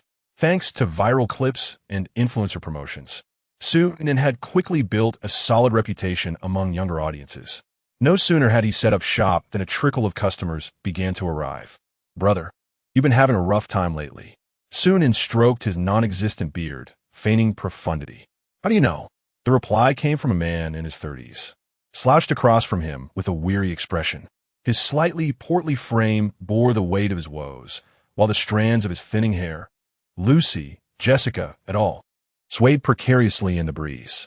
The venerable elder from southern Jiangsu squinted slightly. How could I possibly know? Such a question. Who would be inclined to come here? These naive little ones. If only they possessed a modicum of intelligence, the employment rate of the celestial beings on the overpass would not be so elevated. Nevertheless, it is fortunate that you have encountered me. Why not allow me to divine your fortune and untangle the threads of your future? Chapter 65. Knowledge changes destiny. Shall I foretell your future through a divination? As the words were spoken, the holographic eye activated once more. Name, Wang Defa. Gender, male. Age, 32. Height, 175 centimeters. Occupation, salesperson. Status, on sick leave, in a state of confusion. Current primary concern, unable to endure this B-class, the pressure is overwhelming, considering purchasing a box of antihypertensive medication. His left ring finger bore a ring, indicating he was married. A Lao Lao watch adorned his wrist, complemented by a leather belt, suggesting a successful career. So the source of his distress is the burdens of work. With a newfound determination, Sunan diligently performed a semblance of ninjutsu, maximizing the client's experience. You married at 24, 25, 26, 27, or 28, achieve career success by 30. Thus far, life has not reached the heights of opulence. Yet it has been relatively smooth sailing.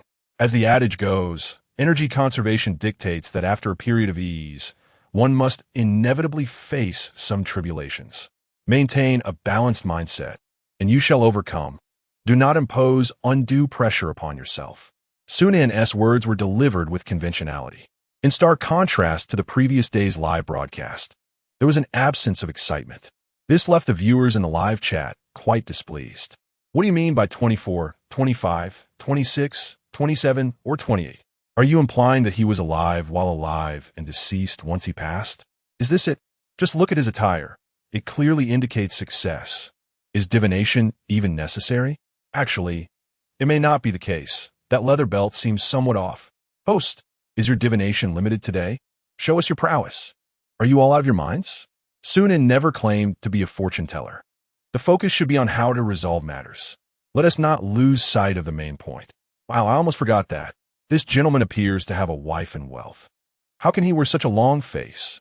If life is bearable, let him live it. I've heard that even the wealthy can feel discontent. I wish to experience that. His troubles might be hair loss. Suddenly, I no longer wish to experience that. The live chat was filled with a flurry of comments. Yet, the next statement from Wang Defa left both the viewers and Su Nen momentarily speechless. Excuse me, little deity, you have erred in your calculation. I'm not yet married. As for my career, I am in sales and have not made a single transaction in 3 months. Not married. Su Nan's expression contorted in confusion as he glanced at Wang Defa's ring finger. Noticing Su Nan's gaze, Wang Defa suddenly understood. Oh, this ring is merely a fade, intended to convey stability to my clients. Su Nan was rendered speechless, shifting his attention to the Lao Lao watch on Wang Defa's wrist. He chuckled. This watch was purchased for 200. It's a prop to enhance client trust. As he spoke, he flicked his wrist, causing the watch hands to spin like a miniature motor. Oh, you gotta be kidding me. Su Nan gripped the ground with his toes and gazed up at the sky. It was all a facade, nothing but a ruse. The integrity of humanity has deteriorated. Where has the trust between individuals gone? Witnessing this scene, the netizens in the live stream burst into laughter. Ha ha, the old sage has fallen flat. Damn, I've wasted my time. Next time I'm feeling down, I'll wear a full set of counterfeit goods and try my luck at fortune-telling on the overpass, just for career advice. So, emo feelings 1T vanish. They merely shift from your face to that of the master, right? Ha ha ha, ha ha ha, I can't stop laughing. They just want to swindle some money. What's wrong with that? It's fine, Brother Nan, don't worry. It's not that you miscalculated. It's just that the guest was dishonest. Nothing to do with us. I've already thought of today's news. The Thief King ventures into the mystic realm, suffering a career catastrophe. Wait, focus on the key point here. You graduated with a doctorate and are now in sales? In the humanities, job opportunities are scarce. Anything can happen. With little time to engage with the barrage of comments, Su Nan felt the weight of his 3-bedroom apartment pressing down on him, desperately trying to salvage his dignity. This shouldn't be happening. I can't be wrong. No, you have the problem. Yes, it's you who has the issue. As Su Nan's mind began to clash, his dual cores operated at peak performance. An exceptional mind does not engage in self-doubt. It is not that I miscalculated. Rather, your fate has veered off course. Suddenly, a flash of inspiration struck Su Nan. What is your educational background? A doctorate. Just graduated this year? With a degree in history. That's it. Su Nan exclaimed, pounding his thigh in excitement. Knowledge has transformed your destiny. As his words fell, an immediate silence enveloped the surroundings, and the comments ceased their clamor. This, Wang Defa's eyes widened, his pupils swirling with information. His mind raced. Attempting to digest. Incredible. He managed to turn it around. What nonsense. Changing faith through knowledge is not meant to be used like this. Exactly. How foolish must one be to buy into that? Wang Defa declared, I have attained enlightenment. Damn, as if I never spoke. Buddy, enlightenment is not the way here. Ha ha, Brother Nan might be casting spells. Ha ha, the adaptability of Brother Nan. If I hadn't witnessed him pilfering, I'd almost believe he was a professional mystic. The comments erupted into a cacophony of laughter. Yet Wang Defa's gaze flickered with contemplation. If, as Su Nan suggested, he had not pursued a doctorate, he would undoubtedly face pressure to marry by the age of 20. Given his temperament, he would certainly buckle under the strain, leading to an early marriage. Wouldn't he that result in a wife? And with a wife, under familial pressure, his potential might finally ignite, leading to career success. Or perhaps he could land a wealthy spouse right away. The possibilities were endless. As he reached this self-realization, Wang Defa's eyes grew clearer, filled with genuine admiration. A little sage, possessing remarkable wisdom, truly ineffable. Enemy Wang Defa, trust points 1,000, yet my destiny has been tainted by knowledge. What am I to do now? Damn it, you actually believe that? No wonder they say the more one reads, the more naive one becomes. I thought this deal was already doomed. Yet unexpectedly, the client managed to salvage it themselves. The 3-bedroom apartment beneath Su Nan's feet was already completed. Left with no choice, he had to switch feet and continue digging. Don't despair. Though knowledge has altered your fate, it isn't necessarily a bad thing. Why not first share your troubles? At the mention of this, the light in Wang Defa's eyes instantly dimmed. During my Ph.D., my advisor assigned me a cutting-edge yet daunting research topic, so I struggled and delayed graduation by 2 years. Finally, I obtained my degree and began job hunting, only to face this year's dismal job market. At last, the company took me in, but I couldn't perform well. 3 months passed without a single deal closed. On top of that, my blind dates kept failing. Over 30 years old, and I've accomplished nothing. I feel utterly worthless. Now, I can't stand the sight of anyone. Can you help me, little immortal? A lost cause. The term flashed through Su Nan's mind as he listened. Love, career, life, utterly shattered.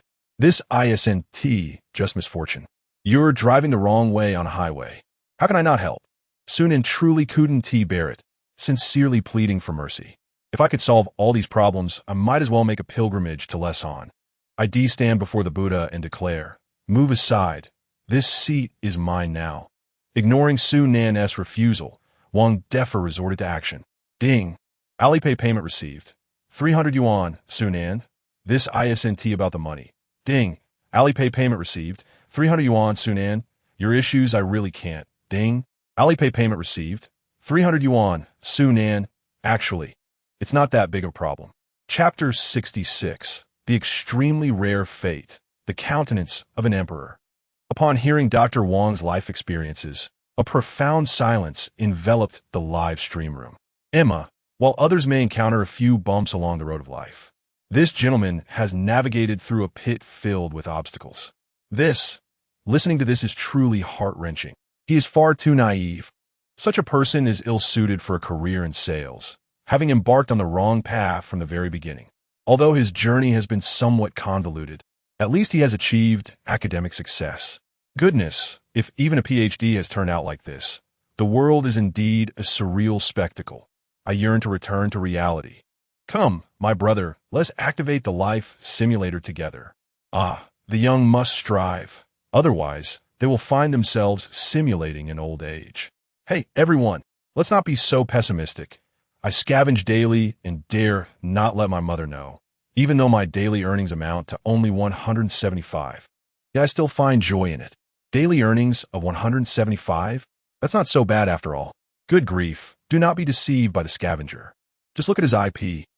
So you are claiming daily earnings of 175 Australian dollars? With a polite smile, although it is merely 175 Australian dollars. May I extend a courteous inquiry? With a serious expression, brother, come back. Do not truly aspire to become wealthy. Are you capable of comprehending this, my friend? If not, I shall assist you. In the live stream room, laughter and jest filled the air, yet an undercurrent of discomfort lingered in everyone's hearts. Dr. Wang had worked tirelessly to lead a fulfilling life, yet he remained submerged in the dust of the world. It seemed that all his efforts were merely a private joke, known only to himself. Reflecting on their own lives, each could only offer themselves a quiet reassurance. Survive for now. As for everything else, solutions will come in due time. As Su Nan observed the barrage of comments, a whirlwind of emotions surged within him. Dr. Wang's predicament mirrored the struggles faced by many young individuals today. In such moments, the greatest fear lies in internal strife and self-doubt. In truth, if you find yourself at rock bottom, there is little to fear. For each subsequent step you take will be an ascent. Do not succumb to self-doubt. Do not engage in excessive introspection. Is your work challenging? Blame the boss. A foolish employer cannot even recognize my strengths. Failed an exam? Blame the teacher. What a ridiculous question posed. I could not even guess one correctly. Rejected in a confession of affection? Blame the strategist. What a foolish scheme devised for my father. Remaining single for 4 years? The strategist bears full responsibility. Writing web articles that go unnoticed? Well, that is indeed the author's fault. Life is fleeting. Strive to forgive yourself and impose more challenges upon others. Su Nan's mind raced, his mental faculties reaching a peak. Your issue is somewhat intricate. Allow me to elucidate each point for you. After organizing his thoughts, he spoke earnestly. Regarding your first concern, work challenges. You possess the facial features indicative of a literary official destined for success. However, a dark aura surrounds you, suggesting that there are indeed malevolent influences obstructing your path to prosperity. Dr. Wong's expression shifted dramatically. Can one discern the identity of the petty individual? Is there a remedy to alleviate this? Sunan rolled his eyes, gesturing emphatically. The method for resolution is not particularly arduous. If you encounter individuals who discomfort you, simply distance yourself. The same applies to work. If you derive no energy from your current occupation, consider pursuing a different path. The principle of energy conservation dictates that if work depletes one's lifespan, one must extract a sense of achievement, reputation, or financial gain as positive energy in return. If one merely consumes without positive replenishment, over time, what diminishes is your very fate. To put it plainly, if someone irks you, refrain from engaging with them. If your boss disconcerts you, then let the boss take their leave. Your own well-being is paramount. When your spirits are lifted, your mindset improves. Naturally, many matters will proceed with greater ease.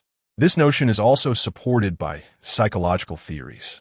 Dr. Wong retrieved his phone, recording word for word. Sunan continued.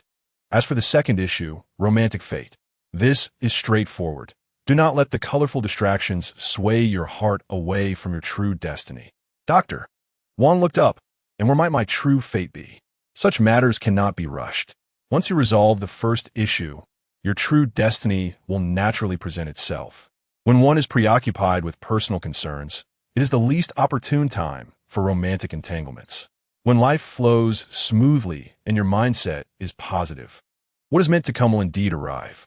Regarding your lamentation of being 30 and accomplished nothing, I would argue the contrary. As I have mentioned, you possess the countenance of a scholar destined for officialdom, and your knowledge has expanded your prospects. However, the price you pay is late blooming. Your fate has only just begun, my friend. Live well, for your destiny holds potential for ascension. Dr. Wong's eyes brightened.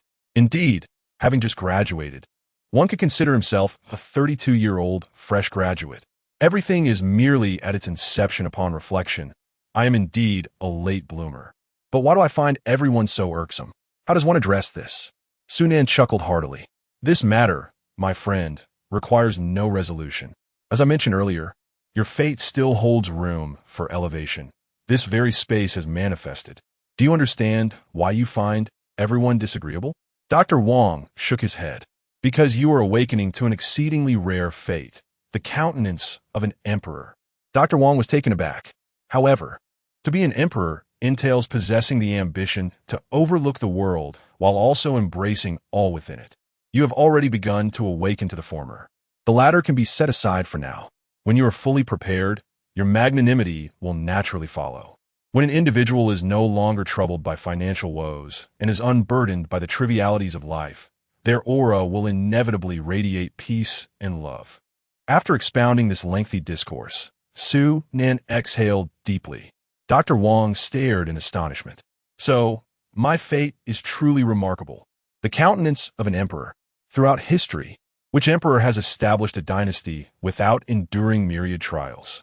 Comparatively speaking, this minor setback of mine is truly inconsequential. Sunan's words, akin to a mighty hand, dispel the clouds and reveal the sun.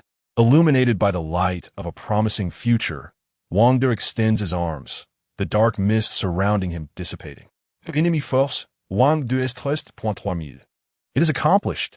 Sunan's heart beats with excitement, while his exterior remains calm and composed. So what say you? Are you still in a state of confusion? I have suddenly realized that I have overindulged in the fortune-telling narrative. It has become somewhat verbose. The next chapter shall differ. Oh, dear reader, please do not abandon this tale. In humility, Chapter 67, Ding. Allies are approaching. Please complete the connection. Sunan's nonsensical chatter left Wang Defa momentarily stunned. The saying the bystander sees clearly, while the participant is perplexed, rang true. The audience in the live stream perceived the intricacies of Sunan's words with crystal clarity. This is hardly fortune-telling. It resembles a session with a psychologist. Not quite. There's a distinction. A psychologist tells you, you have issues, you must address them, whereas Sunan states, he has problems, You must remedy him. A psychologist might say, everyone dislikes you. It must be your fault, while Sunan counters, if one person dislikes you, that's their issue. If many do, it surely reflects their mutual acquaintance. Ah, Inda. Blame the heavens, blame the earth, blame the air, blame the uncomfortable bed. Anything but yourself. Strangely enough, regardless of whether Brother Nan speaks truthfully, my mood genuinely improves after listening. This surge of emotional value is simply overwhelming. But what the host conveyed to Dr. Wong could also be seen as mere wishful thinking, right? And what of it? Let's not forget that Brother Nan is, after all, a master of flattery. I relish this praise. This cold world desperately requires such flattery. Moreover, while a psychologist charges a 500 an hour, a fortune teller at 60 can chat with you all day, showering you with compliments. I'm tempted. Perhaps I shall consult a master this weekend. The barrage of comments ignited fervent discussions. Meanwhile, Dr. Wong appeared enlightened, his previous despondency evaporating, radiating like the morning sun in midlife. However, just as his joy surged, a look of concern crossed his face. Could the divine Su Nan predict how long I shall live? Upon hearing this inquiry, Su Nan barely mustered the effort to respond, yet maintained a serious demeanor. Barring unforeseen circumstances, you shall live until you die. Dr. Wong's expression froze, and the comments momentarily paused before erupting into laughter. Brutanans weed navidizapwins. Regardless of the content, I cannot help but agree with his statement. It utterly cracks me up. With such insight, I could also be a fortune teller. Before marriage, you surely had no wife. You can achieve this unless, when wealthy, you simply become prosperous. Brother, you've grasped the essence. It's time to set up shop. Any repercussions can be dealt with downstairs. Wait, why is that? This Dr. Wong is rather charming. Just moments ago, he learned of his royal destiny, and now he contemplates longevity. Ha ha ha. Thus, it seems a common trait among emperors. Let's all be understanding. Dr. Wong, realizing the humor, was filled with delight. After expressing his heartfelt gratitude to Su Nan, he departed with a demeanor that suggested he had forgotten all familiar ties. With a straightened waist and an upright back, an air of authority undeniably emanated from his every gesture. Goodness, it seems this fellow is getting a bit too carried away. Could it be that Nangu is overexerting himself and turning into an average man? Hey, could you show me your so-called PhD credentials? If it were me, I would prefer to be an average person rather than wallow in despair, as despair only drains oneself while the average annoys others. Dog emoji. In my view, the term average should not even exist. We are all ordinary people. Having confidence is a wonderful thing. After watching Wong Defus swagger away, Su Nan, now free, glanced at the barrage of comments. He decided to join the discussion among the netizens. Indeed, I have encountered the average you speak of. I believe that as long as one does not stray too far from reason, it is not a bad thing. I have seen many more who are excessively self-deprecating than those who are merely average. I hope everyone can cultivate a bit more confidence. You are all remarkable individuals. Even if you lack wealth, perhaps you are well-liked or possess a delightful personality. If you may not be conventionally attractive, yet excel academically and embody kindness. If studies are not your strong suit, yet you're physically fit and exude cheerfulness, right? Each person has their own merits. One must be adept at recognizing their own brilliance. Well, I possess none of what you mentioned. Su Nan replied with utmost seriousness. Congratulations. You have the demeanor of an emperor. All right. I believe the streamer's body is burnt to ashes, yet their mouth keeps running. Ha ha. If my tongue were half as nimble as Su Nan's, I wouldn't struggle to find a girlfriend. This situation seems a bit concealed. Allow me to investigate. Today is a weekday.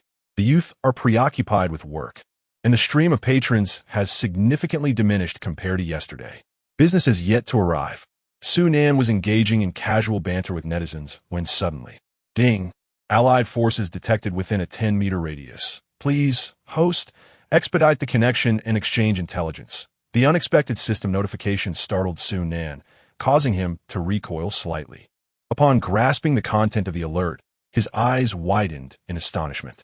Allies. However, these so-called allies are not benevolent. The only allies he has encountered thus far are two human traffickers. Could it be that this ally is... Before he could finish his thought, Sunan's expression shifted dramatically. He immediately rose and hurried toward old Lou. With a swift motion, he deftly snatched old Lou's coat. Before old Lou could register the surprise, Sunan executed another stylish maneuver, concealing the camera once more. Having completed these actions, Sunan remained uneasy. Keep your distance while filming. Ensure you remain concealed. Quickly, observing Sunan's serious demeanor, which left no room for jest, old Lou felt his heart tighten. He feigned casualness as he sidled away, hiding behind a neighboring vendor's stall. Lowering the camera, he adjusted the filming angle before finally succumbing to bewilderment. This familiar routine. This familiar coat? Could it be? No way. Again? That unforgettable night, the melon, the child, the wailing. A memory I never wish to relive. Sunan's expression darkened abruptly without a word. The live feed instantly switched to irregular filming. This scent, this formula. The audience recognized it all too well. In an instant, adrenaline surged faster than their uncle's blood pressure. He erupted immediately. What's happening? What's going on? Seriously? Not again. High alert ahead, folks. Grab your snacks, drinks, and phones. Be ready to call the police. I'm new here. Weren't things fine just now? What is the host up to? Newcomer, you're in for a treat. A grand spectacle. Last time it was human traffickers. Any guesses for tonight? A thief? A robber? A scammer? That is all you dare imagine? No wonder you've never been arrested. My bet. A serial killer, a major bank heist mastermind, an international drug lord. Nothing less deserves the young master's attention. Take notes.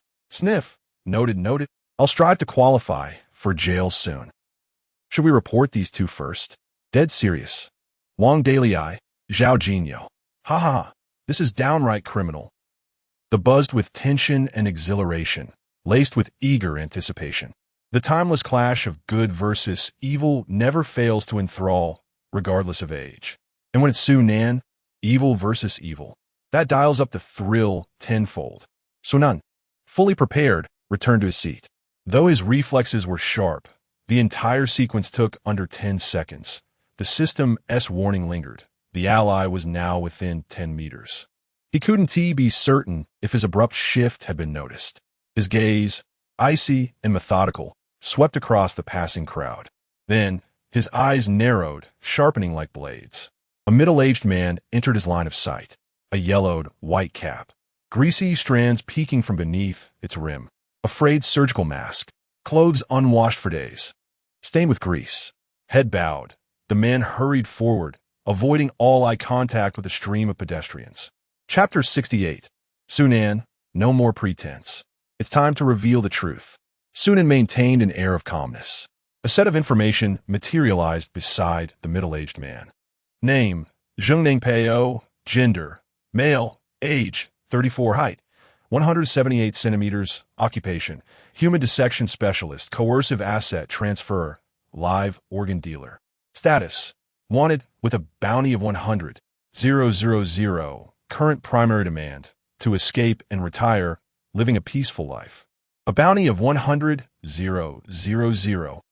The first thing that caught Sunan's attention was that dazzling figure. The other words before him appeared as if seen through the fog of extreme myopia. What I need most right now? Money. What have I painstakingly earned trust points for? Damn it, it's still money. Without initial capital, what use is that honesty card? This 100,000. What was it called again? Reluctantly, Sunan diverted his gaze from the bounty amount. I must capture this Zheng Ningpeo. With determination settled, he began to scrutinize the remaining information. Not looking was one thing, but upon glancing, he was rendered speechless. Human dissection specialist. How refined. But a murderer is still a murderer. Is there a literary affliction at play here? Coercive asset transfer. A robber. Live organ dealer. Surely, he cannot be selling underground water systems. The trafficking of human organs. Each of these charges, one after another, would warrant 10 minutes of execution. A relentless schedule of 9 to 9, 6 days a week, treating criminal law as a mere collection of stamps. Such individuals are indeed rare. One can only imagine the blood on their hands. Moreover, to commit such a list of crimes, it is certain they are not acting alone. Behind him, there must be a criminal syndicate. Likely, there are even larger fish lurking beneath the surface. Disregarding the bounty, Sunan's expression grew exceedingly grave. Still, let me ponder for a moment. Such a nest of evildoers, the bounty must be at least 500,000, right? Would that not mean? Forget it. No matter the amount, it is inconsequential. Am I in pursuit of wealth? No, I am pursuing justice. Faced with such detritus of human society, how can one remain indifferent? The greater the responsibility, the greater the duty. I want it all. Clenching fist, Sunan's gaze turned icy, akin to a delivery arriving 2 hours late in the depths of winter. Not far away, Zheng Ningpeo pulled down his hat brim, attempting to evade the throngs of people. He was incessantly cursing under his breath. Damn, I had warned that it was time to quit, yet no one heeded my words. Can one ever earn enough money? Now, everyone's faces are plastered on the walls. The police are conducting a city-wide, thorough search. I have no idea how to escape. For several days, he had been holed up in a dark, windowless place. The more he hid, the greater his fear grew. If this continued, he would collapse mentally before the police even caught him. Zheng Ningpeo, feeling a surge of irritation, quickened his pace. Having never completed elementary school, he was deeply influenced by his parents' beliefs in the supernatural from a young age.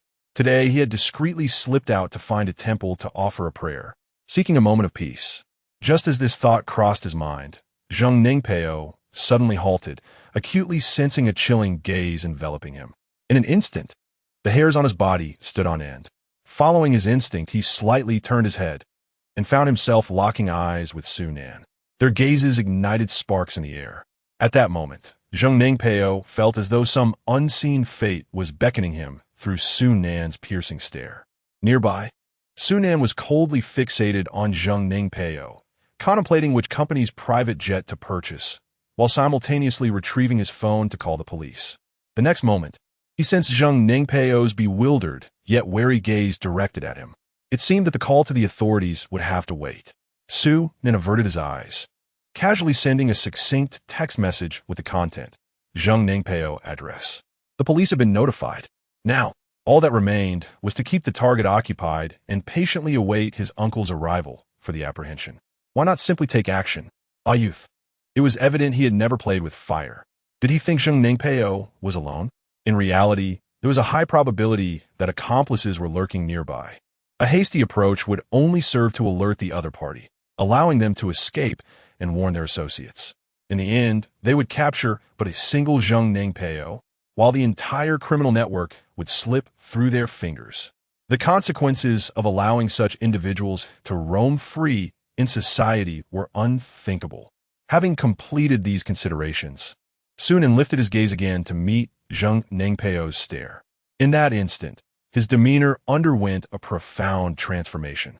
A smile, unmistakably the grin of an outlaw, graced his face. No more pretense. The facade was dropped. He was the embodiment of the law, a living representation of chaos. The skilled performance of a top-tier villain, a ruthless bandit. The masterful portrayal of a deranged killer. The unparalleled act of a notorious pyramid scheme leader. One could only wonder which type of villain Zheng Ningpeo preferred. Sunan decided to blend all these personas, donning each mask simultaneously. A few steps away, Zheng Ningpeo froze in astonishment. The bewildering complexity of this figure, the unpredictable aura. It was clear he was no ordinary man. A peer. No, a predecessor. How audacious to appear so brazenly in the bustling city center. How had he managed this? Meanwhile, in the Wuhou Public Security Bureau, in the conference room, Chief Feng Ming struck the table with a stern expression, demanding answers. 5 days, a full 5 days. Not a single lead has emerged. How can these scoundrels vanish into thin air? He glared at the row of officers seated before him, frustration boiling within him. On the screen behind him was displayed the large photographs of several men and women, with Zheng Ningpeo's image prominently featured among them. Listening to the reprimands from their superior, the leader of the criminal investigation team, Tao Wuho, wore a pained expression, his fists clenched tightly. For 5 consecutive days, He and his dozen or so comrades had not enjoyed a single moment of sleep. They had tirelessly scoured every corner, day and night, following up on leads. The wanted notice had been issued, and numerous citizens had reported sightings. Yet, each time, it resulted in nothing but false hopes. It was as if this group of miscreants had simply vanished from the face of the earth. Surely, they must need to eat. Even if they couldn't venture out to buy groceries, they would have to order takeout. Yet, not a single clue had emerged. Could it be that these individuals had taken to burrowing underground to cultivate mushrooms? The voice of the chief, Fong Ming, rang out once more. Only 3 days remained on the deadline given by the higher-ups. Even if they had not apprehended the suspects, there should at least be some progress in the case. Just then, the door to the conference room burst open, interrupting Fong Ming's words. He turned his head in displeasure. There was a clue. Someone reported that the suspect, Zheng Neng, had fled. A young officer stood at the doorway, nervously glancing at the assembled senior officials, stuttering with excitement. After a long time, without begging, a filthy little stray cat appeared, clutching a broken bowl, and with a clatter it dropped it. Clang, clang, clang, begging once more. As long as the electricity is free. So humble. Chapter 69. The Call of the Divine. Meanwhile, at the entrance of Linghai Temple, Su Nan's demeanor underwent a dramatic transformation. The once serene countenance now oscillated between a myriad of nefarious expressions, disregarding the law, cunning and deceitful, malevolent and sinister, sharp and merciless, wickedly charming and brashly audacious. Such a tumultuous display of emotions played out on his face, barely spanning a square meter. This unexpected showcase bewildered the eager online spectators, who had been primed for a grand spectacle. It was akin to the commencement of a game, where suddenly, our mid-laner declared husband in the public chat. How could one proceed from there? Our primary source of damage suddenly unites with the enemy? What spectacle? Is this a Sichuan opera face change? Brother Nan. Or rather, has the visage of the Thief King finally been unveiled? This transcends even the Thief King as persona. What other hidden titles does he possess? Such mastery of expression, such meticulous detail. This is an embodiment from within. This is what the teacher referred to as immersing oneself in a role. As a student of performing arts, I am utterly humbled. My aspirations lie in ruins. Hold your horses, my friend. You are performing, while Su Nan is merely being himself. They're not the same. Is this the so-called most positive energy streamer? His criminal record must rival the thickness of my civil law code. Well, that is not entirely inaccurate. It's about the measure of positive energy. Hee. Officer, please investigate. This fellow is certainly no saint. Meng Meng, in a serious tone, cautioned, let us not focus on Su Nan. Pay attention to the true target. Her expression turned grave. Having dealt with the most vicious criminals for years, she possessed an almost instinctual ability to discern the subtle traits of such individuals. Judging from Su Nan's performance, it was evident that he lacked technical skill. His display was purely a culmination of life experiences. The fleeting sense of goodwill she had felt towards him now hung precariously in the balance. What was his intention? While others feared being mistaken for villains, he seemed anxious that the police might view him as a good person. Well, never mind. As long as there is no evidence, let us regard Su Nan as a wickedly virtuous individual. The immediate concern was not Su Nan, but rather the yet-to-be-revealed protagonist. What kind of character could compel Su Nan to abandon all pretense? Meng Meng had a foreboding sense that this time, Su Nan was about to pull off something monumental. On sight, perhaps due to the overwhelming strain on his facial muscles, Su Nan's expressions began to contort. It was as if countless novel antagonists within him were engaged in a fierce battle for dominance. Observing this, Zheng Ningpeo's face twisted in response, cold sweat pouring down. Yet, the more Su Nan exhibited this turmoil, the stronger Zheng's sense of fate became. Unconsciously, he found himself gravitating towards Su Nan's stall. This scene was crystal clear to the hundreds of thousands of viewers lurking in the shadows. As Zheng Ningpeo approached, the collective heartbeat of everyone in the live stream soared in anticipation. The lead actor of this grand drama had finally made his entrance. They're coming. The target has appeared. Should we call the police? First time request for instructions. In the midst of the rolling comments, Zheng Ningran stood before Su Nan, who was rubbing his cramping cheek, his expression amiable. "Young man, shall I tell your fortune?" Though he maintained a facade of calm, his heart raced furiously. Upon hearing this, Zheng Ningran suddenly realized, fortune-telling? Divining auspiciousness and misfortune? Seeking a way out? Wait a moment. Isn't this precisely what he desperately needed? A way out. All his previous confusions and uncertainties at this moment seemed to dissipate like a fog lifting. That sense of destiny, that guiding force of fate, now found a reasonable explanation. It turned out, everything was a divine hint. The gods were here to assist me. Indeed, so non efferent. The divine presence seemed to scoff to without a shadow of doubt. Zheng Ningran pressed down his hat brim once more, exhaling gently as he took a seat. Before Zheng Ningran could utter a word, Su Nan preemptively remarked, "Young man, you are destined for great deeds." With these words, Zheng Ningran's body stiffened momentarily. The ventures he had undertaken were not merely substantial. Among fugitives, he was a VVP. Following this, Su Nan shook his head with a look of regret. "What a pity. Your current predicament is rather dire. Ah, have you offended many recently? Moreover, the disparity in power between you and your adversaries is staggering. You are utterly outmatched.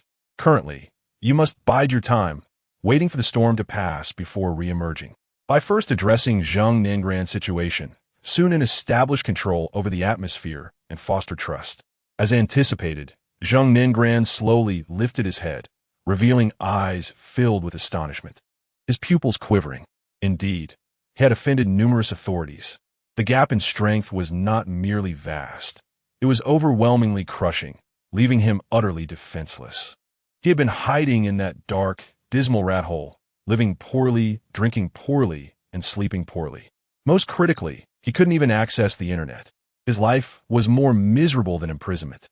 Now, his team faced a dilemma steeped in uncertainty. Continuing to evade is akin to being trapped in a jar, with no one daring to predict when the police's intense search efforts might wane. The escape route is surrounded by law enforcement from all directions. Which path offers the utmost safety, and where the defense is most vulnerable?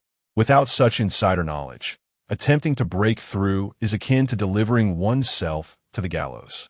The fortune teller's predictions all came true. I had not uttered a single word, yet he discerned everything. This is a divine calling. A moment of profound inspiration dawned upon Zheng Ningpeo. Since it is the will of the divine, perhaps Su Nan could illuminate the path to escape. Allied Intelligence Exchange Rate 10. At the very instant Zheng Ningpeo lifted his gaze, a face obscured by a mask, utterly unremarkable, appeared on the live broadcast.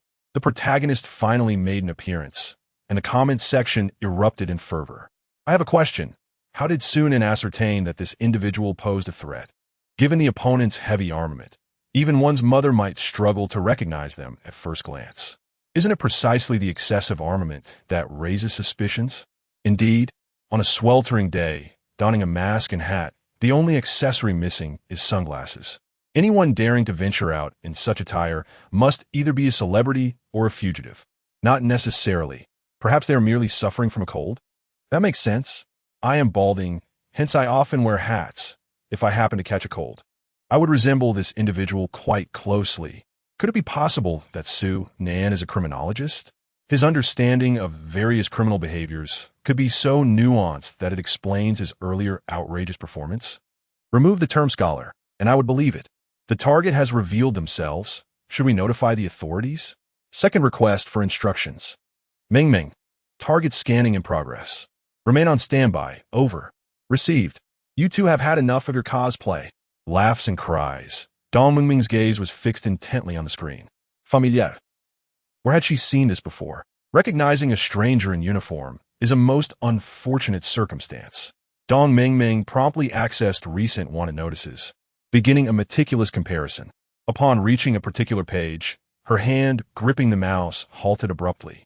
In an instant, her pupils constricted sharply. Zhao team, I have intelligence. It remains uncertain whether police in one region would inform other precincts when responding. For the sake of narrative, let us assume they do not. Deal sealed. Chapter 70. Brother, do you smoke? Jinyo Public Security Bureau. In the office. Before Dong Ming's desk, nearly a dozen people were encircled in 3 layers. One by one, they stroked their chins. More than 20 pairs of eyes were fixated on the screen, their gazes oscillating in synchronized pendulum motion, constantly comparing back and forth. Zhao Jinyo took a deep drag from his cigarette and extinguished it. 7 out of 10? No. At least 8 out of 10 can confirm it's Zheng Ningpeo. What do you think? Using your eyes. 8 out of 10? Round it up, it's a sure thing. Dong Ming's gaze sharpened. Dispatch the officers. Meanwhile, at the scene, Sunan's words resonated with authority, awakening Zheng Ningpeo's previously lethargic brain cells. Suddenly, he became alert, his eyes brightening. Please, master, enlighten me. He took the bait. Sunan Chakedinwerdli. The first step in the plan, by time, await the arrival of the police. Kumos. Sunan narrowed his eyes and began to scribble in a cryptic manner. He gazed up at the sky, then down at the ground. For a while, he seemed lost in madness before finally speaking in a somber tone. I see. Your future is shrouded in darkness. Ominous. Very ominous indeed. Zheng Ningpeo's eyes dimmed. Are you implying that I cannot escape this calamity? What then is the purpose of the divine guidance that has led me here? Merely to receive a lucky prison number? But in the next moment, Sunan's expression shifted, and he exclaimed, That is not right. Amidst the chaos and darkness, there seems to be a glimmer of light, a thread of hope. That thread of hope lies in.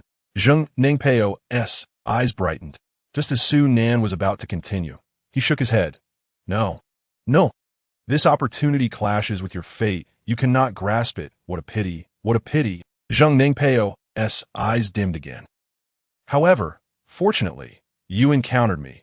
Perhaps I can connect you to this thread of hope and forcibly guide it into your fate, ensuring your survival against all odds. Zheng Ningpeo's gaze turned numb. Divine being, are you toying with me? Tired. Master, please speak plainly. Where exactly is my thread of hope? You have no hope. You're finished, done for. Completely. Sunan appeared calm on the surface. Yet internally, he was frantic. If it weren't for the fear of alerting the enemy, given my current strength, I could have easily subdued him and pinned him to the ground without hesitation. Who would waste time here in such trivial banter? This dramatic divination left not only Zheng Ningpeo bewildered, but also the viewers in the live stream utterly perplexed. His eyes seemed like Morse code flashing rhythmically. What is our criminal expert doing? Is he really reading fortunes? Is this a performance that can't continue? I told you, there aren't that many criminals around. The target has made contact with our enemy forces. Should we call the police? Third request for instructions. Jinyo Public Security. Zhao Jinyo. Police dispatched. Over. Received. Holy cow. Uncle Police. Police uncle. No way. The police have arrived. So the other party really is a criminal? The person I was just talking to was an actual officer? Oh my god. Mom, I've made it. I just played cybercop for a day. Ha ha. This is insane. Once is one thing, but this happening twice? Is Sunan some kind of criminal magnet? They just keep flocking to him. Calm down.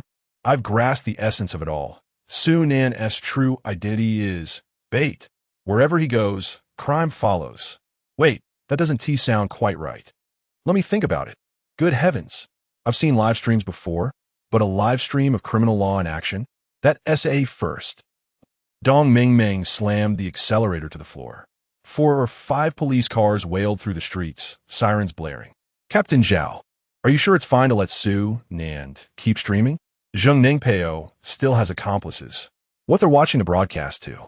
Dong Ming was uneasy, both about the operation being compromised and Sunan's safety. Don't worry. We confirmed they're hiding somewhere even satellite signals can't reach. No internet there.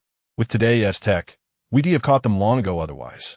Zhao Jinyo sat in the passenger seat, turning up the live stream's volume so the team could monitor the situation. But that kid Sunan, he's in real danger this time. Zhao's brow furrowed slightly. Dong Ming gripped the wheel, silent. Is this guy insane? This Zheng Ningpeo was no Zhang Tsuifang. This was a man ruthless enough to down a plate of peanuts with liquor, and Sunan just walked up to him. At least with Zhang Tsuifang, he'd shown some restraint. just a bump. But with Zheng Ningpeo, they're practically having a heart-to-heart. What is friendliness proportional to sentencing now? As long as Su Nan remained a law-abiding, if reckless, citizen without evidence of crime, his safety was non-negotiable. Dong Mingming's anxiety spiked. She wished she could stomp the pedal straight through the fuel tank. The police car accelerated, handbrake turn, screech. Tires screamed against asphalt, billowing white smoke. Captain Zhao, backseat officers, Dong Mingming's driving philosophy. Accelerate into the turn. Yank the handbrake. Survival? That's up to fate. Never let Dong Mingming drive again. This silent vow took root in every passenger's mind, except hers. Meanwhile, at Linghai Temple's entrance. Master, spare me the riddles. Where exactly is my path to survival? Zheng Ningpeo's patience was wearing thin, eager to skip ahead. Su Nan was sweating internally. 3 minutes of conversation, and you're already tapping out? Brother, where's your stamina? What shall I use to keep you? My comrade. In merely 0.1 seconds, the cerebral faculties of the Su Nan team engaged in an intense brainstorming session. The next moment, a glimmer of inspiration flashed across his mind. He feigned profundity with a smile. No rush, no rush. As he spoke, he effortlessly retrieved a box of fragrant, soft cigarettes from his backpack. Brother, would you like to smoke? Thank you for the generous gifts yesterday, gentlemen. Ha ha. I have never received such a plethora of small tokens. It has brought me immense joy for quite a while. I am so excited that my tale is held high. I must take my leave now. Time to write for you all. Chapter 71. If I don't descend into hell, who will? Brother, care for smoke? Fragrant soft smoke. Aromatic upon inhalation. Soothing upon exhale. Essential for capturing enemies. Note, indiscriminate effect. Beware toxicity minus 80 strength. Come on, big brother. Summon your wicked courage and take a puff. With this, I can cleave open the heavens for you today. As soon as the fragrant soft smoke was unveiled, its rich, intoxicating aroma wafted through the air, pure and heart-stirring. The seasoned smokers nearby couldn't help but close their eyes and inhale deeply. Prime quality. Even the netizens in the live stream seemed to catch the scent through their screens. Prime quality. Compared to this, even the finest cigarettes paled in comparison. Yet, Zheng Ningpeo's next words sent a chill straight to Su Nan's core. I don't smoke. While the surrounding addicts were practically salivating, Zheng Ningpeo refused without hesitation, utterly unmoved. All I want to know is where the hell my lifeline lies. North, south, east, or west? Give me a straight answer, master. Instinctively, he believed his salvation lay in breaking through. Escaping Jiangsheng was his only chance at survival. Su Nan frowned at the refusal. TSK, a non-smoker? You're supposed to be a villain. Where's your unbridled, lawless swagger? Not smoking? How is that acceptable? Now at a loss, Su Nan had no choice but to maintain his enigmatic facade and spin another grand illusion. I can see your path to survival. Reach that place, and you'll live a life of comfort. No worries about food or shelter. A personal chef, bodyguards at your side, 7 or 8 close friends for daily company. Your later years secured, bound by duty and discipline. Such a rosy future. I'm tempted myself. Oh dear, brother, that is not a temptation you should entertain. Think it through. Ha ha ha ha. ISNT, that just prison? 3 meals a day, guards all around, and 7 or 8 cellmates for company. Master Xiao's predictions are spot on. Bound by duty and discipline. What a piercing description. Tempted guy, damn. I's got it. The comment section is full of geniuses. The Chinese language is truly profound. Who knew I'd need a translation for my mother tongue one day? Don't laugh yet. Nan's words are way too obvious. Even a fool would catch on. Tempted guy, hey, who are you calling a fool? Not you. Your intellect rivals Hua Wen and Hua Wu. Tempted guy, that is more like it. Stop making me laugh. As it turned out, the netizens' worries were unnecessary. Zheng Ningpeo's eyes only grew brighter as he listened, brimming with naive hope. So where exactly is this place? How do I get there? One look confirmed it. This was a man who had never tasted deception before. The shoddy pancakes Su Nan had prepared was something any experienced worker would disdain at first glance. Yet, Zheng Ningpeo not only ate it, but found it surprisingly delicious. Seeing his opponent growing impatient and his stamina dwindling, Su Nen realized mere bluffing wouldn't suffice. With a nuclear-level benevolent smile, he unveiled his revelation. From what I observe, you shall perish if you head south. Northward leads to demise. Eastward. Just as he reached the critical point, Su Nen paused deliberately once more, refusing to continue. Zhang Ningpeo's eyes reddened as he pressed. So I should go west? No, Su Nen replied with utmost solemnity, devoid of any jest. You're nothing like that.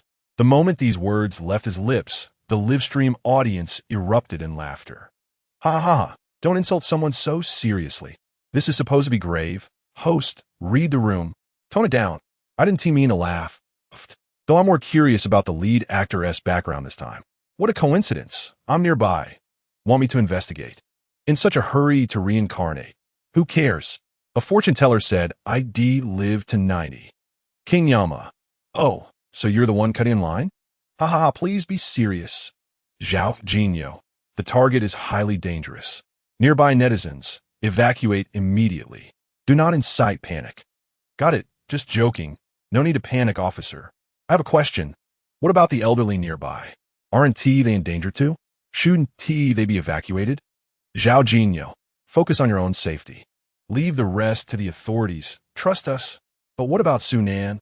Zhao Jinyo. He is a professional. Trust him. As the barrage of comments heated up, Zhang Ningpeo's brain cells had already surrendered.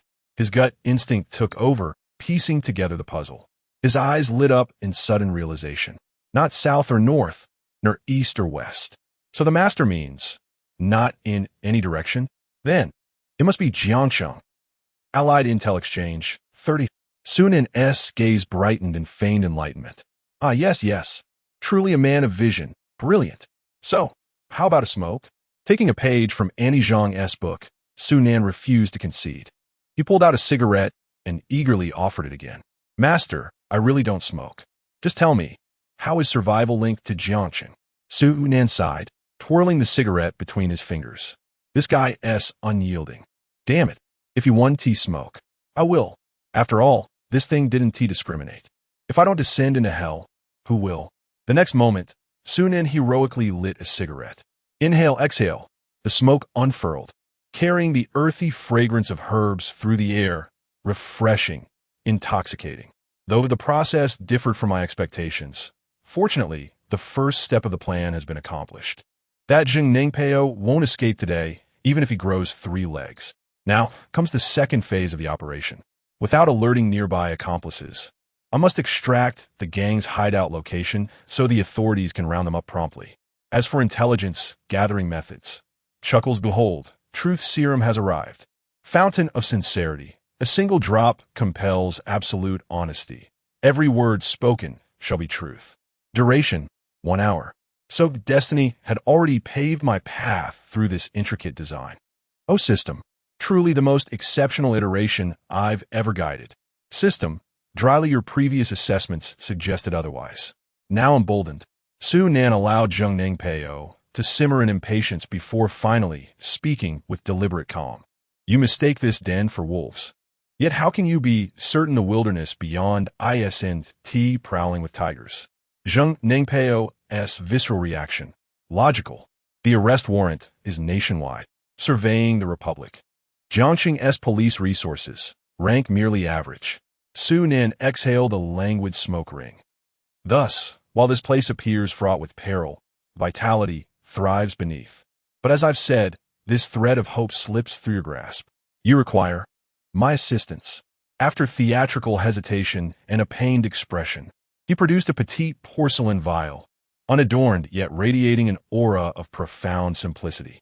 Do you know what this is? Su Nen leaned in, grinning ominously in a conspiratorial whisper. Tremble, comrade. The hunt begins. Ally Intelligence Exchange. 40. Chapter 72. Good news. Su Nen has surrendered. Are you aware of what this is? Su Nen clutched a small porcelain vial tightly, his demeanor cautious, as if fearing that the other party might suddenly erupt in violence for treasure. Zhang Ningpeo stared intently at the vial, silent yet clearly conveying a sense of disbelief. Pretending not to notice, Su Nen engaged in a soliloquy. This is a celestial elixir bestowed upon me by a remarkable figure many years ago. Just a single drop grants divine protection and invites fortune to accompany you like the wind. I seldom part with this treasure. Today, fate has brought us together. Here, Sunan bit his lip, the fragrant, soft smoke beginning to take effect, but he could not bring himself to bite down. With a sigh, he lamented, "Alas, if it were not for me, you would surely be doomed. So, I'll part with a drop, considering it a benevolent gesture." Celestial elixir? Zheng Ningpeo's mental faculties suddenly revived, regaining clarity. His remarkable intellect reclaimed its dominance. I do not believe it. Sunan's previous divinations had been eerily accurate, leaving no room for doubt. The concepts of fate, karma, and reincarnation were all within his grasp, having been influenced by his parents from a young age. But to suddenly produce a celestial pill or elixir, what next? A magical artifact? Is spiritual energy about to resurge? Do you take me for a fool? Even if one were to entertain superstition, there are still fundamental principles to uphold. In the live stream room, today's broadcast, why do I find it increasingly incomprehensible? It used to have the flavor of a metaphysical doctor, but now it feels more like a charlatan, complete with props. Today's guest is VVP. The treatment is different. Could it be that brother Nin intends to poison this fellow? Think twice, streamer. I know you wish to rid the world of harm, but private retribution can lead to imprisonment.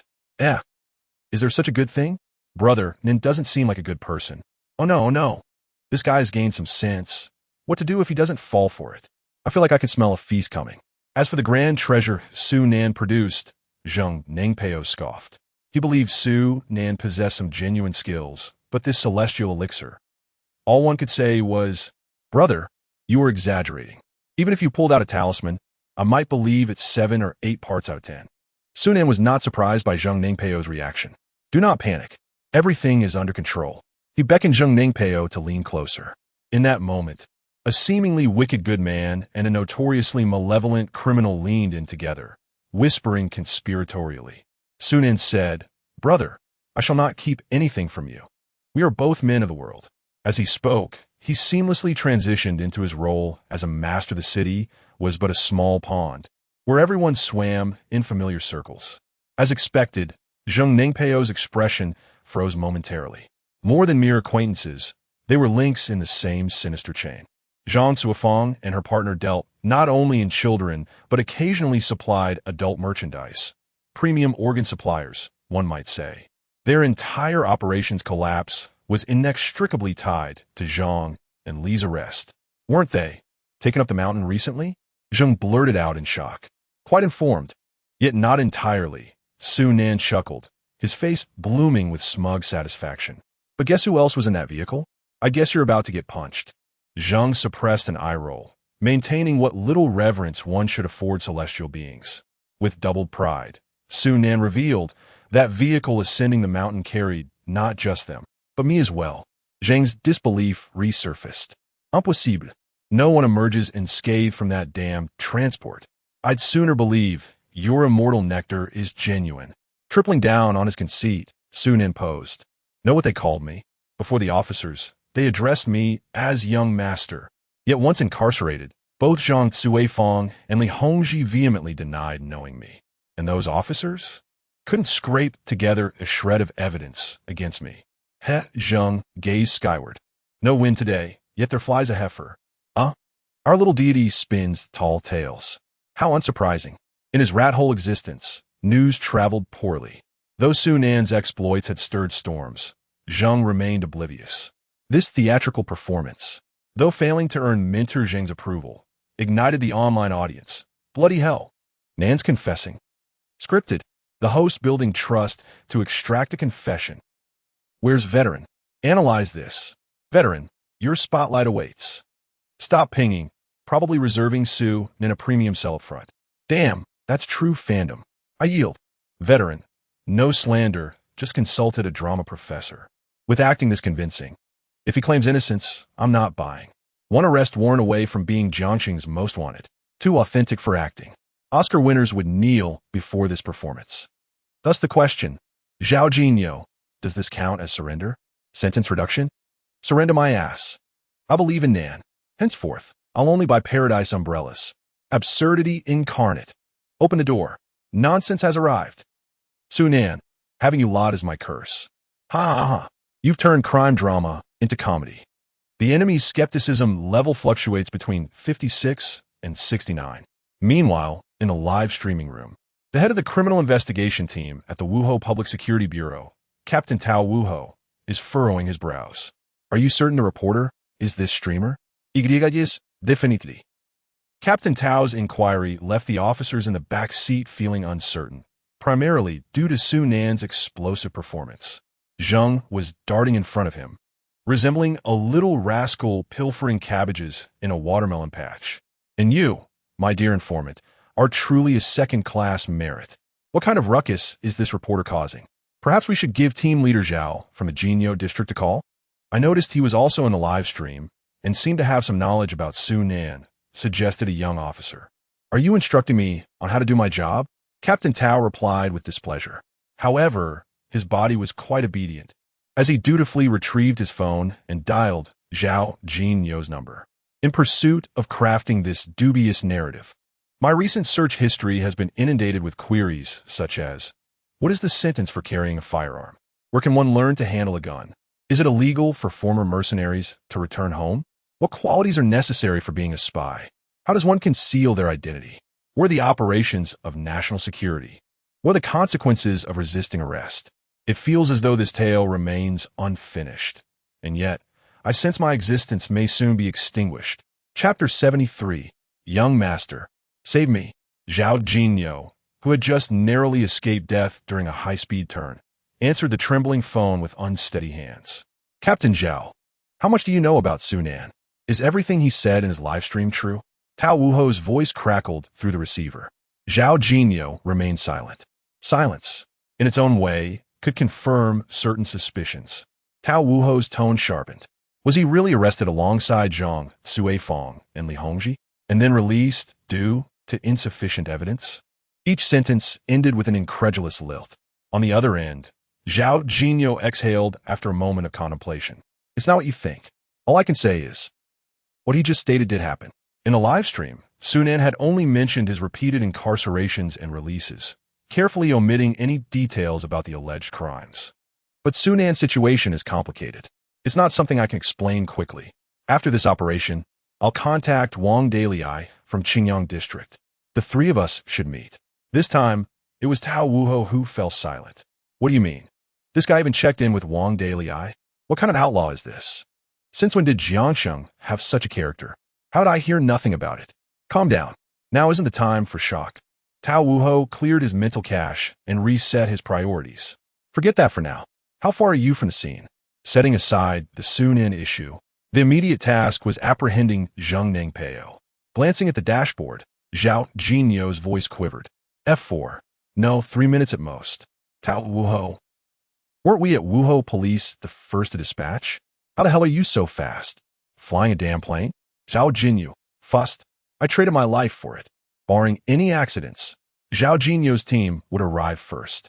After deliberation, the two captains decided Zhao's unit would handle crowd evacuation to facilitate the arrest.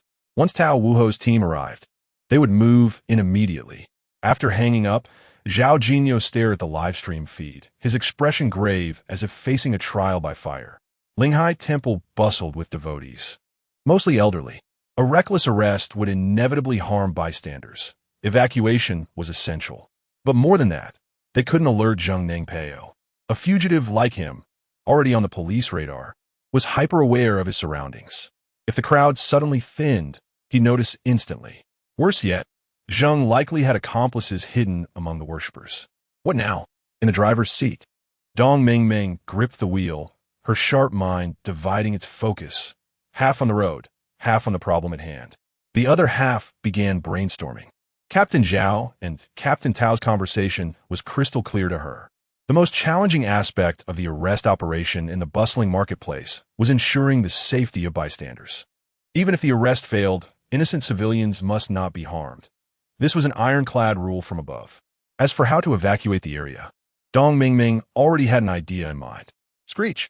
A deafening sound of brakes pierced the air. Thanks to the seatbelt, Zhao Jinyo narrowly escaped death once again. Captain Zhao, quick, go buy 5 crates of eggs. Free-range ones. Dong Mingming urgently pointed toward a fresh produce supermarket by the roadside. Huh? What kind of time is this to go grocery shopping? The 3 officers in the back seat simultaneously pictured a dazed-looking, mushroom-haired, foolish cat in their minds. Zhao Jinyo, ever the quick-witted captain, was the first to react. Slapping his thigh, he exclaimed, right? And immediately leaped out of the car, sprinting toward the supermarket with even greater speed than bargain-hunting elderly women. Dong Mingming gripped the steering wheel tightly, her foot pressing relentlessly on the accelerator, ready to take off at any moment. Her heart wasn't just filled with anxiety. It was boiling with fury. She had a sneaking suspicion that Su Nan's earlier words were meant to bait the suspect into revealing clues. A perfectly good outlaw. How could he turn rogue so suddenly? Hunting criminals? Is that really your job? Wouldn't it be better to maintain your carefree, lawless persona? Stop being so irresponsible. This guy was practically courting death. Meanwhile, at the entrance of Linghai Temple, Zheng Ningpeo wore an expression of extreme discomfort. Ever since Su Nan produced the so-called divine elixir, things had taken a bizarre turn. The outlaw's sixth sense began tingling, and a creeping unease spread through him. His shifty eyes instinctively darted around, but everything seemed normal. The elderly men and women went about their business, and the stray yellow dog continued gnawing on a meaty bone. If you don't believe me, that's understandable. After all, this matter transcends the comprehension of mere mortals. Su Nan's voice interrupted Zheng Ningpeo's sixth sense loading bar. How about, we'll let the facts speak for themselves. Su Nan pulled out his phone and tapped away. I'll show you something. Once you see it, you'll understand. Moments latte. Several outrageously fabricated gossip posts flashed onto the screen. Zheng Ningpeo obediently leaned in for a closer look. The moment his eyes landed on the screen, his already narrow eyes widened in shock, his mouth slightly agape. Several explosive headlines seared through his optic nerves, striking his hollowed-out brain like lightning. Reality show contestant revealed as fugitive, arrested live, on air. Released in under 24 hours. Su Nan detained again, facing charges of illegal firearm possession and child trafficking. The most criminal reality star in history, booked twice in one day. Outlaw King Su Nan's identity finally exposed. Yet he escapes capture once more, accompanied by a series of highly convincing screenshots. In the midst of chaos, Su Nan found himself handcuffed in the police vehicle, a firearm lying ominously beside him. The unsettling reality of a situation was punctuated by a video clip of Zhang Cuifeng addressing him as young master from within the confines of the prisoner transport. Each image and scene surged forth like a torrent of consciousness within Zheng Ningpeo's vacant mind, ultimately coalescing into a formidable wave that obliterated the last remnants of his waning brain cells. Brain cells, no. Now do you believe it? I extend my gratitude to my family. Without your scandalous revelations, there would be no Su Nan today. Supporters of others, do not malign my brother. Su Nan's admirers, any new rumors? Do share. Family, a source of profound reassurance. Su Nan, completely relaxed, reclined against the chair's backrest, languidly exhaling smoke rings. With this elixir of immortality, those officers, they were utterly powerless against him. Contempt, arrogance, audacity, provocation, all vividly displayed upon Su Nan's countenance. At that moment, he appeared as a god of death descended to earth, mocking the incompetence of the authorities. Zheng Ningpeo felt a shiver run through him, his expression hardening with unwavering resolve and faith. His gaze sparkled like stars, radiant and bright. Once wisdom is forsaken, the eyes become crystal clear. Young master, save me. Ally intelligence exchange rate, 60. In Su Nan's live stream, hundreds of thousands gathered, witnessing an exhilarating display of digital prowess. Goodness, while others debunk rumors, you present hard evidence live? Is it really such a surprise? Su Nan merely longs for that prison fare. What fault lies with him? Wait, is this even possible? This fellow believes the nonsense of personal marketing accounts? Is this masked man truly on the run? Perhaps only his mind has escaped. Indeed, some marketing accounts have adopted an air of authority. If one isn't a seasoned internet user, distinguishing them can be quite challenging. Oh, so criminals must diversify their skills. Not merely engage in illicit activities, but also stay informed about societal developments online. Lesson learned, lesson learned. Officer, young man, taking notes? Mind sharing them with me? Ha ha ha. Tune into Sunan's stream and experience the life of crime. Enemy skepticism level, 79. 89. Chapter 74. Community warmth in Sunan's live streaming room. Many viewers were tuning in for the first time, drawn by yesterday's post about curing love-struck minds. Most of them had not delved into Sunan's past news, perceiving him merely as an ordinary rising internet celebrity, entirely oblivious to his true nature. Even a small number of netizens who had done their homework regarded it as mere jest, given that contemporary internet stars would go to any lengths for traffic. However, the live stream unveiled a different reality, revealing his true character. My goodness, could it be that the previous rumors were all true? Not me. I just came to learn about entrepreneurship. What is happening here? The guest is a fugitive, and the host is a criminal? You would believe it. But I almost forgot this show is called Star of Entrepreneurship. From today onward, it's renamed Star of Law and Order. Perhaps Sunan, No Escape would be more fitting. Here, essay pen for you. If this year's Spring Festival doesn't feature that movie, I want to watch it. While new fans were still in shock, the old ones were ready to feast on the unfolding drama. Let us be honest. Is there anyone left who still thinks Sunan is acting? Well, I retract my previous statement. Officer, no need for interrogation, just shoot him. Despite his dubious demeanor, exuding an aura reminiscent of prison life, Sunan was indeed risking his life to rid society of harm. Thus, while the old fans shouted loudly, most were merely engaging in bravado. Within the live stream, an unnoticed transformation began to unfold. The once bustling street saw a gradual decrease in foot traffic. This subtle shift caught the attention of the seasoned viewers. Something feels off. Have you all noticed that the crowd is thinning? No way. There are actually a few more thousand people than before. We're nearing 900,000. Are you foolish? I mean the bystanders at the live site. Well, now that you mention it, it does seem to be true. So what if it's less? What does that signify? It signifies you have a big chest. How did you know? Don't bully my wife. Darling, it means the police have begun to take action. Who asked your wife? You idiot. She asked mine. At a distance of nearly 200 meters from Sunan's stall, a makeshift service desk had appeared, seemingly out of nowhere. Several sheets of A4 paper were taped together to form a slogan. Community warmth, free eggs. 4 or 5 young staff members were distributing eggs to the elderly while guiding them to fill out a survey. Of course, this so-called survey was merely a blank sheet of paper. Time was of the essence. The police had no opportunity to produce hundreds of genuine questionnaires. Community personnel assisted the attendees in writing down their names, ages, addresses, and other basic information on the A4 sheets. Finally, they were asked to provide feedback and suggestions regarding community services. The opinions that could be expressed are plentiful. From children playing basketball at midnight to someone walking their dog without cleaning up after it. This group of uncles and aunties, grandpas and grandmas, could effortlessly enumerate 4, 5, 6, or even 7 grievances. Once the questionnaire is completed, one can receive 5 fresh, organic eggs as a reward.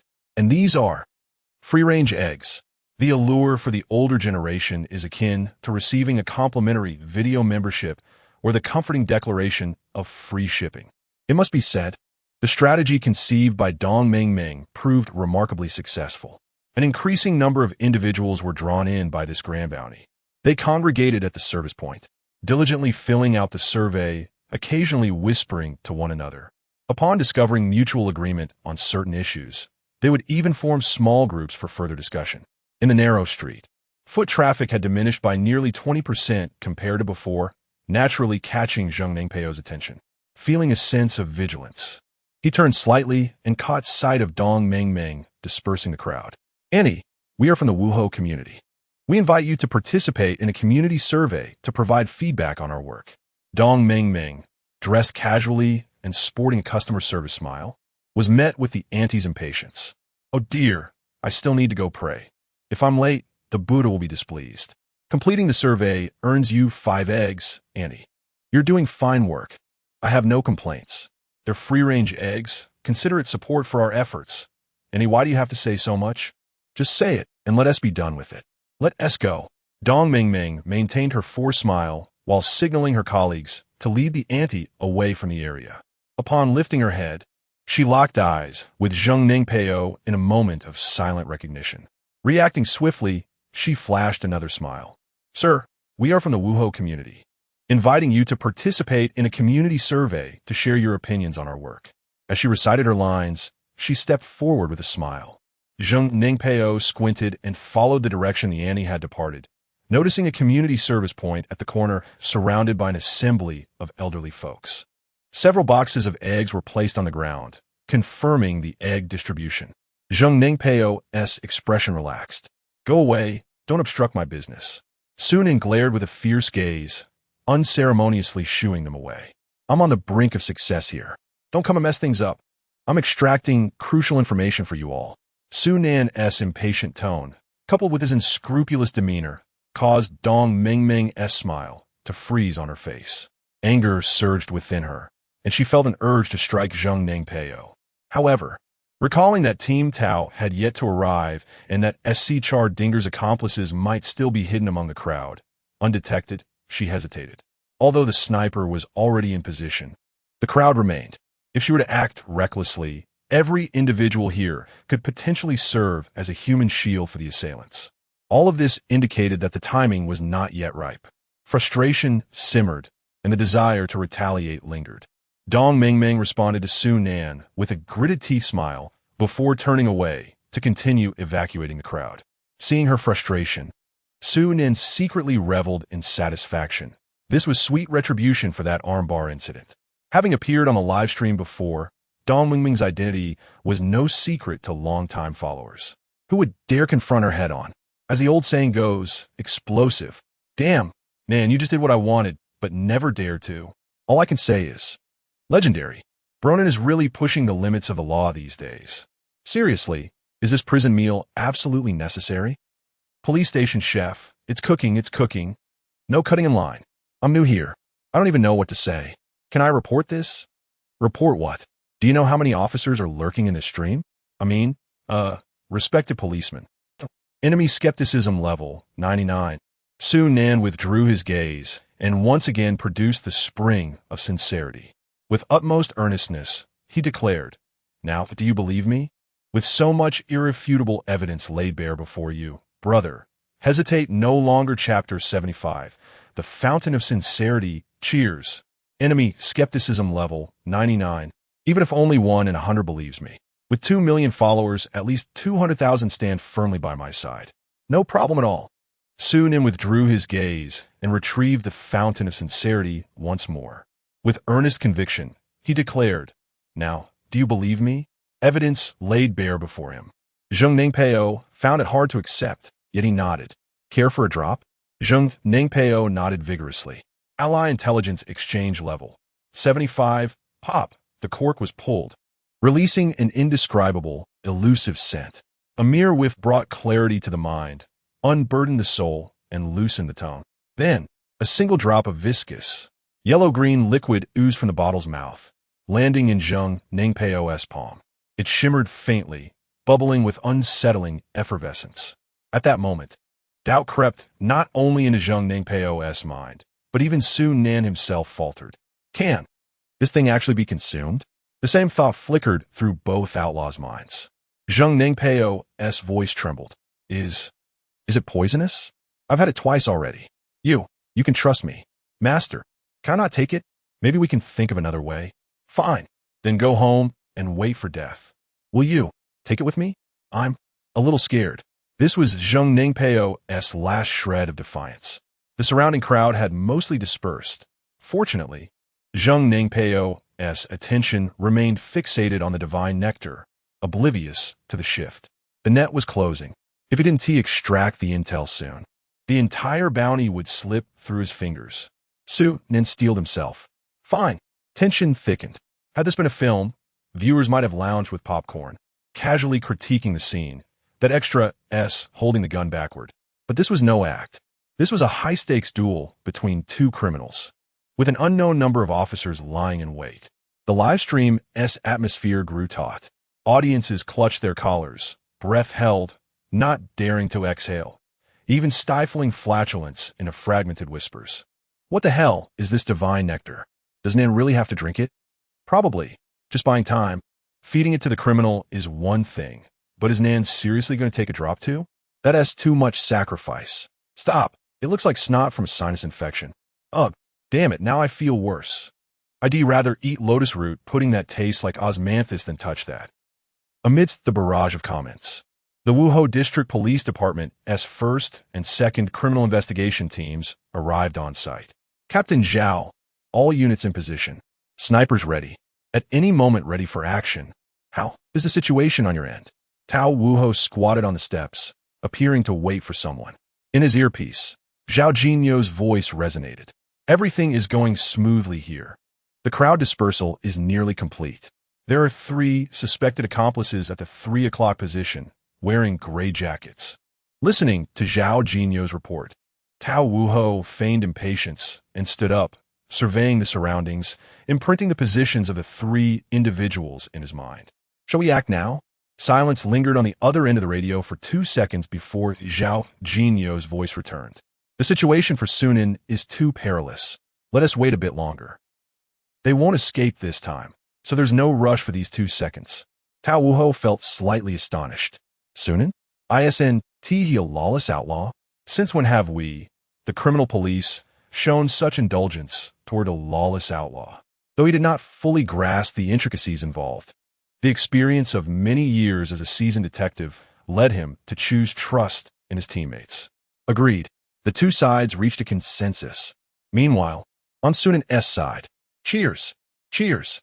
2 voices rang out simultaneously. One filled with hope for the future, the other steeped in heroism. 2 ruthless criminals together savored a drop of genuine elixir. The aroma of malt, melting in their mouths. A warm sensation enveloped them as the dark future, suddenly illuminated by a bright light, shining into their hearts. All their apprehensions and hesitations dissipated. They found themselves seated upon a throne, flanked by celestial guardians. Everything instilled an overwhelming sense of peace. This mystical feeling left the 2 wide-eyed in astonishment. Zheng Ningpeo marveled inwardly. Is this my true home? How wonderful. Mother, I have encountered a real deity. Those talismans and jade pendants paled in comparison to this drop of divine nectar. Sunan was equally amazed. Damn, the scent of the interrogation room is too strong. He vaguely sensed that at this moment, his brain was connected to his cerebellum, the cerebellum to his vocal cords. A complete pathway was established. The path was clear. All forces mobilized. Target, the enemy's crystal. Sunan exhaled his final smoke ring and extinguished it, concealing his nefarious countenance. No longer beating around the bush, he directed his blade straight at the weak spot of his allies. How many accomplices do you have? And where are they hiding? As soon as he finished speaking, Zheng Ningpeo's voice involuntarily emerged. There are 7, 6 of whom are in a cave 300 meters east of the abandoned construction site near the Haha Beverage Factory in Dubon County. His words were detailed and thorough. Ally intelligence exchange rate, 80, 85. The sudden confession bewildered everyone. What the hell is going on? Goodness, there's actually a criminal gang? 7, no 8. Goodness gracious, has the safe house been compromised? Did I miss something? I didn't fast forward. How is this reaching its climax already? I didn't skip chapters. Why is the villain self-destructing? Black magic. This is black magic. I would even be surprised if Su Nin revealed his true form. You fools. Has no one questioned the celestial dew? The shock and bewilderment of netizens spilled beyond the screen. The live stream was flooded with question marks, mirroring the iconic confused expression of the black gentleman. But the police team? Their reactions were all exclamation marks. The suspect hadn't been caught. No interrogation had taken place. Yet he had already confessed. This was a bizarrely novel arrest experience. Unlike the netizens, the officers' professionalism overrode their astonishment. Tao Wuho swiftly issued orders. Captain Li, Take Team 2 and head to the Haha Beverage Factory in Dubon County immediately. The rest of you, hold your positions. Copy that. Understood. Though the situation was perplexing, whether Sunan had orchestrated this or Zheng Ningpeo was simply losing his mind, any lead, credible or not, demanded their full commitment. After detailing the hidden location with meticulous honesty, Zheng Ningpeo's face turned ashen. His eyes bulged, his features contorted in self-doubt and existential crisis. He stared at Su Nan in utter disbelief, pupils trembling violently. At this moment, he resembled a tragic youth, a boy who had endured relentless bullying and life as cruelest hardships, only to claw his way to survival through sheer beauty at the White Horse Club. Heaven finally smiled upon him when a wealthy older sister took him under her wing, liberating him from misery. She even transferred her company to his name. Love, wealth, splendor all followed. But at the pinnacle of his happiness, catastrophe struck like a thunderbolt from the blue. His sister vanished, and the company under his name? 50 billion in debt. Zheng Ningpeo's current stupor, confusion, and horror mirrored that boy's reaction upon seeing the 50 billion yuan enforcement notice, struggling, agonizing, despairing. In a breathtaking 0.1 second performance, he unleashed the most intense brainstorm of his life, reaching the zenith of his intellectual capacity. Run! With a jolt, he snapped back to reality, springing to his feet, only for his legs to buckle beneath him. What the hell did you make me drink? He shrieked, panic and fury twisting his voice. The spring of truth. It compels you to speak without reservation. Answer without evasion. Every word, unvarnished honesty. The moment these words left his lips, Sunan paled, terror and helplessness gripping him. He swore. He intended to say that. The spring of truth was truly terrifying. Chapter 76. What on earth just passed by? Under the baptism of the fountain of sincerity, Zheng Ningpeo's actions, demeanor, and expressions, along with Su Nan's interpretation of the celestial dew, can only be described in 2 words. Astonishing. Is the fountain of sincerity even real? Nonsense. What a ridiculous script. 2-star review. Forget the advertisements. Let's focus on the effect, brother. Look at that guy. He's even more sincere than I was up to no good in Gotham. A clown is just a clown, but he sure talks a big game.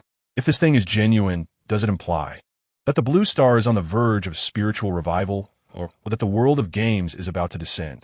No way. Is this for real? Whoever has the cultivation methods, don't keep them hidden. Share them, so we can all prosper together. Believe it or not, I actually have some, but I'm afraid you might not dare to practice. Sunflower scripture. Can you all be a bit rational? This is clearly hypnosis. I am a professor at the Imperial Capital Film Academy. The emotional expression, facial expressions, movements, and demeanor of this criminal are intricately detailed. It's nothing short of an epic performance. This must be included in the Academy's curriculum. You know, watching this makes me feel hopeless about life. I want to go to the rooftop for a smoke. Friend, just hold on a little longer. A lifetime actually passes quite quickly. If such a thing truly existed, I would be the first to give it to my husband. Sister, give a man a break. Isn't it nice for your husband to have a little secret? It adds a touch of mystery. But he sang the national anthem wrong. What the heck? Is the fountain of sincerity even necessary for this? Just report it right away. Congratulations, sister. 500,000 in hand. I'm so envious I could cry. Hee. Luck, good luck. Where can I find a walking 500,000? Waiting online. Quite urgent. The topic of discussion in the comments clearly began to veer off course. This is how chat groups operate. As conversations flow, topics can shift from trivial matters to the technical difficulties of controllable nuclear fusion. Everyone selectively, for the time being, ignore the questions surrounding the fountain of sincerity. The brain cells stubbornly concluded that either Zheng Ningpeo was intermittently losing his mind or that Su Nan possessed hypnotic abilities. There could be no other possibility. After all, humanity finds it exceedingly difficult to accept phenomena that transcend their understanding. Meanwhile, at the moment Zheng Ningpeo unleashed his furious roar, Zhao Jinyo's expression changed dramatically. Su Nan had been exposed. A small team was dispatched. Ensure Su Nan's safety. Teams 3 and 4 encircle the scene. Almost simultaneously, action was taken. Tao Wuho issued the command. In an instant, numerous plainclothes officers surged forth, rushing towards Su Nan's stall. Su Nan's panic was no less than that of Zheng Ningpeo. The secrets he harbored were even more explosive. Though he felt a surge of anxiety, he resolved to remain calm for the time being. Apart from Zheng Ningpeo, there were 7 accomplices, 6 of whom were still hiding in their respective holes. That leaves one more. Could it be right at the scene? Su Nan immediately scanned his surroundings.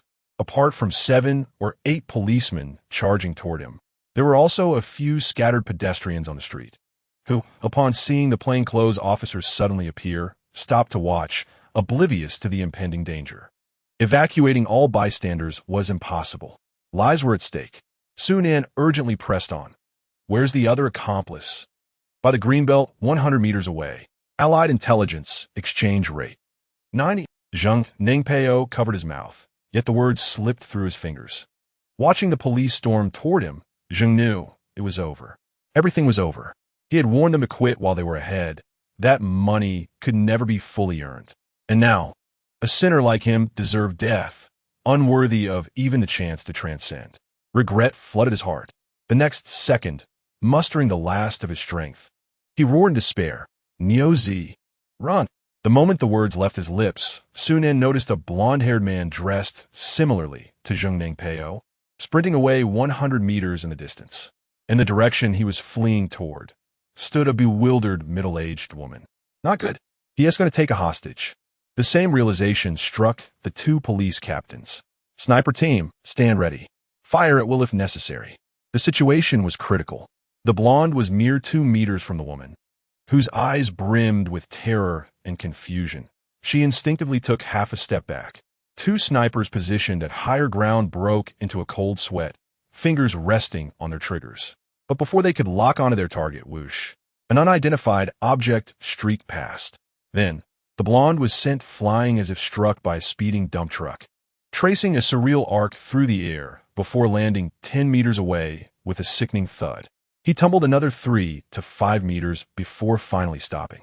His chest caved in, multiple fractures evident across his body, his eyes swirling with stars. Sonanlai sprawled nearby motionless.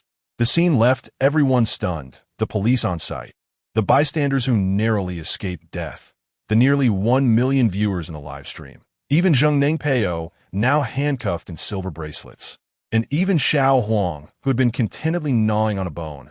All jaws dropped, tails stiff, frozen in shock. For that moment, human and canine minds alike short-circuited in perfect unison. 1 second, 3 seconds. The live chat erupted like a nuclear detonation. What the hell just zoomed past? Holy, ITS Su Nan. It's Su Nan. What just happened? The subtle evolution of humanity seems to have left me behind. The upcoming Olympics are calling for Su Nan. I am not jesting. What affliction has befallen brother Nan that he appears to be on the brink of demise? Is it truly necessary to exert oneself so fiercely, as if striving to contribute to humanity before the inevitable end?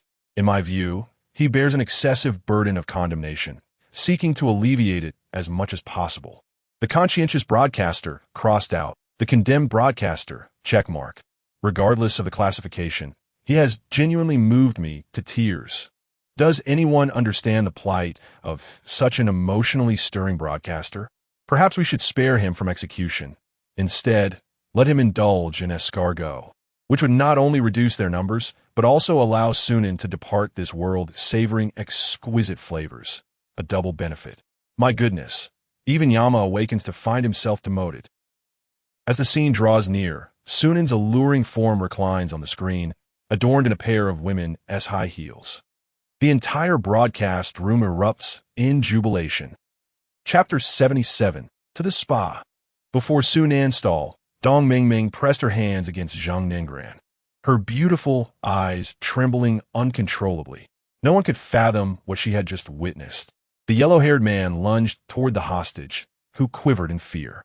Colleagues nearby erupted in an attempt to thwart the chaos, the situation teetering on the brink of catastrophe, ever-changing. In a fleeting moment, anything could transpire. Yet, over on Su Nan's side, he casually retrieved an elegant pair of women's high heels. Slipping on the size 42 heels, they fit perfectly, neither too big nor too small. Before Dong Mingming could register her astonishment, Su Nan let out a horrified exclamation. Following that, a resounding explosion echoed, and Su Nan vanished from sight, leaving behind a deep crater shaped like a stiletto, surrounded by fissures. What, brother? This is concrete. And that strength? That speed? No, you aren't even wearing your underwear on the outside. Dong Mingming's mind raced, grappling with confusion, desperately trying to connect everything to science and logic. Ultimately, she hastily concluded substandard construction, deteriorated cement, and Su Nan's extraordinary strength. Just a tad. As for the high heels, a peculiar preference. That seems reasonable. At present, the portrait of Su Nan in Dong Mingming's mind was that of a master thief with a strong moral compass, a criminal expert, suspected, who detested evil, a martial artist with an unknown combat prowess, and a crossdresser. This series of contradictory labels plunged her into profound self-doubt. Spend 5 minutes getting to know Su Nan, and you would find him inscrutable, utterly unfathomable. However, if you were to invest an hour in understanding him, you would be astonished to realize you have wasted an hour. A similar scenario unfolded in Zhao Jinyo's mind. 100 meters away, the yellow-haired man lay gasping on the ground, spewing ketchup from his mouth. Resembling a broken doll, he had envisioned countless times the scenario of his capture. It would surely involve a showdown with several brothers against hundreds of police officers, culminating in an exhilarating gunfight. He would heroically shout, "Don't worry about me. You all retreat first." Like a true hero, even in death, he would retain his honor. Yet, today he lay humiliated, struck down by an unknown assailant, his spirit half-dragged from his body. What a disgrace! In contrast, Su Nan fared little better. His upper body slumped on the ground, clearly lacking mobility. Yet, his feet remained powerful, akin to a high-speed sewing machine, relentlessly kicking the yellow-haired man's injured leg. Each delicate heel created a crater with every strike. Fortunately, the yellow-haired man's leg was completely broken. Otherwise, Su Nan found himself in a state of utter helplessness. Struck by the toxic allure of a fragrant cigarette, he lacked the strength to pursue the assailant. Yet, the urgency of the moment left him no time for contemplation. With a sense of lethargy, he retrieved the stealthy shoes from his possession, resigning himself to the notion of treating a dying horse as if it were still alive. It also provided an opportunity to test the effectiveness of the item bestowed upon him by the leader. If the results were contradictory, which would ultimately prevail? To his astonishment, the moment he donned the shoes, an overwhelming surge of formidable power surged through him. This sensation erupted from his feet, unabashedly coursing through his body until it collided with an invisible barrier at his waist, abruptly halting his momentum. It was evident he had returned, albeit not entirely. Nevertheless, that was sufficient. After all, to run, one merely needed legs. Let's go. Stealthy shoes, deliver me from that yellow-haired fiend. Su Nan bellowed within his mind. Received. A voice, calm and steady, echoed in his consciousness. What the hell? You can actually talk? Before Su Nan could fully absorb this revelation, his body propelled forward like a bullet fired from a chamber. Stealthy shoes, enhanced leg propulsion, enabling you to run with unrestrained speed. The leader's description was always so unembellished. Beyond the initial burst of speed, everything else was sheer flight. Thus, the current scene unfolded. Two male assailants lay face to face, tranquil yet speechless. This bizarre tableau was thrilling, exhilarating, and inexplicably peculiar. Particularly striking were the elegant and fashionable high-heeled shoes. The slender stiletto heels seemed to strike not just the leg of the yellow-haired thug, but rather the very consciousness of nearly 1 million online spectators. The barrage of comments in the livestream chat room fell into a stunned silence. Is this a new combat style?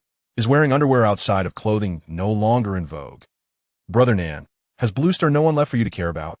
Brothers, it's confirmed now. It's not a revival of spiritual energy, but the advent of a game. This is the boots of the Gale. Nonsense. This is not the boots of the Gale. Look at that attack speed. A sewing machine couldn't keep up. This is clearly an acceleration of attack speed.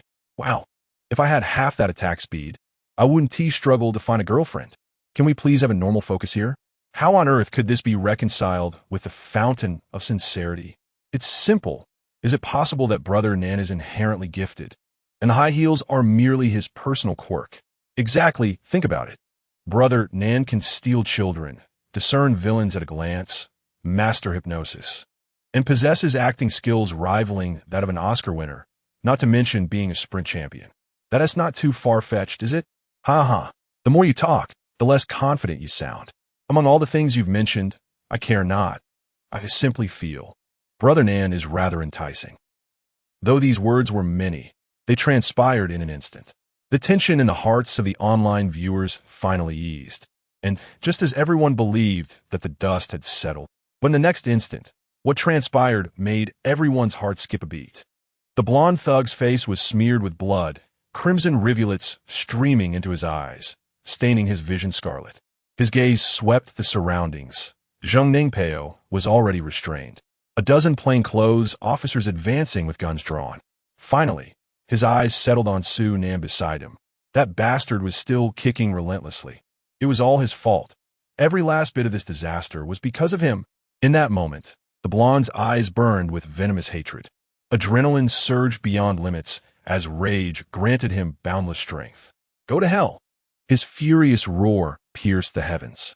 A pitch-black pistol gleaming with metallic menace materialized in his grip. The yawning muzzle pressed coldly against Su Nan's forehead. Chapter 78.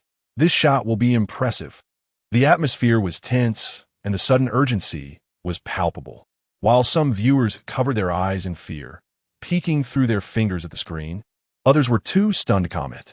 The command to neutralize echoed through the officers' earpieces. Yet before any action could be taken, the situation underwent another dramatic twist. It is well known that a gun is swift from 7 paces away. But what is less recognized is that within 7 paces, Su Nan's shoes are even quicker. The thought had barely formed when the sharp heel of his shoe plunged deeply into the adversary's vulnerable area. Gasps of disbelief erupted from the crowd. Oh no. What the hell? Unbelievable. In that instant, a wave of shock swept through everyone. The once venomous expression on the yellow-haired man's face vanished, replaced by incredulity. A critical strike rendered him powerless, and his handgun clattered to the ground. A piercing scream shattered the air, filled with raw emotion, anguish, suffering, and despair, akin to a youth burdened with a staggering debt of 50 billion, longing to escape this harsh reality. Yet fate had other plans. Gas was cut off due to unpaid bills. The antibiotics he relied on were no longer available. With his feeble constitution, he could barely hold his liquor, resulting in a regrettable loss. Attempts to procure poison online only invigorated him further. His reckless actions led to a citywide blackout as he tampered with the electrical box. When he dashed into the street, he was struck by an ambulance. Miraculously, he survived, but his medical debts multiplied. The yellow-haired man's emotions mirrored that of the young man who heard the doctor reassuring him, "Don't worry, you won't die." Despair, howls of anguish, and a sense of being trapped at the end of the road consumed him. People's joys and sorrows do not intersect. The yellow-haired man cried out like a crowing rooster, yet the online audience laughed heartily. Is the film school professor still watching? Record this. This performance deserves to be immortalized. I'm recording. I came here just to pass time, but this is a gold mine. This material could earn me a publication. Promotion is within reach. My goodness, this is painful to watch. Don't even mention it. As a woman, I felt compelled to shrink back. See, I told you it was a speed boost. Indeed, I didn't even blink. And the next moment, it was a 2-for-1 deal. Yellow-haired. Sometimes, being wanted makes me want to call the police. The viewers reveled in the spectacle. However, Captain Zhao remained vigilant, unwilling to let his guard down. The yellow-haired man was cornered, reckless and desperate, while Su Nan was merely an ordinary, albeit extraordinary, citizen. Even though the yellow-haired individual was temporarily under firm control, Su Nan was certainly no match for him. With unwavering resolve to protect the safety of the suspect, Zhao Jinyo pulled the trigger without a moment's hesitation. Simultaneously, Su Nan felt the system's voice resonate in his mind. Ding. Host detected to be in life-threatening danger. Nearest weapon detected. Self-modified simple pistol. Skill awakened. Cinematic-level gunfight technique. Is it not normal that my bullets can curve? Without time to appreciate the peak expressions of the yellow-haired man, Sunan swiftly picked up the pistol, a wave of familiarity washing over him. He felt as though the gun in his hand was not merely a weapon, but an old friend reunited after years apart. A joyous reunion. Remaining in his prone position, Sunan merely lifted his head slightly to eye the target's direction. He was certain that this shot would be striking. Without any hesitation, he raised his hand, aimed, and fired. The entire sequence was executed fluidly, his demeanor calm and composed, as if he had merely cast a vote for the author out of love. Bang! 8 gunshots rang out simultaneously. The yellow-haired man's eyes bulged in shock, his screams abruptly silenced. After both protagonists delivered performances of their lives, the scene finally reached a satisfying conclusion. Their remarkable display garnered applause from the audience. Spectacular, thrilling, blood-pumping, constant twists. Today's live stream must receive a 5-star rating. Oh, my eyes are misty. If the police hadn't dispersed the crowd, who knows how many casualties there would be. Brother Nan is amazing. That shot was incredibly cool. Indeed, Brother Nan's movements were far more professional than any police and gangster film I've seen. Those young stars ought to learn from him. Wait, does anyone remember that Sunan was just a pancake vendor, right? Stealing was one thing, but now he can handle a gun too? Goodness. Streamer, you possess such skills. Are you trying to court danger? There's no turning back now. Everyone, capture more screenshots. Choose the ugliest one for the memorial photo and prepare for the feast. But I only saw Brother Nan doing good deeds. My doing good and being a criminal don't seem to contradict each other. It's like many unscrupulous merchants who are also great philanthropists. You've been uninformed. There are many shooting ranges open to the public nowadays. Brother Nan is merely a firearms enthusiast. Why do you all keep overreacting? The enemy's doubt level. 100 shock value. 66 shock value. 66 shock value. 66 finally, everything settled. Sunan had no time to glance at the barrage of comments. Just having escaped from the brink of death, he was blissfully unaware of the gravy with practiced ease. The safety catch was flicked off and the magazine detached. Every movement fluid and instinctive, the mark of a seasoned hand. Yet to the 2 police captains observing, these actions sparked uneasy speculation. Their eyes narrowed slightly, expressions growing inscrutable. Now came the matter of processing the scene. A female officer was assigned to calm the substitute hostage. 2 policemen escorted Zheng Ningpeo into the prisoner transport van. Several others approached to examine the corpse of the blonde thug. Captains Zhao Jinyo and Tao Wuho, however, kept their focus squarely on Sunan. Never mind Sunan's absurdly convoluted background. Without him, Zheng Ningpeo wouldn't have been apprehended so swiftly. Without him, the substitute hostage's fate would have been uncertain. Without him, well, the criminal syndicate lurking in Dubon County remained unconfirmed. But one thing was indisputable. Today, Sunan had been indispensable. As for the rest, well, that could wait. When the detectives circled the blonde thug's body and took in the gruesome sight, a collective gasp escaped them. Horrific. Absolutely horrific. The left leg was shattered beyond recognition. Multiple fractures distorted the corpse. And those 2 penetrating wounds to the groin, a sharp hiss of sympathy escaped the male officers, who instinctively clenched their thighs. 8 gunshot wounds riddled the body. 3 in the abdomen, still hemorrhaging profusely, claimed by the junior detectives. 2 in the heart, claimed by Tao Wuho and Zhao Jinyo. 2 in the temples, claimed by the snipers. And 1, perfectly centered between the eyebrows, Sunan. Sunan declined to claim responsibility. Beside the mangled, wide-eyed corpse, Sunan had already removed the high heels. His power diminished by 80. Mortifying. Even if he already died once, he preferred to delay the next embarrassment as long as possible. Zhao Jinyo and Tao Wuho flanked the final key player, supporting him on either side. Zhao, an old acquaintance, struck up casual conversation with effortless familiarity. Xiao Nan, we meet again. Seems fate keeps bringing us together. So nunchaked draidi. Haha, I'd rather not test fate with you, sir.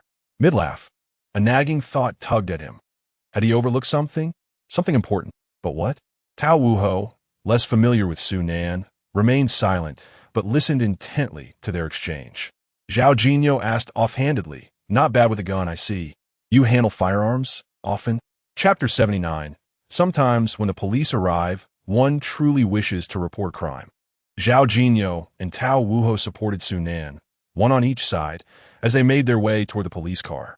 Given the magnitude of the case, Su Nan's involvement was undoubtedly significant, necessitating his return for a formal statement. He was well versed in the process, having become familiar with it through experience. Following behind was the diligent old Liu, who had documented the entire sequence of events. The atmosphere was remarkably relaxed and harmonious, as if the scene were about to fade to black, rolling the credits of the producers. Everyone was jubilant, save for Su Nan, whose sense of unease intensified. It was not long before Zhao Jinyo, in a seemingly casual manner, inquired, "I see your marksmanship is quite impressive. Are you well acquainted with firearms?" Firearms were my most familiar companions. As long as they were in my grasp, I would never let a single bullet go astray. Enemy Zhao Jinyo. Shock value 666. Enemy Tao Wuho. Shock value 666. With those words, Su Nan's lips trembled uncontrollably. What the hell? He swore to the heavens, insisting that he intended to convey a lack of familiarity, merely a stroke of coincidence. Yet his mouth betrayed him like a wild dog unleashed, completely beyond the control of his mind. Once uttered, his statement seemed to illuminate the screen that had been displaying the cast list, as if an unexpected bonus scene had emerged. "Brother Nan, are you in such a hurry to serve time? I feel there's still hope. This isn't illegal. It's just a matter of being skilled with firearms, right?" I'm not quite sure. Could someone more knowledgeable explain?" "I can answer that. Many shooting ranges are open to the general public, provided you possess a valid ID and have no criminal record. You can enter, as long as you have sufficient funds, since it could be quite expensive." "Thank you, brother. Your reassurance puts my mind at ease. You're being too hasty. The law enforcers are not just concerned with firearms, theft, restraint, hypnosis, and that nefarious talent for acting. Each of these would warrant scrutiny on their own. But when combined, then let us toss it in the washing machine. After all, I've never witnessed Brother Nan commit a single wrongdoing." "Exactly. Trust in Su Nan."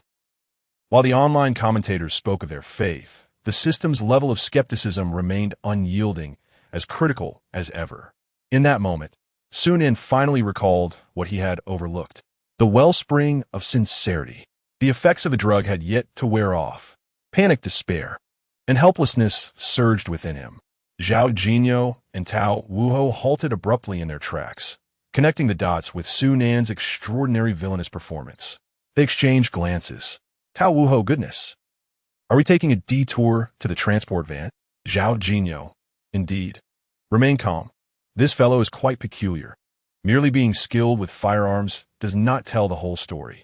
There are numerous shooting ranges in the community. What bizarre skills does Su Nan possess?"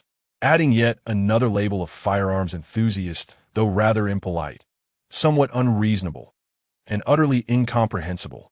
Yet, gritting one's teeth, it could reluctantly be accepted. So, the crux of the matter is, who would have thought? Young man, you're quite the player. What kinds of firearms have you dabbled in?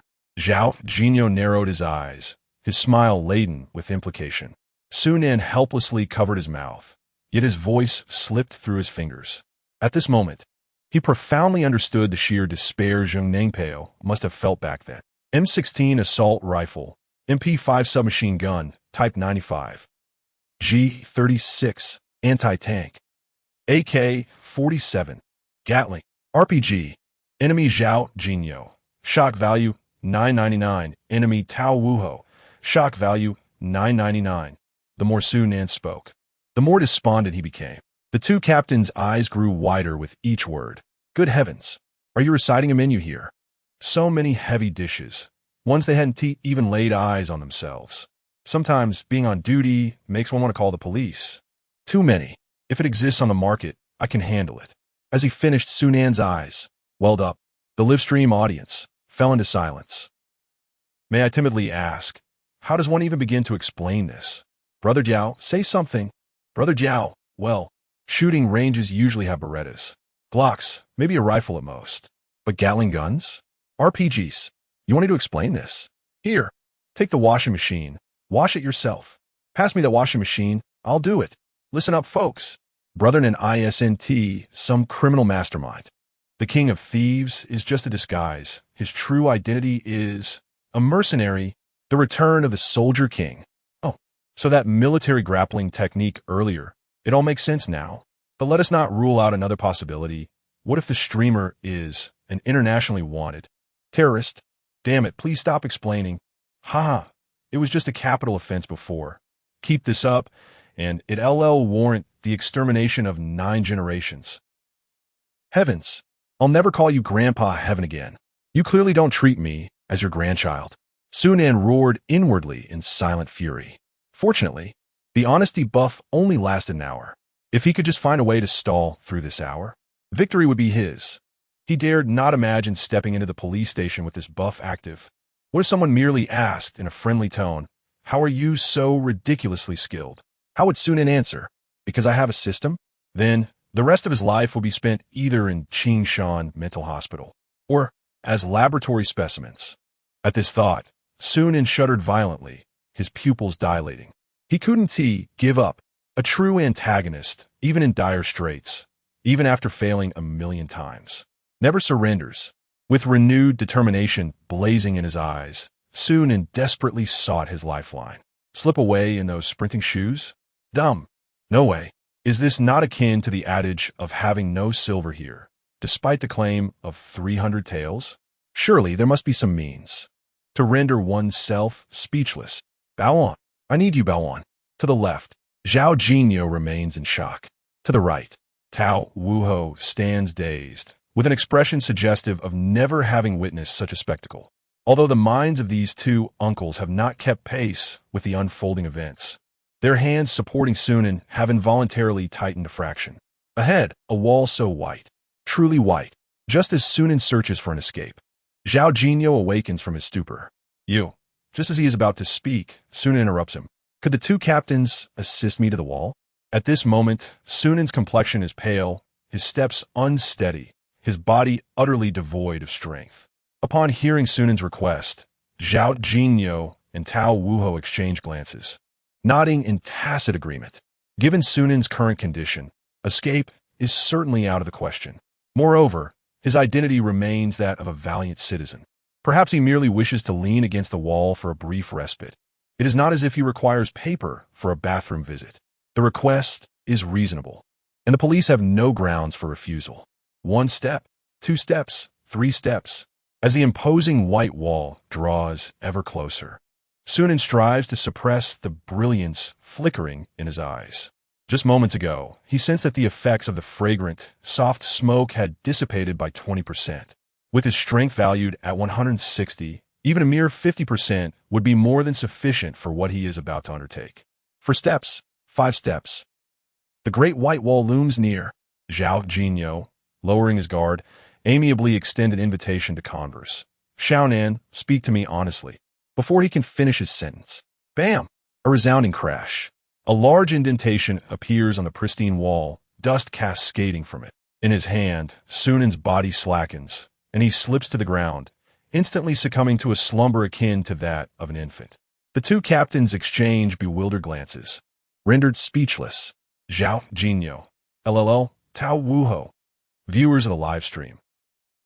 Enemy Zhao Jinyo, shock value 1000. Enemy Tao Wuho, shock value 1000, shock value 120, shock value 120, shock value 120. Silence.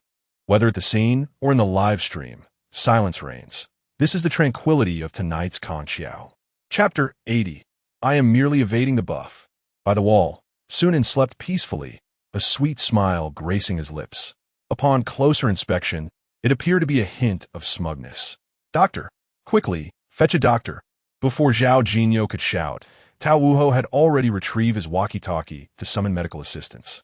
Zhao Jinyo's throat quivered as he instinctively reached for Sunan's nostrils.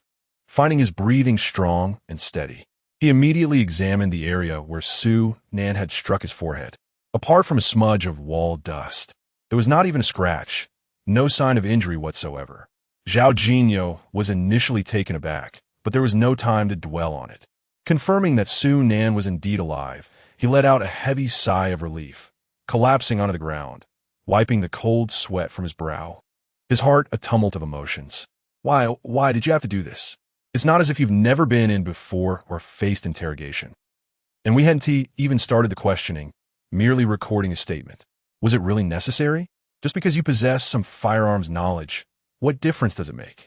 It's merely a slight enhancement to your criminal skills. Consider it. Do you really lack anything on you? Why pursue this reckless end? Sigh. You nearly scared me to death. Zhao Jinyo wore an expression of frustration, incessantly muttering. Su Nan's existence was a complex enigma for him. It was akin to a valiant detective, renowned for solving countless cases, juxtaposed with a cunning criminal who roams free. Though he was aware of Su Nan's malevolence, he could never uncover a shred of evidence against him.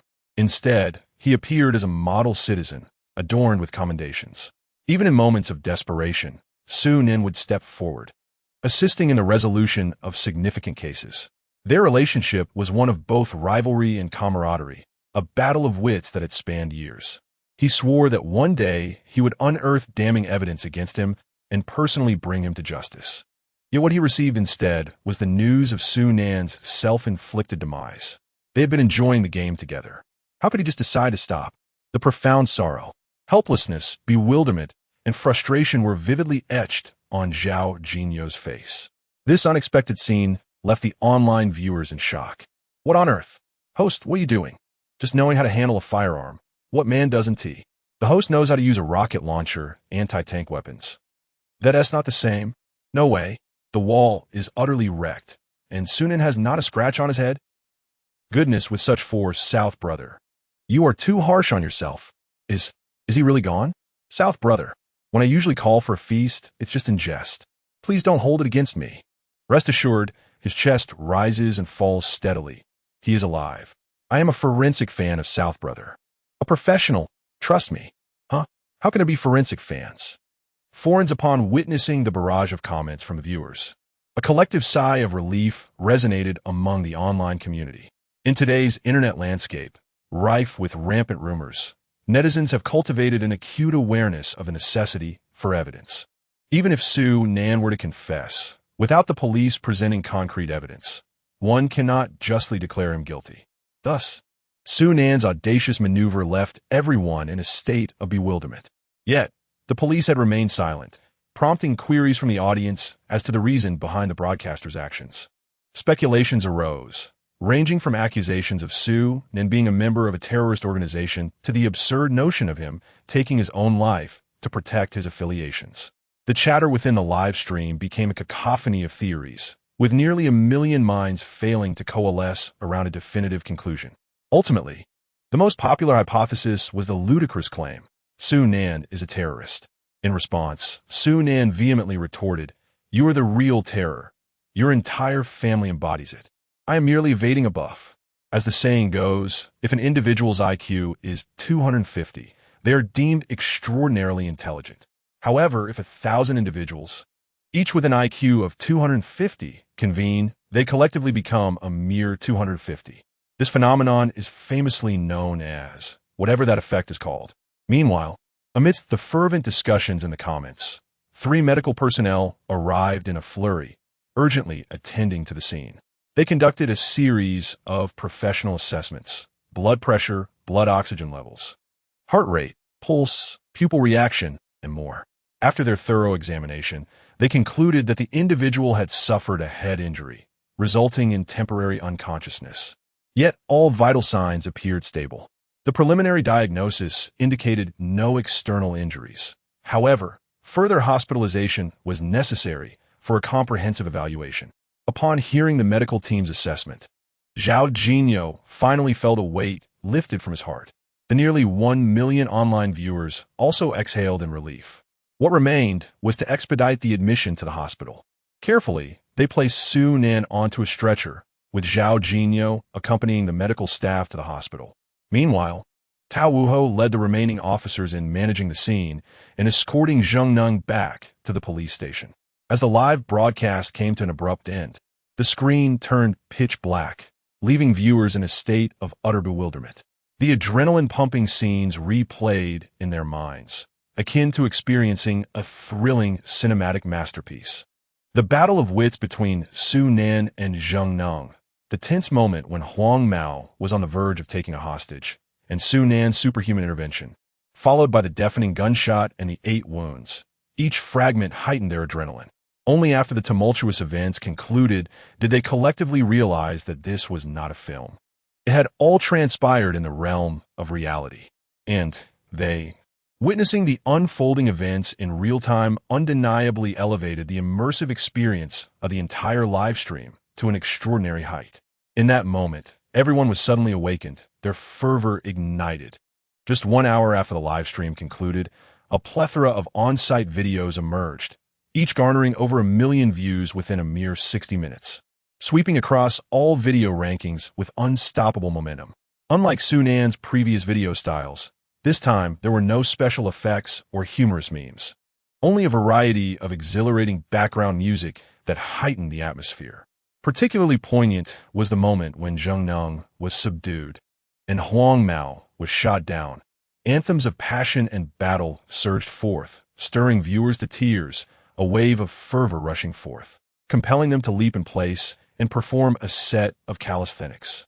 The energy was palpable, surpassing even the most fervent moments. That night, countless individuals found themselves wide awake, fueled by excitement. Elementary students arose in the dead of night, singing Lonely Warrior 10 times in a row. Graduate students, riding the wave of enthusiasm, pounded out their theses with fervor, their keyboards producing sparks. The next day, a professor remarked, "Have you gone mad? This is utterly chaotic." Programmers, though devoid of time to watch videos, nonetheless joined their peers in the sleepless revelry. As discussions flourished online, the topic of Su Nan ascended to trending status on Weibo, skyrocketing to the top 3 with an invincible presence, overshadowing a multitude of younger stars. Regardless of how fervently those youthful fans attempted to generate data and amplify their popularity, they could not shake his standing in the slightest. Chapter 81. Do not speak of me as your mind. The rapid rise to fame of Su Nan on the internet has drawn the attention of many to this remarkable individual. With an attractive appearance and charming speech, he embodies a paradox, a figure who carries the weight of countless sins, yet purges the world of its nefarious elements. Such a captivating persona has garnered countless fans. The number of Su Nan's admirers surged like the relentless tide, ultimately escalating to an astonishing 5 million before it began to plateau. This spectacle has incited envy among numerous internet celebrities, who twist and squirm in admiration. The trend-following streamers have begun to stir with plans to embroil themselves in controversy. However, their agents have swiftly intervened. Collaborative streamers are forming groups to analyze the most effective strategies for gaining attention. Yet again, their agents have firmly restrained them. Attention-seeking streamers are contemplating consulting Su Nan for a fortune-telling session to ride the wave of his popularity. The agents, in response, can only give a thumbs up.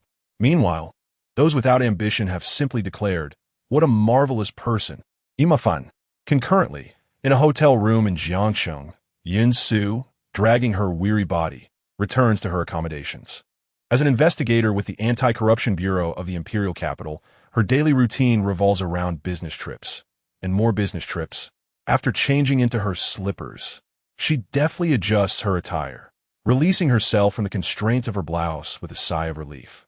The Anti-Corruption Bureau of the Dragon Kingdom, as one of the most crucial institutions within the prosecutorial framework, bears the significant duty of investigating offenses such as embezzlement, bribery, and other forms of corruption. To prevent conflicts of interest, investigators are frequently dispatched to distant locales for their inquiries. Thus, business trips have become an integral aspect of Yinsu's life. This time, her objective in Jiangsheng is Director Hu. Initially perceived as a minor case, it unexpectedly unveils itself as a formidable challenge. However, progress has been stymied. A week has elapsed, and the investigation has hit a critical impasse due to an incomplete evidence chain. The only recourse is to extract information directly from the elusive director, who, who exudes an aura of formidable power. In his lavishly appointed room, he indulges in all manner of pleasures, unperturbed by the gravity of the situation. Despite Yun Su and her colleagues employing every tactic in their arsenal, psychological manipulation, intimidation, and even flattery, the director remains tight-lipped.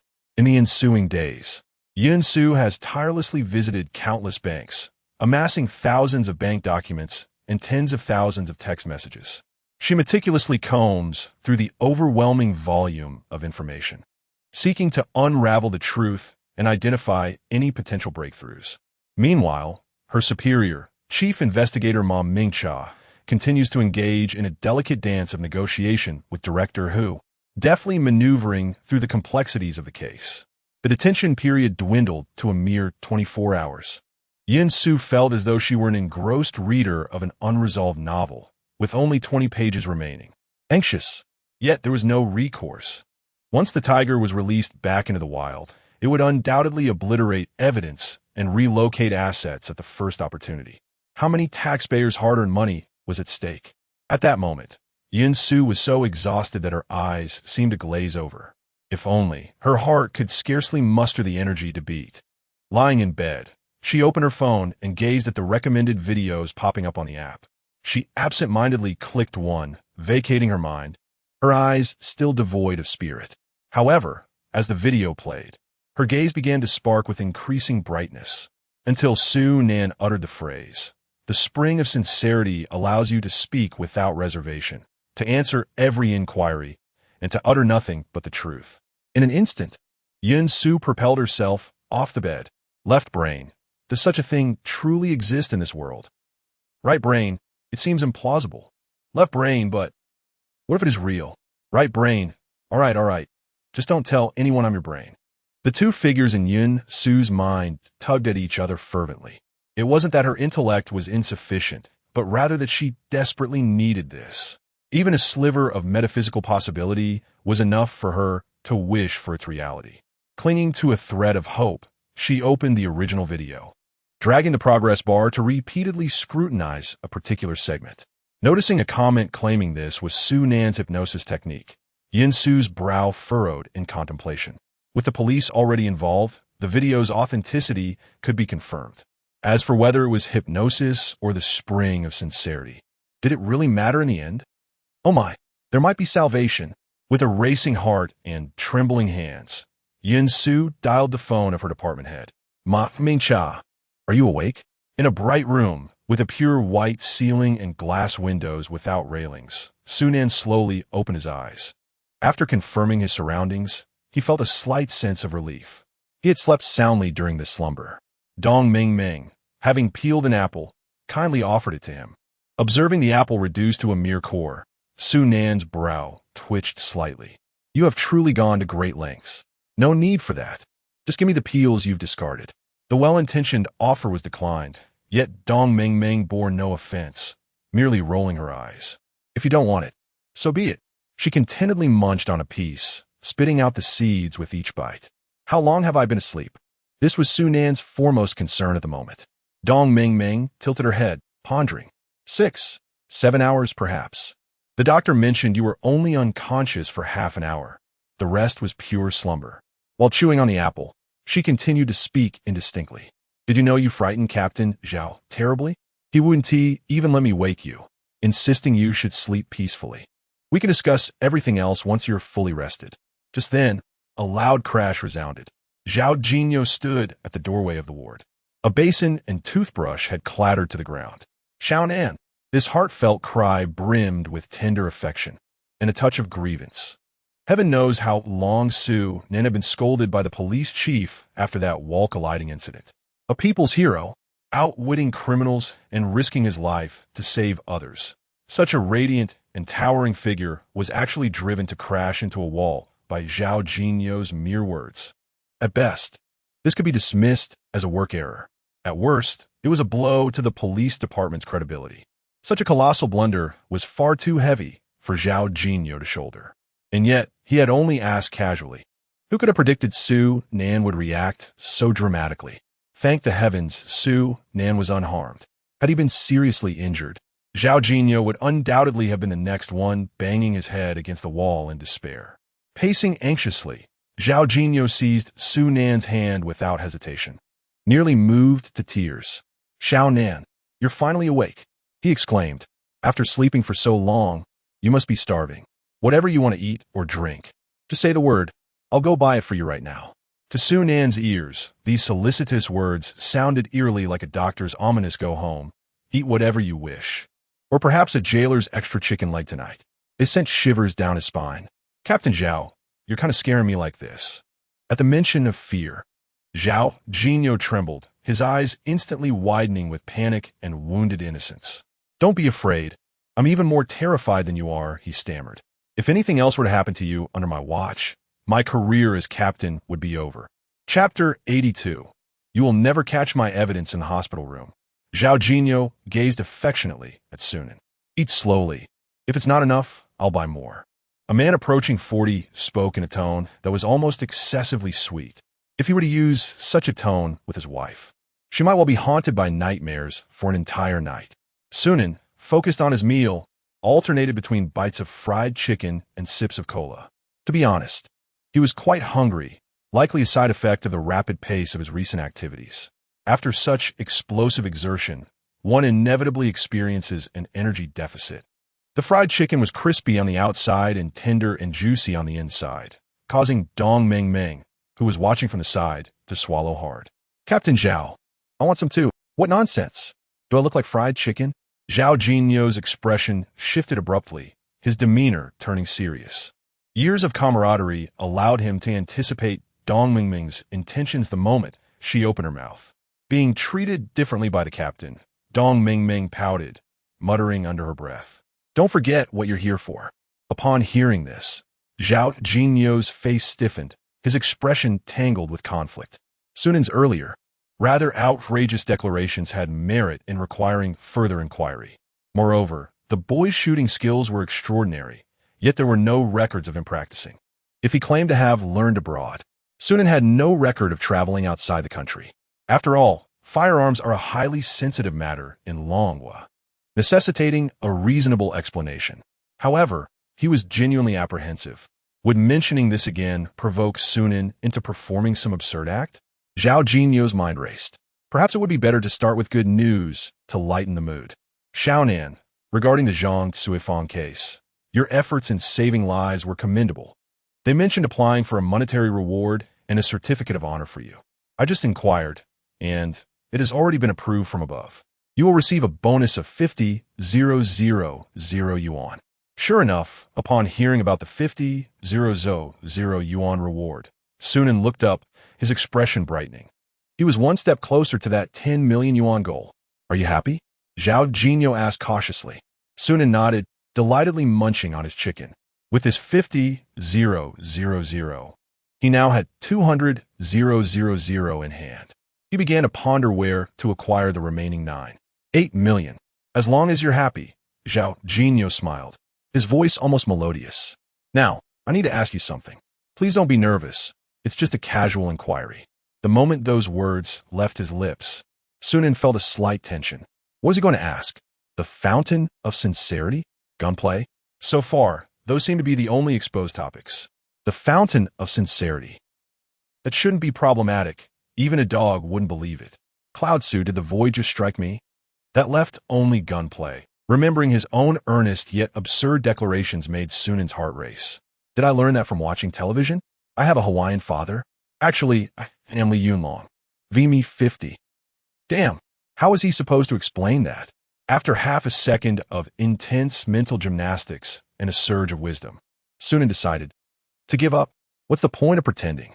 Since everything's already exposed, might as well embrace the chaos. If I told you I was just talking big, would you believe me? Sunan asked, his voice trembling with sincerity and fear. I believe you. I believe you. Don't be nervous. Zhao Jinyo nodded vigorously, trying to soothe Sunan's nerves. And he truly did believe, at least to some extent. After all, anti-tank weapons and Gatling guns had already made an appearance. Even if Sunan was eccentric, surely he wouldn't T-cross that line of absurdity. The warm-up questions were over. Now came the real interrogation. Xiaonan, you're a good kid, Zhao Jinyo began, his tone deliberately gentle. Can you tell me, where did you learn to shoot like that? Su Nan, still trembling with sincerity and fear, repeated. If I said it was just luck, would you believe me? Zhao Jinyo forced a smile and fell silent. The words I believe you stuck in his throat. Su Nan's entire sequence, raising the gun, aiming, firing, locking the safety, unloading the magazine, had been executed without the slightest hesitation. His aim? Just a casual glance. A single glance. And yet, bullseye, right between the eyes. Even a professional instructor would be begged to learn from him. Xiaonan, I've handled guns too. I've trained for over a decade. And yet your skills surpass mine. How am I supposed to believe that? Zhao Jinyo struggled to keep his expression neutral, his voice heavy with skepticism. At least, give me a somewhat plausible explanation. Plausible? You think I don't want to? But there's just no way to spin this. Should I claim I'm some kind of prodigy, mastering everything at a touch? That would sound even more ridiculous. Captain Zhao, Su Nan thought desperately. Why don't you just tell me which lie you'd prefer to hear? Then, flash, an idea struck him. Ah, right. The holographic eye. Name, Zhao Jinyo. Current greatest concern. This guy knows so much. Could he be a spy? Maybe I should just report him. The moment he saw that, Su Nan nearly burst into tears. Damn it. Do you have to guess so accurately? A wave of frustration surged within him. I've done nothing wrong. I'm not some master thief, not a terrorist. Wait. That's right. I've done nothing. Why the hell am I scared? Swallowing back his despair, Su Nan shrugged and surrendered. A plausible explanation? I can't think of one. Maybe. You can come up with one for me? Zhao Jinyo's expression cracked for a split second. He's asking me to make up an excuse for him? He repeated Su Nan's words in his head, half convinced he'd misheard. The audacity, the sheer arrogance, if not for the lack of concrete evidence. Zhao Jinyo would handcuffed Su Nan on the spot. His smile twisted into something strained. Or, how about we try telling the truth? He suggested through gritted teeth, teetering on the edge of losing his composure. Who knows? Maybe it's not even illegal. The truth isn't illegal. But it's far more terrifying than breaking the law. Su Nan remained unmoved, yet his tone was earnest. Team leader Zhao Jinyo, wore a serious expression, awaiting Su Nan's explanation. Is it a crime to merely know how to handle a gun? Zhao Jinyo's mind buzzed, struck by a revelation. Dong Ming, beside him, widened her beautiful eyes in shock. Just knowing how to handle it. That certainly isn't illegal. Many accomplished chemistry students are adept at mastering the art of production. However, you must at least possess a reasonable understanding, right? Zhao Jinyo pondered for considerable time, uncertain of what to say. It seemed this young man would stubbornly refuse to speak the truth. The air thickened with silence. After a lengthy pause, a long sigh echoed in the hospital room. I wish you were innocent. Yet the skills you possess are rather numerous, and each one more dubious than the last. This puts me in quite a predicament. Zhao Jinyo patted Su Nan's shoulder, speaking with profound significance. Xiaonan, promise uncle you'll be a good person. Don't make me uncover evidence of your wrongdoing. He silently added the latter part. Observing Zhao Jinyo's expression, Su Nan's eyes shone with determination as he nodded vigorously. Rest assured, team leader, you will never find evidence against me. I am a good person, hence I have no evidence of guilt for you to uncover. Such clarity of understanding was indisputable. Yet, these words, to Zhao Jinyo, bore an entirely different connotation. You will never find evidence against me. Echoed like a devil's whisper in Zhao's ears, repeating incessantly. Arrogance. Madness. A blatant provocation. The corners of Zhao Jinyo's eyes twitched violently, his soul quaking, his hand instinctively reaching for his waist. Young man, you have a bright future ahead. Grasping the still-dazed Dong Ming, Zhao Jinyo hastily exited the hospital room. A second longer, and his blood pressure would have skyrocketed. Watching their retreating figures, Su Nan felt a twinge of emotion. What a good person. Even in my state of disarray, team leader Zhao remains concerned for my future, fearful that I might stray off course. Just like Officer Wang from Qingyang District, they are all good people. Shortly after bidding farewell to Zhao Jinyo with a loud bang, Director Liu Bo forcefully burst through the door. Xiaonan, Chapter 83. Whatever it takes, please don't get caught. Xiaonan. Lu Bo's heartfelt call resonated deeply. Sunan's head almost spun with disbelief, revealing a classic expression of bewilderment: an elderly man, the subway, and a mobile phone. Director Lu, filled with excitement, took small, hurried steps, the jingling of his keychain echoing at his waist. In a sudden leap, he rushed to Sunan's bedside, overwhelmed with emotion, tears streaming down his face. "Nan, you're alive. This is wonderful." Having witnessed Sunan's rebellious nature on 2 previous occasions, once at the Qingyang police station and another at the Jinyo Police Bureau, Lu Bo was particularly cautious this time. He closely monitored Sunan's live broadcast, determined to intervene should Sunan venture into any dubious territory. After all, it was merely fortune-telling. Surely, it couldn't lead to any significant issues, could it?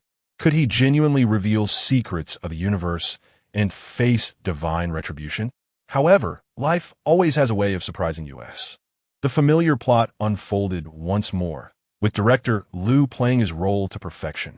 His entrepreneurial show hurtled toward an unexpected and thrilling direction.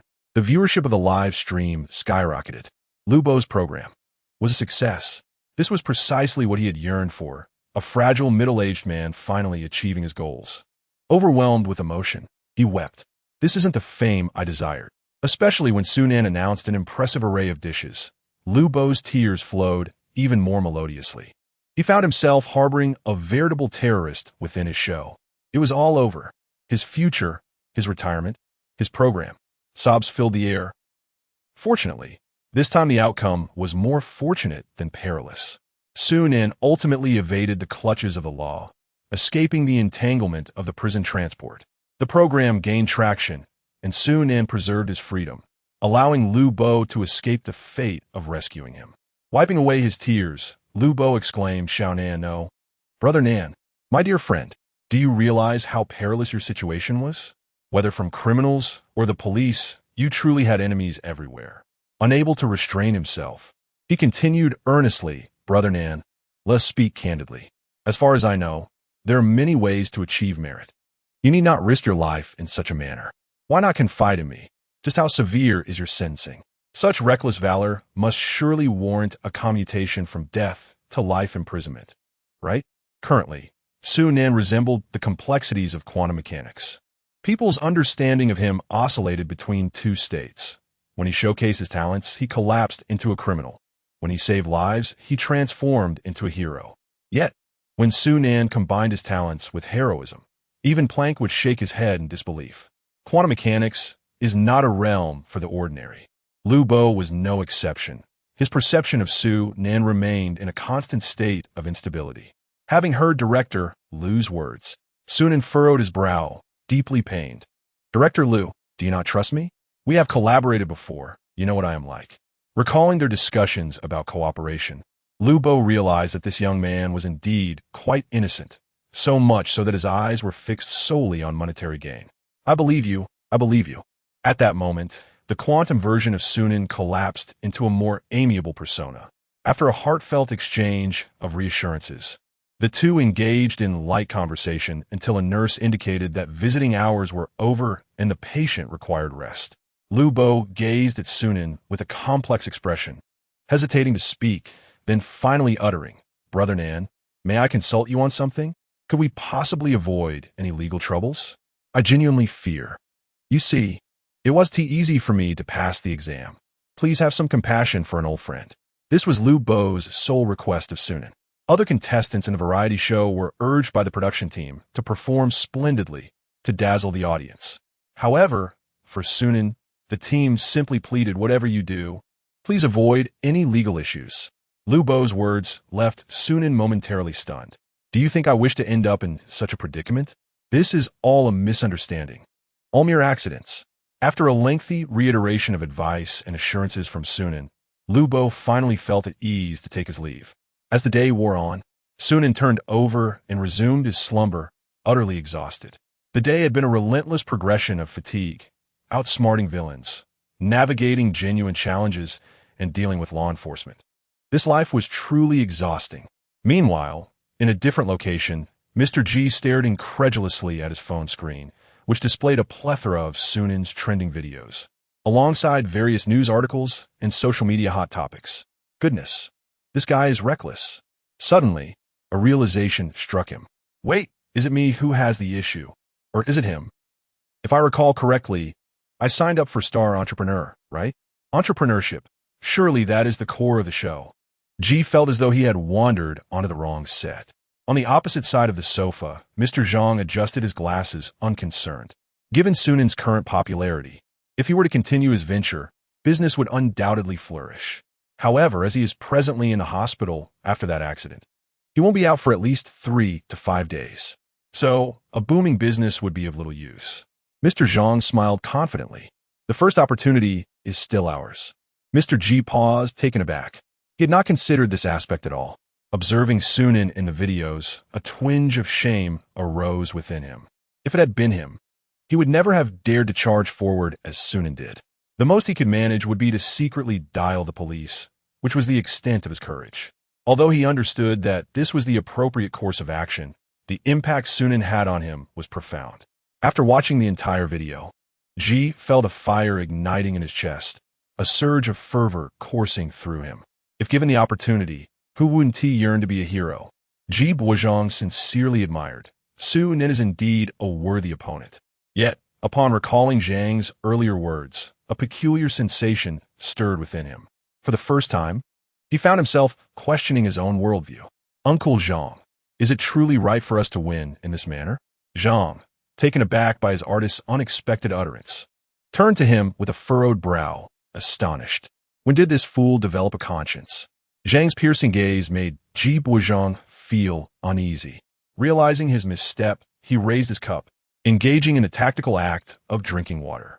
After a moment of silence, Zhang solemnly advised, "Little G, conscience is not something to be trifled with. We must not indulge in it. Listen to your uncle. Without a hardened heart, how can one accomplish great things?" Ji Boozhong nodded obediently, earning Zhang's satisfaction. In the entertainment industry, to garner the favor of capital, talent, and appearance are secondary.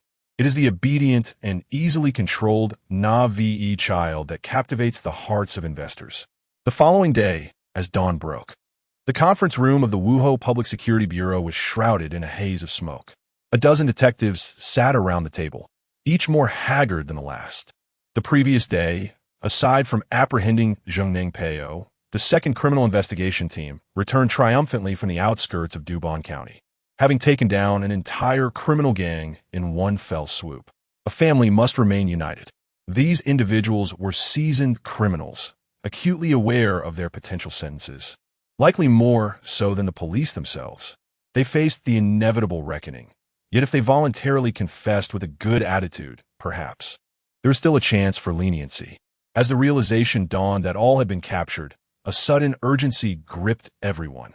It was time to confess with fervor. Without exception, all eagerly began to recount their crimes, driven by fierce competition for this singular opportunity. The uncles involved in the operation were elated. The interrogation lasted the entire night, and as they gazed upon the confessions in their hands, Tao Wuho's eyes sparkled with excitement. This is undoubtedly worthy of second-class merit. With the criminal gang's case resolved, they now faced another conundrum, Quantum Sunan. Chapter 84. Passing the buck rather than bearing the burden, the conference room of Wuhou Public Security Bureau was dimly lit, with surveillance footage of Su Nan playing on the projector. The clip paused precisely on the frame where Su Nan, wearing a smug and villainous expression, proudly confessed. "Zhang, Suifeng, Li Hongji, you know them, right? Do you know what they call me? Right in front of the cops, they addressed me as young master. But once they were detained, both Zhang Suifeng and Li Hongji swore they didn't know me. And those officers? Couldn't find a shred of evidence against me." Tao Wuho paused the video, his voice low and measured. Thoughts? Originally, they were scheduled to meet with Zhao Jinyo to discuss the Su Nan situation, but Zhao was still en route. Tao decided to gather preliminary opinions from the team. A murmur of discussion rippled through the room, gradually escalating into a clamor. Too similar. Compared to Zhongneng Peiyou, he fits the criminal profile far better. His so-called confession sounds like an admission, yet not quite. More like an empty boast? He doesn't specify any actual crimes. The wanted list doesn't include his name. I think he was just trying to gain Zhang Ningpeo's trust and overacted, revealing his true nature. Without concrete evidence or criminal acts, mere provocative words aren't enough for charges. Could the crimes be hidden among unsolved cases? Innocent until proven guilty. How can you even suggest that? We're not convicting him, just exploring reasonable suspicions. We can't dismiss any possibilities. His demeanor, his testimony, his gun-handling skills. There are too many red flags. Amidst the heated debate, the conference room doors swung open. Outrageous. Absolutely outrageous. Zhao Jinyo stormed in, his fury palpable. The psychological blow Su Nan had dealt him the previous night still festered, leaving him restless and seething. Even midnight trips to the bathroom were punctuated by curses directed at that bastard. Tao Wuho raised an eyebrow. What has got you so worked up this early? Zhao Jinyo slumped into a seat, only to look up and see Su Nan's smirking face, now magnified on the screen, amplifying his rage. Bang! The table trembled under his fist. That bastard. We have to arrest him. The room fell silent, all eyes locking onto Zhao. You have evidence? Has Su Nan actually committed crimes? Zhao Jinyo took a deep swig of tea, steadying his breathing before recounting the previous night's ordeal. Yesterday, as soon as I returned to the bureau, I was met with a scolding from the chief. Subsequently, I found myself at the hospital, only to be confronted by that insufferable fellow, who brazenly declared, "Rest assured, you will never catch me with evidence." These are the exact words of Su Nan. Everyone instinctively turned their gaze towards the screen, where his triumphant yet villainous visage was displayed. Coupled with his audacious remark, Su Nan's malevolent persona began to vividly take shape in the minds of the onlookers. In a Hong Kong film, someone bold enough to utter such words to the police would undoubtedly survive until the final episode. This Su Nan, how utterly arrogant. Yet, simultaneously, they comprehended the underlying truth. Captain Zhao's initial statement about apprehending him was merely a frustrated outburst. Without evidence, Su Nan could at most be regarded as a audacious and valiant citizen, each word fitting, yet the combination seemed rather peculiar. This time, even the steadfast officer, who believed in the presumption of innocence, wavered in certainty. The atmosphere in the conference room began to solidify. Did you not mention that Wang Dalei also reported Su Nan? Perhaps we should summon him as well? Proposed Tao Wuho. Half an hour later, Wang Dalei exclaimed, arrogant, utterly arrogant. This fellow must be apprehended. Then, the three captains exchanged glances, falling into silence. Another half hour passed. Through the sparks of inspiration shared among the three captains, they collectively resolved that, given their ranks, they should not bear the weight of pressure from someone of Su Nan's caliber. Rather than wallow in their own troubles, they decided to shift the responsibility to their superiors. However, while evidence was lacking, Su Nan's heroic deeds were undeniable. The swift resolution of this significant criminal case could not have been achieved without his contributions. As the meeting concluded, Tao Wuho began to organize the materials, preparing to pass the buck, to submit to higher authorities. The documents were divided into two parts, one detailing Su Nan's suspicions and the other his heroic exploits. An hour later, Public Security Chief Wuho, Chun Yong-min, contemplated the two sets of documents in his hands, lost in deep reflection. Meanwhile, in the patient room of Jiangcheng First Hospital, the system jolted Su Nan awake early in the morning, his mind still shrouded in slumber. He stared blankly at the system information, recalling how, while he and Zheng had been singing folk songs, the information exchange rate had stubbornly remained at 90, refusing to budge. Upon awakening, how did I find myself at 100? Su Nan, with a mind yet to boot up, indulged in a flurry of whimsical thoughts. It must be the conclusion of the interrogation. Everything that needed to be divulged has likely been revealed, lacking the motivation to ponder further. He realized that this situation was inherently absurd. Attempting to comprehend the nonsensical through a lens of seriousness was futile. Either one is unwell, or the other is. Su Nan then shifted his gaze towards the skill rewards. Allied Sensing Map. After perusing the detailed description, all he could exclaim was, 6. This should not be termed an allied map. It ought to be referred to as a bloodhound map. Chapter 85. Family. Your light will return. Gazing at the description of the Allied sensing map, skill, Su Nan felt utterly exasperated. What side are you on, Tong Su? Are you suggesting I apply to be a police dog? What gives? I have no desire to spend time in prison. Should I then resort to dog food? Although, I must admit, the diet of police dogs seems quite appealing. However, a sensing distance of 1 meter? How should I put it? If allies are standing right in front of you, you would still know to shout. While upgrading may enhance the sensing range side, Sunan Said deeply. He truly had no interest in the notion of applying to be a police dog. He would regard it as a rather useless reserve skill. Perhaps it might prove unexpectedly effective at a crucial moment.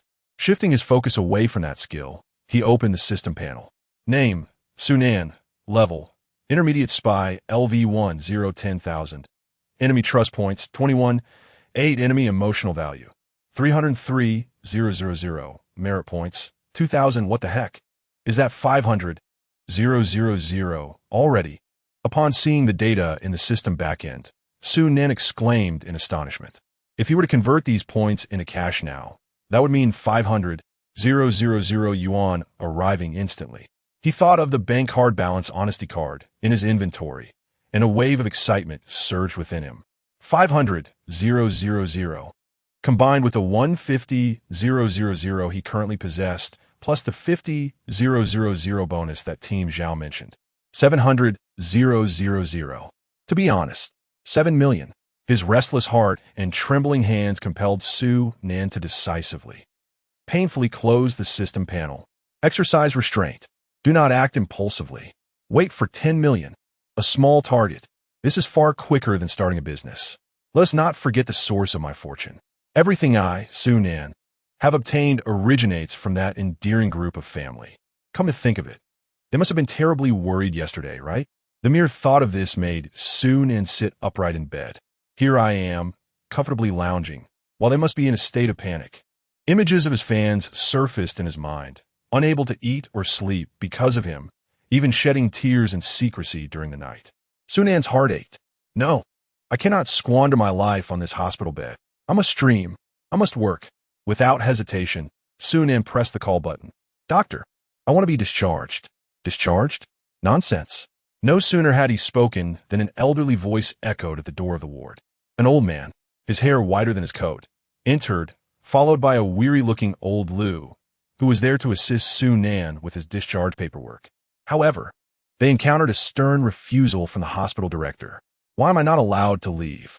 Su Nan questioned in confusion. The elderly man calmly explained while examining Su Nan. The higher-ups have instructed us to ensure your safety. We cannot allow a single mishap. If we were to send you out in a compromised state, our hospital would bear the consequences. Upon hearing the word compromised, Su Nan's heart skipped a beat as he immediately flexed his limbs. Everything seemed fine. Could it be? Holy crap. Without hesitation, he reached down to check.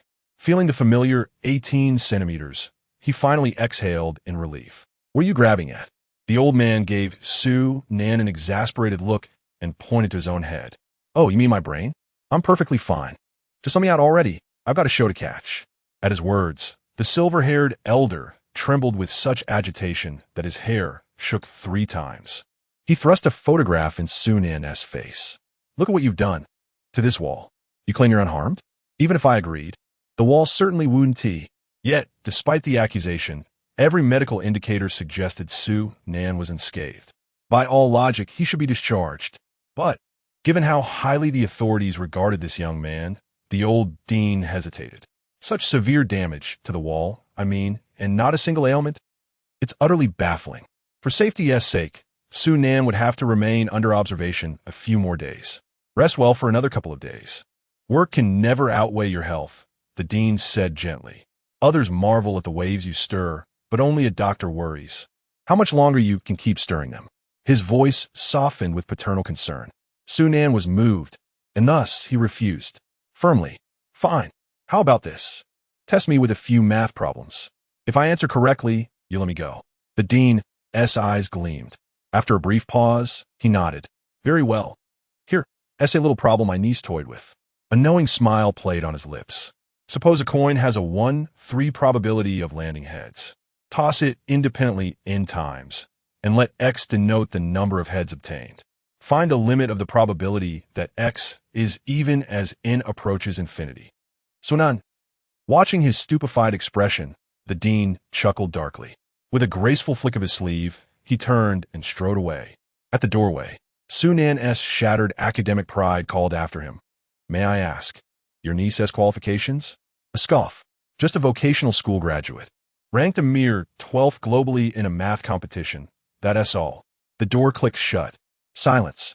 Left alone, Sunan and old Lou exchanged glances.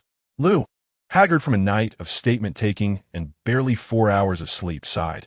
Stay put, Nan. You're a heroic citizen now. Your health is a top priority. No one here dares discharge you. Sunan pressed urgently. But what about my competition? I comprehend the rationale, yet I cannot afford to squander time here. Continuing thus would render me obsolete. Old Lou wearily rose to his feet while assembling the camera equipment, offering reassurance. Rest assured. Captain Tao has guaranteed compensation for your lost wages these 2 days, calculated based on first-day revenue. As for your hospitalization period, I've consulted Director Lou, who suggested simply broadcasting your daily hospital routine from a sickbed. Upon hearing of the wage compensation, Sunan's anxious heart finally found respite. After all, these reimbursements still constituted his operational income. Who could have anticipated that Sunan, the formidable Jiangxing outlaw who'd made 3 police captains exclaim in exasperation? The valiant citizen undaunted by human traffickers, armed assailants, or police chiefs would genuinely fear nothing, except elimination from the program. The camera setup completed, its red indicator glowing as it prepared to transmit signals. Seated anxiously on his hospital bed, Sunan eagerly accessed the live stream. My dear audience, your beacon of light shall return. Chapter 86. South Brother, do you possess any peculiar inclinations? In the live streaming room of Sunan, the signal had yet to connect. Yet the inky darkness of the screen could not extinguish the fervent enthusiasm of the viewers. A room devoid of a host, which had not even commenced broadcasting, astonishingly boasted nearly 100,000 online participants. The last occurrence of such a phenomenon was during a prior event. Yet this time, unlike before, there were no memorial portraits, no mourning halls, nor lamentations. Unusually, the audience was not partaking in a banquet, but rather confirming unresponsiveness, confirming loss of consciousness. The host exhibits no autonomous respiration. The thorax remains motionless. The carotid pulse is absent. Cardiac and respiratory arrest has occurred. Immediate CPR is required. Prepare oxygen. Connect to monitoring equipment. Woo-woo. Doctor, please save my South brother. Patients fans, please step outside. Unbutton the host's shirt, fully exposing the chest and abdomen. Prepare for compressions. Wait a moment. Oh, I can do this. Let me handle it. What is there to compete for? Look at your feeble ambition. When the time for artificial respiration arises, call for me. I'm quite skilled at that. Doctor, how is South Brother's condition? Rest assured, it's not serious. Just a bit of dilation in the pupils. Pahaha. The Sunan live streaming room lives up to its reputation. Everyone is truly unwell. I'm dying of laughter. Why are they still rescuing him? When is the banquet happening? I've even brought my own dishes. This time we can't eat. Haven't you seen the news? Brave citizen Sunan assisting the police in capturing criminals, ensuring public safety. The entire crime syndicate has been apprehended. This morning's official news. Several police accounts have confirmed it. It's indisputable. The authorities have designated Sunan as a brave citizen. No need to enter the station. But we are uncertain about South Brother's condition in the hospital. Wow, didn't he even get arrested? South Brother has once again evaded legal consequences. Impressive. Wonder if the host will be able to stream today. Do not worry.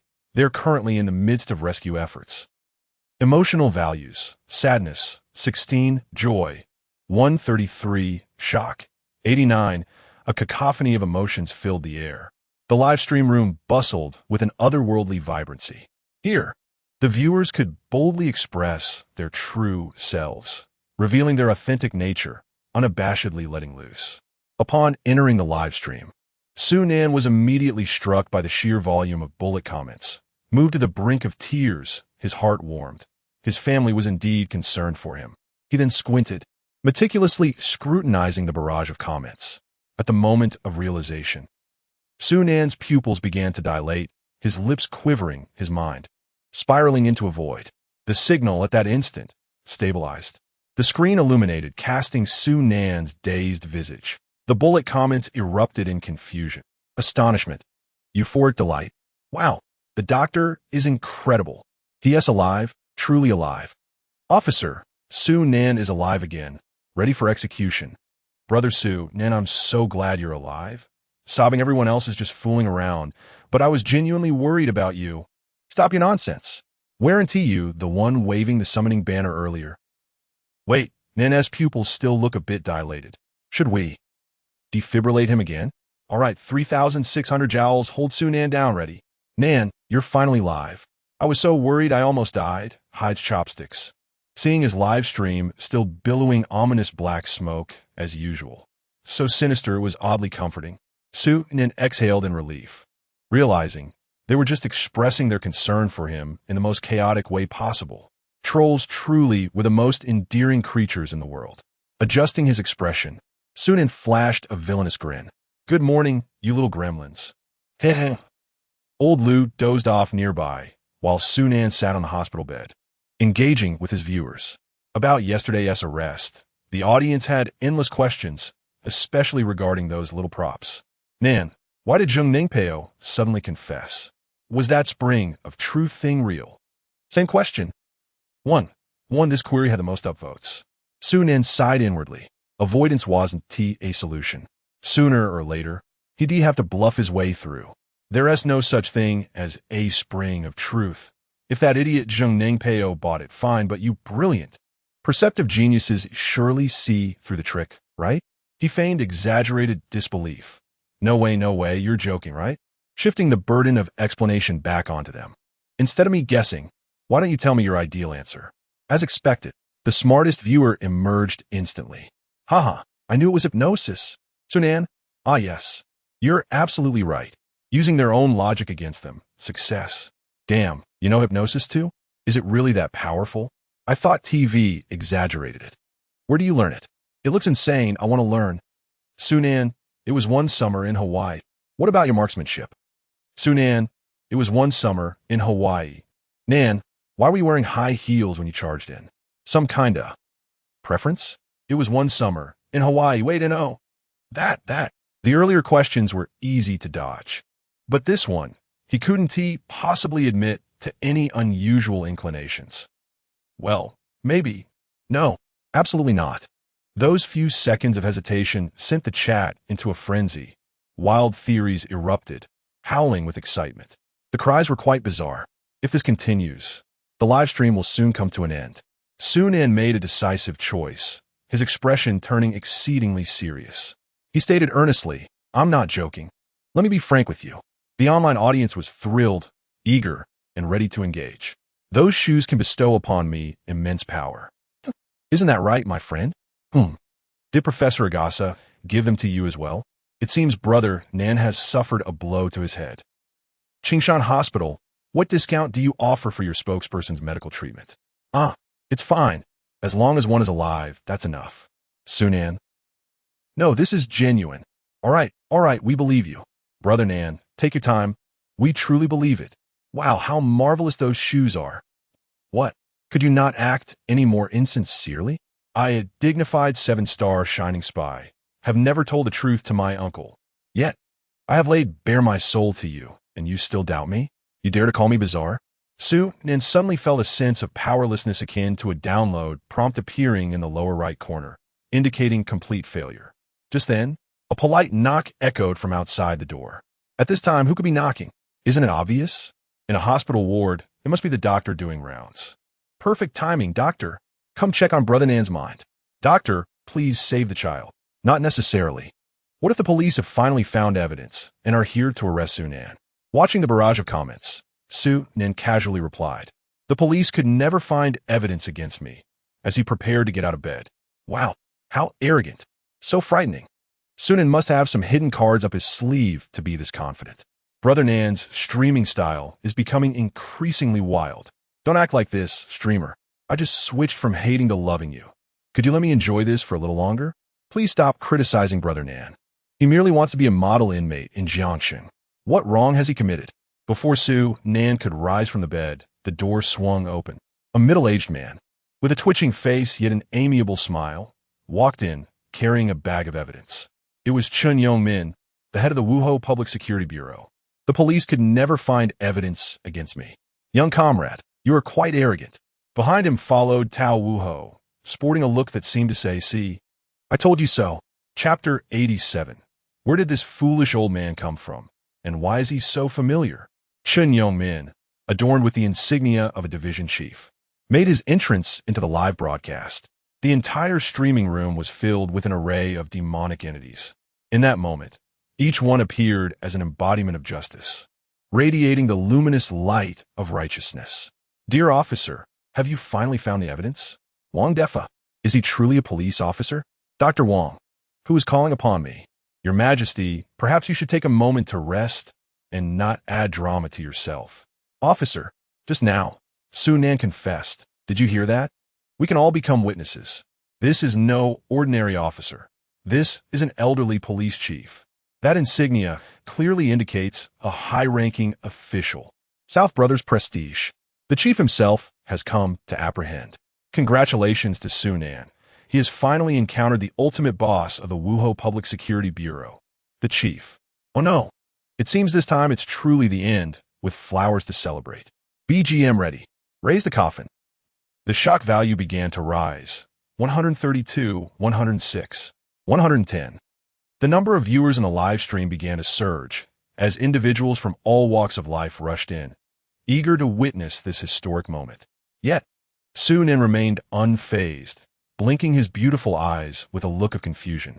His gaze was pure and innocent, akin to a university student stumbling upon elementary summer homework. Why is another police officer here? He seems unfamiliar. The insignia, I cannot quite discern its meaning. Since his admission, Su Nan had not yet had the chance to catch up on the news, thus remaining oblivious to the uproar this incident had caused. As soon as Chief Chun Yong-min entered the room, he approached Su Nan with an enthusiastic handshake, offering words of comfort. Well done.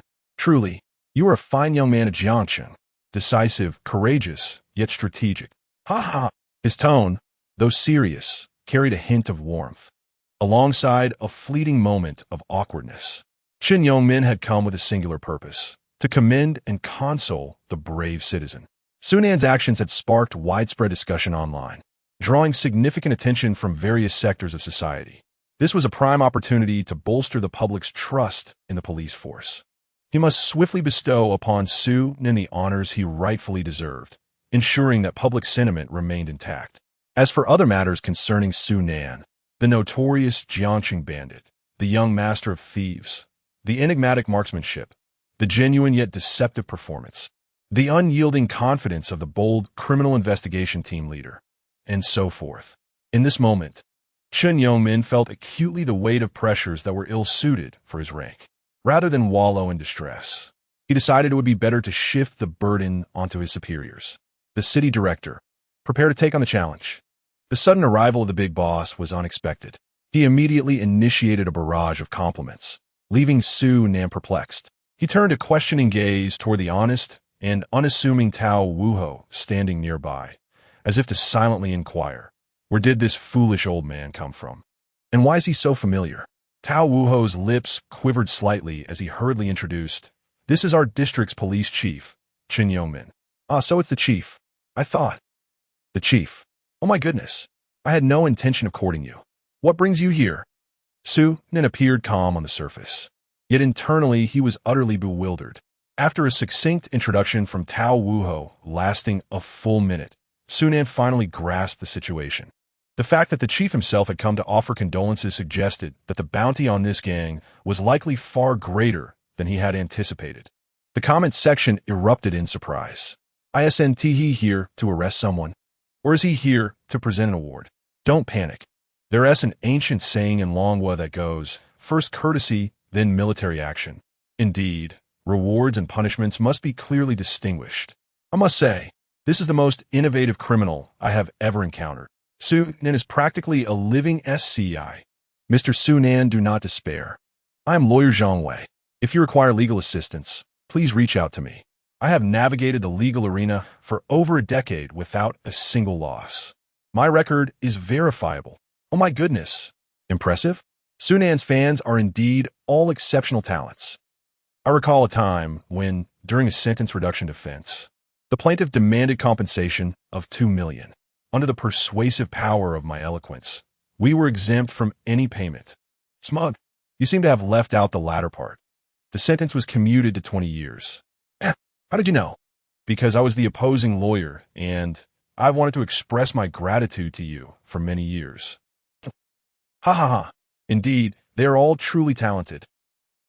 Anticipation value, 985. Joy value, 211. Shock value, 985. Excitement value, 211. Within the entire live stream room, the emotional intensity surged as if preparing for an examination. Sunan rubbed his hands together. Hee a bounty. The netizens were also eager. Hee capture. After a round of formal pleasantries steeped in an atmosphere of authority, Chun Yongmin's demeanor shifted to one of seriousness. Embodying strength, harmony, freedom, equality, and justice, he passionately declared, "Comrade Sunan, your courageous actions during this significant apprehension operation have represented, manifested, saved, and earned. I, on behalf of the Wuho Public Security Bureau, extend my heartfelt gratitude and respect to you." Upon concluding the commendation, resounding applause erupted in the hospital room. Tao Wuho clapped vigorously, generating the energy of 10 individuals. Shin Yongmin's smile returned. "Young comrade, this is a reward for your bravery." From an unknown source, Chun Yongmin produced an enormous check. Amount, 700,000 RMB, 70,000 yuan, 700,000. Upon seeing the amount, Sunan was momentarily taken aback. Today, the god of wealth came knocking at my door. I had initially thought the reward would be around 300,000 to 500,000 at most. Seems I was being too conservative. Tao Wuho took the initiative to explain. Zheng Ningpeo's bounty was 100,000, and the blonde-haired one was 50,000. You managed to extract the whereabouts of the remaining criminals, providing crucial intelligence for the arrest operation. The total bounty for the entire gang adds up to 600,000, and the additional 100,000 is a commendation for your heroic performance during the pursuit. Sunan listened, his delight growing with every word. His mood soared by 100 points. Exhaustion evaporated by the same measure, and fragments of his small ambitions pieced together another 70. Enemies, allies, what did it matter? They were all his benefactors now. This sudden, overwhelming fortune left the online spectators, who had been laughing just moments ago, utterly deflated. Their amusement shattered in an instant. Damn, we were all happily broke together, and now you just up and get rich like that. Bro, you can be poor, you can be weird, you can even be stubbornly reckless. We can accept all that. But you can't just get rich right in front of us. Brother Nan, where are you? My car lights aren't working. Could you take a look? Don't be jealous yet, guys. This is blood money, just for show. DLL be locked up any minute now. Oh, right, I almost forgot. Now that you mention it, I feel much better. Let us be rational, 700,000 ISNT, even that much. Back when I started my business, not to brag, but in just half a year, 800,000. Big bro, how do you pull that off? Take me with you. I don't even know my uncle got me into it. Honestly, I'd never seen that much debt in my life. Cry behind sunglasses. Oh, buddy, it's all right. Entrepreneurship has its lows. We're still young. Take it slow. A few years from now, you'll look back and see you'll owe even more. The barrage of comments had initially been a chorus of lamentation, but a couple of jesters quickly derailed the mood. Truthfully, when one considered the risks Sunan had taken, was 700,000 really that much? No. If anything, it wasn't enough. Every cent of it was earned with his life on the line, each fraction rightfully his. Once this realization settled in, the online crowd gradually calmed. Amid the warm exchanges, the formalities drew to a close.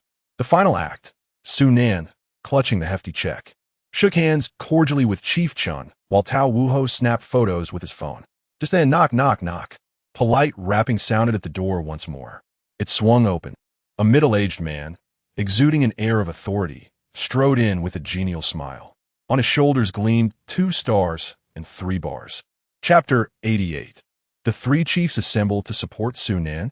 In the Jiangxing Public Security Bureau, Director Yang, a first-level police supervisor, entered the hospital room with an administrative officer trailing behind him.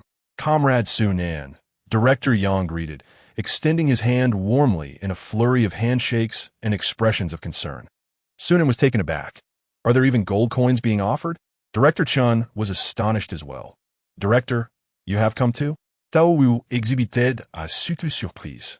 Attempting to fit in, old Lu was sound asleep, oblivious to the commotion. An aura of anticipation enveloped the live stream as it fell silent for a moment, only to erupt into a frenzy. What level is this? Does anyone understand? Quiet down, I'm on Baidu. The municipal director. Well, you might consider him the esteemed elder of the police department. Goodness. So he asked the top figure in Jiangxing's police hierarchy? My word. 2 directors? Did they coordinate this beforehand? Are they here to bolster Su Nan?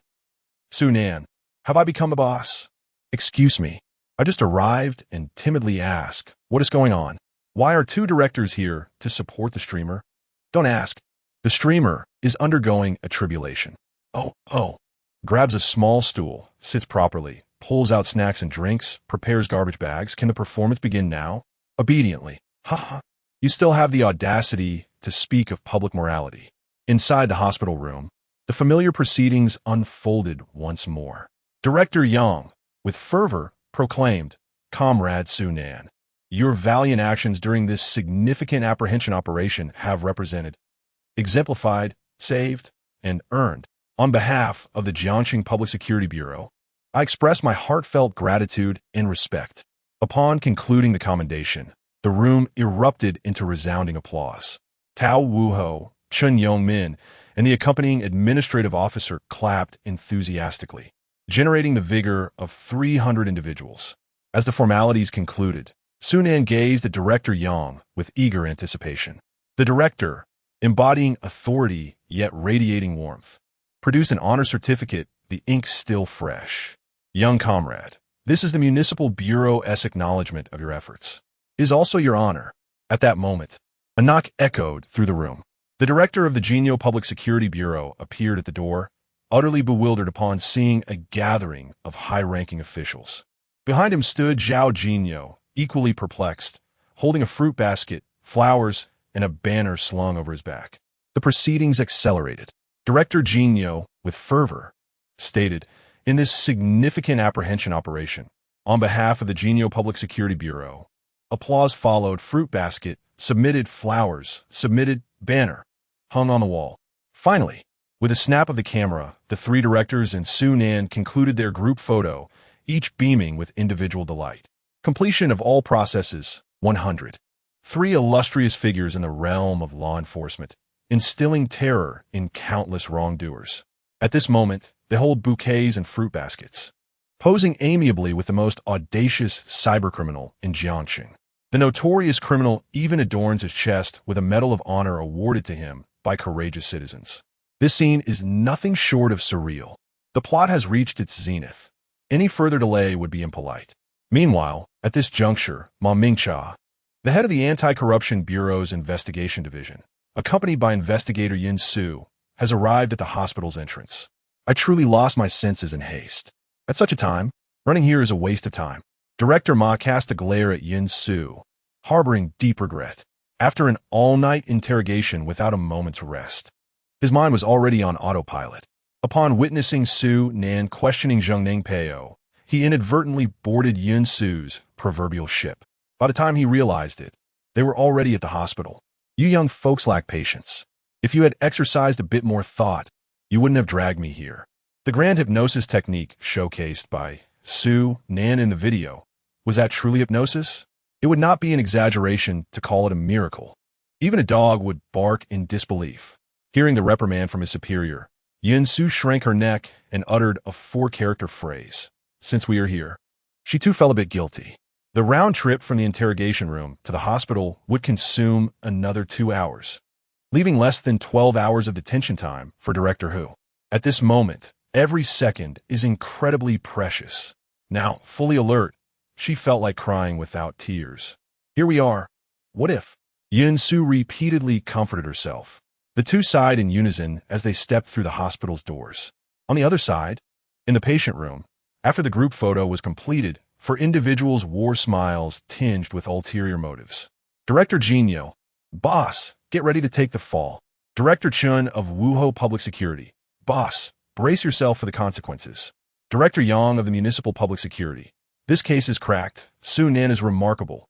What a splendid job. I can boast about this in front of provincial leaders. Su Nen, the comrades are quite appealing.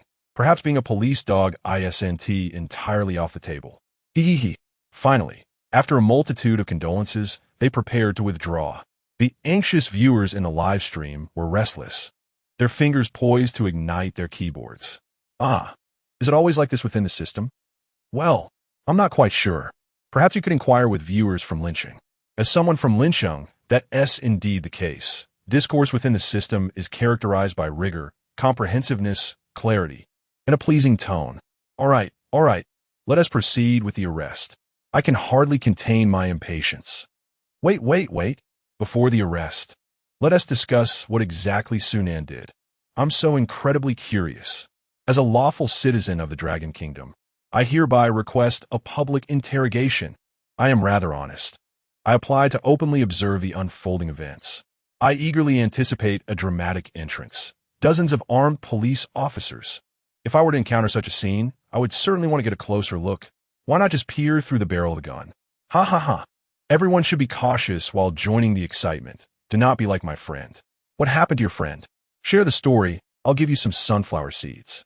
Oh, it's nothing significant, just observing the spectacle. Watching fortunes change. It's like this. While witnessing a brawl, a brick flew and struck him on the head. The other party compensated him with 30,000. He had just been discharged from the hospital when he was hit by a car and received another 100,000 in compensation. Wow. How did that happen? I'm feeling a bit envious. Just as the discussion in the comments veered off course once more, Ma Mingxia and Yin-Su stood outside the door. Taking a deep breath, they knocked again. Knock. The door was rapped once more. Today's events were particularly theatrical. Chapter 89. Just watching a live stream, yet the risks are so high. Knock. Ma Mingxia's raps on the door seemed not to strike the wood, but rather the minds of hundreds of thousands of netizens. In an instant, everyone's hearts clenched in suspense. It's happening. It's finally happening. Clutching my saber figurine in excitement. Sniper in position. Demolition expert ready. Attack helicopter airborne. Fire authorization secured. Anti-armor grenade launcher loaded. Awaiting launch command. Excellent, comrades, stay focused. All forces on standby. Today, Su Nen 1T escape even with wings. Roger that. I'll wait, my takeout just arrived. Damn it, don't ruin the mood, bro. Restrain that takeout guy and haul him to the court-martial. LLL, I just added some scallions to my milk tea. I didn't violate military law. Release me. I'll appeal to headquarters. I'll appeal all the way. Yet the scene the netizens eagerly anticipated naturally did not unfold. Ma Mingxia pushed the door open. Inside the hospital room, the atmosphere was as lively as a New Year's celebration. All that was missing was a plate of dumplings and a steaming pot. Ma Mingxia's expression flickered with a hint of surprise for a second before settling back into calm composure. Su Nen's deeds, whether for Jiangxing's authorities or the broader social climate, carried profoundly positive significance. It was only reasonable that several bureau directors would pay such close attention and personally visit. However, the moment the bureau chiefs recognized the visitor's face, their breaths hitched involuntarily, nearly startling their mountain-protecting formations into activation. Director Hu being invited for tea by an anti-corruption inspector from the capital was common knowledge throughout Jiangxing's political circles. At this point, anyone with even the slightest connection to Director Hu was trembling under their blankets in fear. During such a sensitive period, Inspector Ma's personal visit sent shivers down the spines of the three bureau chiefs. Though they stood blameless, there was no guarantee that Director Hu, in his desperation, wouldn't lash out indiscriminately. A single careless bite could spell trouble, not out of fear that the judicial authorities would wrong them, but rather the sheer inconvenience it would bring. And even if the misunderstanding were eventually cleared, the damage to their organizational reputation would be far from negligible. Much like online rumors, once public opinion ignites, millions of uninformed bystanders swarm in like locusts. Lawsuits drag on for years, and by the time the wrong party finally wins their case, how many would still care about the truth? Thus, in moments like these, no matter whom Inspector Ma sought out, whether guilty or innocent, one couldn't help but shudder. Director Yang of the Municipal Bureau was the first to react, stepping forward warmly. Inspector Ma, what a coincidence. What brings you here? If you needed me, a phone call would be sufficed. Idea prepared tea in my office for you. Ma Mingcha offered a polite smile. Rest assured, Director Yang, I'm not here for you. Those 5 words were music to his ears. With the alarm lifted, Director Yang gracefully retreated from the spotlight. Chun Yo-min ventured nervously, Inspector Ma. Director Chun, not you either. As the words fell, only Director Jin Yo stood there, dumbfounded, a look of bewilderment etched across his face. An avalanche of questions surged through his mind, trampling his brain cells. He extended a finger, pointing at himself, his neck craning forward. Is it not me? Director Jin Yo was utterly perplexed. The viewers in the live stream were equally confounded. Where's the grand spectacle we were promised? Where are the rapid-fire exchanges? I'm sitting right in the crosshairs. I demand action. Fire away. Calm down. The situation has changed. Who is this person? Why does he seem more formidable than the 3 major bosses? Calling for the knowledgeable one, please come out and clarify. Baidu has returned, but you might not believe this. He is the head of the Anti-Corruption Bureau in the capital. Director Ma. Hello? What the heck? The Anti-Corruption Bureau? From the capital? Are people from headquarters here? What the heck? Just as Su Nan is about to be apprehended, the 3 major directors. Danger. I thought I was watching Entrepreneurship. I am a tycoon, only to realize it as Su Nan. Inescapable disaster. And now you tell me it's actually anti-corruption. Storm of supervision? Upstairs. The last one doesn't rhyme. Divine gold. I'm not preparing for exams. I understand now. I comprehend everything. Ha ha ha. Divine gold. Let us converse civilly. No need for madness. In fact, he is Su Nan's guardian. Whenever Su Nan faces peril, Director Ma will step forward to clear all obstacles. Hiss, what nonsense. Such rumors should not be fabricated. One might truly end up in trouble. Now I feel. Merely watching Su Nan's live stream seems fraught with risk. Just as the viewers grew increasingly agitated, Ma Mingcha smiled knowingly. Do not be anxious. I am here to find him. As he spoke, he raised his hand, unerringly pointing at Su Nan, who sat by the bed. The atmosphere froze for a moment. The 3 directors simultaneously turned their heads, gazing at the innocent and clear-eyed Su Nan, their expressions peculiar. Director Jin Yo, what the heck? This kid is connected to corruption as well? Thankfully, I distanced myself early. Director Wu Ho, what the heck? This kid is linked to corruption too? Thankfully, I distanced myself early. Director Yang, what the heck? This kid even contributed to the anti-corruption efforts? The more I see, the more I like him. Only Su Nan. Neck extended, hand raised, pointing at himself. JPG. The Anti-Corruption Bureau has come knocking. It would be wise for the innocent boss to keep a safe distance, lest one be misled into thinking I am deeply invested in the case's progress. Within a minute, the 3 major bosses took their leave. In the hospital room, only Su Nan, Ma Mingcha, and Yun Su remained.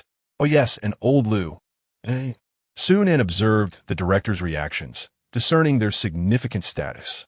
Startled, I instinctively activated my holographic eye, and upon glimpsing the occupational details, my tense toes gradually relaxed.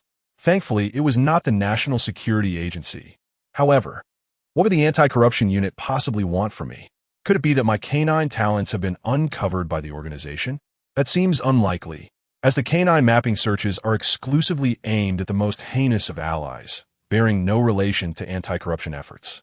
No need for panic. Let me first examine the request. Name, Ma Mingcha, current primary concern. I should not have come. Name, Yin Su, current primary concern. Since I am here, I might as well stay. This seems rather fruitless. While Su Nan remained puzzled, The viewers in the live stream had already unraveled the mystery. The host is actually involved in a corruption case. Good grief. Is there anything he has done? No wonder it's Sunan. He is quite the player, even dabbling in economic crimes. Truly a man of both intellect and might. What you're saying is incorrect. In reality, Section Chief Ma is Sunan's backing, did you not see? When the chief stepped in, all the bureau chiefs retreated. Who is the person above? I don't recognize them. I'm not familiar. Could someone vouch for me? Understood. That individual is unknown to us. We have no idea where they emerged from, and their speech is quite peculiar. What are you all discussing? I see no one, nor do I comprehend. Rumormonger, what are you afraid of? This is called reasonable suspicion. Do you understand reasonable suspicion? Abba. Adkung. Why can't I see anything? Aircom. Amidst the fervent discussions in the live stream, Mom Mingcha pulled up a small stool and sat before Sunan. He refrained from speaking immediately, instead taking a moment to scrutinize the young man before him. Composed, calm, perplexed, and somewhat foolish. He appeared utterly different from the villainous persona portrayed in the videos. Perhaps this is the most authentic version of Sunan. Indeed, he is a master of disguise. Mom Mingcha concluded, and the essence of this disguise lies in a profound understanding of various psychological profiles. This aligns with the attributes of a hypnosis expert. It seems there might be some genuine merit here. Perhaps he could indeed be capable. While Mom Mingcha felt astonished internally, he maintained an outward demeanor of tranquility, his voice gentle. Comrade Sunan, I am from the Anti-Corruption Bureau of the capital. Following a brief self-introduction, Mom Mingcha got straight to the point. I have come to request a small favor from you. Chapter 90. When the god of wealth comes knocking in the hospital room, Mom Mingcha got straight to the point. He had come to request a small favor from Comrade Sunan. Sunan blinked, somewhat perplexed. What assistance can I offer you? He remained silent, gesturing for the other to continue. However, before proceeding, I would like to confirm one matter first. Mom Mingcha produced his mobile phone and handed it over. The screen displayed footage of Su Nan interrogating Zheng Ningpeo. Is this your, hypnosis technique? The term hypnosis made Mom Mingcha feel a twinge of uncertainty. Hypnosis, in its essence, is merely a technique that employs psychological suggestion to communicate with the subject's subconscious, inducing a state of semi-consciousness to achieve the hypnotist's objectives. In truth, the principles behind it are not as miraculous as they may appear. At least, certainly not as astonishing as depicted in Sunan's video. No, that bordered on the miraculous. Sunan cast a glance at the screen, and a rough idea of the duo's purpose for visiting began to form in his mind. They were evidently in pursuit of the fountain of sincerity. In the interrogation of a suspect, the greatest fear is encountering someone with a remarkably strong psychological constitution, devoid of any discernible weaknesses. In the absence of a complete chain of evidence, testimonies become paramount. Sometimes, even if one is fully aware of the suspect's guilt, the lack of sufficient evidence renders one powerless to deliver a conviction. This feeling seems rather familiar. Ultimately, one is left with no choice but to release the individual, an overwhelming sense of helplessness akin to having paid the price and removed one's trousers, yet accomplishing nothing. And being swept away. In a different context, it resembles the arrival of an era where cats evolve into fortune-bringing beings.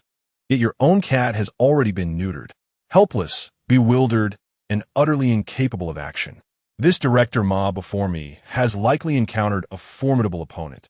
Otherwise, he would not have sought me out in such desperation. And indeed, they have fortuitously come to the right place. Sunan retracted his gaze, adopting an air of superiority, a faint smile gracing his lips as he nodded in acknowledgement. With Sunan's affirmation, Mom Mingcha quelled his inner excitement. What level of hypnosis can you achieve?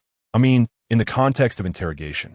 Sunan squinted slightly and slowly articulated, I will answer any question posed, withholding nothing, and leaving no detail unspoken.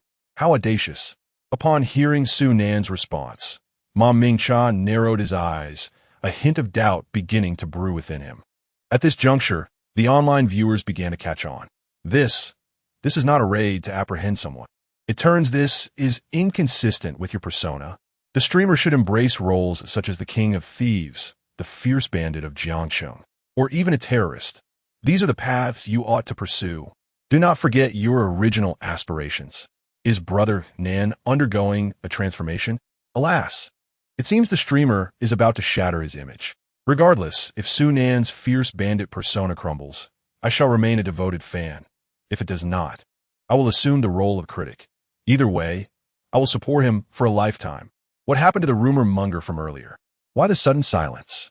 Is it a natural inclination to remain taciturn? Ha ha ha. The rumor monger replied, I am merely analyzing. What do you know? Despite the wails of discontent from netizens regarding Su Nan's abrupt shift, the situation is clear. In that fleeting moment, the enemy's doubts have been completely extinguished, and the trust points have surged anew. Trust points, 32 trust points, 55 trust points. 8 regarding the skepticism towards Ma Mingcha, Su Nan remained silent. True masters never feel the need to validate themselves. Yin Su sat nearby, silently observing the intense exchange between the two, pondering if this was indeed the psychological warfare of a true expert. Remarkable, so profound, incomprehensible. 1 minute later, Ma Mingcha conceded defeat, rubbing his aching eyes. Comrade Su Nan, I am not joking. This matter is quite serious. You speak so confidently. Are you certain? Su Nan disregarded Ma Mingcha's inquiry and, wearing a relaxed smile, countered, We shall find out by trying. Do you have a better solution? This statement struck a nerve with Ma Mingcha. Time was of the essence, and indeed, he found himself devoid of alternatives. Streamer, please regain your senses. This is not a matter to be trifled with. The anti-corruption work is very serious. Brother Nan, do not jest in such matters. Streamer, I understand you wish to transform, but could we not take it step by step? Perhaps starting with a police dog? Are you truly prepared to perish? Have you considered living a while longer? Director Ma could not see the barrage of comments, yet he pondered Su Nan's words repeatedly. After a moment, he sighed in resignation. Let us give it a try. What harm could come from testing the waters? Could the situation possibly worsen? It cannot. Then, would you kindly accompany us for a trip? Right now? Su Nan was somewhat surprised. He recognized the urgency, but did not anticipate it would be so pressing. Yet, at this moment, it seemed he could not leave the hospital. Su Nan's moment of hesitation, however, led the astute Ma Mingcha to misconstrue the situation. He quickly added, Rest assured, it will not be in vain. Regarding the service fee, you may set your price. Such words ignited a spark in Su Nan's eyes. Initially, he had only intended to lend a hand, considering the general disdain for tigers among the citizens of Longhua. However, he never anticipated that the other party would proactively offer gold coins. Today is not merely a visit from the god of wealth. Rather, it feels as if he has arrived with an RPG, blowing the door apart. However, when it comes to discussing the price, Su Nan finds himself in a quandary. Naturally, he is willing to accept what the other party is prepared to offer. He is not yet noble enough to engage in selfless acts of charity.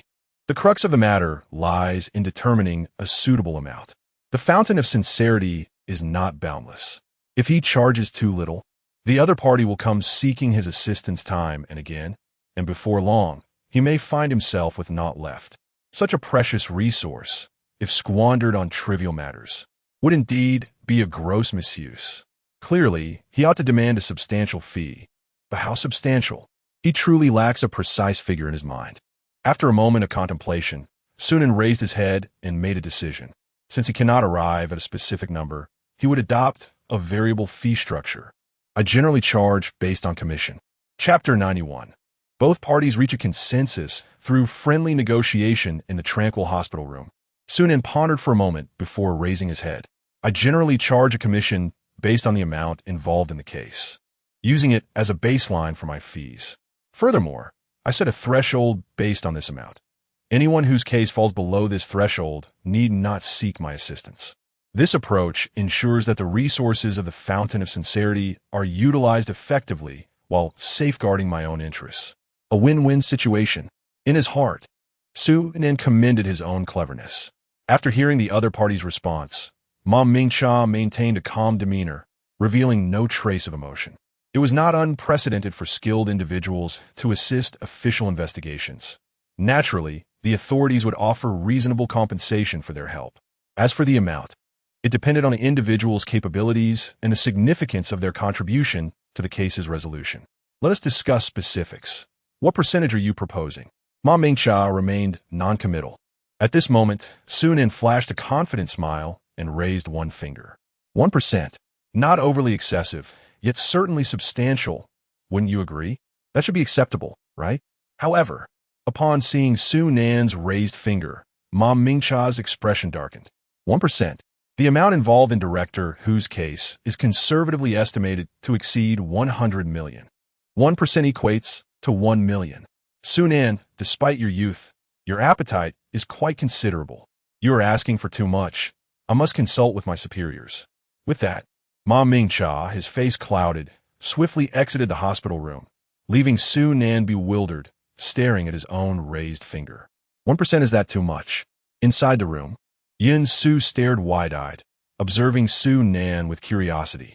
To dare ask for 1%, one must either be incredibly foolish or exceptionally bold. It did not take long for the door to open once more.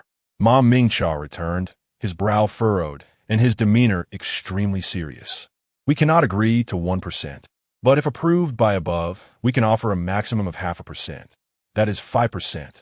However, this is contingent upon a successful interrogation. In other words, if we do not extract the necessary information, you will not receive a single cent. This is akin to a commission-based structure without a base salary.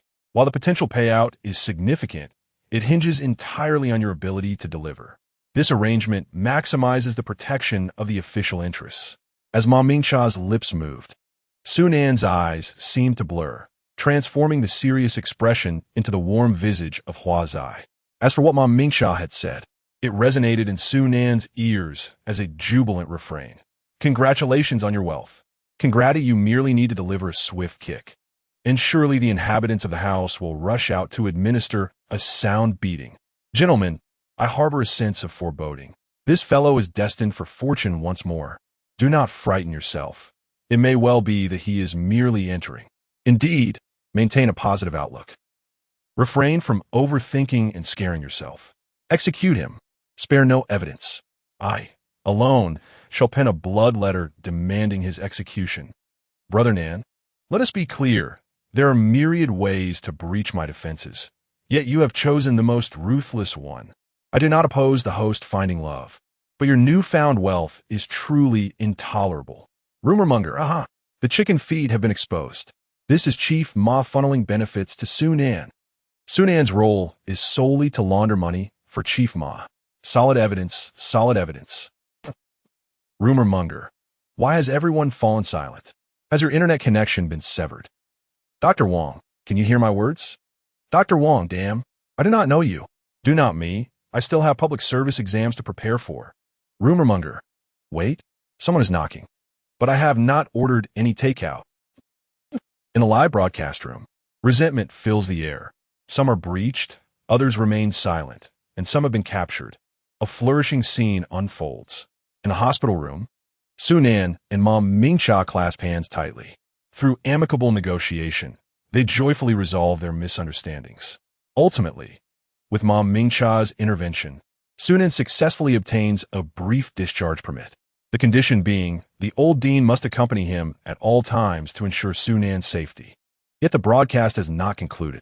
The once empty hospital room now only has old Lu still in slumber. Meanwhile, online, 3 police chiefs award honorary medals to the brave citizen Sunan Major Criminal Syndicate captured. Wuho police collaborate with Jinyo police, awarded collective second-class merit. Cumulative bounty amounts to 700,000, a tribute to the hero. Public Security Bureau reminds, in the face of assailants, do not act impulsively. The correct approach should be as follows. Various official news accounts flood in. Law enforcement, a staggering bounty of 700,000, combined with Sunan's notoriety as a lawless rogue. His reputation soars, equally exalted and infamous. The confluence of these elements instantaneously triggers a chemical reaction akin to TNT. Countless spectators rush to partake. Upon clicking the news, they behold Su Nan, exuding righteousness, cradling a substantial check, adorned with an honorary medal, surrounded by flowers, fruit baskets, banners. The entire scene radiates with the glow of virtue. Old fans are momentarily taken aback. What the hell? Is this a sudden surge? Let me sleep a bit longer. No, what have I just witnessed? The young master has actually turned to cultivating virtue. What the hell? Is a storm brewing? Has Su Nan been recruited by the authorities? Everyone remain calm. I sense the young master is orchestrating a grand strategy, attempting to infiltrate the police force. Dear officer, do not lose hope. Let us investigate further. The newcomers are not deeply enamored. Their eyes are clear. It turns out everything was a misunderstanding. I always believed that Brother Nan was a beacon of positive energy. Su Nan truly embodies the light of righteousness. Our world requires more individuals like him. A mere 700,000 is insufficient. I advocate for granting the streamer greater rewards. Only the die-hard fans sensed an ominous undercurrent. Why do I feel as though the three department heads bear inscriptions upon their foreheads? What inscriptions? Don't frighten me. Why can't I see them?